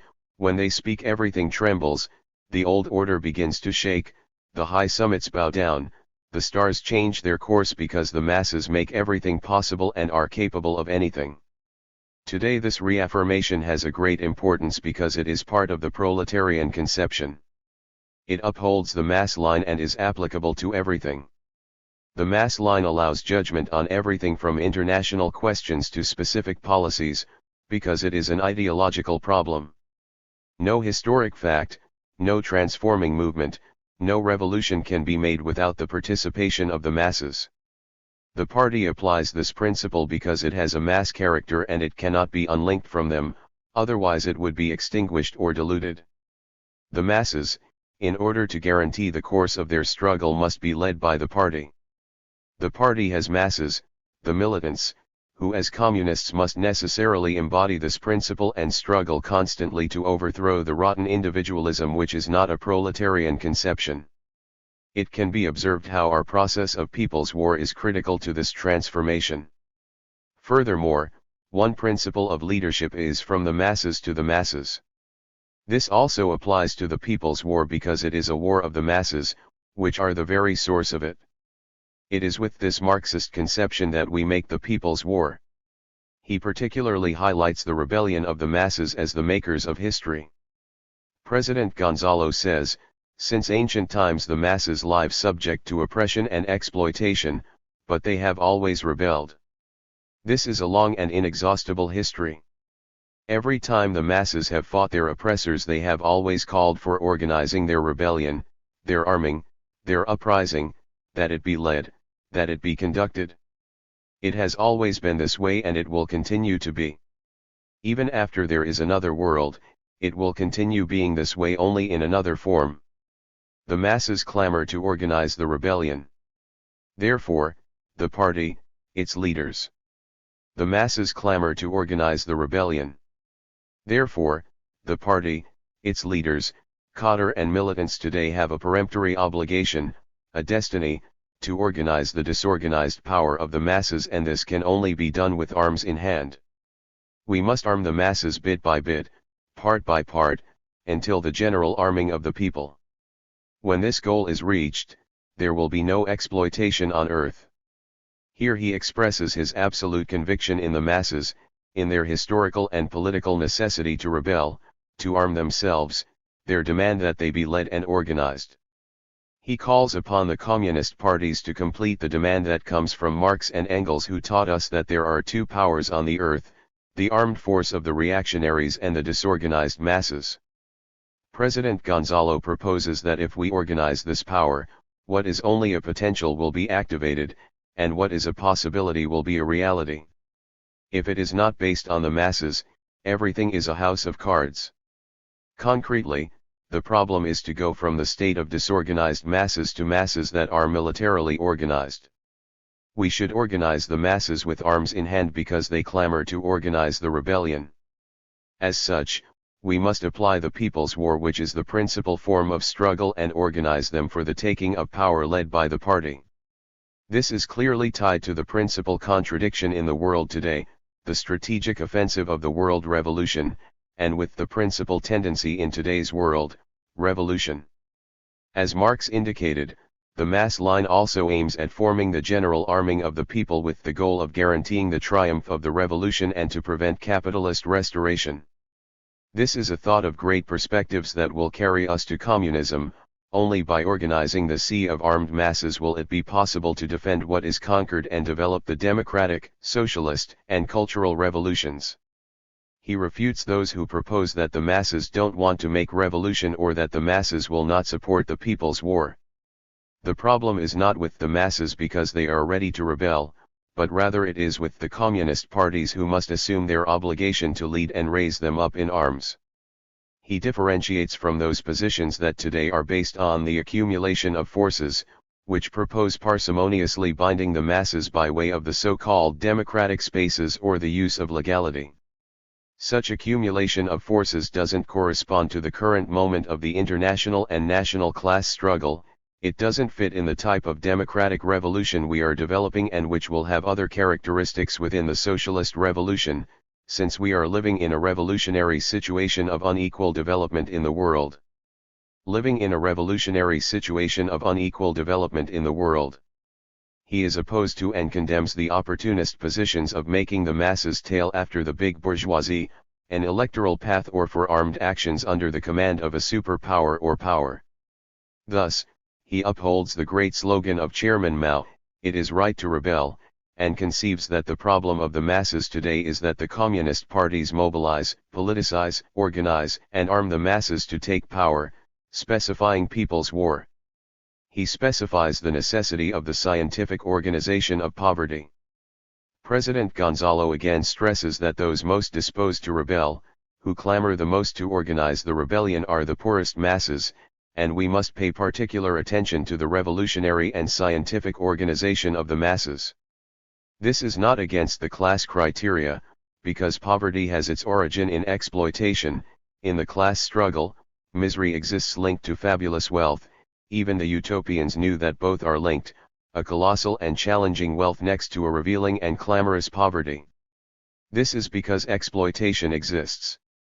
This thesis is tied to Marx, who discovered the revolutionary potential of poverty and the need to scientifically organize it for revolution.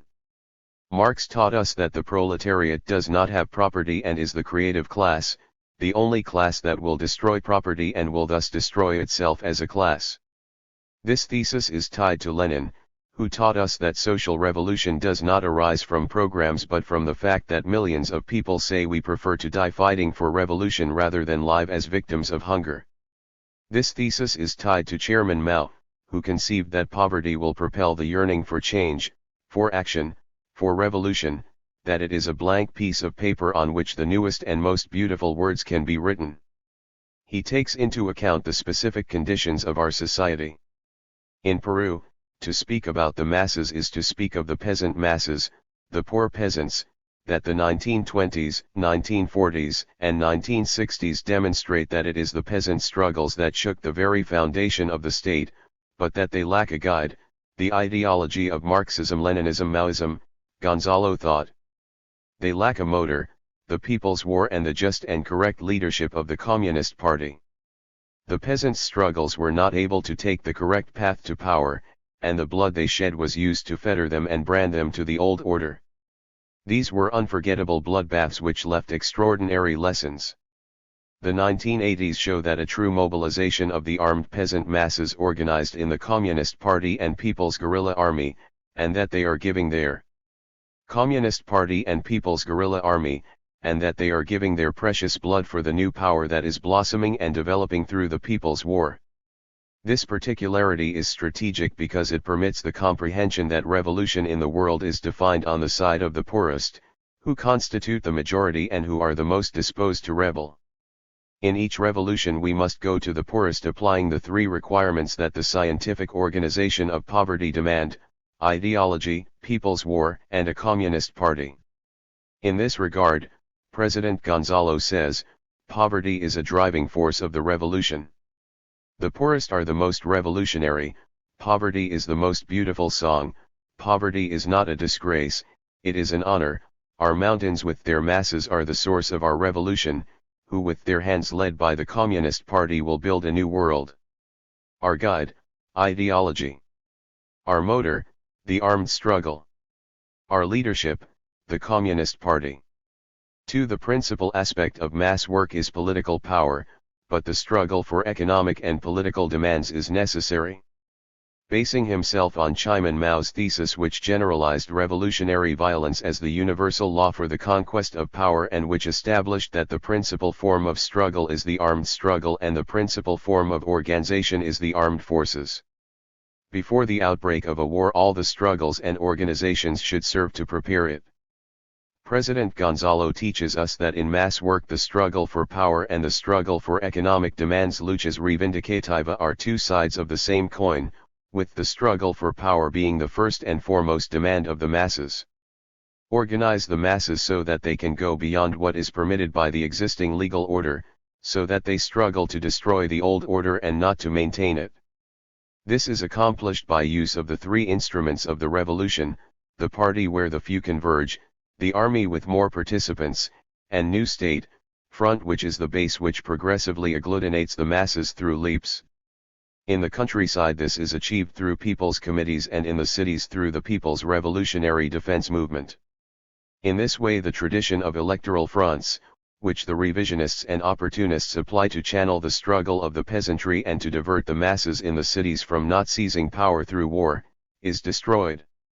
To center on political power also demands the organization of the masses in diverse new forms of struggle, because war imposes changes on the struggle and organization of the masses. As Lenin taught us, in revolutionary epochs, new organizations must be formed and go against the old leaders who seek to sell out the revolution in order to accommodate themselves within the reactionary system. For that reason, the old forms of struggle and organization of the masses cannot be used. The struggle for power as the principal aspect does not mean that from the beginning we are going to incorporate the masses all at once. Chairman Mao teaches us that developing base areas and armed forces is what generates the apogee of the revolution. This has to do with the law of incorporation of the masses into the revolution. This has to do with the law of incorporation of the masses into the revolution, which was established by the party in the second plenum of 1980, an incorporation that will be through progressive leaps. With more people's war will come a greater incorporation of the masses. Thus, the people's war is a political fact that continues to pound ideas into the heads of men through powerful actions, who will bit by bit come to understand their only true path, thereby developing their political consciousness. The People's War summons all the revolutionaries and opens a trail as it develops. The masses are avid for politics, and it is incumbent upon communists to organize and lead them. The masses have concrete problems everywhere, and we must worry about them and attend to them. Mass work is done within the class struggle and not on its margins. If we do not do mass work, the reactionaries and revisionists will utilize it for their own ends, whether it be to develop fascism and to corporativize them or hand over their struggles to another imperialist master. These are two wills that are distinct and opposed. The masses seek the voice of those who affirm and not those who doubt. In our party, in the initiation, President Gonzalo demanded that no one must ever doubt the masses, fighting those who are blind and deaf to the voice of the masses, listening to their faintest rumor and attending to their daily, concrete problems. The masses must never be fooled, they must never be forced, they must know the risks which they may face. They must be summoned to the long, bloody struggle for power, but with this goal they will understand that it will be a necessary and victorious struggle. Therefore the struggle for power is principal, but it cannot be separated from the struggle for economic and political demands. They are two sides of the same coin, and the latter struggle is necessary. How do we understand the struggle for economic and political demands? We are accused of not having a specific line for the economic and political struggle of the masses. The fact is that we apply it differently, in other forms, with different politics than those applied by the opportunists and revisionists, a new and different way from the traditional forms. President Gonzalo teaches us that the struggle for economic and political demands is on side of a coin, which has the struggle for political power on the other side. It is completely wrong to separate them. To talk only about the struggle for economic and political demands is revisionism. In specifying Marx's thesis to our society, President Gonzalo tells us, the crisis presents us with two problems: first, how to defend what has been won, because even if in the crisis the gains are lost, more would be lost if they were not defended. This is the crisis: the gains are lost, more would be lost if they were not defended. This is the necessity of the struggle for demands, an economic and political struggle. Furthermore, it forges the class and the workers in their struggle for power. Second, how to end the crisis. It cannot be ended unless the predominant social order is ended. There is a necessity for revolutionary struggle which, serving the seizure of power by the armed struggle under the leadership of the party, one cannot be separated from the other. The relationship of both problems materializes in developing the struggle for demands as a function of political power. To carry forward the struggle for demands, the union and strike are used. These are the principal form of the economic struggle of the proletariat which are developed into guerrilla warfare. That is how the class is educated in the struggle for power and elevated through concrete armed actions which strengthens this form of struggle, giving it a higher quality. In sum, the struggle for demands must be developed serving the conquest of power. This is a political principle of doing mass work. 3. What masses do we go to? We must start from the class criteria to resolve which masses to go to. It is very important to note that the masses are organized according to the common interests of the classes they belong to. President Gonzalo teaches us that this approach is essential to combat those who pretend to separate masses from classes with tales of unity, and of those who betray the true interests of the masses by trafficking with their struggles. Also because it allows us to understand that the masses are always an arena of struggle where the bourgeoisie and proletariat clash to lead them. However, only the Communist Party is capable of leading them because it is the only one that can represent them and struggle for their interests. Those who talk about mass democracy or who create open mass organisms as if they were a form of power without violence are merely upholding bourgeois positions that negate the leadership of the proletariat and its dictatorship. Starting from a class criteria has to do with the character of the revolution, with the classes that make up the people who should be united under the leadership of the proletariat.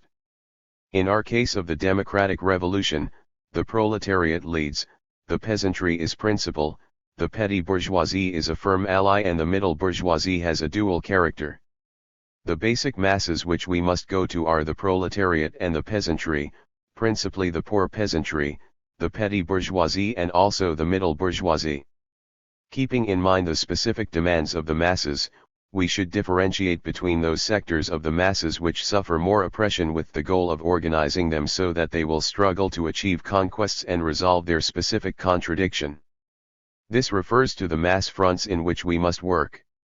These are, the workers, the proletariat, the leading class of all revolutions, a class whose principal and decisive political objective is the conquest of power through the people's war to emancipate itself, emancipate the other classes and finally to destroy itself as a class. Its specific demands are the winning of conquests and rights like increased wages, a shorter workday and better working conditions. Towards this end, the workers' movement, its struggles, mobilizations, marches, agitation, and strikes must be developed with armed actions. Worry about the fundamental problems of the class and also of the workers, their general and concrete problems which they fight for daily. The peasants are their general and concrete problems which they fight for daily. The peasants are the principal force, especially the poor peasants, who struggle for the conquest of land through armed struggle under the leadership of the Communist Party. Not seeing it this way leads to the land seizures, the takeover of non-arable land and others promoted by the government, revionists, and the church, transaction and conforming to the old order. Further develop the peasant movement applying the three withs, live with, work with, and struggle with them, thus forging peasants with a proletarian mentality. Women which make up half the world and develop the feminine movement for the emancipation of women, a task which is the work of women themselves but under the leadership of the party. We must combat the bourgeois thesis of women's liberation. Women struggle against the constant increase in the cost of living which affects the physical integrity of the class and the people.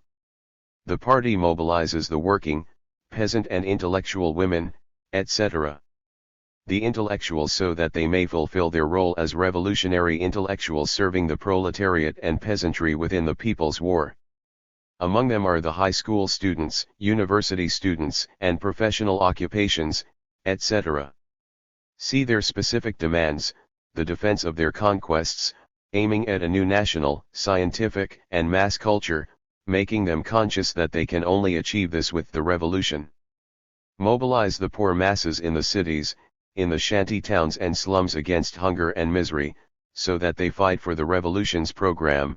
Summon them to the people's war so that they may seize their conquests and rights which are trampled underfoot more every day. Do not allow that they be struck with impunity and teach them how to defend themselves, so that they can resist the enemy's aggression using all the available means at their disposal.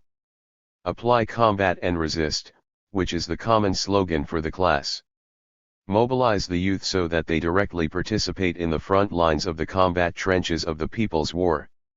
Let young workers, peasants, and students develop their struggles for a new world, their right to an education, against unemployment and other ills that racks them. Make the children active participants in the people's war.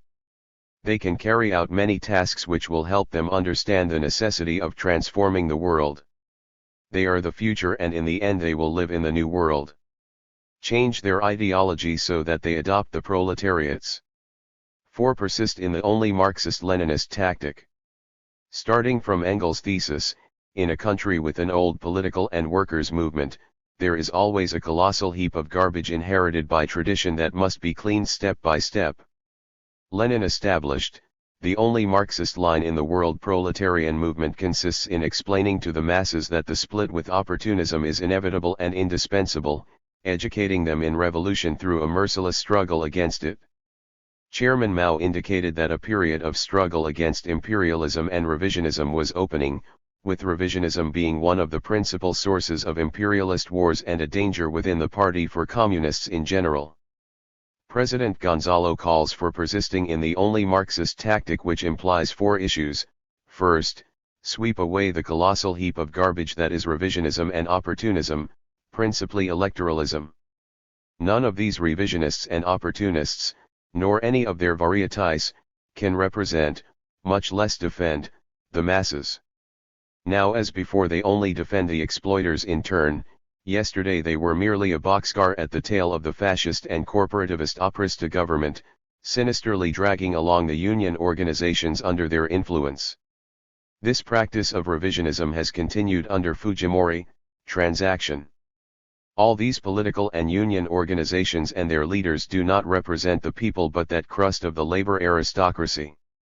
The union bureaucracy and the bourgeois workers' parties that always try to swerve the masses from their revolutionary path and are no more than part of that colossal heap of garbage which must be gradually swept away, as Engels said. Second, go to the deepest and most profound masses which constitute the majority, which in our country are the workers and principally poor peasants, the petty bourgeoisie, and also keep the national bourgeoisie in mind. Of these, the most important are the workers and principally poor peasantry, and we must go mainly to them in both the countryside and city. We must propel their movement, lead it, mobilize them for power so as to topple and overthrow the old state. This is the principal issue of the tactic. Among the masses it is necessary to distinguish the superficial scum which is the crust that serves the bourgeoisie.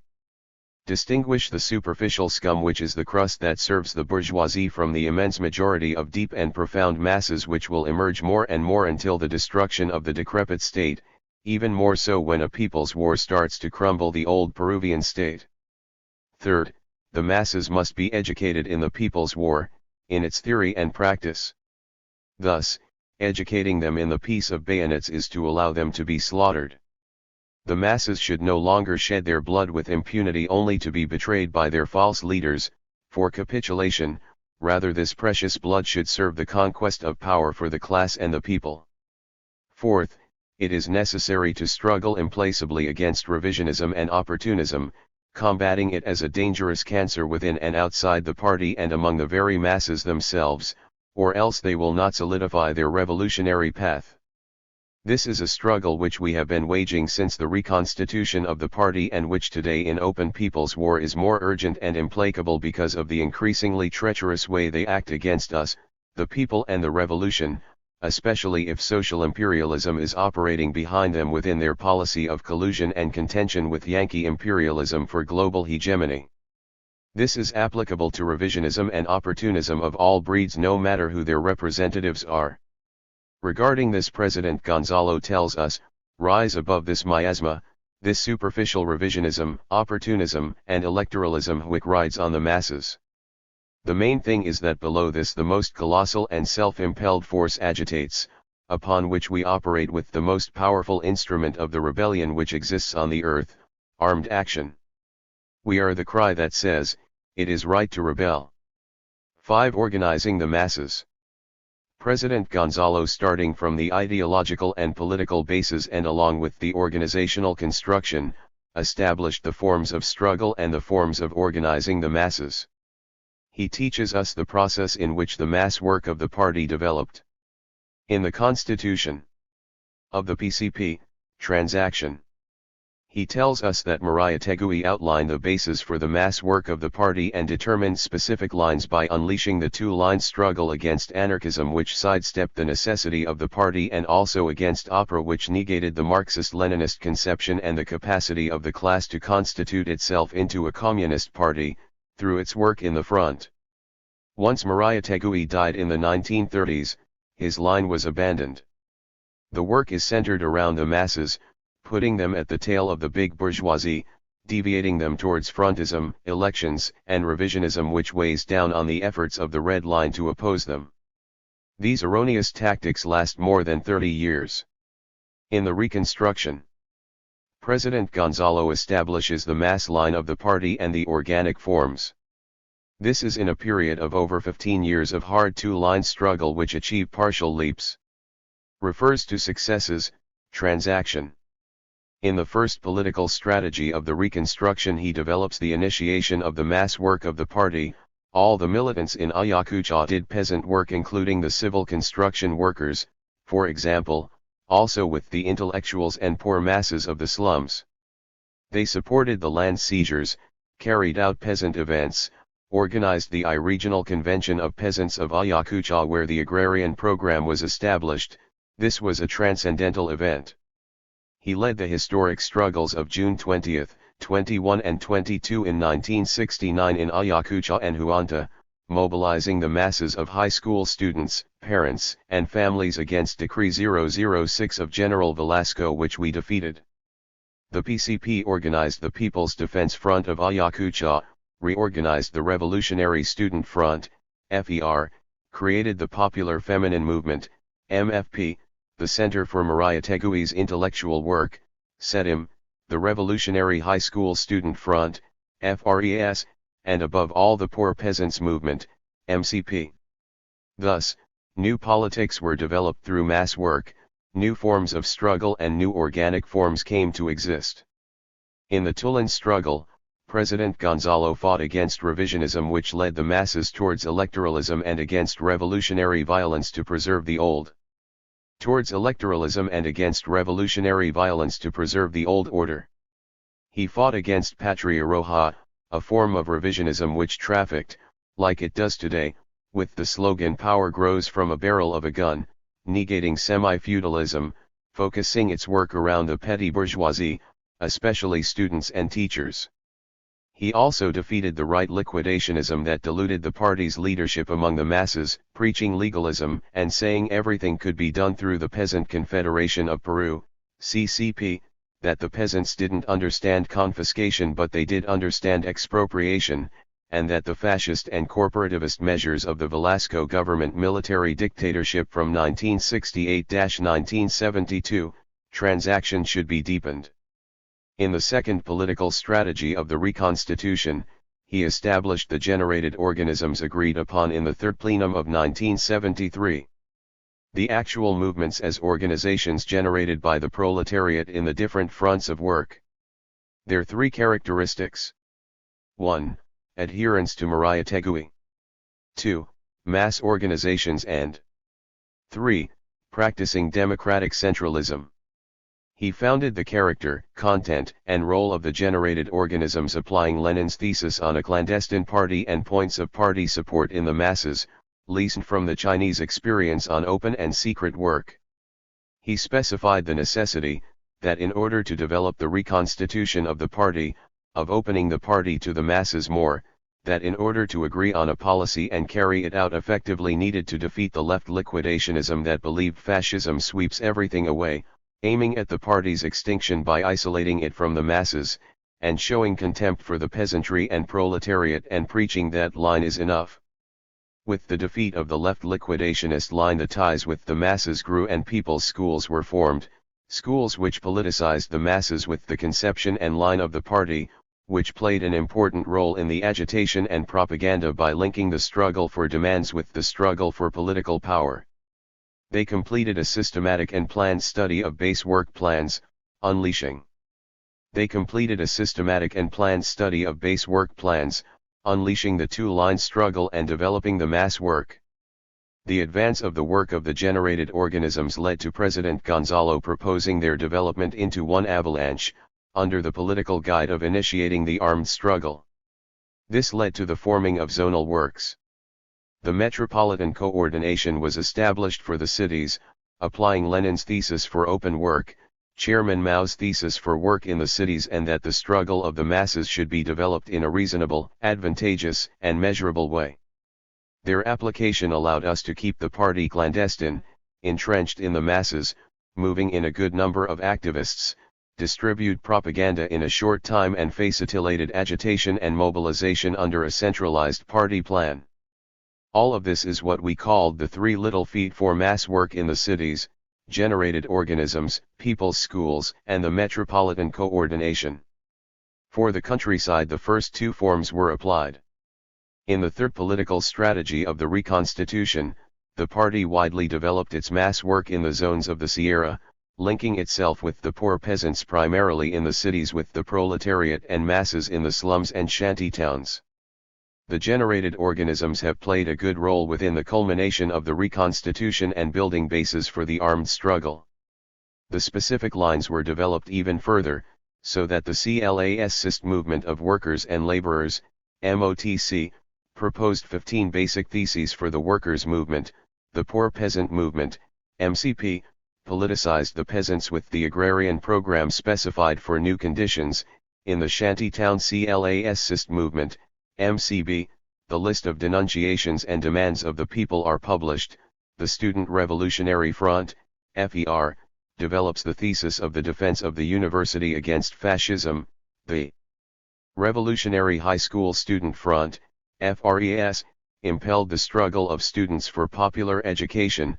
The Popular Feminine Movement, MFP, raised the thesis of women's emancipation, propelling the mobilization of working women, peasants' women, shantytown dwellers, and students. Furthermore, there was participation in the United Syndicate of Peruvian Educational Workers, SUTEP, which led to its specific class line being adopted in the 1970s. The National Federation of Peruvian University Teachers, FENTUP, was also formed. All of this work entered into a wide ideological political mobilization to initiate the People's War. In synthesis, all the mass work of the party in the reconstitution was to prepare the initiation of the work of the party in the reconstitution was to prepare the initiation of the People's War.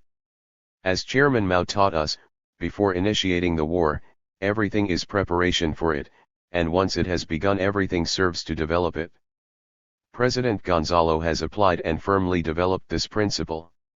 In the leadership of the People's War, there was a great leap in the mass work of the party, a qualitative leap, which shapes the principal form of struggle, the People's War, and the principal form of organization, the People's Guerrilla Army, which developed into the People's Army of Liberation in 1992, transaction. This highest task was carried out by way of the militarization of the party, and with respect to the mass work means that all the mass work is done through the People's Guerrilla Army, which is an army of a new type that fulfills three tasks: combat, mobilize, and produce. We conceive that the second task of the army implies mobilizing, politicizing, organizing, and arming the masses, a task which is not counterposed to fighting, which is the principal task, because the principle of concentrating for combat and dispersing for mobilization is applied. In addition, the masses are educated in the war. This is a principle which governs the three forces, principal ones, local ones, and in the bases where various degrees of actions are specified. For the mobilization of masses, the party through the EGP carries forward the people's schools, forms the generated organisms, the support groups, a policy that applied particularly one way in the countryside, because that is where the new power is being formed, and in another way in the cities. In the cities, the revolutionary defense movement of the people was formed, aiming at the future insurrection. In the countryside, where we have power, base areas, and people's committees, we see to it that all the masses engage in armed participation, organized in the party, army, and front state. If all the masses are not organized, the new power will not be able to sustain itself for long. Amorphous masses or power without masses organized under the leadership of the party is not enough. In the cities, the mass work is carried out by the army as well, and the main thing is the struggle for power through the People's War, with the struggle for demands serving political power as a necessary complement. Obviously, this happens with many armed actions with the goal of materializing the new forms of organization. We formed the People's Revolutionary Defense Movement, MRDP, which We formed the People's Revolutionary Defense Movement, MRDP, which attracts masses from the workers, peasants, shanty towns and petty bourgeoisie, neutralizing the middle bourgeoisie, aiming at the democratic forces which support the People's War. The objective is to lead the masses towards the resistance and to the elevation of their struggles into People's War, to hinder, undermine and perturb the old state and serve the insurrection, preparing the cities with People's War in a complementary way. We use the double policy of developing our own forms, which is principle, and penetrate all type of organizations. We apply combat and resist. Regarding the generated organisms, in the People's War they have expressed development and their characteristics have changed.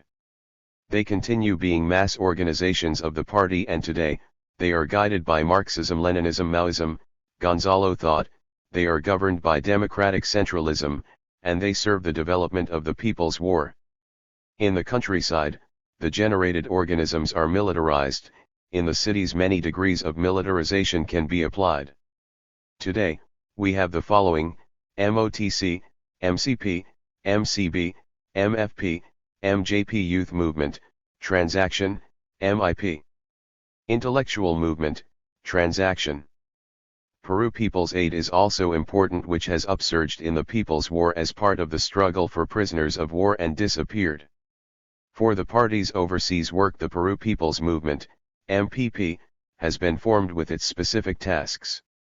Today, after nearly 8 years of People's War, the party has made a great leap in its mass work, proving that it is just and correct to develop mass work within and for the People's War. As a result of its application, our people are learning each day that the class struggle necessarily leads to the struggle for power. Their growing participation in the People's War is very expressive, and even if not everyone reaches an understanding of it, they see in it the concrete hope of their emancipation. They are developing their struggles with new forms of struggle and organization, and the class struggle in Peru has been elevated to its principal form, the People's War. The masses are organized in People's War and are the base and sustenance of it. They are organized in a communist party, into a people's guerrilla army, and principally in the new power, the principal conquest of the People's War, in which the workers, peasants, and petty bourgeoisie participate, exercising political power like never before in history. These are qualitative leaps which give rise to conditions for a new chapter in mass work within and for the People's War until the conquest of power countrywide. Those who uphold Marxism, Leninism, Maoism, Gonzalo thought, assume the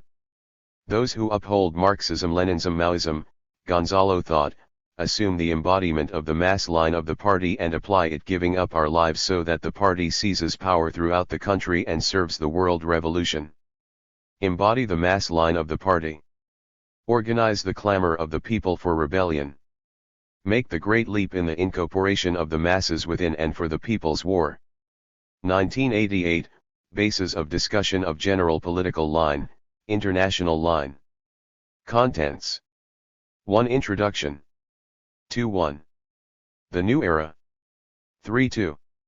The Process of the World Revolution. 4.3. Current Situation and Perspective.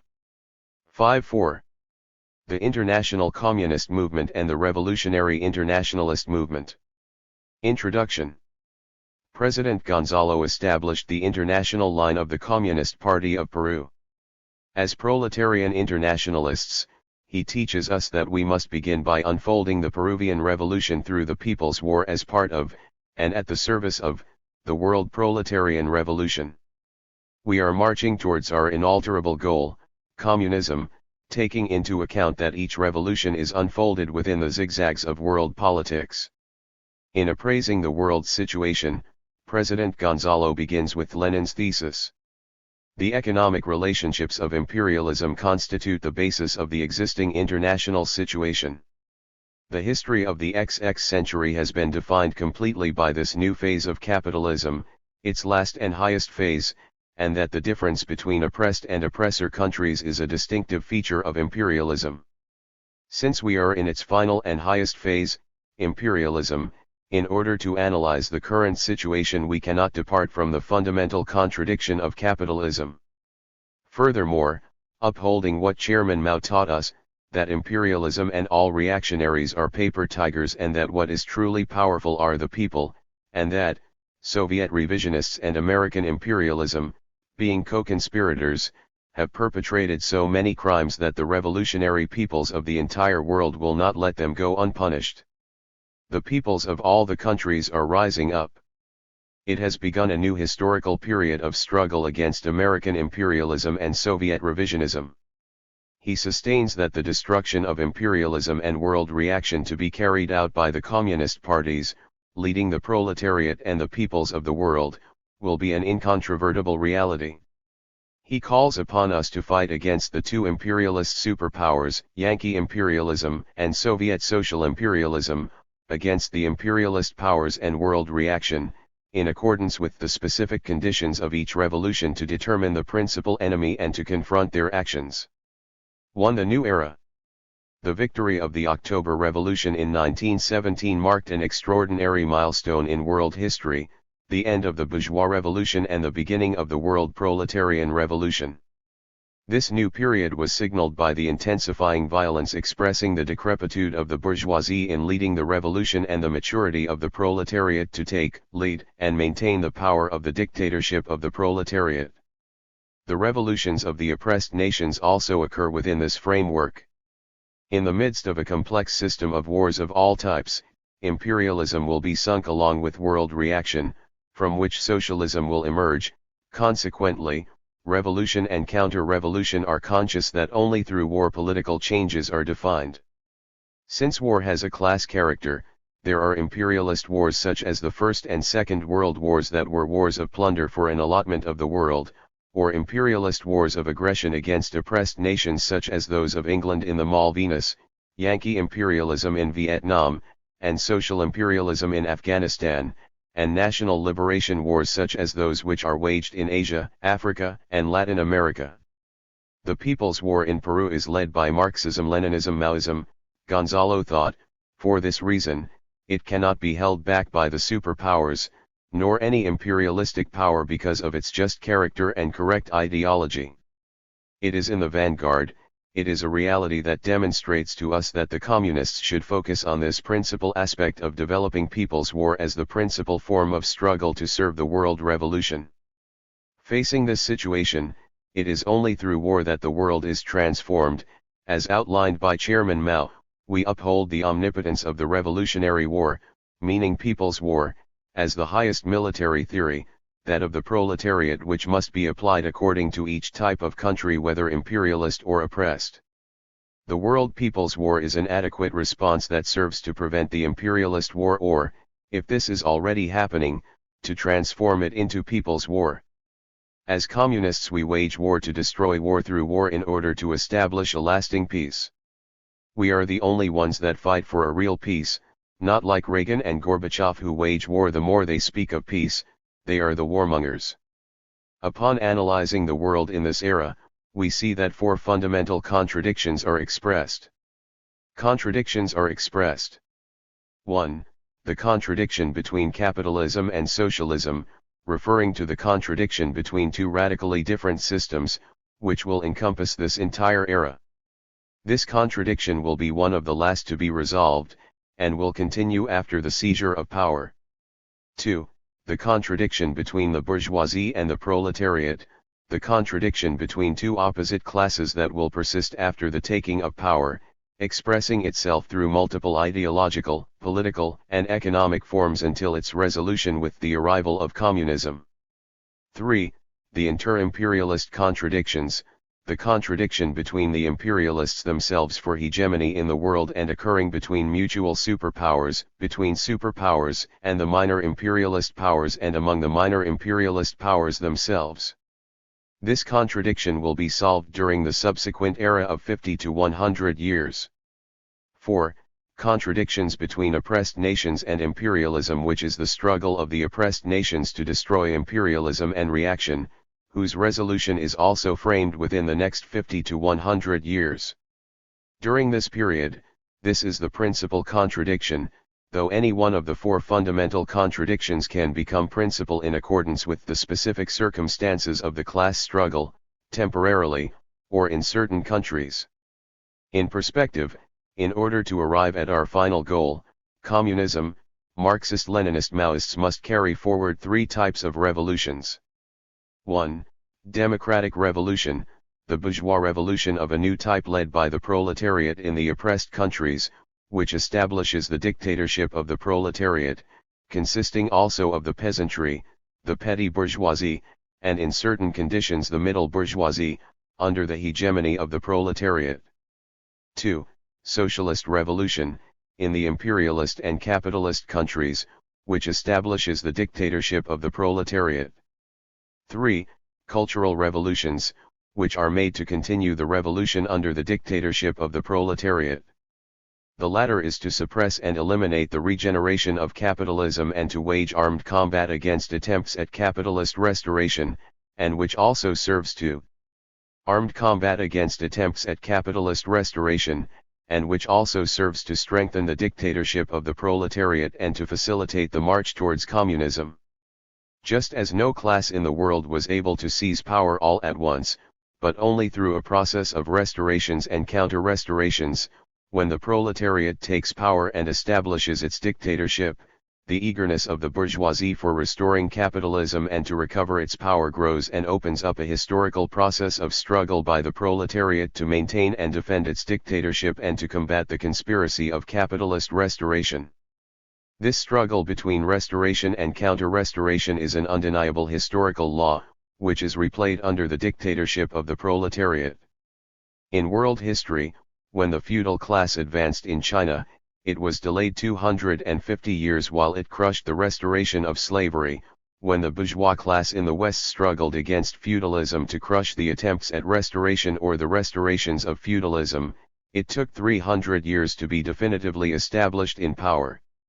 And, addressing a revolution in which the proletariat is definitively established in power, the acute struggle between restoration and counter-restoration will last approximately 200 years, starting from the Paris Commune in 1871. The experiences of capitalist restoration in the USSR and in China taught us great lessons, positive as well as negative, especially emphasizing the gigantic steps forward in the formation of the new state and how the great proletarian cultural revolution is the solution to avert restoration. We, who follow Marxism, Leninism, Maoism, Gonzalo thought, reaffirm ourselves in revolutionary violence as the universal law to conquer power, and to do so it is crucial to substitute one class by another. The democratic revolutions are carried out with revolutionary violence. Socialist revolutions are carried out with revolutionary violence and, since they are faced with restorations, power will be recovered through revolutionary violence. We will maintain the continuation of the revolution under the dictatorship of the proletariat with revolutionary violence through cultural revolutions, and we will only reach communism through revolutionary violence. While there is a place on the earth in which exploitation exists, we will finish it off through revolutionary violence. This new era arms us with a wealth of new weapons, and we communists must strengthen ourselves ideologically, politically, and organically to assume the responsibilities that correspond to us at this time. 2. The process of the world revolution. There are two currents that operate in the international communist movement, the international proletarian movement and the national liberation movement. The first leads and the second is the base. The national liberation movement. It takes place in the oppressed nations against imperialism and reaction. In the first decade of this century, Lenin paid close attention to the struggles in India, China, and Iran. He outlined that the socialist revolution would not be only and exclusively of the proletariat against its bourgeoisie, but also of all the colonies against their oppressors. He said there is a fusion of two forces, the international proletarian movement and the national liberation movement, and that the weight of the masses in the oppressed nations constitutes most of the population in the world and will be decisive in the world revolution. He concluded that revolution is shifting to the oppressed nations, but this fact does not negate the revolution in Europe, which was demonstrated by how a formerly socialist state such as the USSR could develop in the midst of imperialist encirclement. Developing the ideas of Marx, Lenin laid the strategic foundations of the world revolution to undermine imperialism by linking the struggle of the national liberation movement with the struggles of the international proletarian movement in order to develop the revolution. Although the slogan for communists is "Proletarians of all countries, unite," he proposed the slogan that must guide the struggle of the two forces, "Proletarians of all countries and peoples of the world, unite." Chairman Mao Zedong developed Lenin's strategy based on the great significance the national liberation movement has for the world revolution, since imperialism plunders ever more from the oppressed nations, which in turn rise up in powerful revolutionary storms that must be led by their communist parties. Thus, the national liberation movement is fused to the international proletarian movement, and these two forces propel the development of world history. President Gonzalo teaches that the strategy that communists must follow should be based on the thesis laid down by Lenin and developed by Chairman Mao. The international proletarian movement. This is the theory and practice of the international proletariat. The proletariat struggles on three levels: theoretical, political, and economic. Since the proletariat appears in history as the final class, it does so in constant struggle. Proletariat appears in history as the final class, it does so in constant struggle, highlighted by the following milestones. 1848, the Communist Manifesto elaborated by Marx and Engels established the basis and the program of the proletariat. 1871, the Paris Commune, where for the first time the proletariat conquers power. 1905, the dress rehearsal of the revolution. 1917, victory of the October Revolution in Russia, the class established the joint dictatorship of the proletariat and opened a new era. 1949, victory of the Chinese Revolution, and the establishment of the joint dictatorship led by the proletariat, which resolved the passage to the socialist revolution, and changed the correlation forces in the world. The decade of the 1960s with the Great Proletarian Cultural Revolution, led by Chairman Mao Zedong, the revolution continued under the dictatorship of the proletariat in the acute struggle between restoration and counter-restoration. In its struggle for its rights and demands, the proletariat generates the union and the strike, which are not only meant to be instruments for economic struggle, but to forge the class for the great battles still to come.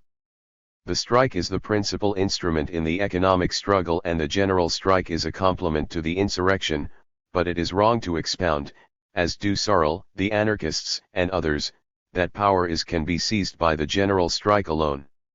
We develop the struggle for better living conditions as a function of the conquest of power. The proletariat generates a political apparatus. As defined by Marx, the Communist Party is totally opposite and different from the other parties seeking political power. Lenin established the characteristics of the party of the new type, combating the undermining influences of the old revisionism that generated bourgeois workers' parties based on the labor aristocracy, the union bureaucracy, parliamentary cretinism, all tied to the old order. Chairman Mao Zedong developed the construction of the party based on the gun and outlined the construction of the three instruments. President Gonzalo established the thesis of the militarization of the communist parties and the concentric construction of the three instruments. The proletariat generates ideology, Marxism-Leninism, Maoism, principally Maoism for the world revolution, and Marxism-Leninism, Maoism, Gonzalo thought, mainly Gonzalo thought, for the Peruvian Revolution. Marxism was based on the ideas of Marx. Marx and Engels drew ideas from the best that humanity had produced: German classical philosophy, English political economy and French socialism, on which they based the ideology of the proletariat. Marxism has not taken a step in its life without struggling against wrong positions. It stood up against Proudhon and anarchism, against right-wing deviations of the supposedly creative developments of Dühring, and against the opportunist positions that emerged in the German Social Democratic Party. After the death of Engels, the old revisionism unfolds with Bernstein and Koski. Lenin is going to defeat them. In sum, in its first stage, Marxism establishes the Marxist philosophy or dialectical materialism, Marxist political economy, and scientific socialism. Lenin develops Marxism and brings it to a second stage, Marxism-Leninism. This stage is achieved through hard struggles fought against the old revisionism that was denying Marxist philosophy, by proposing neo-Kantism instead, that is idealism and not dialectical materialism. In political economy, they were denying the growing pauperization among the proletariat, and claimed that the proletariat was being satisfied by capitalism. They denied the fact of imperialism and surplus value. In scientific socialism, they propagated pacifism, denying the class struggle and revolutionary violence. Revisionism means to revise Marxist principles by invoking new circumstances. Lenin said that revisionism is the advance of the bourgeois ideology in the ranks of the proletariat, and that to fight effectively against imperialism one must also fight against revisionism, since they are two sides of the same coin.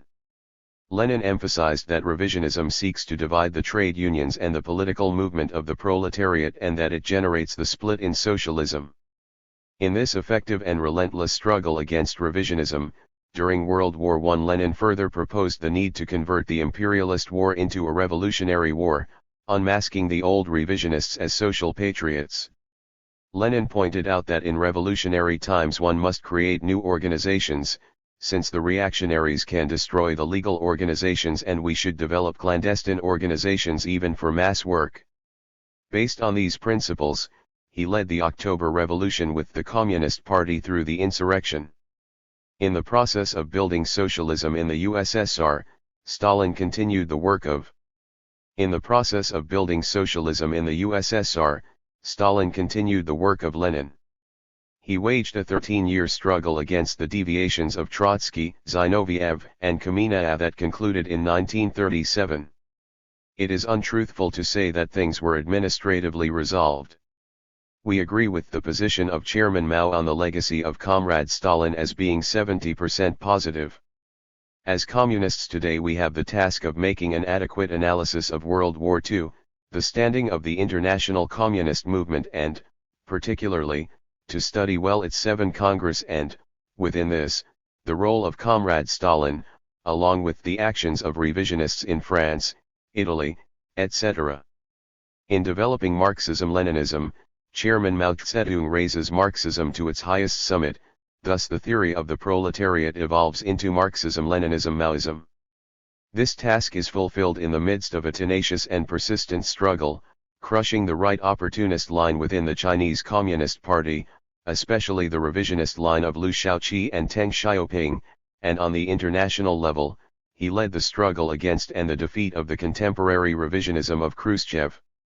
Mao forged the democratic revolution in China, the leap to the socialist revolution, and the great proletarian cultural revolution. What is fundamental in Maoism is political power, the power of the proletariat, the power of the dictatorship of the proletariat, based on an armed force led by the party. Maoism is the application of Marxism-Leninism to the oppressed countries, of the strategic offensive of the world revolution, and of the continuation of the revolution under the dictatorship of the proletariat. We communists have three great swords, our founder Marx, the great Lenin, and Chairman Mao Zedong. Our great task is to raise, defend, and to apply Marxism-Leninism-Maoism, principally Maoism, and place it as the command and guide of the world revolution.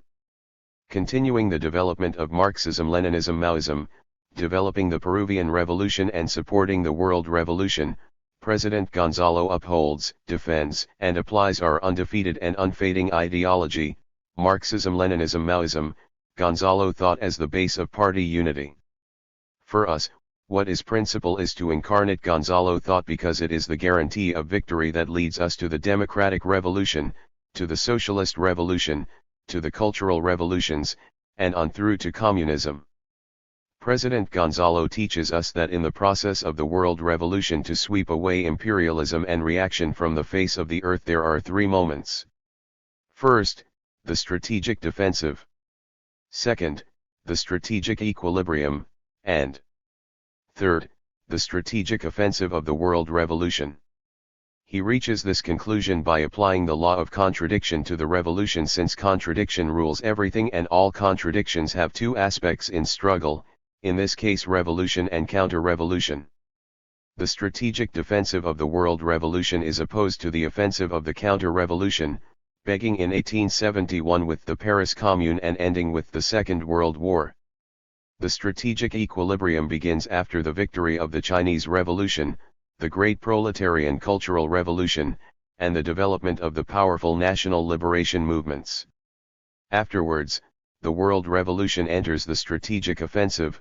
This moment can be identified in history in connection with the 1980s, in which we see indications such as the Iran-Iraq War, Afghanistan, Nicaragua, the beginning of the People's War in Peru, an era circumscribed within the next 50 to 100 years. From there onward the contradiction between capitalism and socialism will develop, and whose resolution will carry us to communism.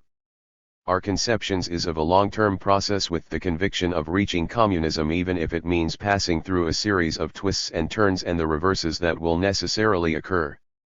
Furthermore, it is not strange that we should apply the three moments to the world revolution, since Chairman Mao applied them to the process of the protracted People's War.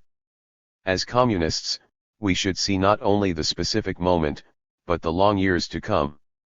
3. Current situation and perspective. In the current situation and in perspective we have entered the strategic offensive of the world revolution. We are within the 50 to 100 years in which imperialism will be sunk together with world reaction, and we will enter the stage when the proletariat firmly takes root in power and establishes its dictatorship.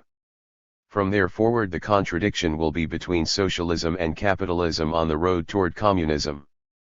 The fact that restorations have occurred in the USSR and China does not negate the strong developmental process of the international proletariat, but shows how fierce the struggle is between restoration and counter-restoration is, from which the communists draw lessons to prevent the restoration of capitalism and to definitively establish the dictatorship of the proletariat. We reaffirm the thesis of Chairman Mao Zedong that a period of struggle has begun between American imperialism and Soviet social imperialism. This was written before the collapse of the USSR. Transaction.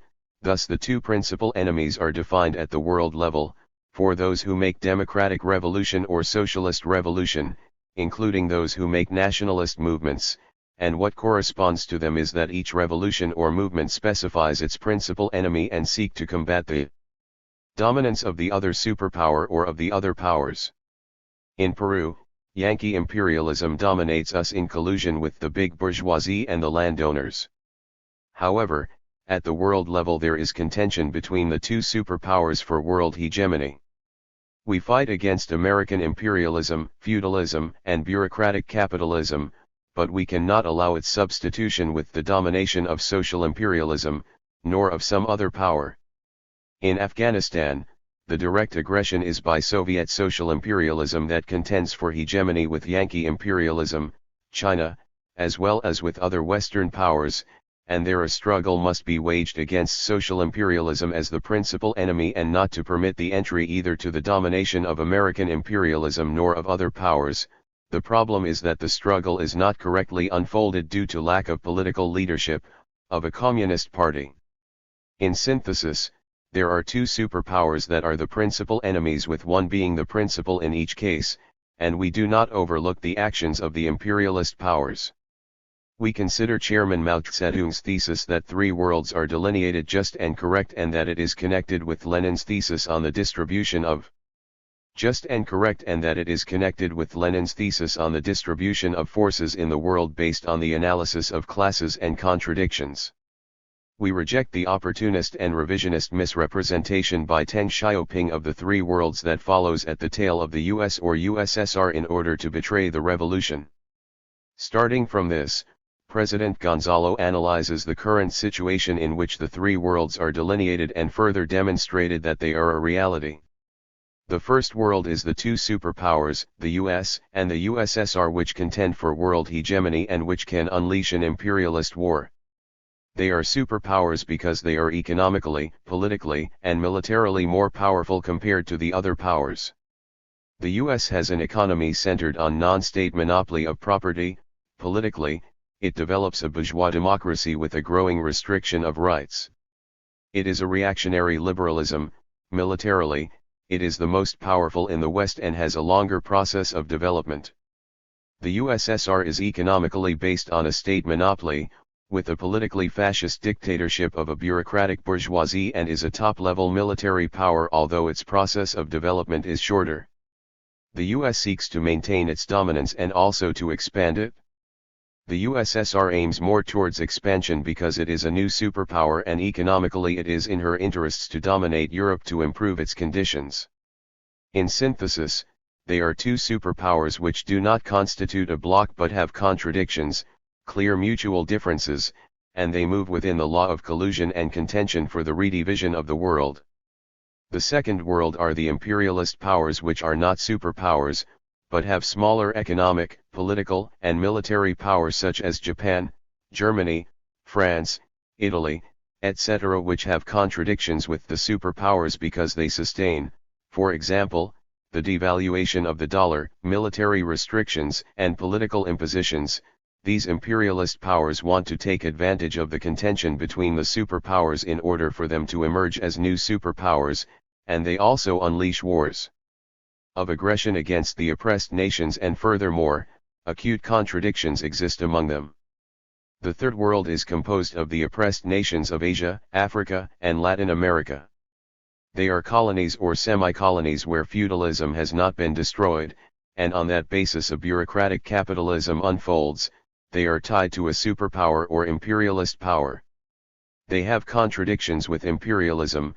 Furthermore, they fight against their own big bourgeoisie and landlords, both of which are at the service of and in collusion with imperialism, especially with the superpowers. Superpowers. All this gives us the basis on which the communists can establish the strategy and tactics of the world revolution. Chairman Mao Zedong had come to establish the strategy and tactics of the world revolution, but the Chinese revisionists concealed it. Therefore, it remains for us to extract from his own ideas, especially if there are new situations in sight. Our party sustains the view that in the current world there are three fundamental contradictions. 1. The contradiction of the oppressed nations, on one side, against the superpowers and imperialist powers, on the other. Here the thesis of the three worlds is delineated, and we formulate it this way because the kernel of that contradiction lies with the superpowers, but it is also a contradiction with the imperialist powers. This is the principal contradiction, and its solution is the development and victory of new democratic revolutions. 2. The contradiction between the proletariat and the bourgeoisie, which has as its solution the socialist revolution, and within that perspective, the proletarian cultural revolution. 3. The inter-imperialist contradictions between the superpowers themselves, between the superpowers and the smaller imperialist powers, and, finally, among the imperialist powers themselves, which leads to war for world hegemony and imperialistic wars of plunder, which the proletariat must oppose with people's war and, in the long run, world people's war. We do not list the contradiction socialism-capitalism because it exists only at an ideological and political level. Since socialism does not exist anywhere as a state, today there is no socialist system. It existed, and to say that it exists today, it is to claim in essence that the USSR is socialist, which is a revisionist position. The need to address the contradiction serves to analyze the world's situation and to define its strategy and tactics within its strategic and conflicting zones. Today, the most incendiary conflicting points are Southeast Asia, where the struggle in Vietnam, Laos, and Kampuchea are a focal point in the immense strategic region of Asia, a region where great masses are concentrated. If India, for example, had a sufficiently developed communist party, it would serve to powerfully advance the revolution.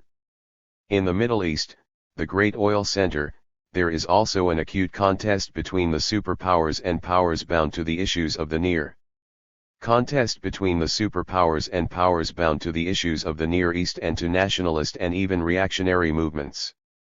Another area is South Africa, where there are guerrilla movements that are usurped by the superpowers to convert them into occupation forces and dominate them.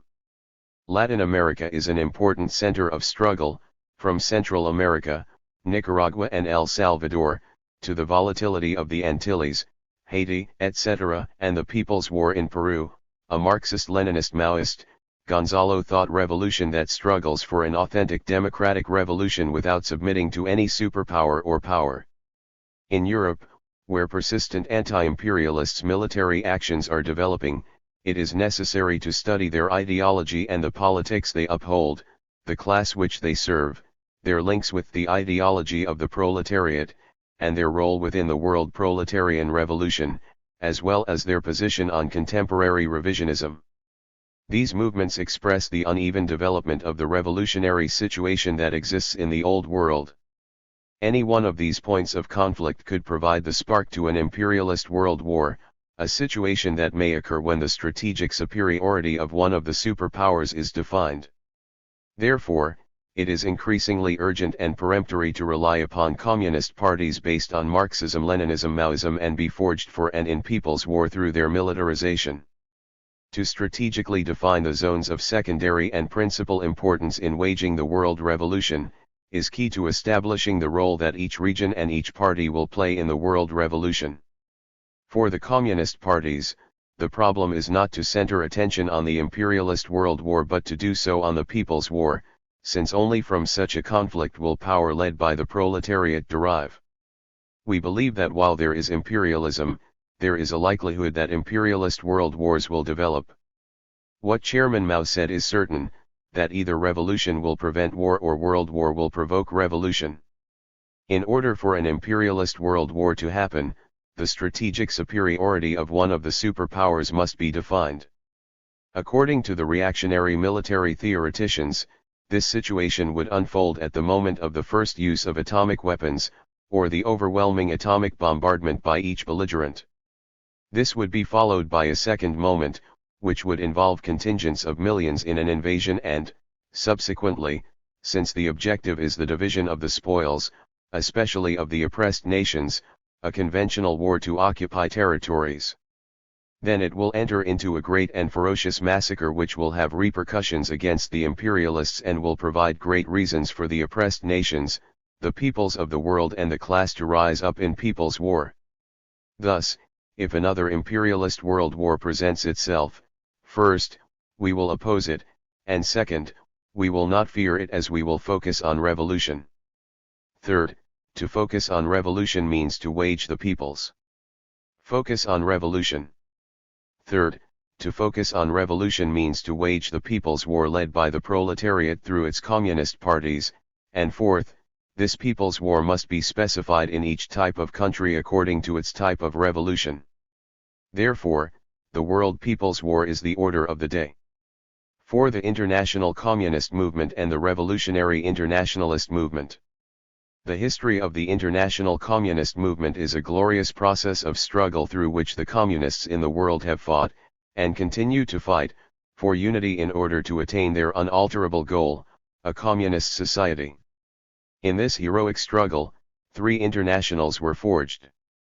The International Workers' Association, or First International, was founded by Marx and Engels in 1864. In hard struggle they opposed and crushed the anarchistic positions of Bakunin and established that there is only one doctrine of the proletariat, Marxism. Lenin says that the role fulfilled by the First International was to lay down the ideological foundations of the doctrine of the proletariat. This international split, and when this was blamed on Marx and Engels, they answered that if such a division had not occurred, the international would have died in any case, killed by those who united in rejecting principles. The Second International was founded by Engels in 1889. It served to multiply organizations and parties, but with the death of Engels, the emerging old-style revisionism was confronted and crushed by Lenin. This international became bankrupt in the First World War when its leadership, Koski and Bernstein, instead of opposing the imperialist world war in order to transform it into revolution, supported the war of plunder and their own country's bourgeoisie. Thus, they turned into social patriots. In 1919 Lenin organized the Third International, the Communist International, conceiving of it as a fighting machine to carry out the world revolution and the establishment of the proletarian dictatorship. Two problems emerged in the Communist International during the 1920s which were to have great repercussions: the problem of Germany, or rather, the revolution in an advanced country, and the problem of China, or revolution in a backward country. The situation became more acute with the emergence and victory of fascism and the question on how to conceive the united front. Thérèse and Togliatti proposed revisionist opinions, seeking to support rather than destroy the old order, while focusing solely on the anti-fascist struggle. In 1943 the International was dissolved, leaving only an information committee.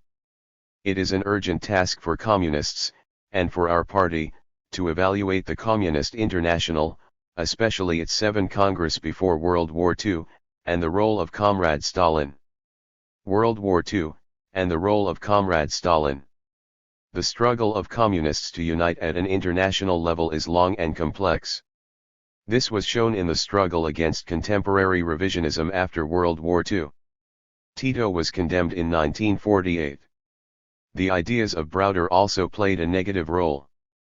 The workers' and communist parties met in Moscow in 1957 and 1960 after the 20th Congress of the Communist Party of the Soviet Union, CPSU, in 1956, in which Khrushchev had already usurped the dictatorship of the proletariat in the USSR, and assaulted it under the pretext of combating Comrade Stalin. However, the prestige of the USSR was still very great throughout the world, and in such circumstances the meetings of 1957 and 1960 agreed on ambiguous positions, in spite of the firm, principled positions upheld by the Communist part of China, CPC, especially those of Chairman Mao, and the Party of Labour of Albania. The positions of Chairman Mao caused the CPSU to alter some of its positions, but the positions of contemporary revisionism were systematized in 1961, when the CPSU held its 22nd Congress. Chairman Mao, leading the CPC, summarized the essence of the new revisionism systematized in the 3 peacefuls and the 2 alls. With peaceful coexistence, Khrushchev had twisted the old thesis of Lenin that distinguished between relationships among states to those within states to propose that the general line of the international communist movement is peaceful coexistence.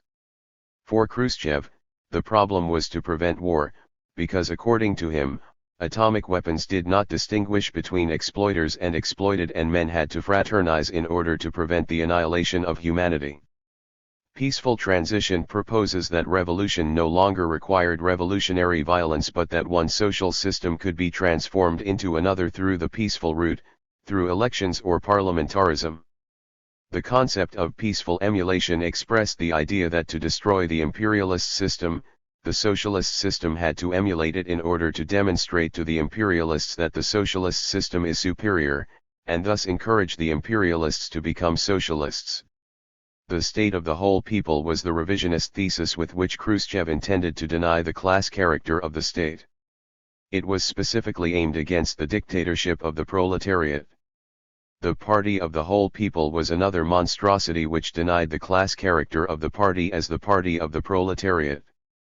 Khrushchev maintained that the 22nd Congress of the CPSU was the new program of the Communists, and thus the Communist Manifesto was substituted by the bourgeois slogans of liberty, equality, and fraternity. The manifesto is the program of the Communists, and its negation generated and sharpened the struggle between Marxism and revisionism. Struggle between Marxism and revisionism. On June 14, 1963, the proposal on the general line of the international communist movement, also known as the Chinese Letter, was published. Then the 9 commentaries, in which Chairman Mao and the CPC brilliantly criticized and crushed modern revisionism in all aspects, were circulated. We understand that Chairman Mao and the CPC felt that because the political and ideological base, which had to be Marxism-Leninism Mao Zedong thought, had not yet been defined, it was inconvenient to form a new communist international in such circumstances. This was mainly due to the fact that the Party of Labour of Albania, led by Enver Hoxha, did not accept Mao Zedong thought and advocated an international based only on Marxism-Leninism, disregarding the new developments. In essence, Hoxha was opposed to Mao Zedong thought. The growing influence of Chairman Mao in the world unfolded with the Great Proletarian Cultural Revolution. The CPC focused on very urgent problems, such as recovering power in the People's Republic of China from the usurpation of the revisionists Liu Shaoqi and Deng Xiaoping, and on the method to continue the revolution under the dictatorship of the proletariat. Chairman Mao became the great teacher of the proletariat and the leader of the world revolution, in the class struggle at home and in the struggle against revisionism on the international level. His thought developed into the third stage of Marxism. In that era, communists referred to this development as Mao Zedong thought. The Communist Party of Peru, PCP, adopted Marxism-Leninism Mao Zedong thought as the basis of party unity at the 6th National Conference in January 1969. This was achieved as a result of the struggle of President Gonzalo and the Red fraction of the party that had been adhering to Marxism-Leninism Mao Zedong thought since 1966. President Gonzalo upheld the positions of Chairman Mao as early as 1962, and on the basis of that viewpoint, went on to forge the Red fraction of the PCP. The authentic communists were waiting for the CPC to define Maoism as the third stage of Marxism, but with the death of Chairman Mao in September 1976, the Chinese revisionists pulled off a counter-revolutionary coup aimed at Chairman Mao and his thought. Thereafter, the unity of the Marxists encountered serious and complex problems, but the Communist Party of Peru remained firm and unshakable in the defense of Marxism-Leninism Mao Zedong thought, immediately denouncing the counter-revolutionary coup and the revisionist usurpation in China. It was at that time that the broadened political bureau of the PCP in October 1976 declared. Time that the broadened political bureau of the PCP in October 1976 declared, to be a Marxist is to adhere to Marxism-Leninism Mao Zedong thought. With the death of Chairman Mao and the revisionist usurpation in China by Deng and his gang, the communists were left scattered in the world without a center or base for world revolution. The counter-revolutionaries brandished their claws to negate Chairman Mao and the validity of Marxism-Leninism Mao Zedong thought, unleashing the triple revisionist assault of Deng Xiaoping, Chinese revisionism, Hoxha, Albanian revisionism, and Brezhnev, Russian revisionism. In the face of this situation, in 1979, at the PCP's first national conference, President Gonzalo called upon the whole party to defend and apply Marxism-Leninism Mao Zedong thought against the revisionist triple assault. The party's principled positions remained firm and unalterable. In 1980, the PCP launched the People's War based on Marxism-Leninism Mao Zedong thought. And it is with the application and development of the People's War that the PCP has advanced further in the comprehension of Maoism as the third stage of Marxism. Hence, at the Second National Conference held in May 1982, the party agreed that Marxism-Leninism Maoism was the third stage of Marxism. The PCP was the only party in the world in the vanguard of the defense of Maoism, assuming the task of struggling for the unity of the Marxist-Leninist Maoists of the world so that this ideology be the command and guide of the world and Peruvian revolutions. The application of Marxism-Leninism Maoism must be specific to each revolution, so that it does not become a mechanical formula. For this reason, the Peruvian Revolution has generated President Gonzalo and Gonzalo thought, which is the main principle in the basis of party unity. Each revolution must specify its guiding thought, without which there can be no application of Marxism-Leninism Maoism, nor any revolutionary development. In the fall of 1980, 13 communist parties and organizations signed a statement, to the Marxist-Leninists, workers, and the oppressed of all countries, calling upon communists to unite around Marxist-Leninist struggle and to uphold Chairman Mao, but without representing Maoism as a new stage with universal validity. The Revolutionary Communist Party, USA, RCP-USA, principally led this effort. In 1983 the RCP-USA contacted the PCP and invited it to sign the 1980 statement. The PCP opposed such a statement since Mao Zedong thought was not considered therein. Furthermore, we were already basing ourselves on Marxism-Leninism-Maoism. In March 1984, the second conference of these organizations was held and the Revolutionary Internationalist Movement, RIM, was founded, which approved a joint Internationalist Movement, RIM, was founded which approved a joint declaration, referring to uniting around Marxism-Leninism-Mao Zedong thought.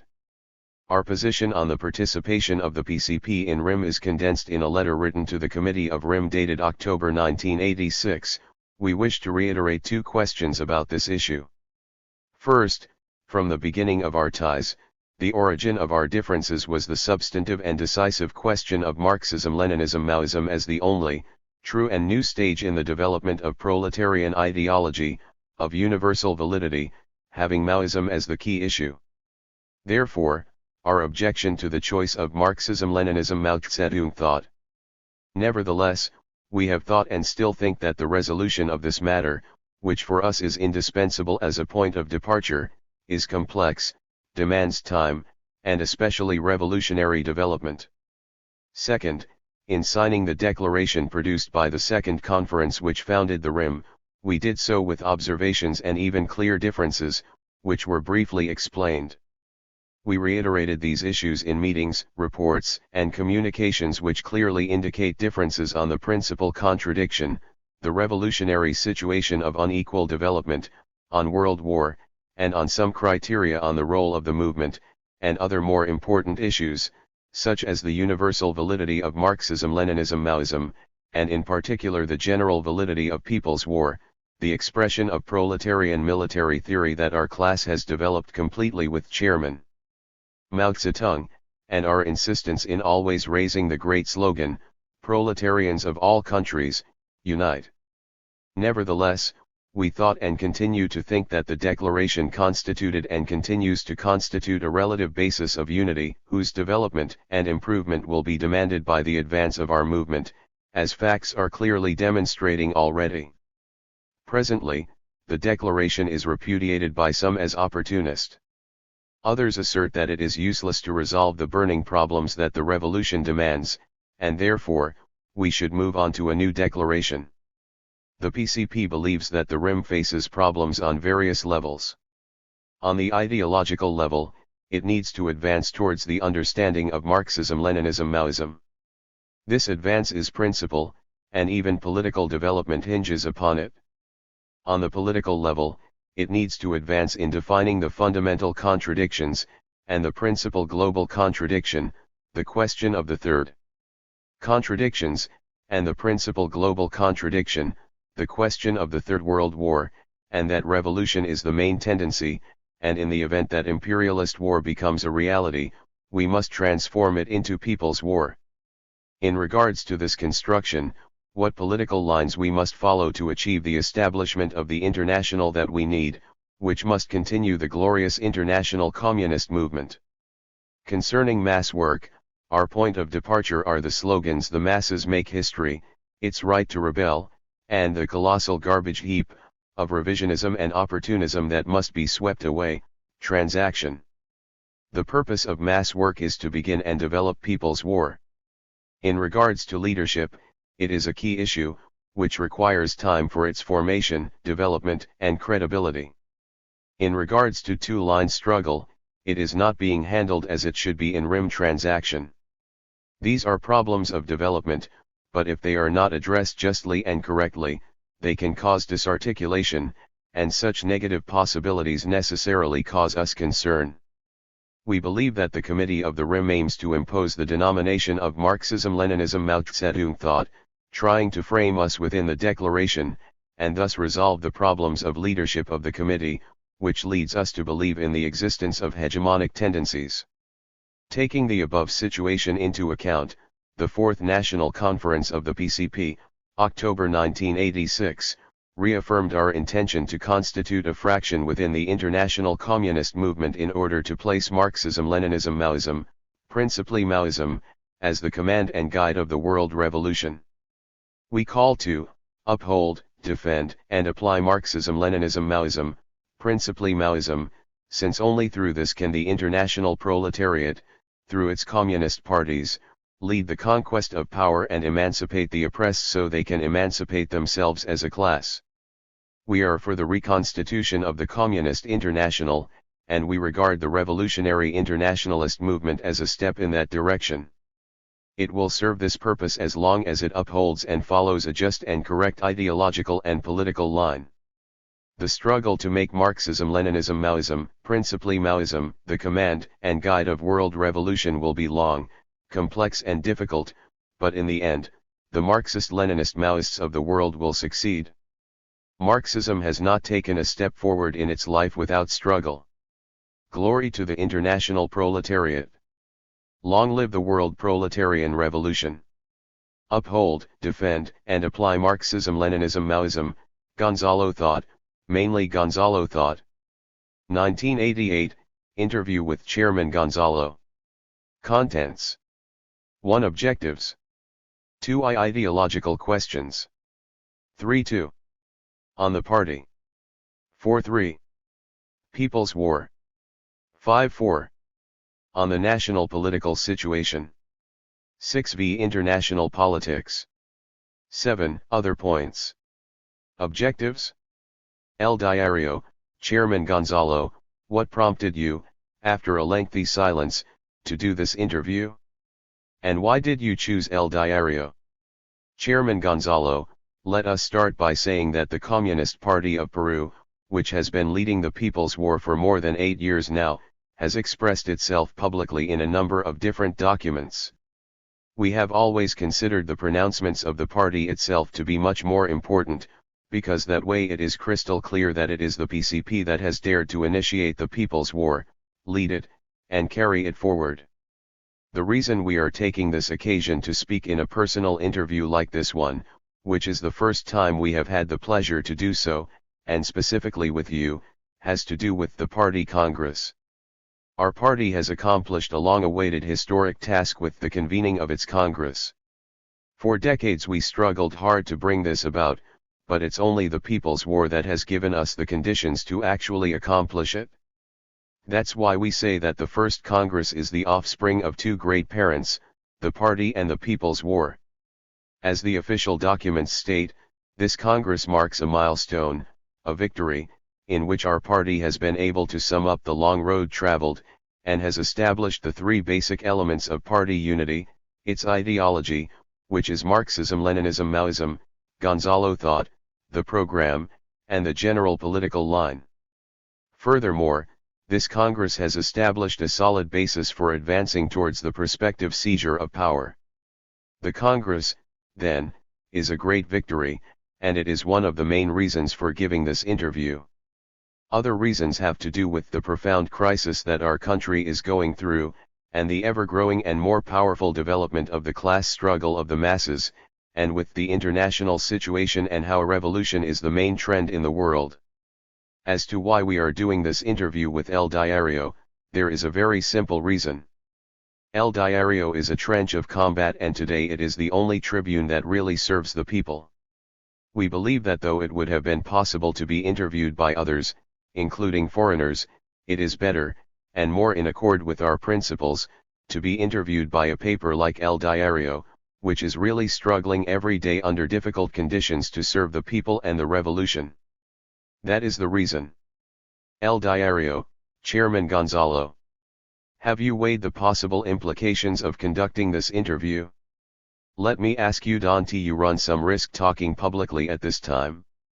Chairman Gonzalo, being communists, we fear nothing.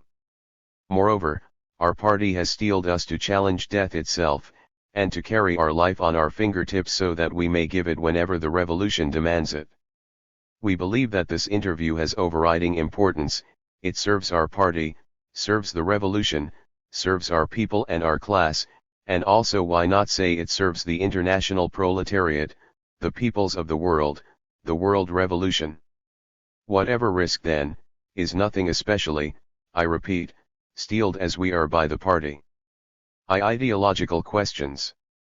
El Diario, Chairman, let's talk about one of the ideological foundations of the PCP, Maoism. Why do you consider Maoism the third stage of Marxism? Chairman Gonzalo, this point is crucial, and of enormous consequence. For us, Marxism is a process of development, and this great process has given us a new, third, and higher stage. Why do we say that we are in a new, third, and higher stage, Maoism? We say this because in examining the three integral parts of Marxism, it is clearly evident that Chairman Mao Zedong has developed each one of these three parts. Let's enumerate them. In Marxist philosophy, no one can deny his great contribution to the development of dialectics, focusing on the law of contradiction, establishing that it is the only fundamental law.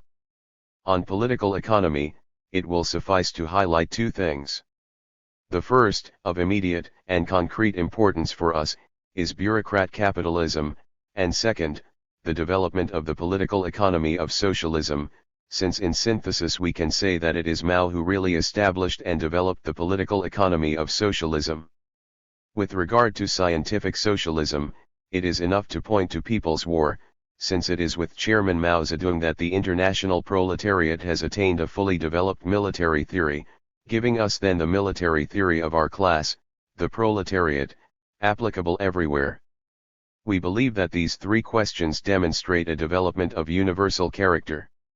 Looked at in this way, what we have is a new stage, and we call it the third one, because Marxism has two preceding stages, that of Marx and that of Lenin, which is why we speak of Marxism-Leninism. A higher stage, because with Maoism the ideology of the worldwide proletariat attains its highest development up to now, its loftiest peak, but with the understanding that Marxism is, if you'll excuse the reiteration, a dialectical unity that develops through great leaps, and that these great leaps are what give rise to stages. So for us, what exists in the world today is Marxism-Leninism, Maoism, and principally Maoism. We think that to be Marxists today, to be communists, necessarily demands that we be Marxist-Leninist Maoists and principally Maoists. Otherwise, we couldn't be genuine communists. I would like to emphasize a situation that is rarely taken into account and definitely deserves to be studied closely today. I am referring to Mao Zedong's development of Lenin's great thesis on imperialism. This is of great importance today, and in the historical stage that is presently unfolding. Again, simply listing his contributions, we could point out the following: he discovered a law of. His contributions, we could point out the following: he discovered a law of imperialism when he said that imperialism makes trouble and fails, makes trouble again and fails again, until its final doom. He also specified a period in the process of development of imperialism, which he called the next 50 to 100 years, as he said, unparalleled on earth, during which, as we understand it, we will sweep imperialism and reaction from the face of the earth. He also pointed to something that today more than ever can't be ignored. He said that a period of struggle between US imperialism and Soviet social imperialism has begun. In addition, we all know of his great strategic thesis that imperialism and all reactionaries are paper tigers. This is a thesis of enormous importance, and we must keep in mind that Chairman Mao applied this thesis to US imperialism and Soviet social imperialism, both of which we have no reason to be afraid of. But also, we must keep in mind how he saw the development of war, following exactly what Lenin had stated about the era of wars that had opened up in the world. The chairman has taught us that a country, a nation, a people, no matter how small, can defeat the most powerful exploiter and dominator on earth if they dare to take up arms.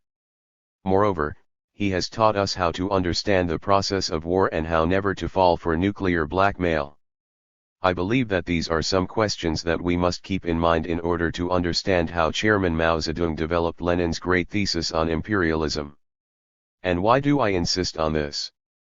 Because we understand that just as Lenin's contributions are based on the great work of Marx, Chairman Mao Zedong's developments are based on the great work of Marx and Lenin on Marxism-Leninism. We would never be able to understand Maoism without understanding Marxism-Leninism. We believe that these things are of great importance today, and for us it has been decisive to understand Maoism in theory and practice as a third, new, and higher stage. El Diario, Chairman Gonzalo, do you believe that if José Carlos Mariátegui were alive he would uphold the theories and contributions of Chairman Mao? Chairman Gonzalo, in synthesis, Mariátegui was a Marxist-Leninist. Beyond that, in Mariátegui, the founder of the party, we find theses similar to those that Chairman Mao has made universal. Thus, as I see it, today Mariátegui would be a Marxist-Leninist Maoist. This is not speculation, it is simply the product of understanding the life and work of José Carlos Mariátegui. El Diario, moving on to another question, what is the ideology of the proletariat and what role does it play in the social processes of the world today? What do the classics, Marx, Lenin and Mao, mean to the PCP? Chairman Gonzalo, today, tomorrow, and in these stormy decades in which we live, we can see the enormous and overriding importance that proletarian ideology has. First, although I'm emphasizing something that is well known, it is the theory and practice of the final class in history. The ideology of the proletariat is the product of the struggle of the international proletariat. It also comprehends the study and understanding of the whole historical process of class struggle that went on before the proletariat, of the struggle of the peasantry in particular, the great heroic struggles they have waged. It represents the highest level of study and understanding that science has produced. In sum, the ideology of the proletariat, the great creation of Marx, is the highest world outlook that has ever been or ever will be seen on earth.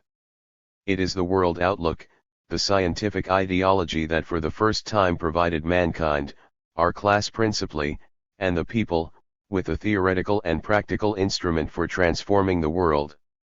And we have seen how everything that he predicted has come about.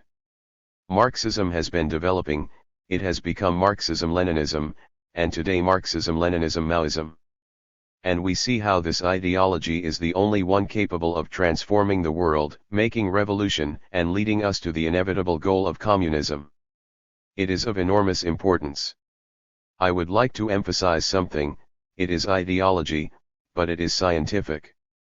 Nevertheless, we must understand very well that we cannot make any concessions to the stand of the bourgeoisie which wants to reduce the ideology of the proletariat to a simple method. To do so is to debase it and deny it.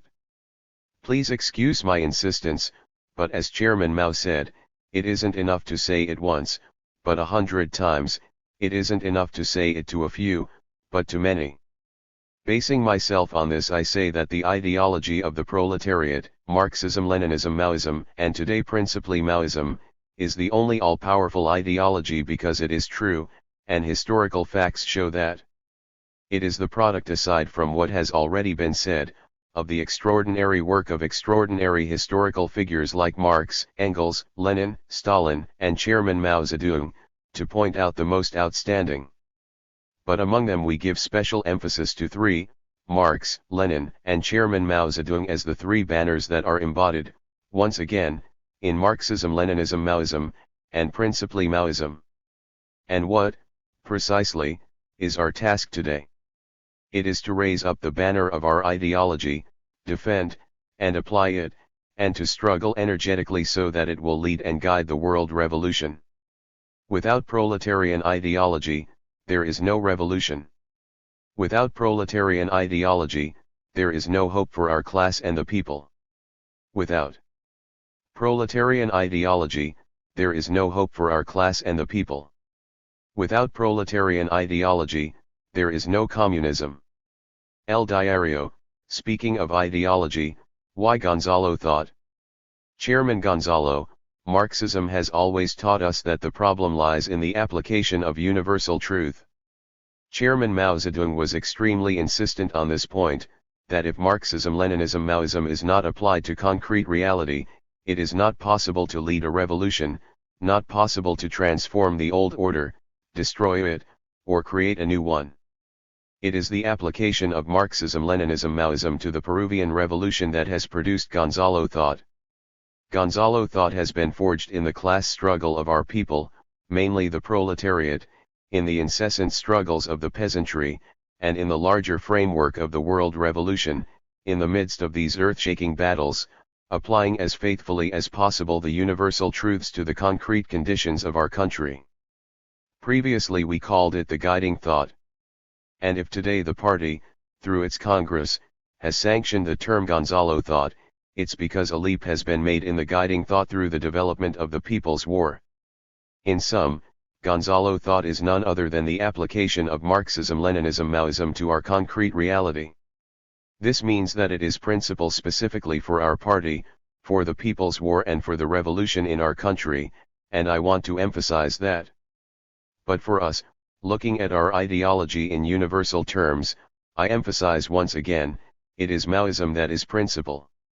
El Diario, what role is revisionism playing, and how does the PCP struggle against it?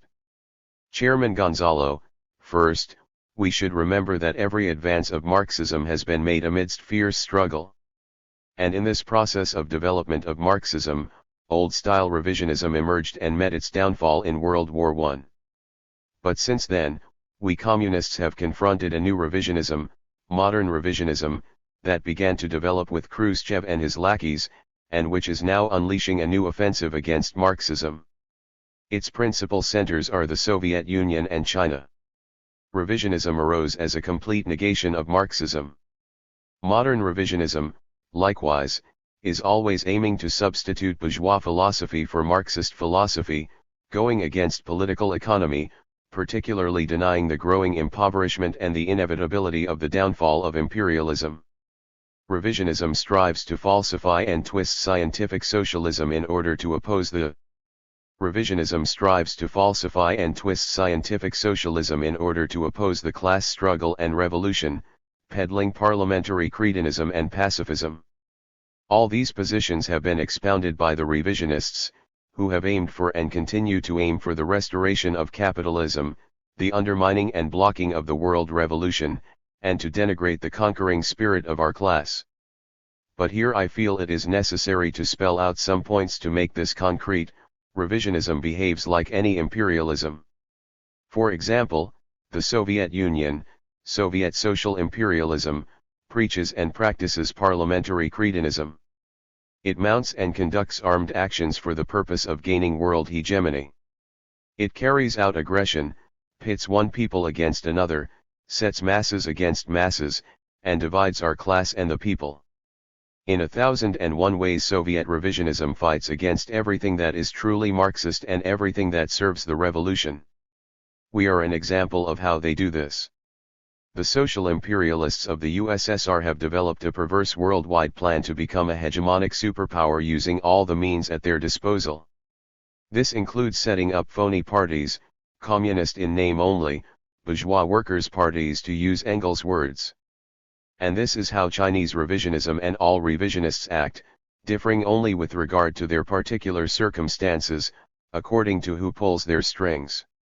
Therefore, for us, the task is to fight revisionism and fight it relentlessly. We must keep in mind the lesson that we can't fight imperialism without combating revisionism.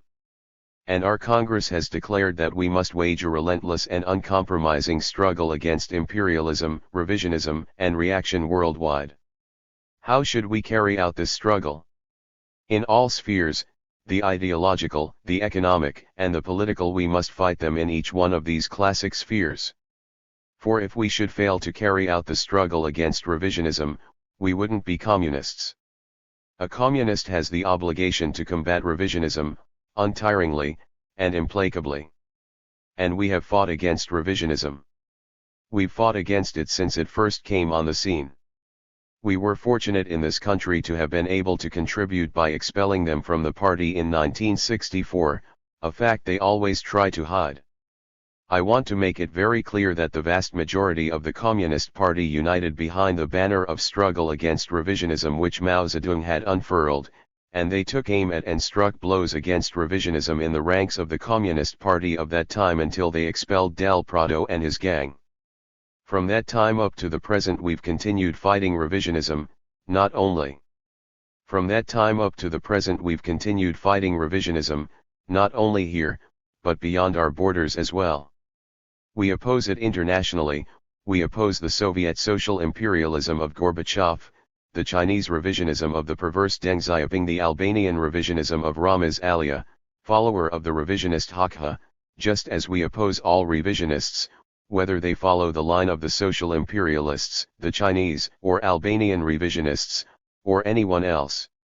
El Diario, Chairman, who is the main exponent of revisionism in Peru itself.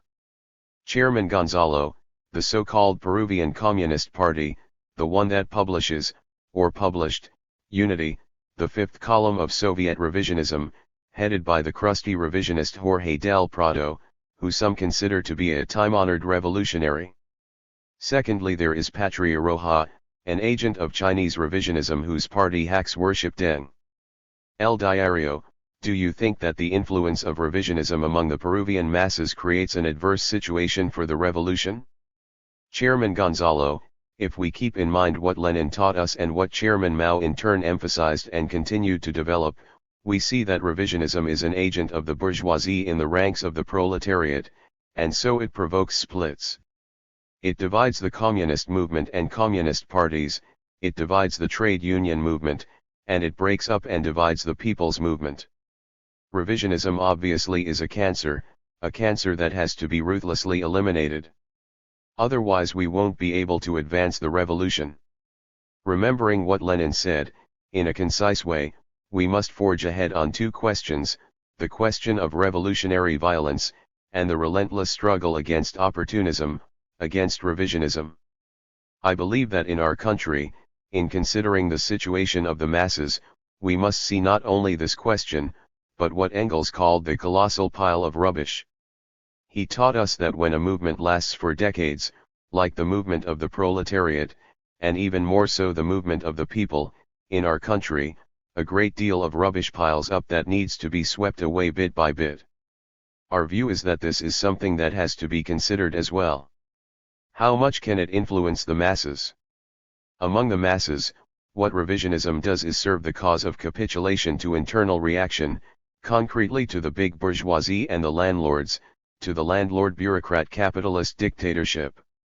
Bourgeoisie and the landlords, to the landlord bureaucrat capitalist dictatorship which is the Peruvian state of today.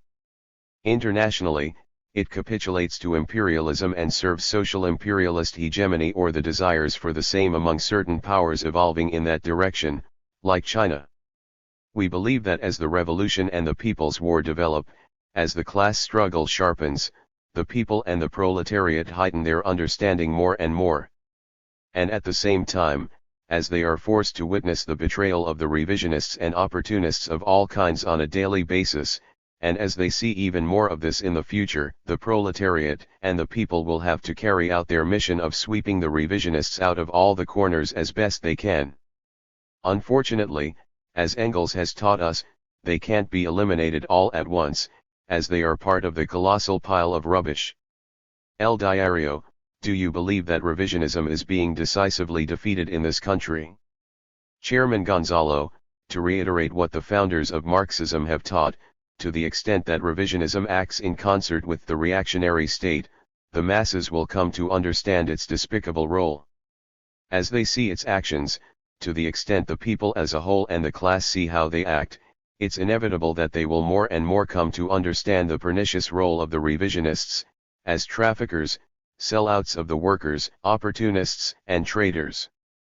The revisionists are heading for their demise and have been for some time now, not only because of the People's War, but rather this process began when revisionism was expelled from the ranks of the party, because at that point another batch of serious communists began to come forward, and later became those who today, under the guidance of the Communist Party of Peru, are leading the People's War. And we think that the masses, with the class instincts of which Maria Tegui spoke, will increasingly come to understand this, as they have already begun to do. Revisionism has already lost out, it's only a matter of time. The problem is already defined, the rubbish has begun to be swept away, burned away, as I said, it's only a matter of time. The process of their demise began years ago. And if we go back further, to the beginnings, the ball game was lost when they became revisionists, when they abandoned their principles at that point. What remained to be seen was how the class struggle would develop, and how a party like ours would be capable of carrying out its role, and how the masses would sustain it, support it, and carry it forward, how they would come to see that it is their party, that it defends their interests. And it is the masses themselves who will settle accounts, giving a just punishment to those who for decades have sold out and accounts, giving a just punishment to those who for decades have sold out and who continue to sell out the proletariat's basic interests, and they will also condemn and sanction those traitors who try to do so or begin to do so. El Diario, what is your opinion of the new evangelism put forward by the Pope? Chairman Gonzalo, Marx taught us that religion is the opiate of the people. This is a Marxist thesis which is completely valid today, and in the future. Marx also held that religion is a social phenomenon that is the product of exploitation and it will be eliminated as exploitation is swept away and a new society emerges. These are principles that we can't ignore, and that we must always keep in mind. Related to the previous point, it must be remembered that the people are religious, something which never has and never will prevent them from struggling for their basic class interests, and in this way serving the revolution, and in particular the People's War. I want to make it absolutely clear that we respect this religiousness as a question of freedom of religious beliefs, as recognized by the program which was approved by our Congress. So the question you asked really has to do, in our view, with the ecclesiastic hierarchy, with the papacy, that old theocracy that had succeeded in developing as a powerful instrument in Roman times. Later, adapting itself to the conditions of feudalism, it gained a vast power, even greater than before. But it always tried to reign in the struggle of the people, and defended the interests of the oppressors and exploiters, acting as an ideological shield for the reactionaries, changing and adapting itself as new situations emerged. We can see this clearly if we think about the relation between the church and the bourgeois revolution, the old bourgeois revolution. I'm referring to the French Revolution, for example. The church fiercely defended feudalism, and later, through a lot of struggle and after the defeat of feudalism, let me repeat, through great struggle it adapted itself to the bourgeois order and became once again an instrument at the service of the new exploiters and oppressors. In the present situation, what we see is a historical process which is unstoppable. The era of the world proletarian revolution, the new era begun in 1917, presents the problem for the proletariat of how to lead revolutions to change the old decadent order and create a genuinely new society, communism. In the face of this, how has the Church responded? As in previous times, it seeks to survive, and this is the basis of the Vatican II Council, where the Church sought to develop conditions that would permit it, first, to defend the old order as it has always done, and then would permit it, first, to defend the old order as it has always done, and then, adjust and adapt itself in order to serve new exploiters, to continue to survive. This is what it seeks, this is the essence of Vatican II. The question of the new evangelism refers explicitly to how ecclesiastical authority, the Pope in particular, sees the role of Latin America, where, as they themselves say and the current Pope said in 1984, half the world's Catholics live.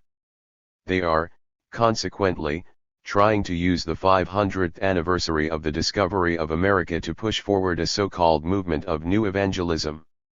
In sum, this is what they hope for, since evangelism officially began in 1494 following the discovery of America. With this new centennial they want to develop a new evangelism in defense of their bastion, this half of the parish, half of the bastion that sustains them in power. This is their goal. In this way, the hierarchy and the papacy aim to defend their position in America and serve U.S. imperialism, the dominant imperialist power in Latin America. But we have to understand this plan in the context of a campaign and a worldwide plan, linked to its relations with the Soviet Union on the occasion of the millennium of its Christianization, the ties with Chinese revisionism, the actions of the Church in Poland, the Ukraine, etc. It is a worldwide plan and the new evangelism operates within it.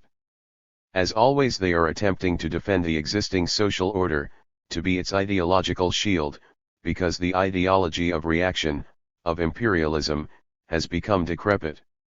In the future they will again seek to adapt in order to survive. But the prospects will be different, not like things were before. Marx's law will assert itself, religion will wither away as exploitation and oppression are destroyed and eliminated. And since the papacy serves the exploiting classes and what will follow is not an exploiting class, the papacy will not be able to survive, and religion itself will wither away. In the meantime, the freedom of religious belief has to be recognized until mankind, advancing through new objective conditions, comes to possess a clear, scientific, and world-transforming consciousness.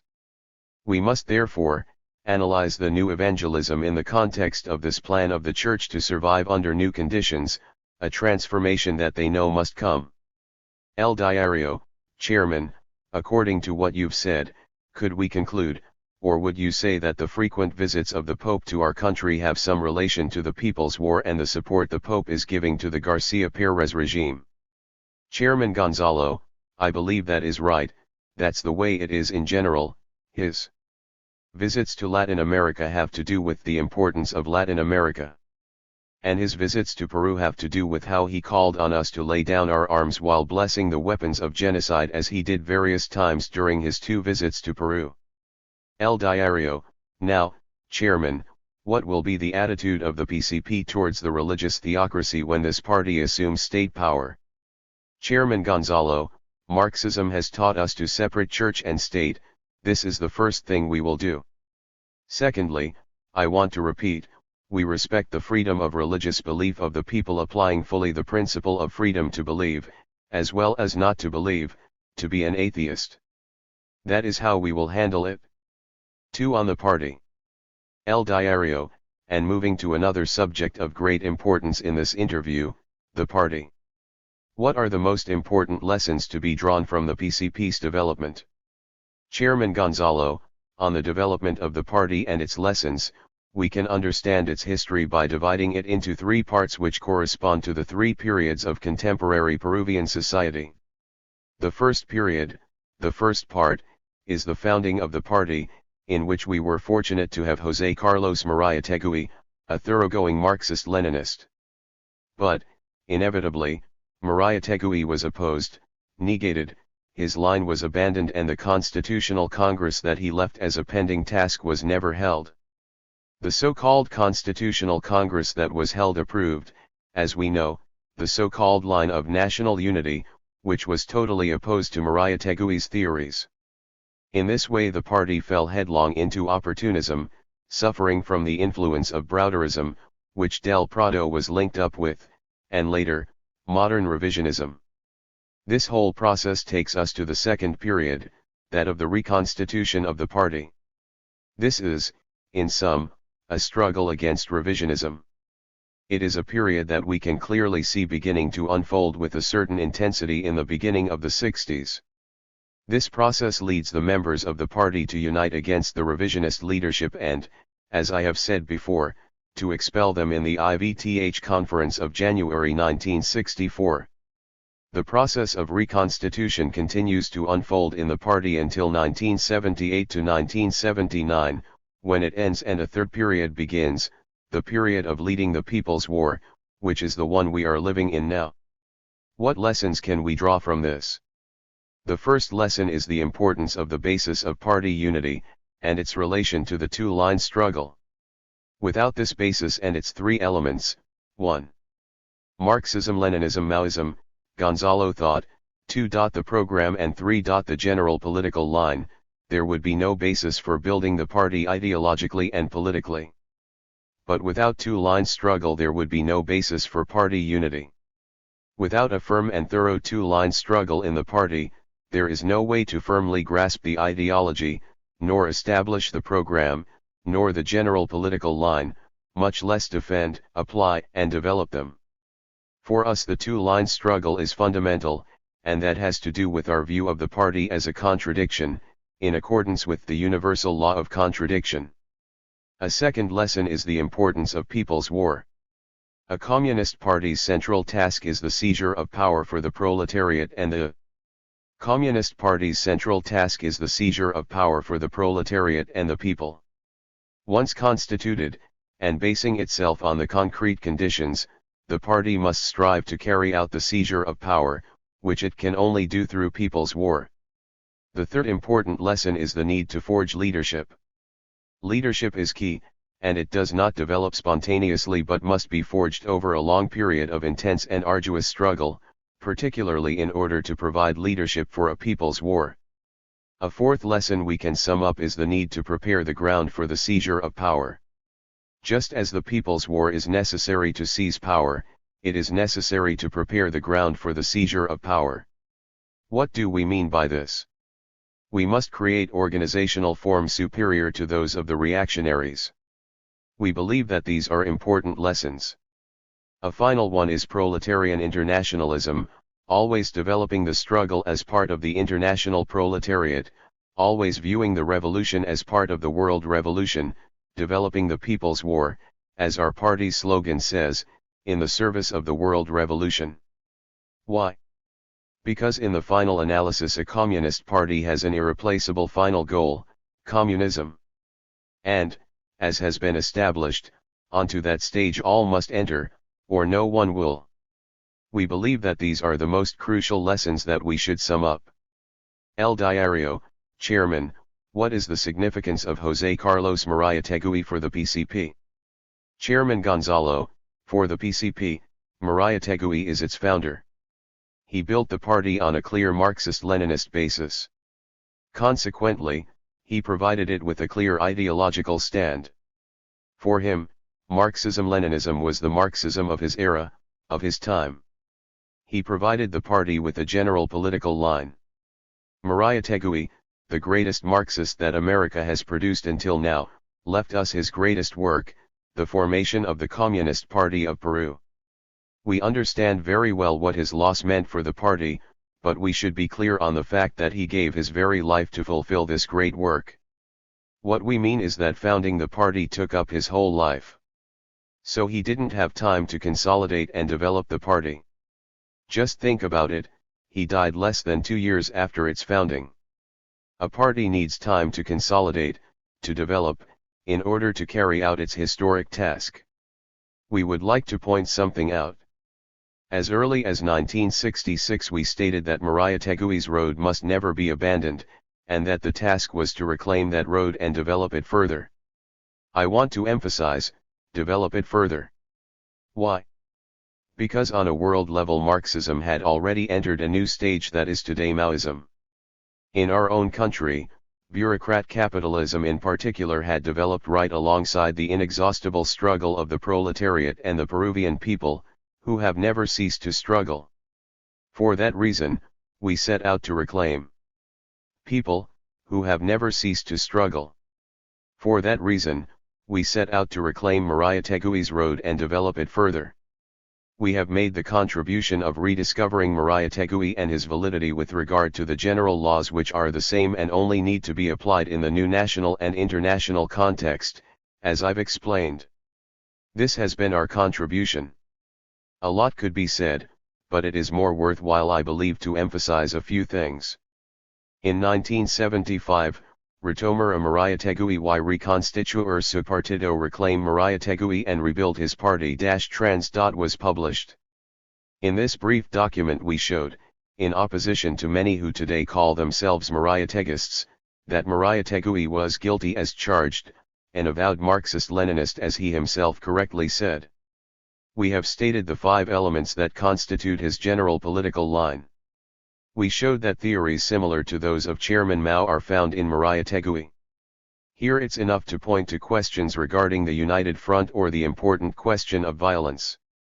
Mariátegui said, "Power is seized through violence and is defended with dictatorship. Today revolution is the bloody process through which things are born," and throughout the years of his glorious life he persistently upheld the role of revolutionary violence and class dictatorship.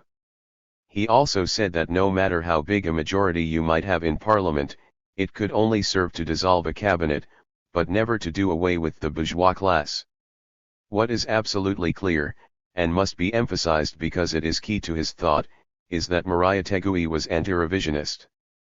We have, in sum, struggled to reclaim and develop the road of Mariátegui. But allow me to say something more. It would be good to ask some of those who now call themselves Mariategists what they used to think of Mariah Tegui. They rejected him, clearly and concretely. I am referring to those of today's PUM, yes, to those who come from the so-called New Left, who proclaimed Mariah Tegui outdated, a thing of the past. Essentially that's all there was to their argument. But even more importantly, these and others, are they really Mariategists? Let's take Barontes Lingen. How can he be a Mariategist if he is the complete negation of the clear Marxist-Leninist theories that Mariah Tegui, in his time, firmly and decisively upheld? Mariah Tegui was never a parliamentarian. He proposed using elections for the purpose of propaganda and agitation. It was revisionists like Acosta who, in 1945, held that this view was outdated and that the task was to win seats in parliament. And this is what the phony Mariategists, out-and-out unrepentant parliamentary cretinists, do today. In sum, this is how we view Mariah Tegui. He is the founder of the party, his role is. In sum, this is how we view Mariah Tegui. He is the founder of the party, his role is etched in history so that no one will ever be able to deny it and his work will not perish. But it was necessary to continue on his road, to develop it further. The only logical way to carry through on the teachings of a Marxist-Leninist founder like Mariah Tegui, whose thinking, I repeat, contained theories similar to Chairman Mao's, is to be Marxist-Leninist Maoists as we, the members of the Communist Party of Peru, are. We think the founder is himself a great example and we are extremely proud that he was the one who founded our party. El Diario, Chairman, what was José Carlos Mariah Tegui's influence on the development of the class consciousness of the Peruvian workers? Chairman Gonzalo, Mariah Tegui accomplished a great deal in the midst of intense struggle, and excuse me if in answering your question I get into some other things as well. He was already a Marxist before going to Europe. This is the first thing we would like to insist on, because it is always said that he became a Marxist there. The fact that he developed there is another thing. Obviously, the European experience was extremely important to him. Mariah Tegui waged a very important struggle in the ideological sphere, a struggle on behalf of what he called socialism. This is the term he used, as he explained, because here term had not been debased as it had been in Europe. But what he upheld and propagated was Marxism-Leninism. He waged a political struggle of great importance in order to form the party. And this has to do with the debate between Mariah Tegui and Haya de la Torre, which today is being bandied about and cynically and shamelessly distorted. The essence of this question is very dear. Mariah Tegui proposed the formation of a communist party, a party of the proletariat, while Haya de la Torre proposed the formation of a front similar to the Kuomintang, claiming that the proletariat in Peru was too tiny and immature to be able to give rise to a communist party. This was nothing but sophistry, and it is important to keep that in mind. But furthermore, the APRA party, when it was founded in Peru, was similar to Chiang Kai-shek's Kuomintang, that is, the executioner of the Chinese Revolution who carried out the counter-revolutionary coup in 1927. This is something we should always bear in mind.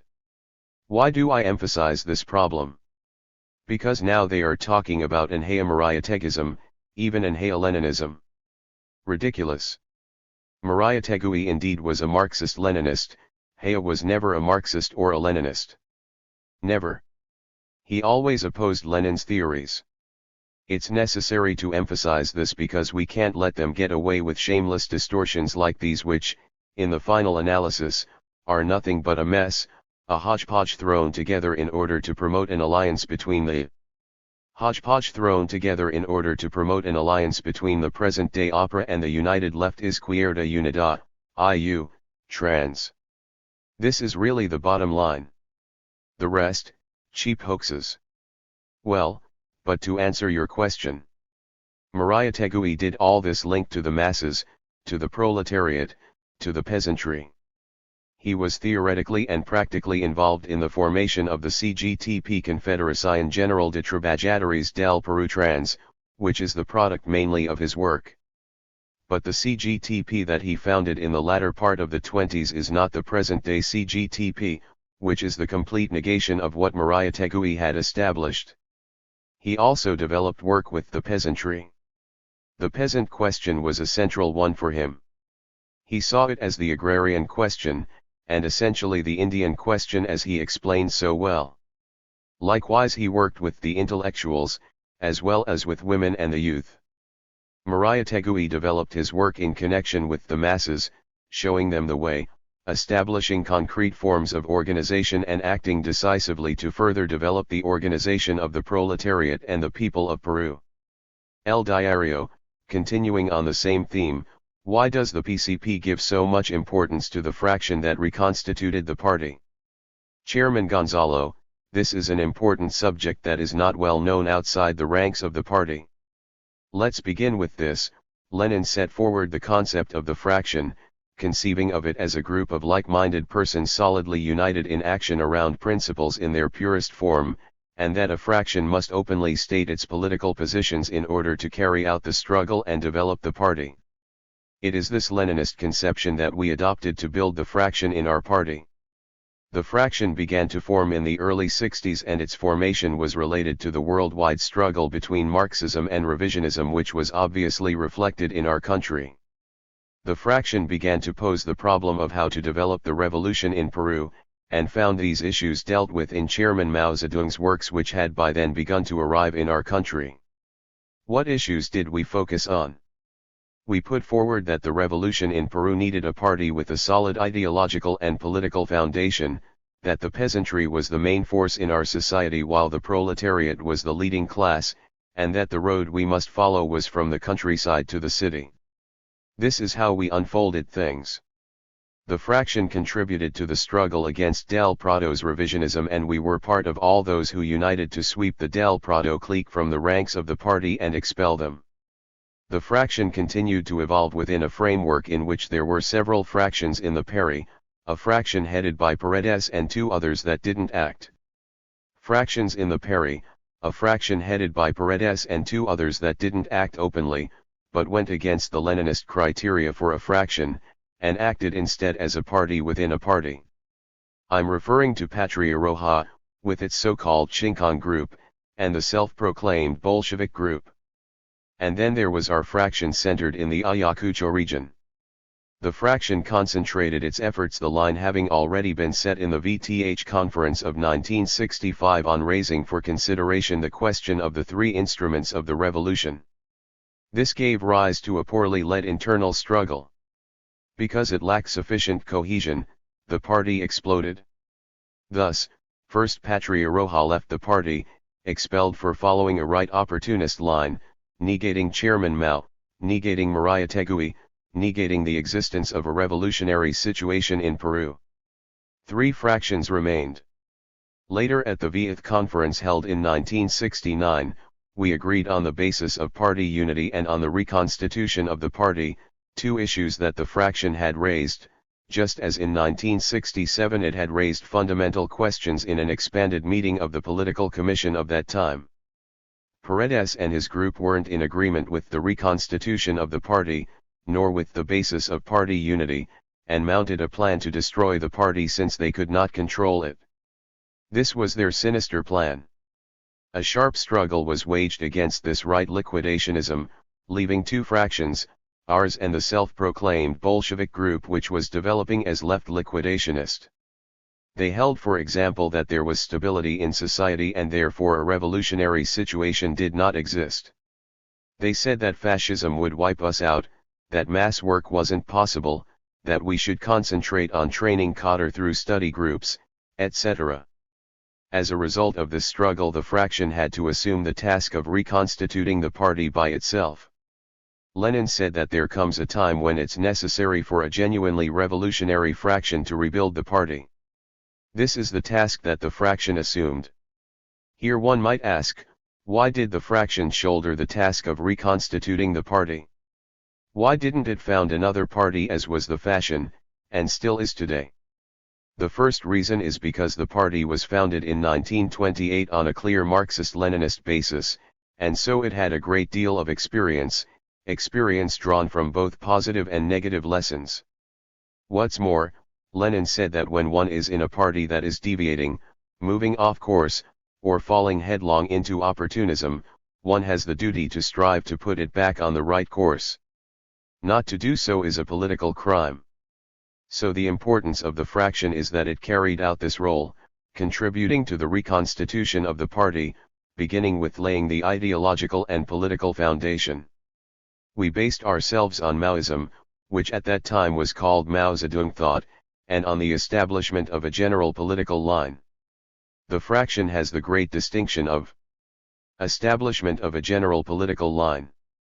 The fraction has the great distinction of having reconstituted the party, and once that was done, the instrument then existed, the heroic combatant, the Communist Party of a new type, Marxist-Leninist-Maoist, the organized political vanguard, and not a political military organization as it is often incorrectly put, but the party required to launch the struggle to seize power with arms in hand through People's War.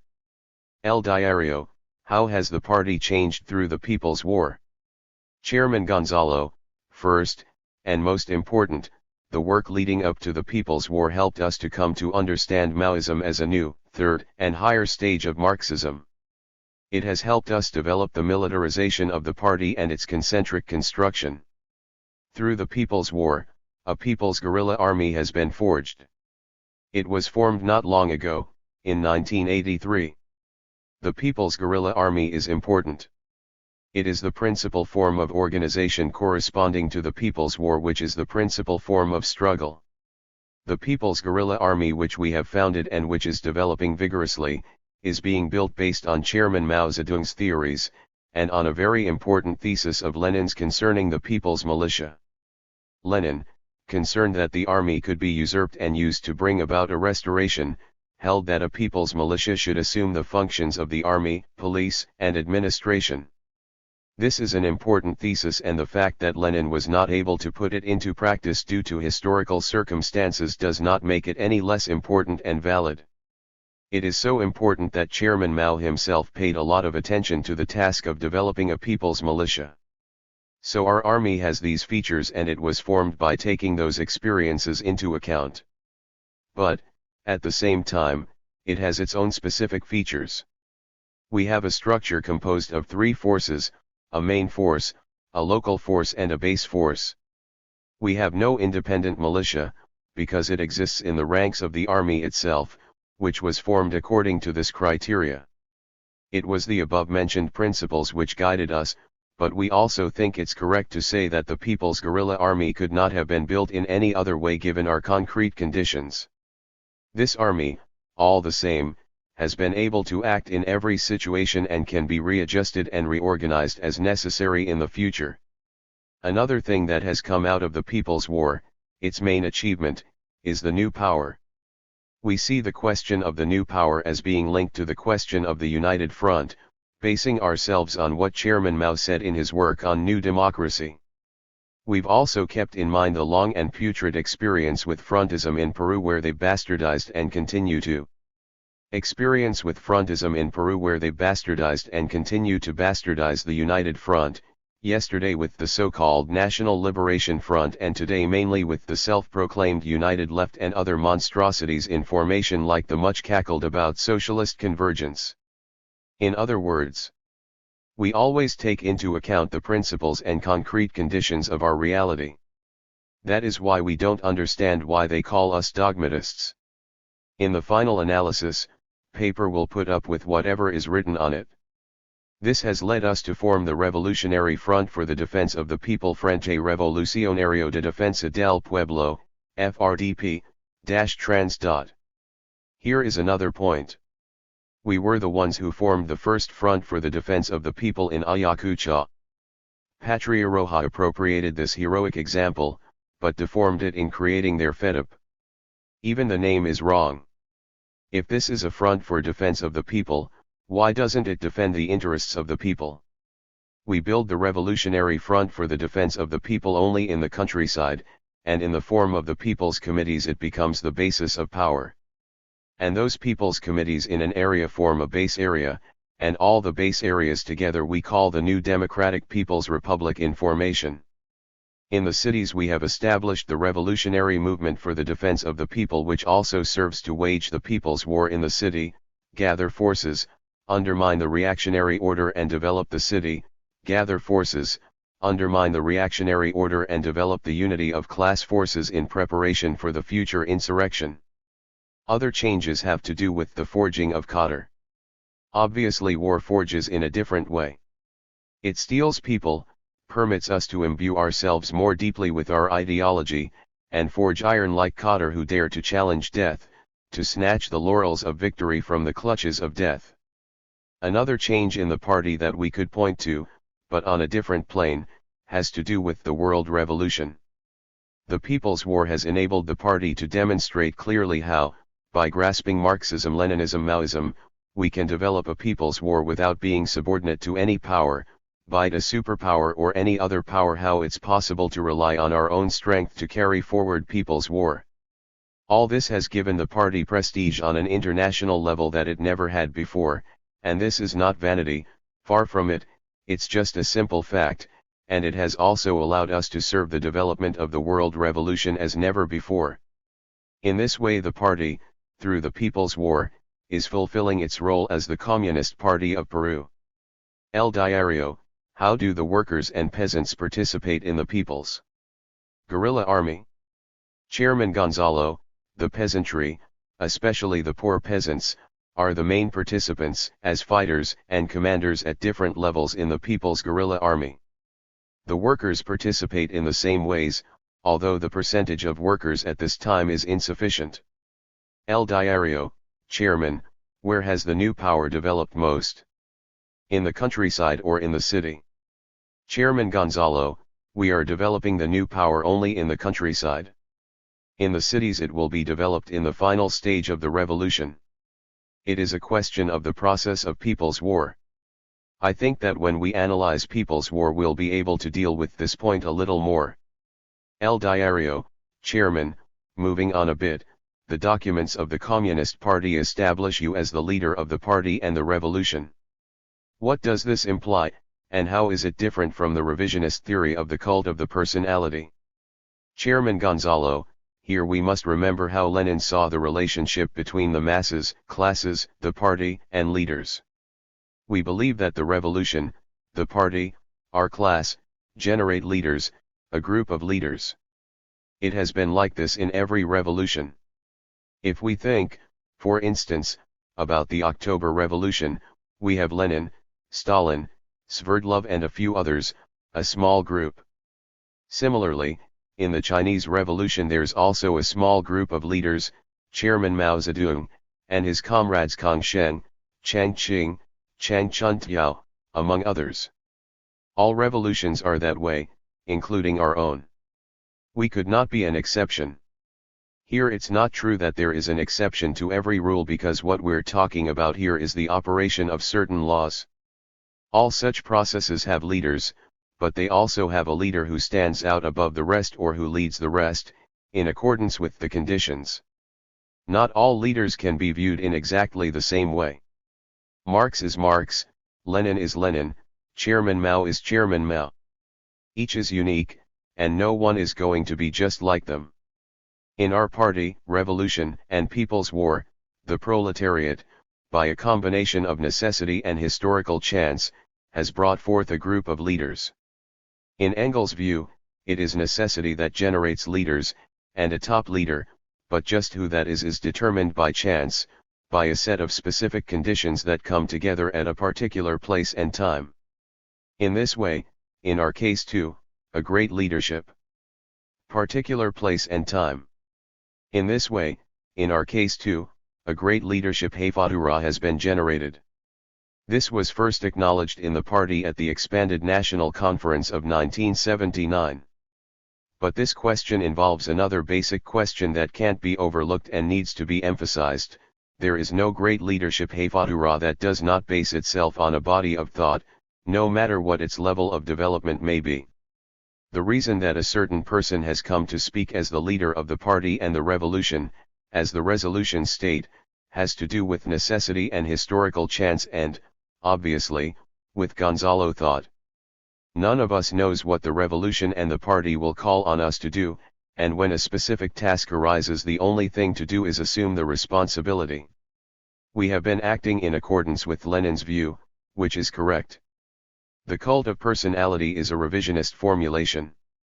Lenin had warned us of the problem of negating leadership, just as he emphasized the need for our class, the party, and the revolution to promote our own leaders, and more than that, top leaders, and a great leadership Haifatura. There's a difference here that is worth emphasizing.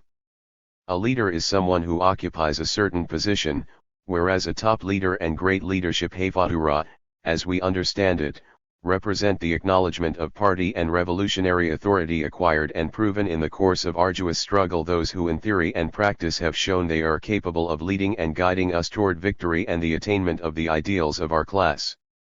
Khrushchev raised the issue of the cult of personality to oppose Comrade Stalin. But as we all know, this was a pretext for attacking the dictatorship of the proletariat.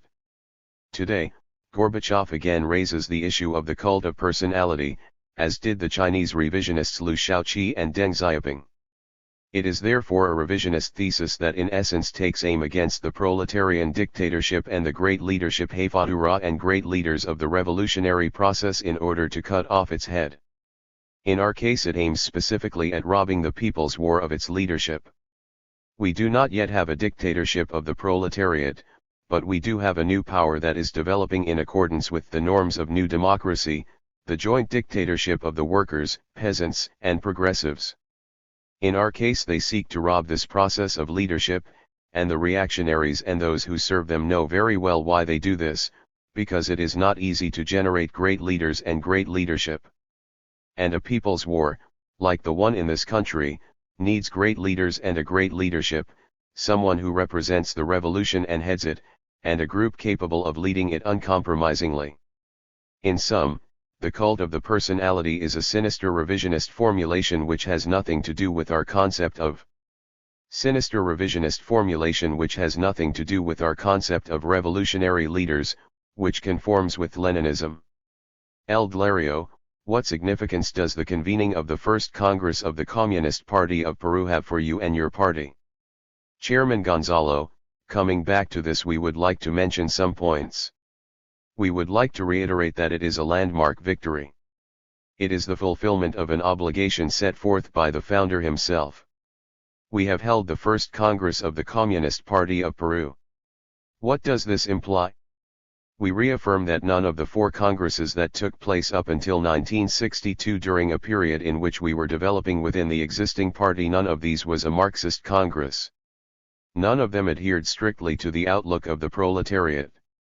This Congress of ours, to underline what I have just said, was a Marxist Congress, but taking place at this moment in history, it was a Marxist-Leninist Maoist Congress.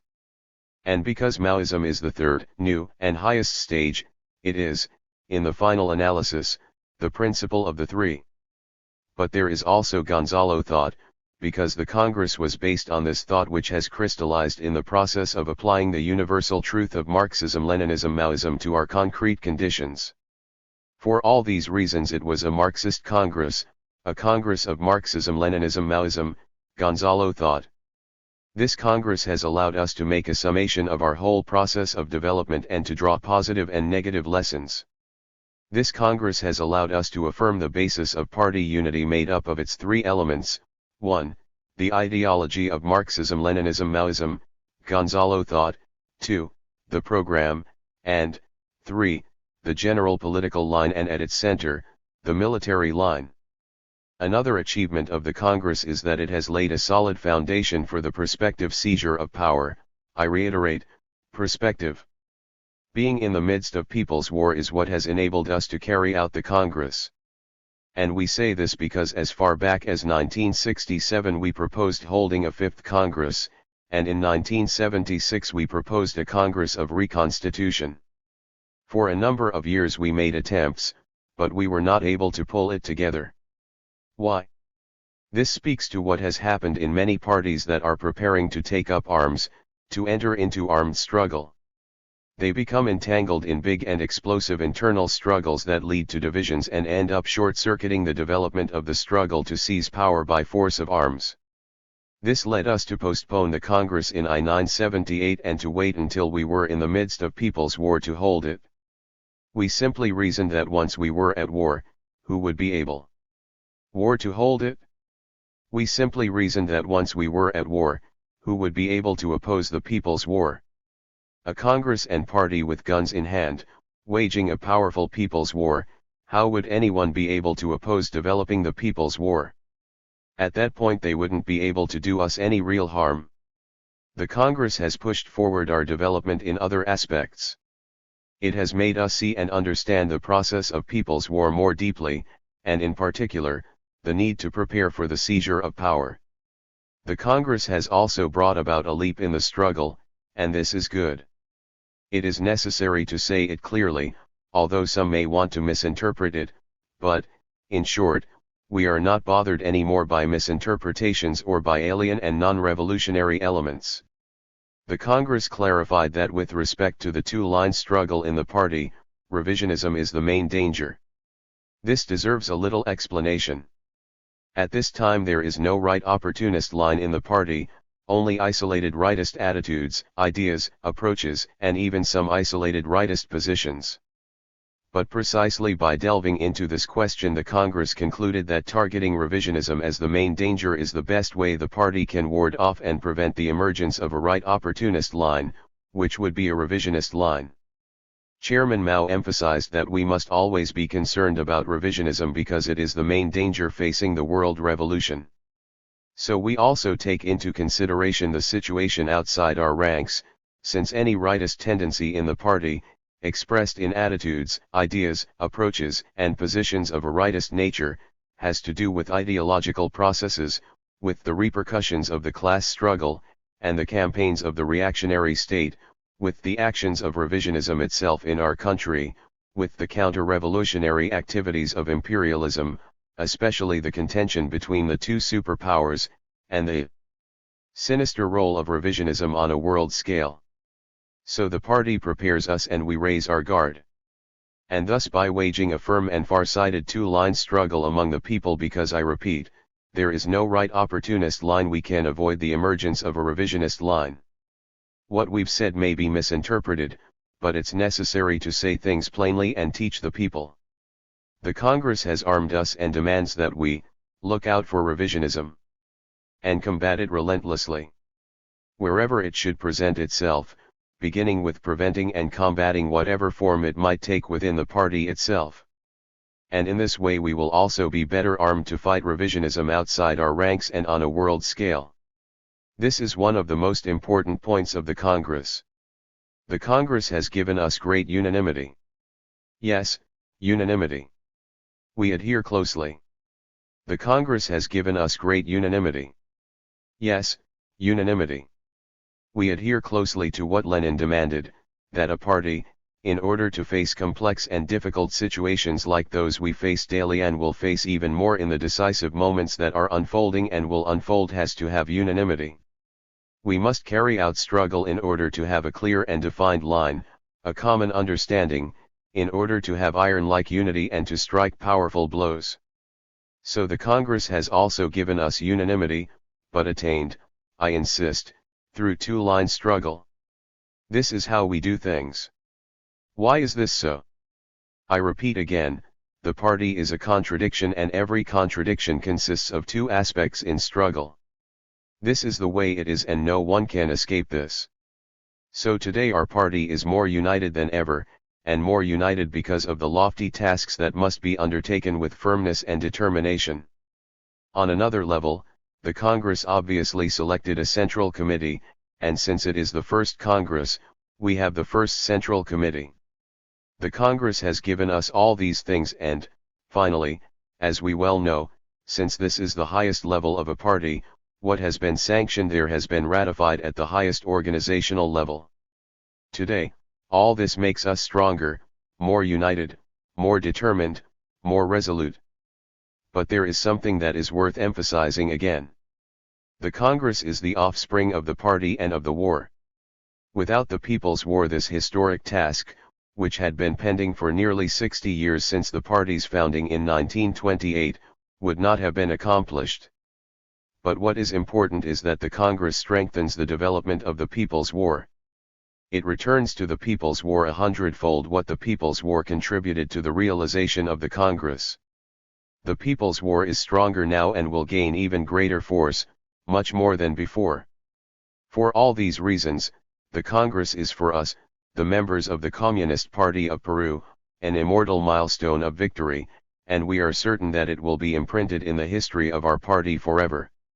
We expect the Congress to lead to great things in the service of the proletariat of Peru, the Peruvian people, the international proletariat, the oppressed nations, and the people of the world. El Diario, some people say that the convening of the first Congress of the PCP dealt a big blow to the reactionary forces because it took place under conditions of an intense people's war. What do you have to say? Chairman Gonzalo, it seems to us that this is an accurate assessment, and it shows that there is a class and a people in this country who understand what we are doing, what the party is doing. For us this is an important expression of recognition which compels us to strive harder in order to be worthy of such confidence, such hope. El Diario, was it necessary to carry out a struggle to purify the party before the Congress was held? Chairman Gonzalo, no. In our case the all-out struggle took place at the IXTH plenum in I-979 in order to initiate the People's War. There we waged a fierce struggle against a right opportunist line that opposed the initiation of the People's War. It was there that expulsions and purification of the party took place. But as is well established, such purging strengthens a party, and so it was in our case. The proof is that we initiated the People's War and have been carrying it out for 8 years. At the Congress, there wasn't this kind of struggle to purify the party. El Diario, many people wonder where the strength and determination of the PCP cadre come from. Does it have to do with solid ideological training? What is this process like? Chairman Gonzalo, the strength of the party members is based on ideological and political training. It is fortified through embracing the ideology of the proletariat, and its specific application, Marxism-Leninism-Maoism, Gonzalo thought, the program, and the general political line and its central element, the military line. The strength of the cadre develops on this basis. One thing that we concerned ourselves with a great deal in initiating People's War was the cadre. The preparation for People's War raised the question for us of how to steel the cadre, and we imposed high demands on ourselves to break with the old society, absolute and complete dedication to the revolution, and to give our lives. This is well expressed when one recalls the 1980 plenary of the Central Committee and the military school. At the end of those events all the cadre made a commitment, we all took responsibility for being the initiators of the People's War. It was a solemn promise that later everyone in the party made. How does this process take place? It starts with how each of the future cadre is forged in the class struggle before joining the party. Each one participates in the class struggle, advances, and begins to work more closely with us until the time comes when that person on their own makes the big decision of asking to join the party. The party analyzes the person's situation, their strengths and weaknesses because we all have them, and if worthy, accepts them into the party. Once in the party, systematic ideological training begins. It is in the party. Once in the party, systematic ideological training begins. It is in the party that we transform ourselves into communists. It is the party that makes us into communists. A characteristic of the situation in recent years is that the cadre have been steeled in war. Moreover, those who join become part of a party that is leading a war, and therefore they do so first and foremost to develop as communists, as fighters in the People's Guerrilla Army, or administrators, in some cases, in levels of the new state that we are organizing. So the People's War is another element of great importance that contributes to forging the cadre. In sum, while we take ideology and politics as our starting point, it is the war itself that forges the cadre. On that fiery forge we are molded in accordance with the party. and in this way we all advance and make a contribution. Nevertheless, there is always a contradiction between the revolutionary line that is principal in our thinking and the opposing line. Both lines exist, since no one is 100% communist. In our minds a struggle between two lines is waged, and this struggle is also key in forging the counter, aiming always at keeping the revolutionary line principle. This is what we strive for. This is how our counter are being forged, and the facts show the degree of revolutionary heroism that they are capable of, just like other sons and daughters of the people. El Diario, do you think that one of the highest expressions of the heroism of the PCP counter took place in the prisons on June 19, 1986? Chairman Gonzalo, this was a high expression of it, yes. But we believe that the highest expression of revolutionary heroism, a raging torrent of heroism, occurred when we confronted the genocide of 1983 and 1984, as we battled the armed forces that had just entered the fray. This has been the most massive genocide so far. And it brought forward, as a principal and vital aspect, great examples of the people's fighting spirit. Beyond this, it was a mass expression of heroism, of devotion, of sacrificing their lives, and not only on the part of the communists, but also the peasants, workers, intellectuals, the sons and daughters of the people. This was the greatest demonstration of mass revolutionary heroism to date, and the experience that has steeled us the most. Then why do we honor June 19th as the day of heroism? The 19th is a day that shows our people and the world what steadfast communists and consistent revolutionaries are capable of, because it was not only communists who died. The majority were revolutionaries. It has emerged as a symbol because there is a. The majority were revolutionaries. It has emerged as a symbol because there is a specific date, while the general genocide lasted for 2 years and involved many scattered events. The 19th was a single event, an example whose enormous impact shook Peru and the world.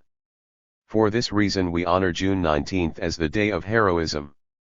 El Diario, Chairman, how does the PCP sustain the huge party apparatus, including the People's Guerrilla Army? Chairman Gonzalo, I think this deserves a detailed explanation. Concerning the party, Chairman Mao teaches us, as did Marx, Lenin, and all the great Marxists, that the party is not a mass party, though the party has a mass character. It has a mass character in the sense that while being a select organization, a selection of the best, of the proven, of those, as Stalin said, who have what it takes, being numerically small in proportion to the broad masses, the party defends the interests of the proletariat, and takes responsibility for the class interests of the proletariat in taking responsibility for its emancipation, which can only come with communism. But since other classes that make up the people also participate in the revolution, the party defends their interests as well, in accordance with the fact that the proletariat can only emancipate itself by emancipating all the oppressed. There is no other way it can emancipate itself. Because of this, the party has a mass character, but it isn't a mass party. The mass party, of which so much is said today, is nothing but an expression, once again, of rotten revisionist positions. Such parties are parties of followers, of officials, organizational machines. Our party is a party of fighters, of leaders, an instrument of war like the one Lenin himself would demand. I believe we can understand this more deeply if we remember how many Bolsheviks there were when the October Revolution triumphed, 80,000 in a country of 150 million inhabitants. The party is a system of organizations and obviously has its necessities. The formation of an army that is numerically much larger, more vast, also has its necessities. Marxism, and especially Chairman Mao, has taught us how to resolve this problem, too. The CPC, based on Chairman Mao Zedong's teachings, concluded that giving economic aid to parties was corrosive, and that it was a revisionist policy, because a party must be self-reliant. This is what we have followed, self-reliance. Self-reliance has to do with economic necessities, but mainly, as we understand it, it has to do with ideological and political orientation. With that as our starting point, we can see how to deal with the economic necessities which are always present. It would be an error to say they economic necessities which are always present. It would be an error to say they don't exist. Basing ourselves on these criteria, we have resolved the problem, and we will continue to resolve it by relying on the masses. It is the masses of our people, the proletariat, our class, because this is our class to which we owe our existence and which we serve, our peasantry, mainly the poor peasants, the intellectuals, the petty bourgeoisie, the advanced, the revolutionaries, those who want a radical transformation, in a word, revolution. That's who sustains the party.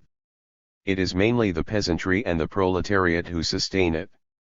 And taking it further, the poor peasants especially are the ones who go without to give us food from their tables, who share their blanket with us, and make a little place for us in their hut.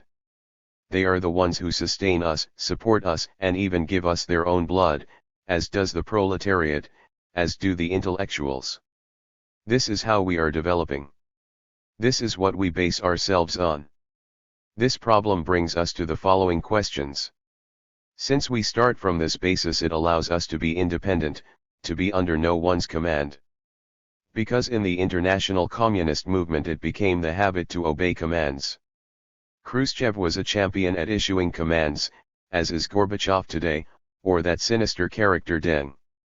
Independence, because each communist party must decide for itself, since it is responsible for its own revolution, not in order to separate it from the world revolution, but precisely in order to serve it.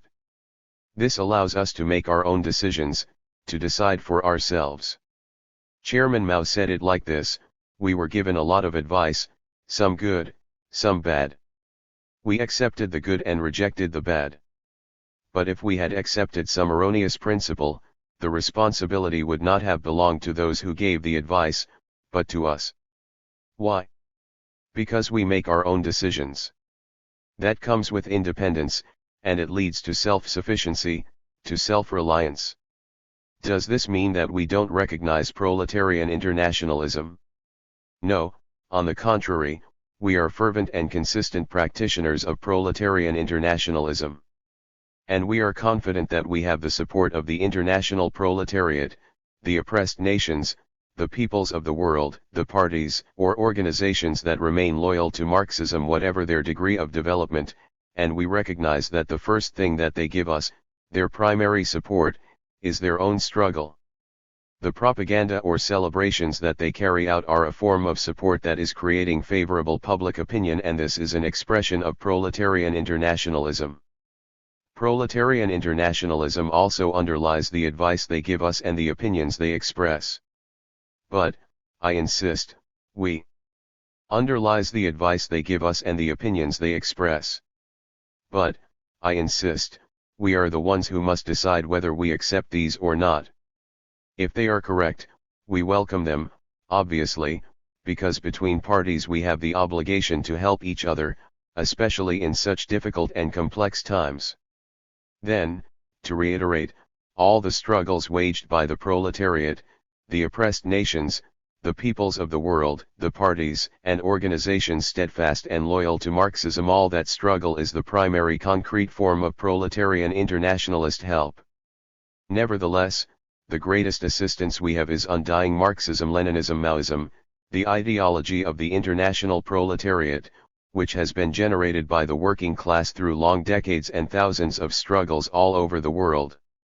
This is the greatest assistance we receive because it is the light, without which our eyes would see nothing.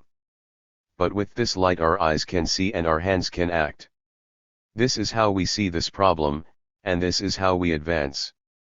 El Diario, Chairman, perhaps the answer to this question is obvious, but we would like to know your opinion of the revisionist parties that are financed by international foundations, and the big imperialist powers, and by social imperialism.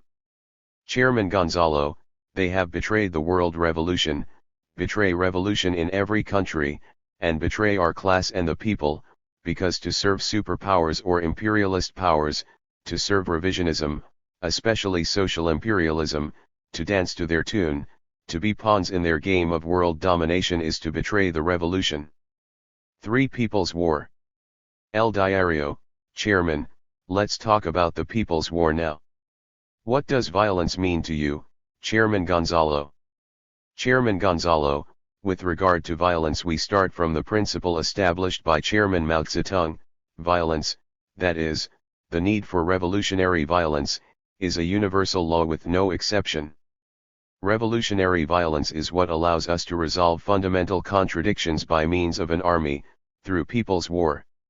Why do we start from Chairman Mao's thesis? Because we believe Mao reaffirmed Marxism on this question, establishing that there are no exceptions whatsoever to this law. What Marx held, that violence is the midwife of history, continues to be a totally valid and monumental contribution. Lenin expounded upon violence and spoke about Engels' panegyric praise of revolutionary violence, but it was the chairman who told us that it was a universal law, without any exception. That's why we take his thesis as our starting point. This is an essential question of Marxism, because without revolutionary violence one class cannot replace another, an old order cannot be overthrown to create a new one today, a new order led by the proletariat through communist parties.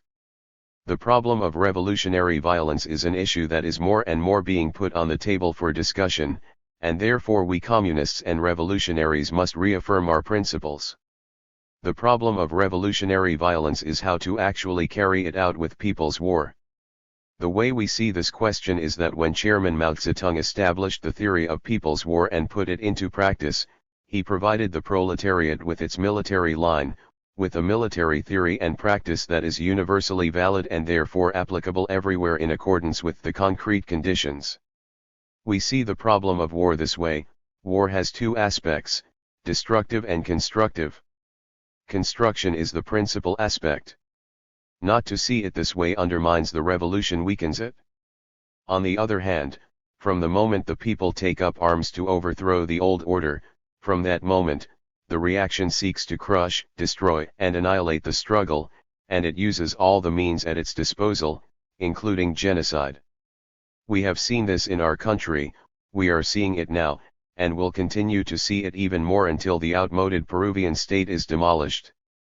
As for the so-called dirty war, I would like to simply point out that they claim that the reactionary armed forces learned this dirty war from us.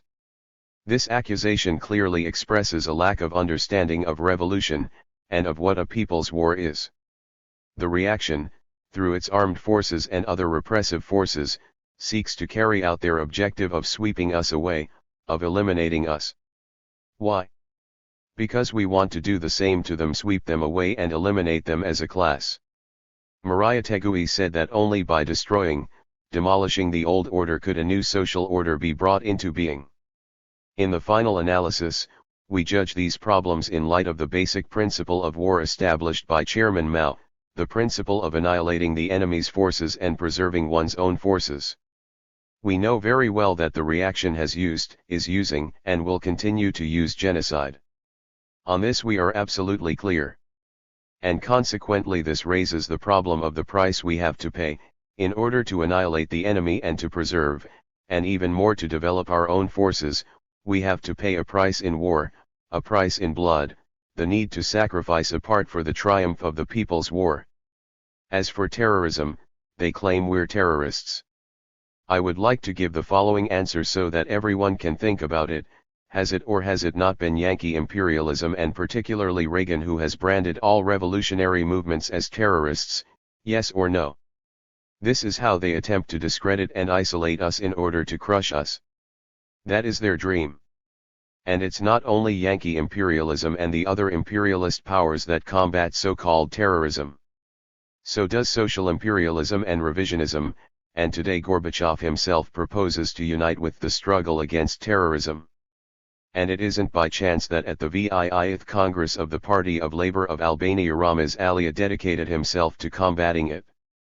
But it will be very useful for all of us to remember what Lenin wrote: "Long live the pioneers of the People's Revolutionary Army."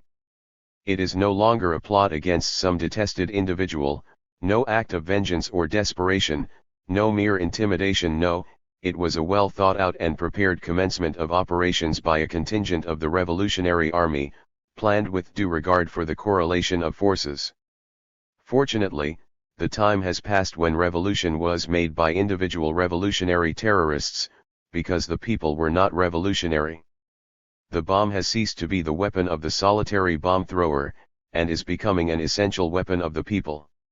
Lenin taught us that the times had changed, that the bomb had become a weapon of combat for our class, for the people, that what we're talking about is no longer of combat for our class, for the people, that what we're talking about is no longer a conspiracy, an isolated individual act, but the actions of a party, with a plan, with a system, with an army. So, where is the imputed terrorism? It's pure slander.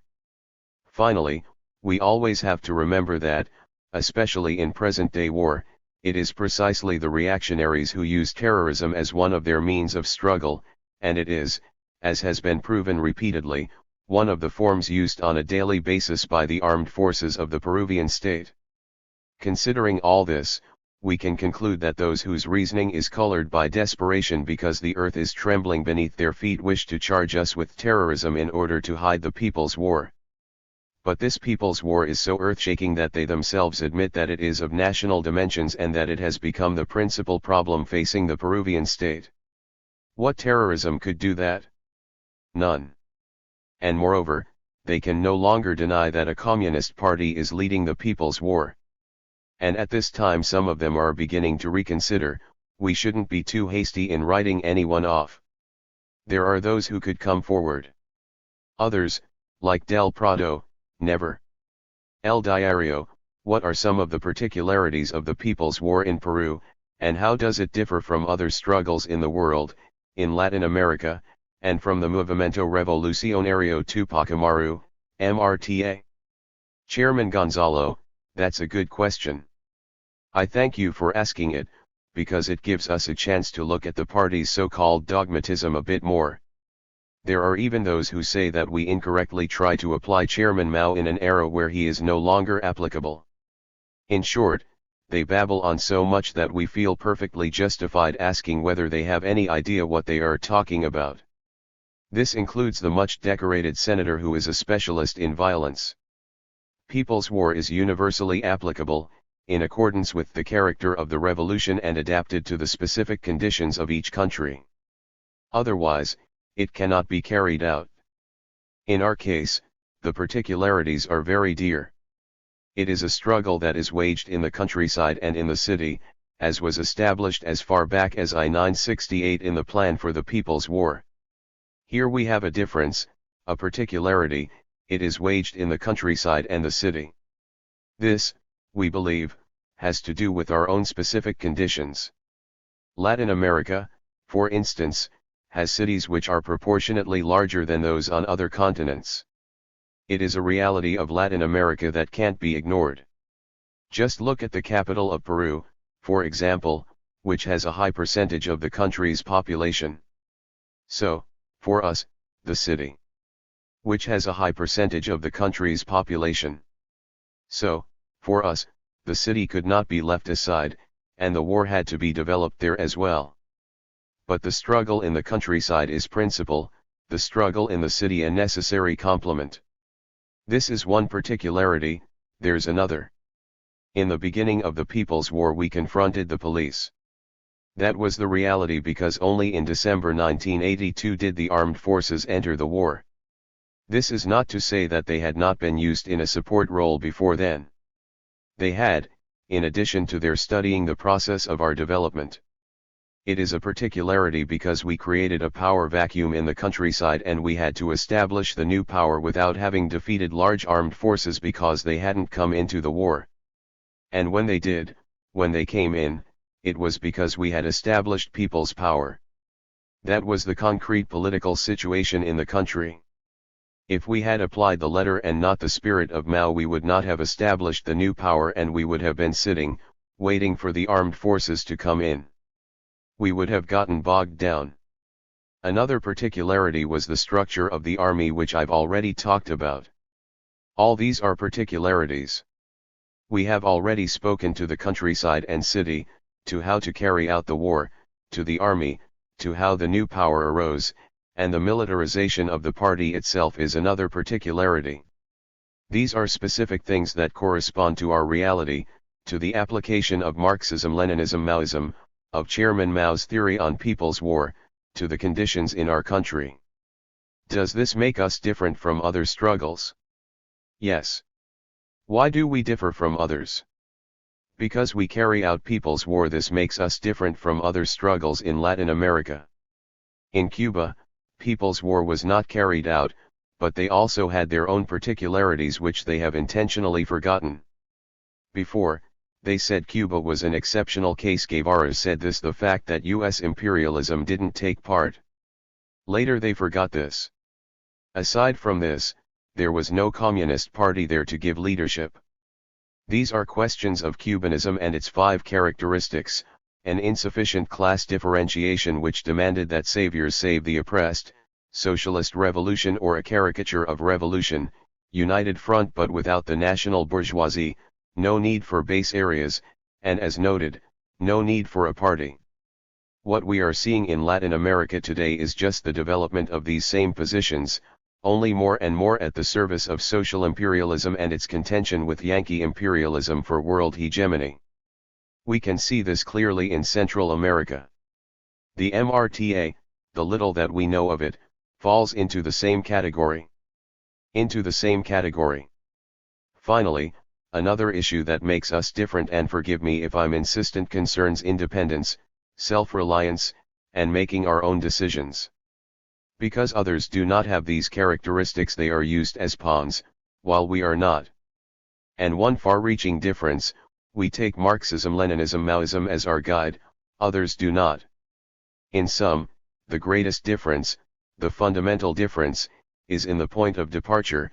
Ours is the ideology of Marxism-Leninism-Maoism, principally Maoism, applied to the specific conditions of our country, and I insist here again, that this is with clear particularities which show the falsehood of the so-called dogmatism they accuse us of, which they do at the behest of their masters.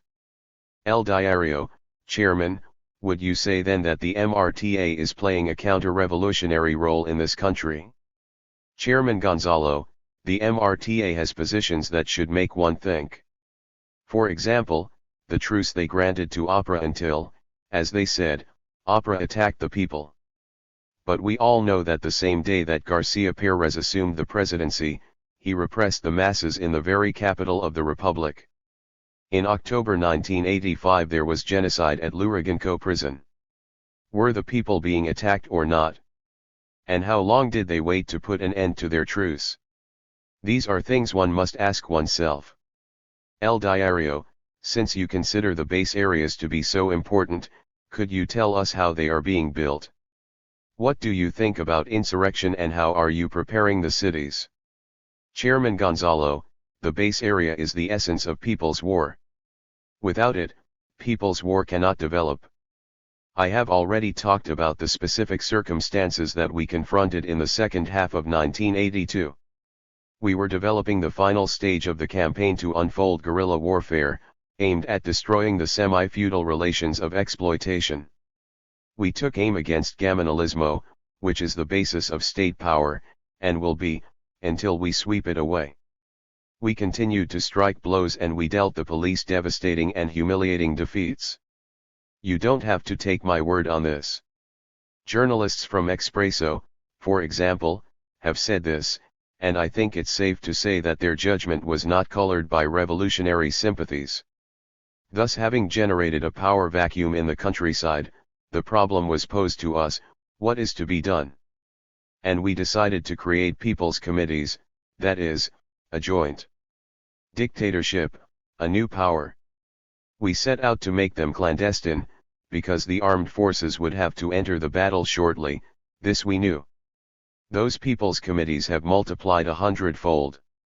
Those that are in a given locality form a base area, and all these base areas taken together constitute the new Democratic People's Republic in formation. This is how the committees and base areas came into being, and how the new Democratic People's Republic is being formed. When the armed forces did come in, we had to wage an arduous struggle. They fought to re-establish the old order, and we fought to counter this re-establishment in order to again set up the new power. An extremely bloody and absolutely merciless genocide took place. We fought fiercely.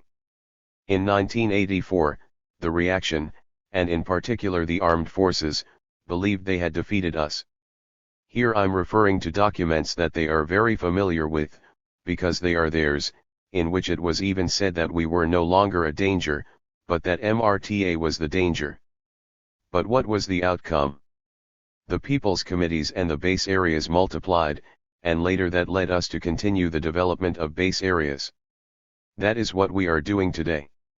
As for insurrection, I believe this is an extremely important question. The developing revolutionary situation in a country like ours allowed us to initiate the People's War, having already reconstituted the party and established a clear ideology. The actual development of the base areas, the development of the People's Guerrilla Army and of the People's War, are giving impetus to the further unfolding of the revolutionary situation. Thus, keeping in mind what Chairman Mao has said, all of this is leading to what he called a high tide of struggle, or what Lenin termed a revolutionary crisis. When we reach that point, the insurrection takes place. This is the theory of People's War, and this is what we are taking up, and the basis upon which we are developing. Therefore, because the process of our People's War must bring us to a high tide, we must prepare the insurrection that in synthesis comes down to the seizure of the cities. We are thinking about and preparing for this insurrection because it is a necessity. Without it we cannot win countrywide victory. What does the problem of the cities pose for us? We have developed our work in the cities and in the countryside for many years. This work has undergone a shift and a change with the People's War, it is true. Our situation now leads us to and a change with the People's War, it is true. Our situation now leads us to consider how we are going to prepare the city, or the cities, to generalize it. This has to do with developing our mass work, but within and for the People's War. We have done this, and we continue to do it. The point is that we have begun to develop it more. We think that our activity in the cities is indispensable and it must be pushed forward more and more, because that is where the proletariat is concentrated and we cannot leave it in the hands of revisionism or opportunism. The barriadas are in the cities, the shanty towns with their vast masses. Since 1976 we've had guidelines for work in the cities. Take barrios and barriadas as the foundation and the proletariat as the leading force. This is our policy and we will continue to apply it, now, under conditions of People's War. What masses do we direct our work at? This you can see. From what's already been said, it's clear that the vast masses of the barrios and barriadas are a belt of steel that is going to encircle the enemy and hold back the reactionary forces. We have to win over the working class more and more until they and the people acknowledge our leadership. We fully understand that it will take time and repeated experience in order for our class to see, understand, and reaffirm that this is their vanguard, for the people to see that they have a center that leads them. They have that right, given how much the masses have been swindled. The proletariat, the masses of the barriadas, the petty bourgeoisie, the intellectuals, how many hopes frustrated. We must understand that they have the right to demand it, clearly they have it, and we have the responsibility to work to make them see, to show them, that we really are their vanguard and that they should acknowledge us as such. We differentiate between being a vanguard and being an acknowledged vanguard. Our class has that right and no one can deny it to them. The people have that right and no one can deny it to them. That's what we think. We don't think that the proletariat and the people are going to acknowledge us overnight as their vanguard and only center, which is what we have to be in order to carry out the revolution as it must be carried out.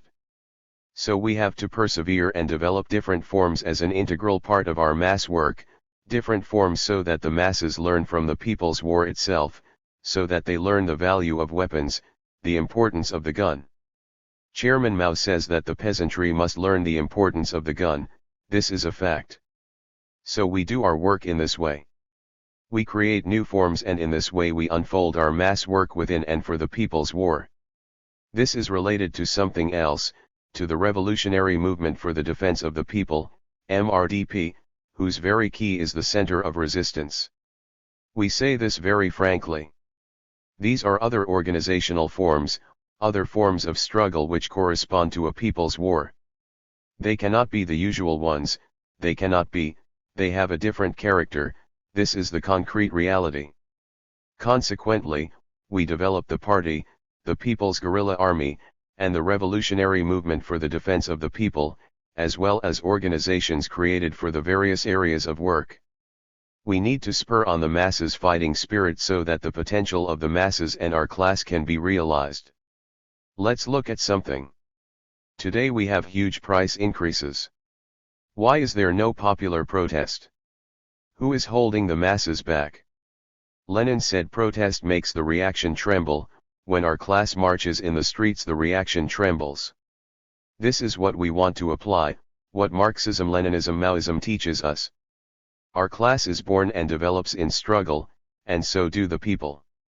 What we need to do is synthesize the masses, the people's own experience, to help them establish their own organizational forms of struggle, taking into their own hands ever more developed and expanding forms of struggle in the cities.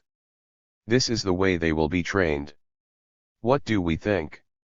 It is clear that the center of things is in the countryside, but for the insurrection the center changes, the center goes over to the city, and that even means that, just as in the beginning we moved fighters and communists from the cities to the countryside, later we must move them from the countryside to the city. This is the way it will be, and this is how we shift our weight in preparation for the insurrection. We have to be looking for the conditions that permit the actions of the People's Guerrilla Army to converge with insurrectionary actions in the cities, in one city or in several. This is what we need. The insurrection aims at capturing the cities in order for the People's War to win countrywide victory. But we have to try to preserve the means of production, which the reaction will want to destroy, and protect revolutionary prisoners of war or known revolutionaries, who they will want to annihilate, as well as to hunt down our enemies, to put them where they can't do any harm. This is what we've been taught about insurrection. And this is what an insurrection is. Lenin taught us how to build towards an insurrection, and Chairman Mao taught us the role of insurrection in people's war. This is how we see insurrection and how we are preparing for it. This is the road we must follow and are following. We must be very clear on one thing. Insurrection is not a simple, spontaneous explosion. No, that would be dangerous. Nevertheless, this could happen, and that's why we must and do concern ourselves with insurrection, starting right now. We think there are those who might want to use the people's war for their own benefit. Some time ago, in a session of Central Committee, we analyzed the possibilities. And one of them is that the revisionists or others may provoke insurrections, either to abort the process of development or to gain positions and serve their social imperialist master or whatever power directs them, since many centers could want to use us this way. El Diario, Chairman, what would the party do in those circumstances? Chairman Gonzalo, in those circumstances, we would do what Lenin did, tell the masses that this is not the moment, but if the masses launch an insurrection, fight alongside them, so that together we can make an orderly retreat and so that they suffer as little as possible. And if we die with them, our blood will be merged with theirs to a greater extent. This is what Lenin taught us in the famous struggles of July 1917. Because we cannot just tell the masses they are wrong and let events make them understand. No, we can't do that. The masses are the masses, our class is our class, and if they are not heading in the right direction, and the conditions make them desperate and push them into situations, or even if there are those who push them on purpose, we have to be with them so that alongside them we can help them see the unfavorable situation, and fighting alongside them, help them retreat in the best way possible. And then they will see that we are with them through thick and thin. This is the best way for them to understand and be convinced that we are their party. This is what we would do. El Diario, Chairman, another question. When you speak of the forms of struggle in the city, what role do you ascribe to the unions? Chairman Gonzalo, the same one Marx ascribed to them in the past, present, and future of the trade unions.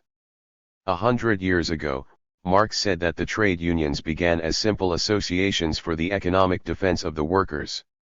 That is their past. Their present is to become more organized and to develop politically. And their future is to serve the seizure of power. This Marx has already told us. So then, what is the problem? How to combine the two struggles? The economic struggle is, as Marx said himself, a guerrilla war, the struggle that our class, the proletariat, and the people develop for wages, hours, working conditions and other rights. When a strike is launched, it is a guerrilla war in which people not only fight around concrete economic or political questions, if it is of general interest, but also prepare for great moments to come. And this is its fundamental historic essence. So the question for us is how to relate the economic struggle to the seizure of power. This is what we call developing our mass work within and for the people's war. El Diario, Chairman, you spoke of the revolutionary crisis. Do you believe it's on the horizon in the short term? Chairman Gonzalo, the issue is the triumph of the people's war, and this has to do, mainly, with how much more and how much better we fight. And the insurrection, as I've already said, is the knockout punch we must prepare to deliver, and we're seriously preparing to deliver it. We have to anticipate the possibility that others may wish to use it to their advantage. But the main problem is the timing of the insurrection, determining the opportune moment. El Diario, why did the Communist Party of Peru initiate the People's War in 1980? What is the military and historical explanation for this? What social, economic, and political analysis did the PCP carry out in order to launch the war? Chairman Gonzalo, we studied the country, particularly from World War II on, and we saw that in its process of development Peruvian society was entering a complex situation. The government's own analysis showed that critical questions would present themselves in the 80s.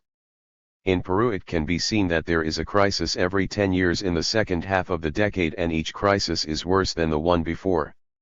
We also analyzed bureaucrat capitalism, which makes conditions more ripe for revolution. In 1980, the government was to change hands through elections, which meant that the new government would need 1.5 years to 2 years to fully put in place the operations of its state. So we concluded that bureaucrat capitalism had ripened the conditions for revolution, and that the difficult decade of the 80s approached with crisis, an elected government, etc. All this provided a very favorable conjuncture for initiating the People's War and refuted the position that armed struggle, or in our case People's War, cannot be initiated when there's a new government. Events have demonstrated the incorrectness of that position. Such was our evaluation, and such was the situation as the new government took over, that is, the military, having left the government after ruling for 12 years, could not easily take up the struggle against us right away, nor could they immediately take the helm of state.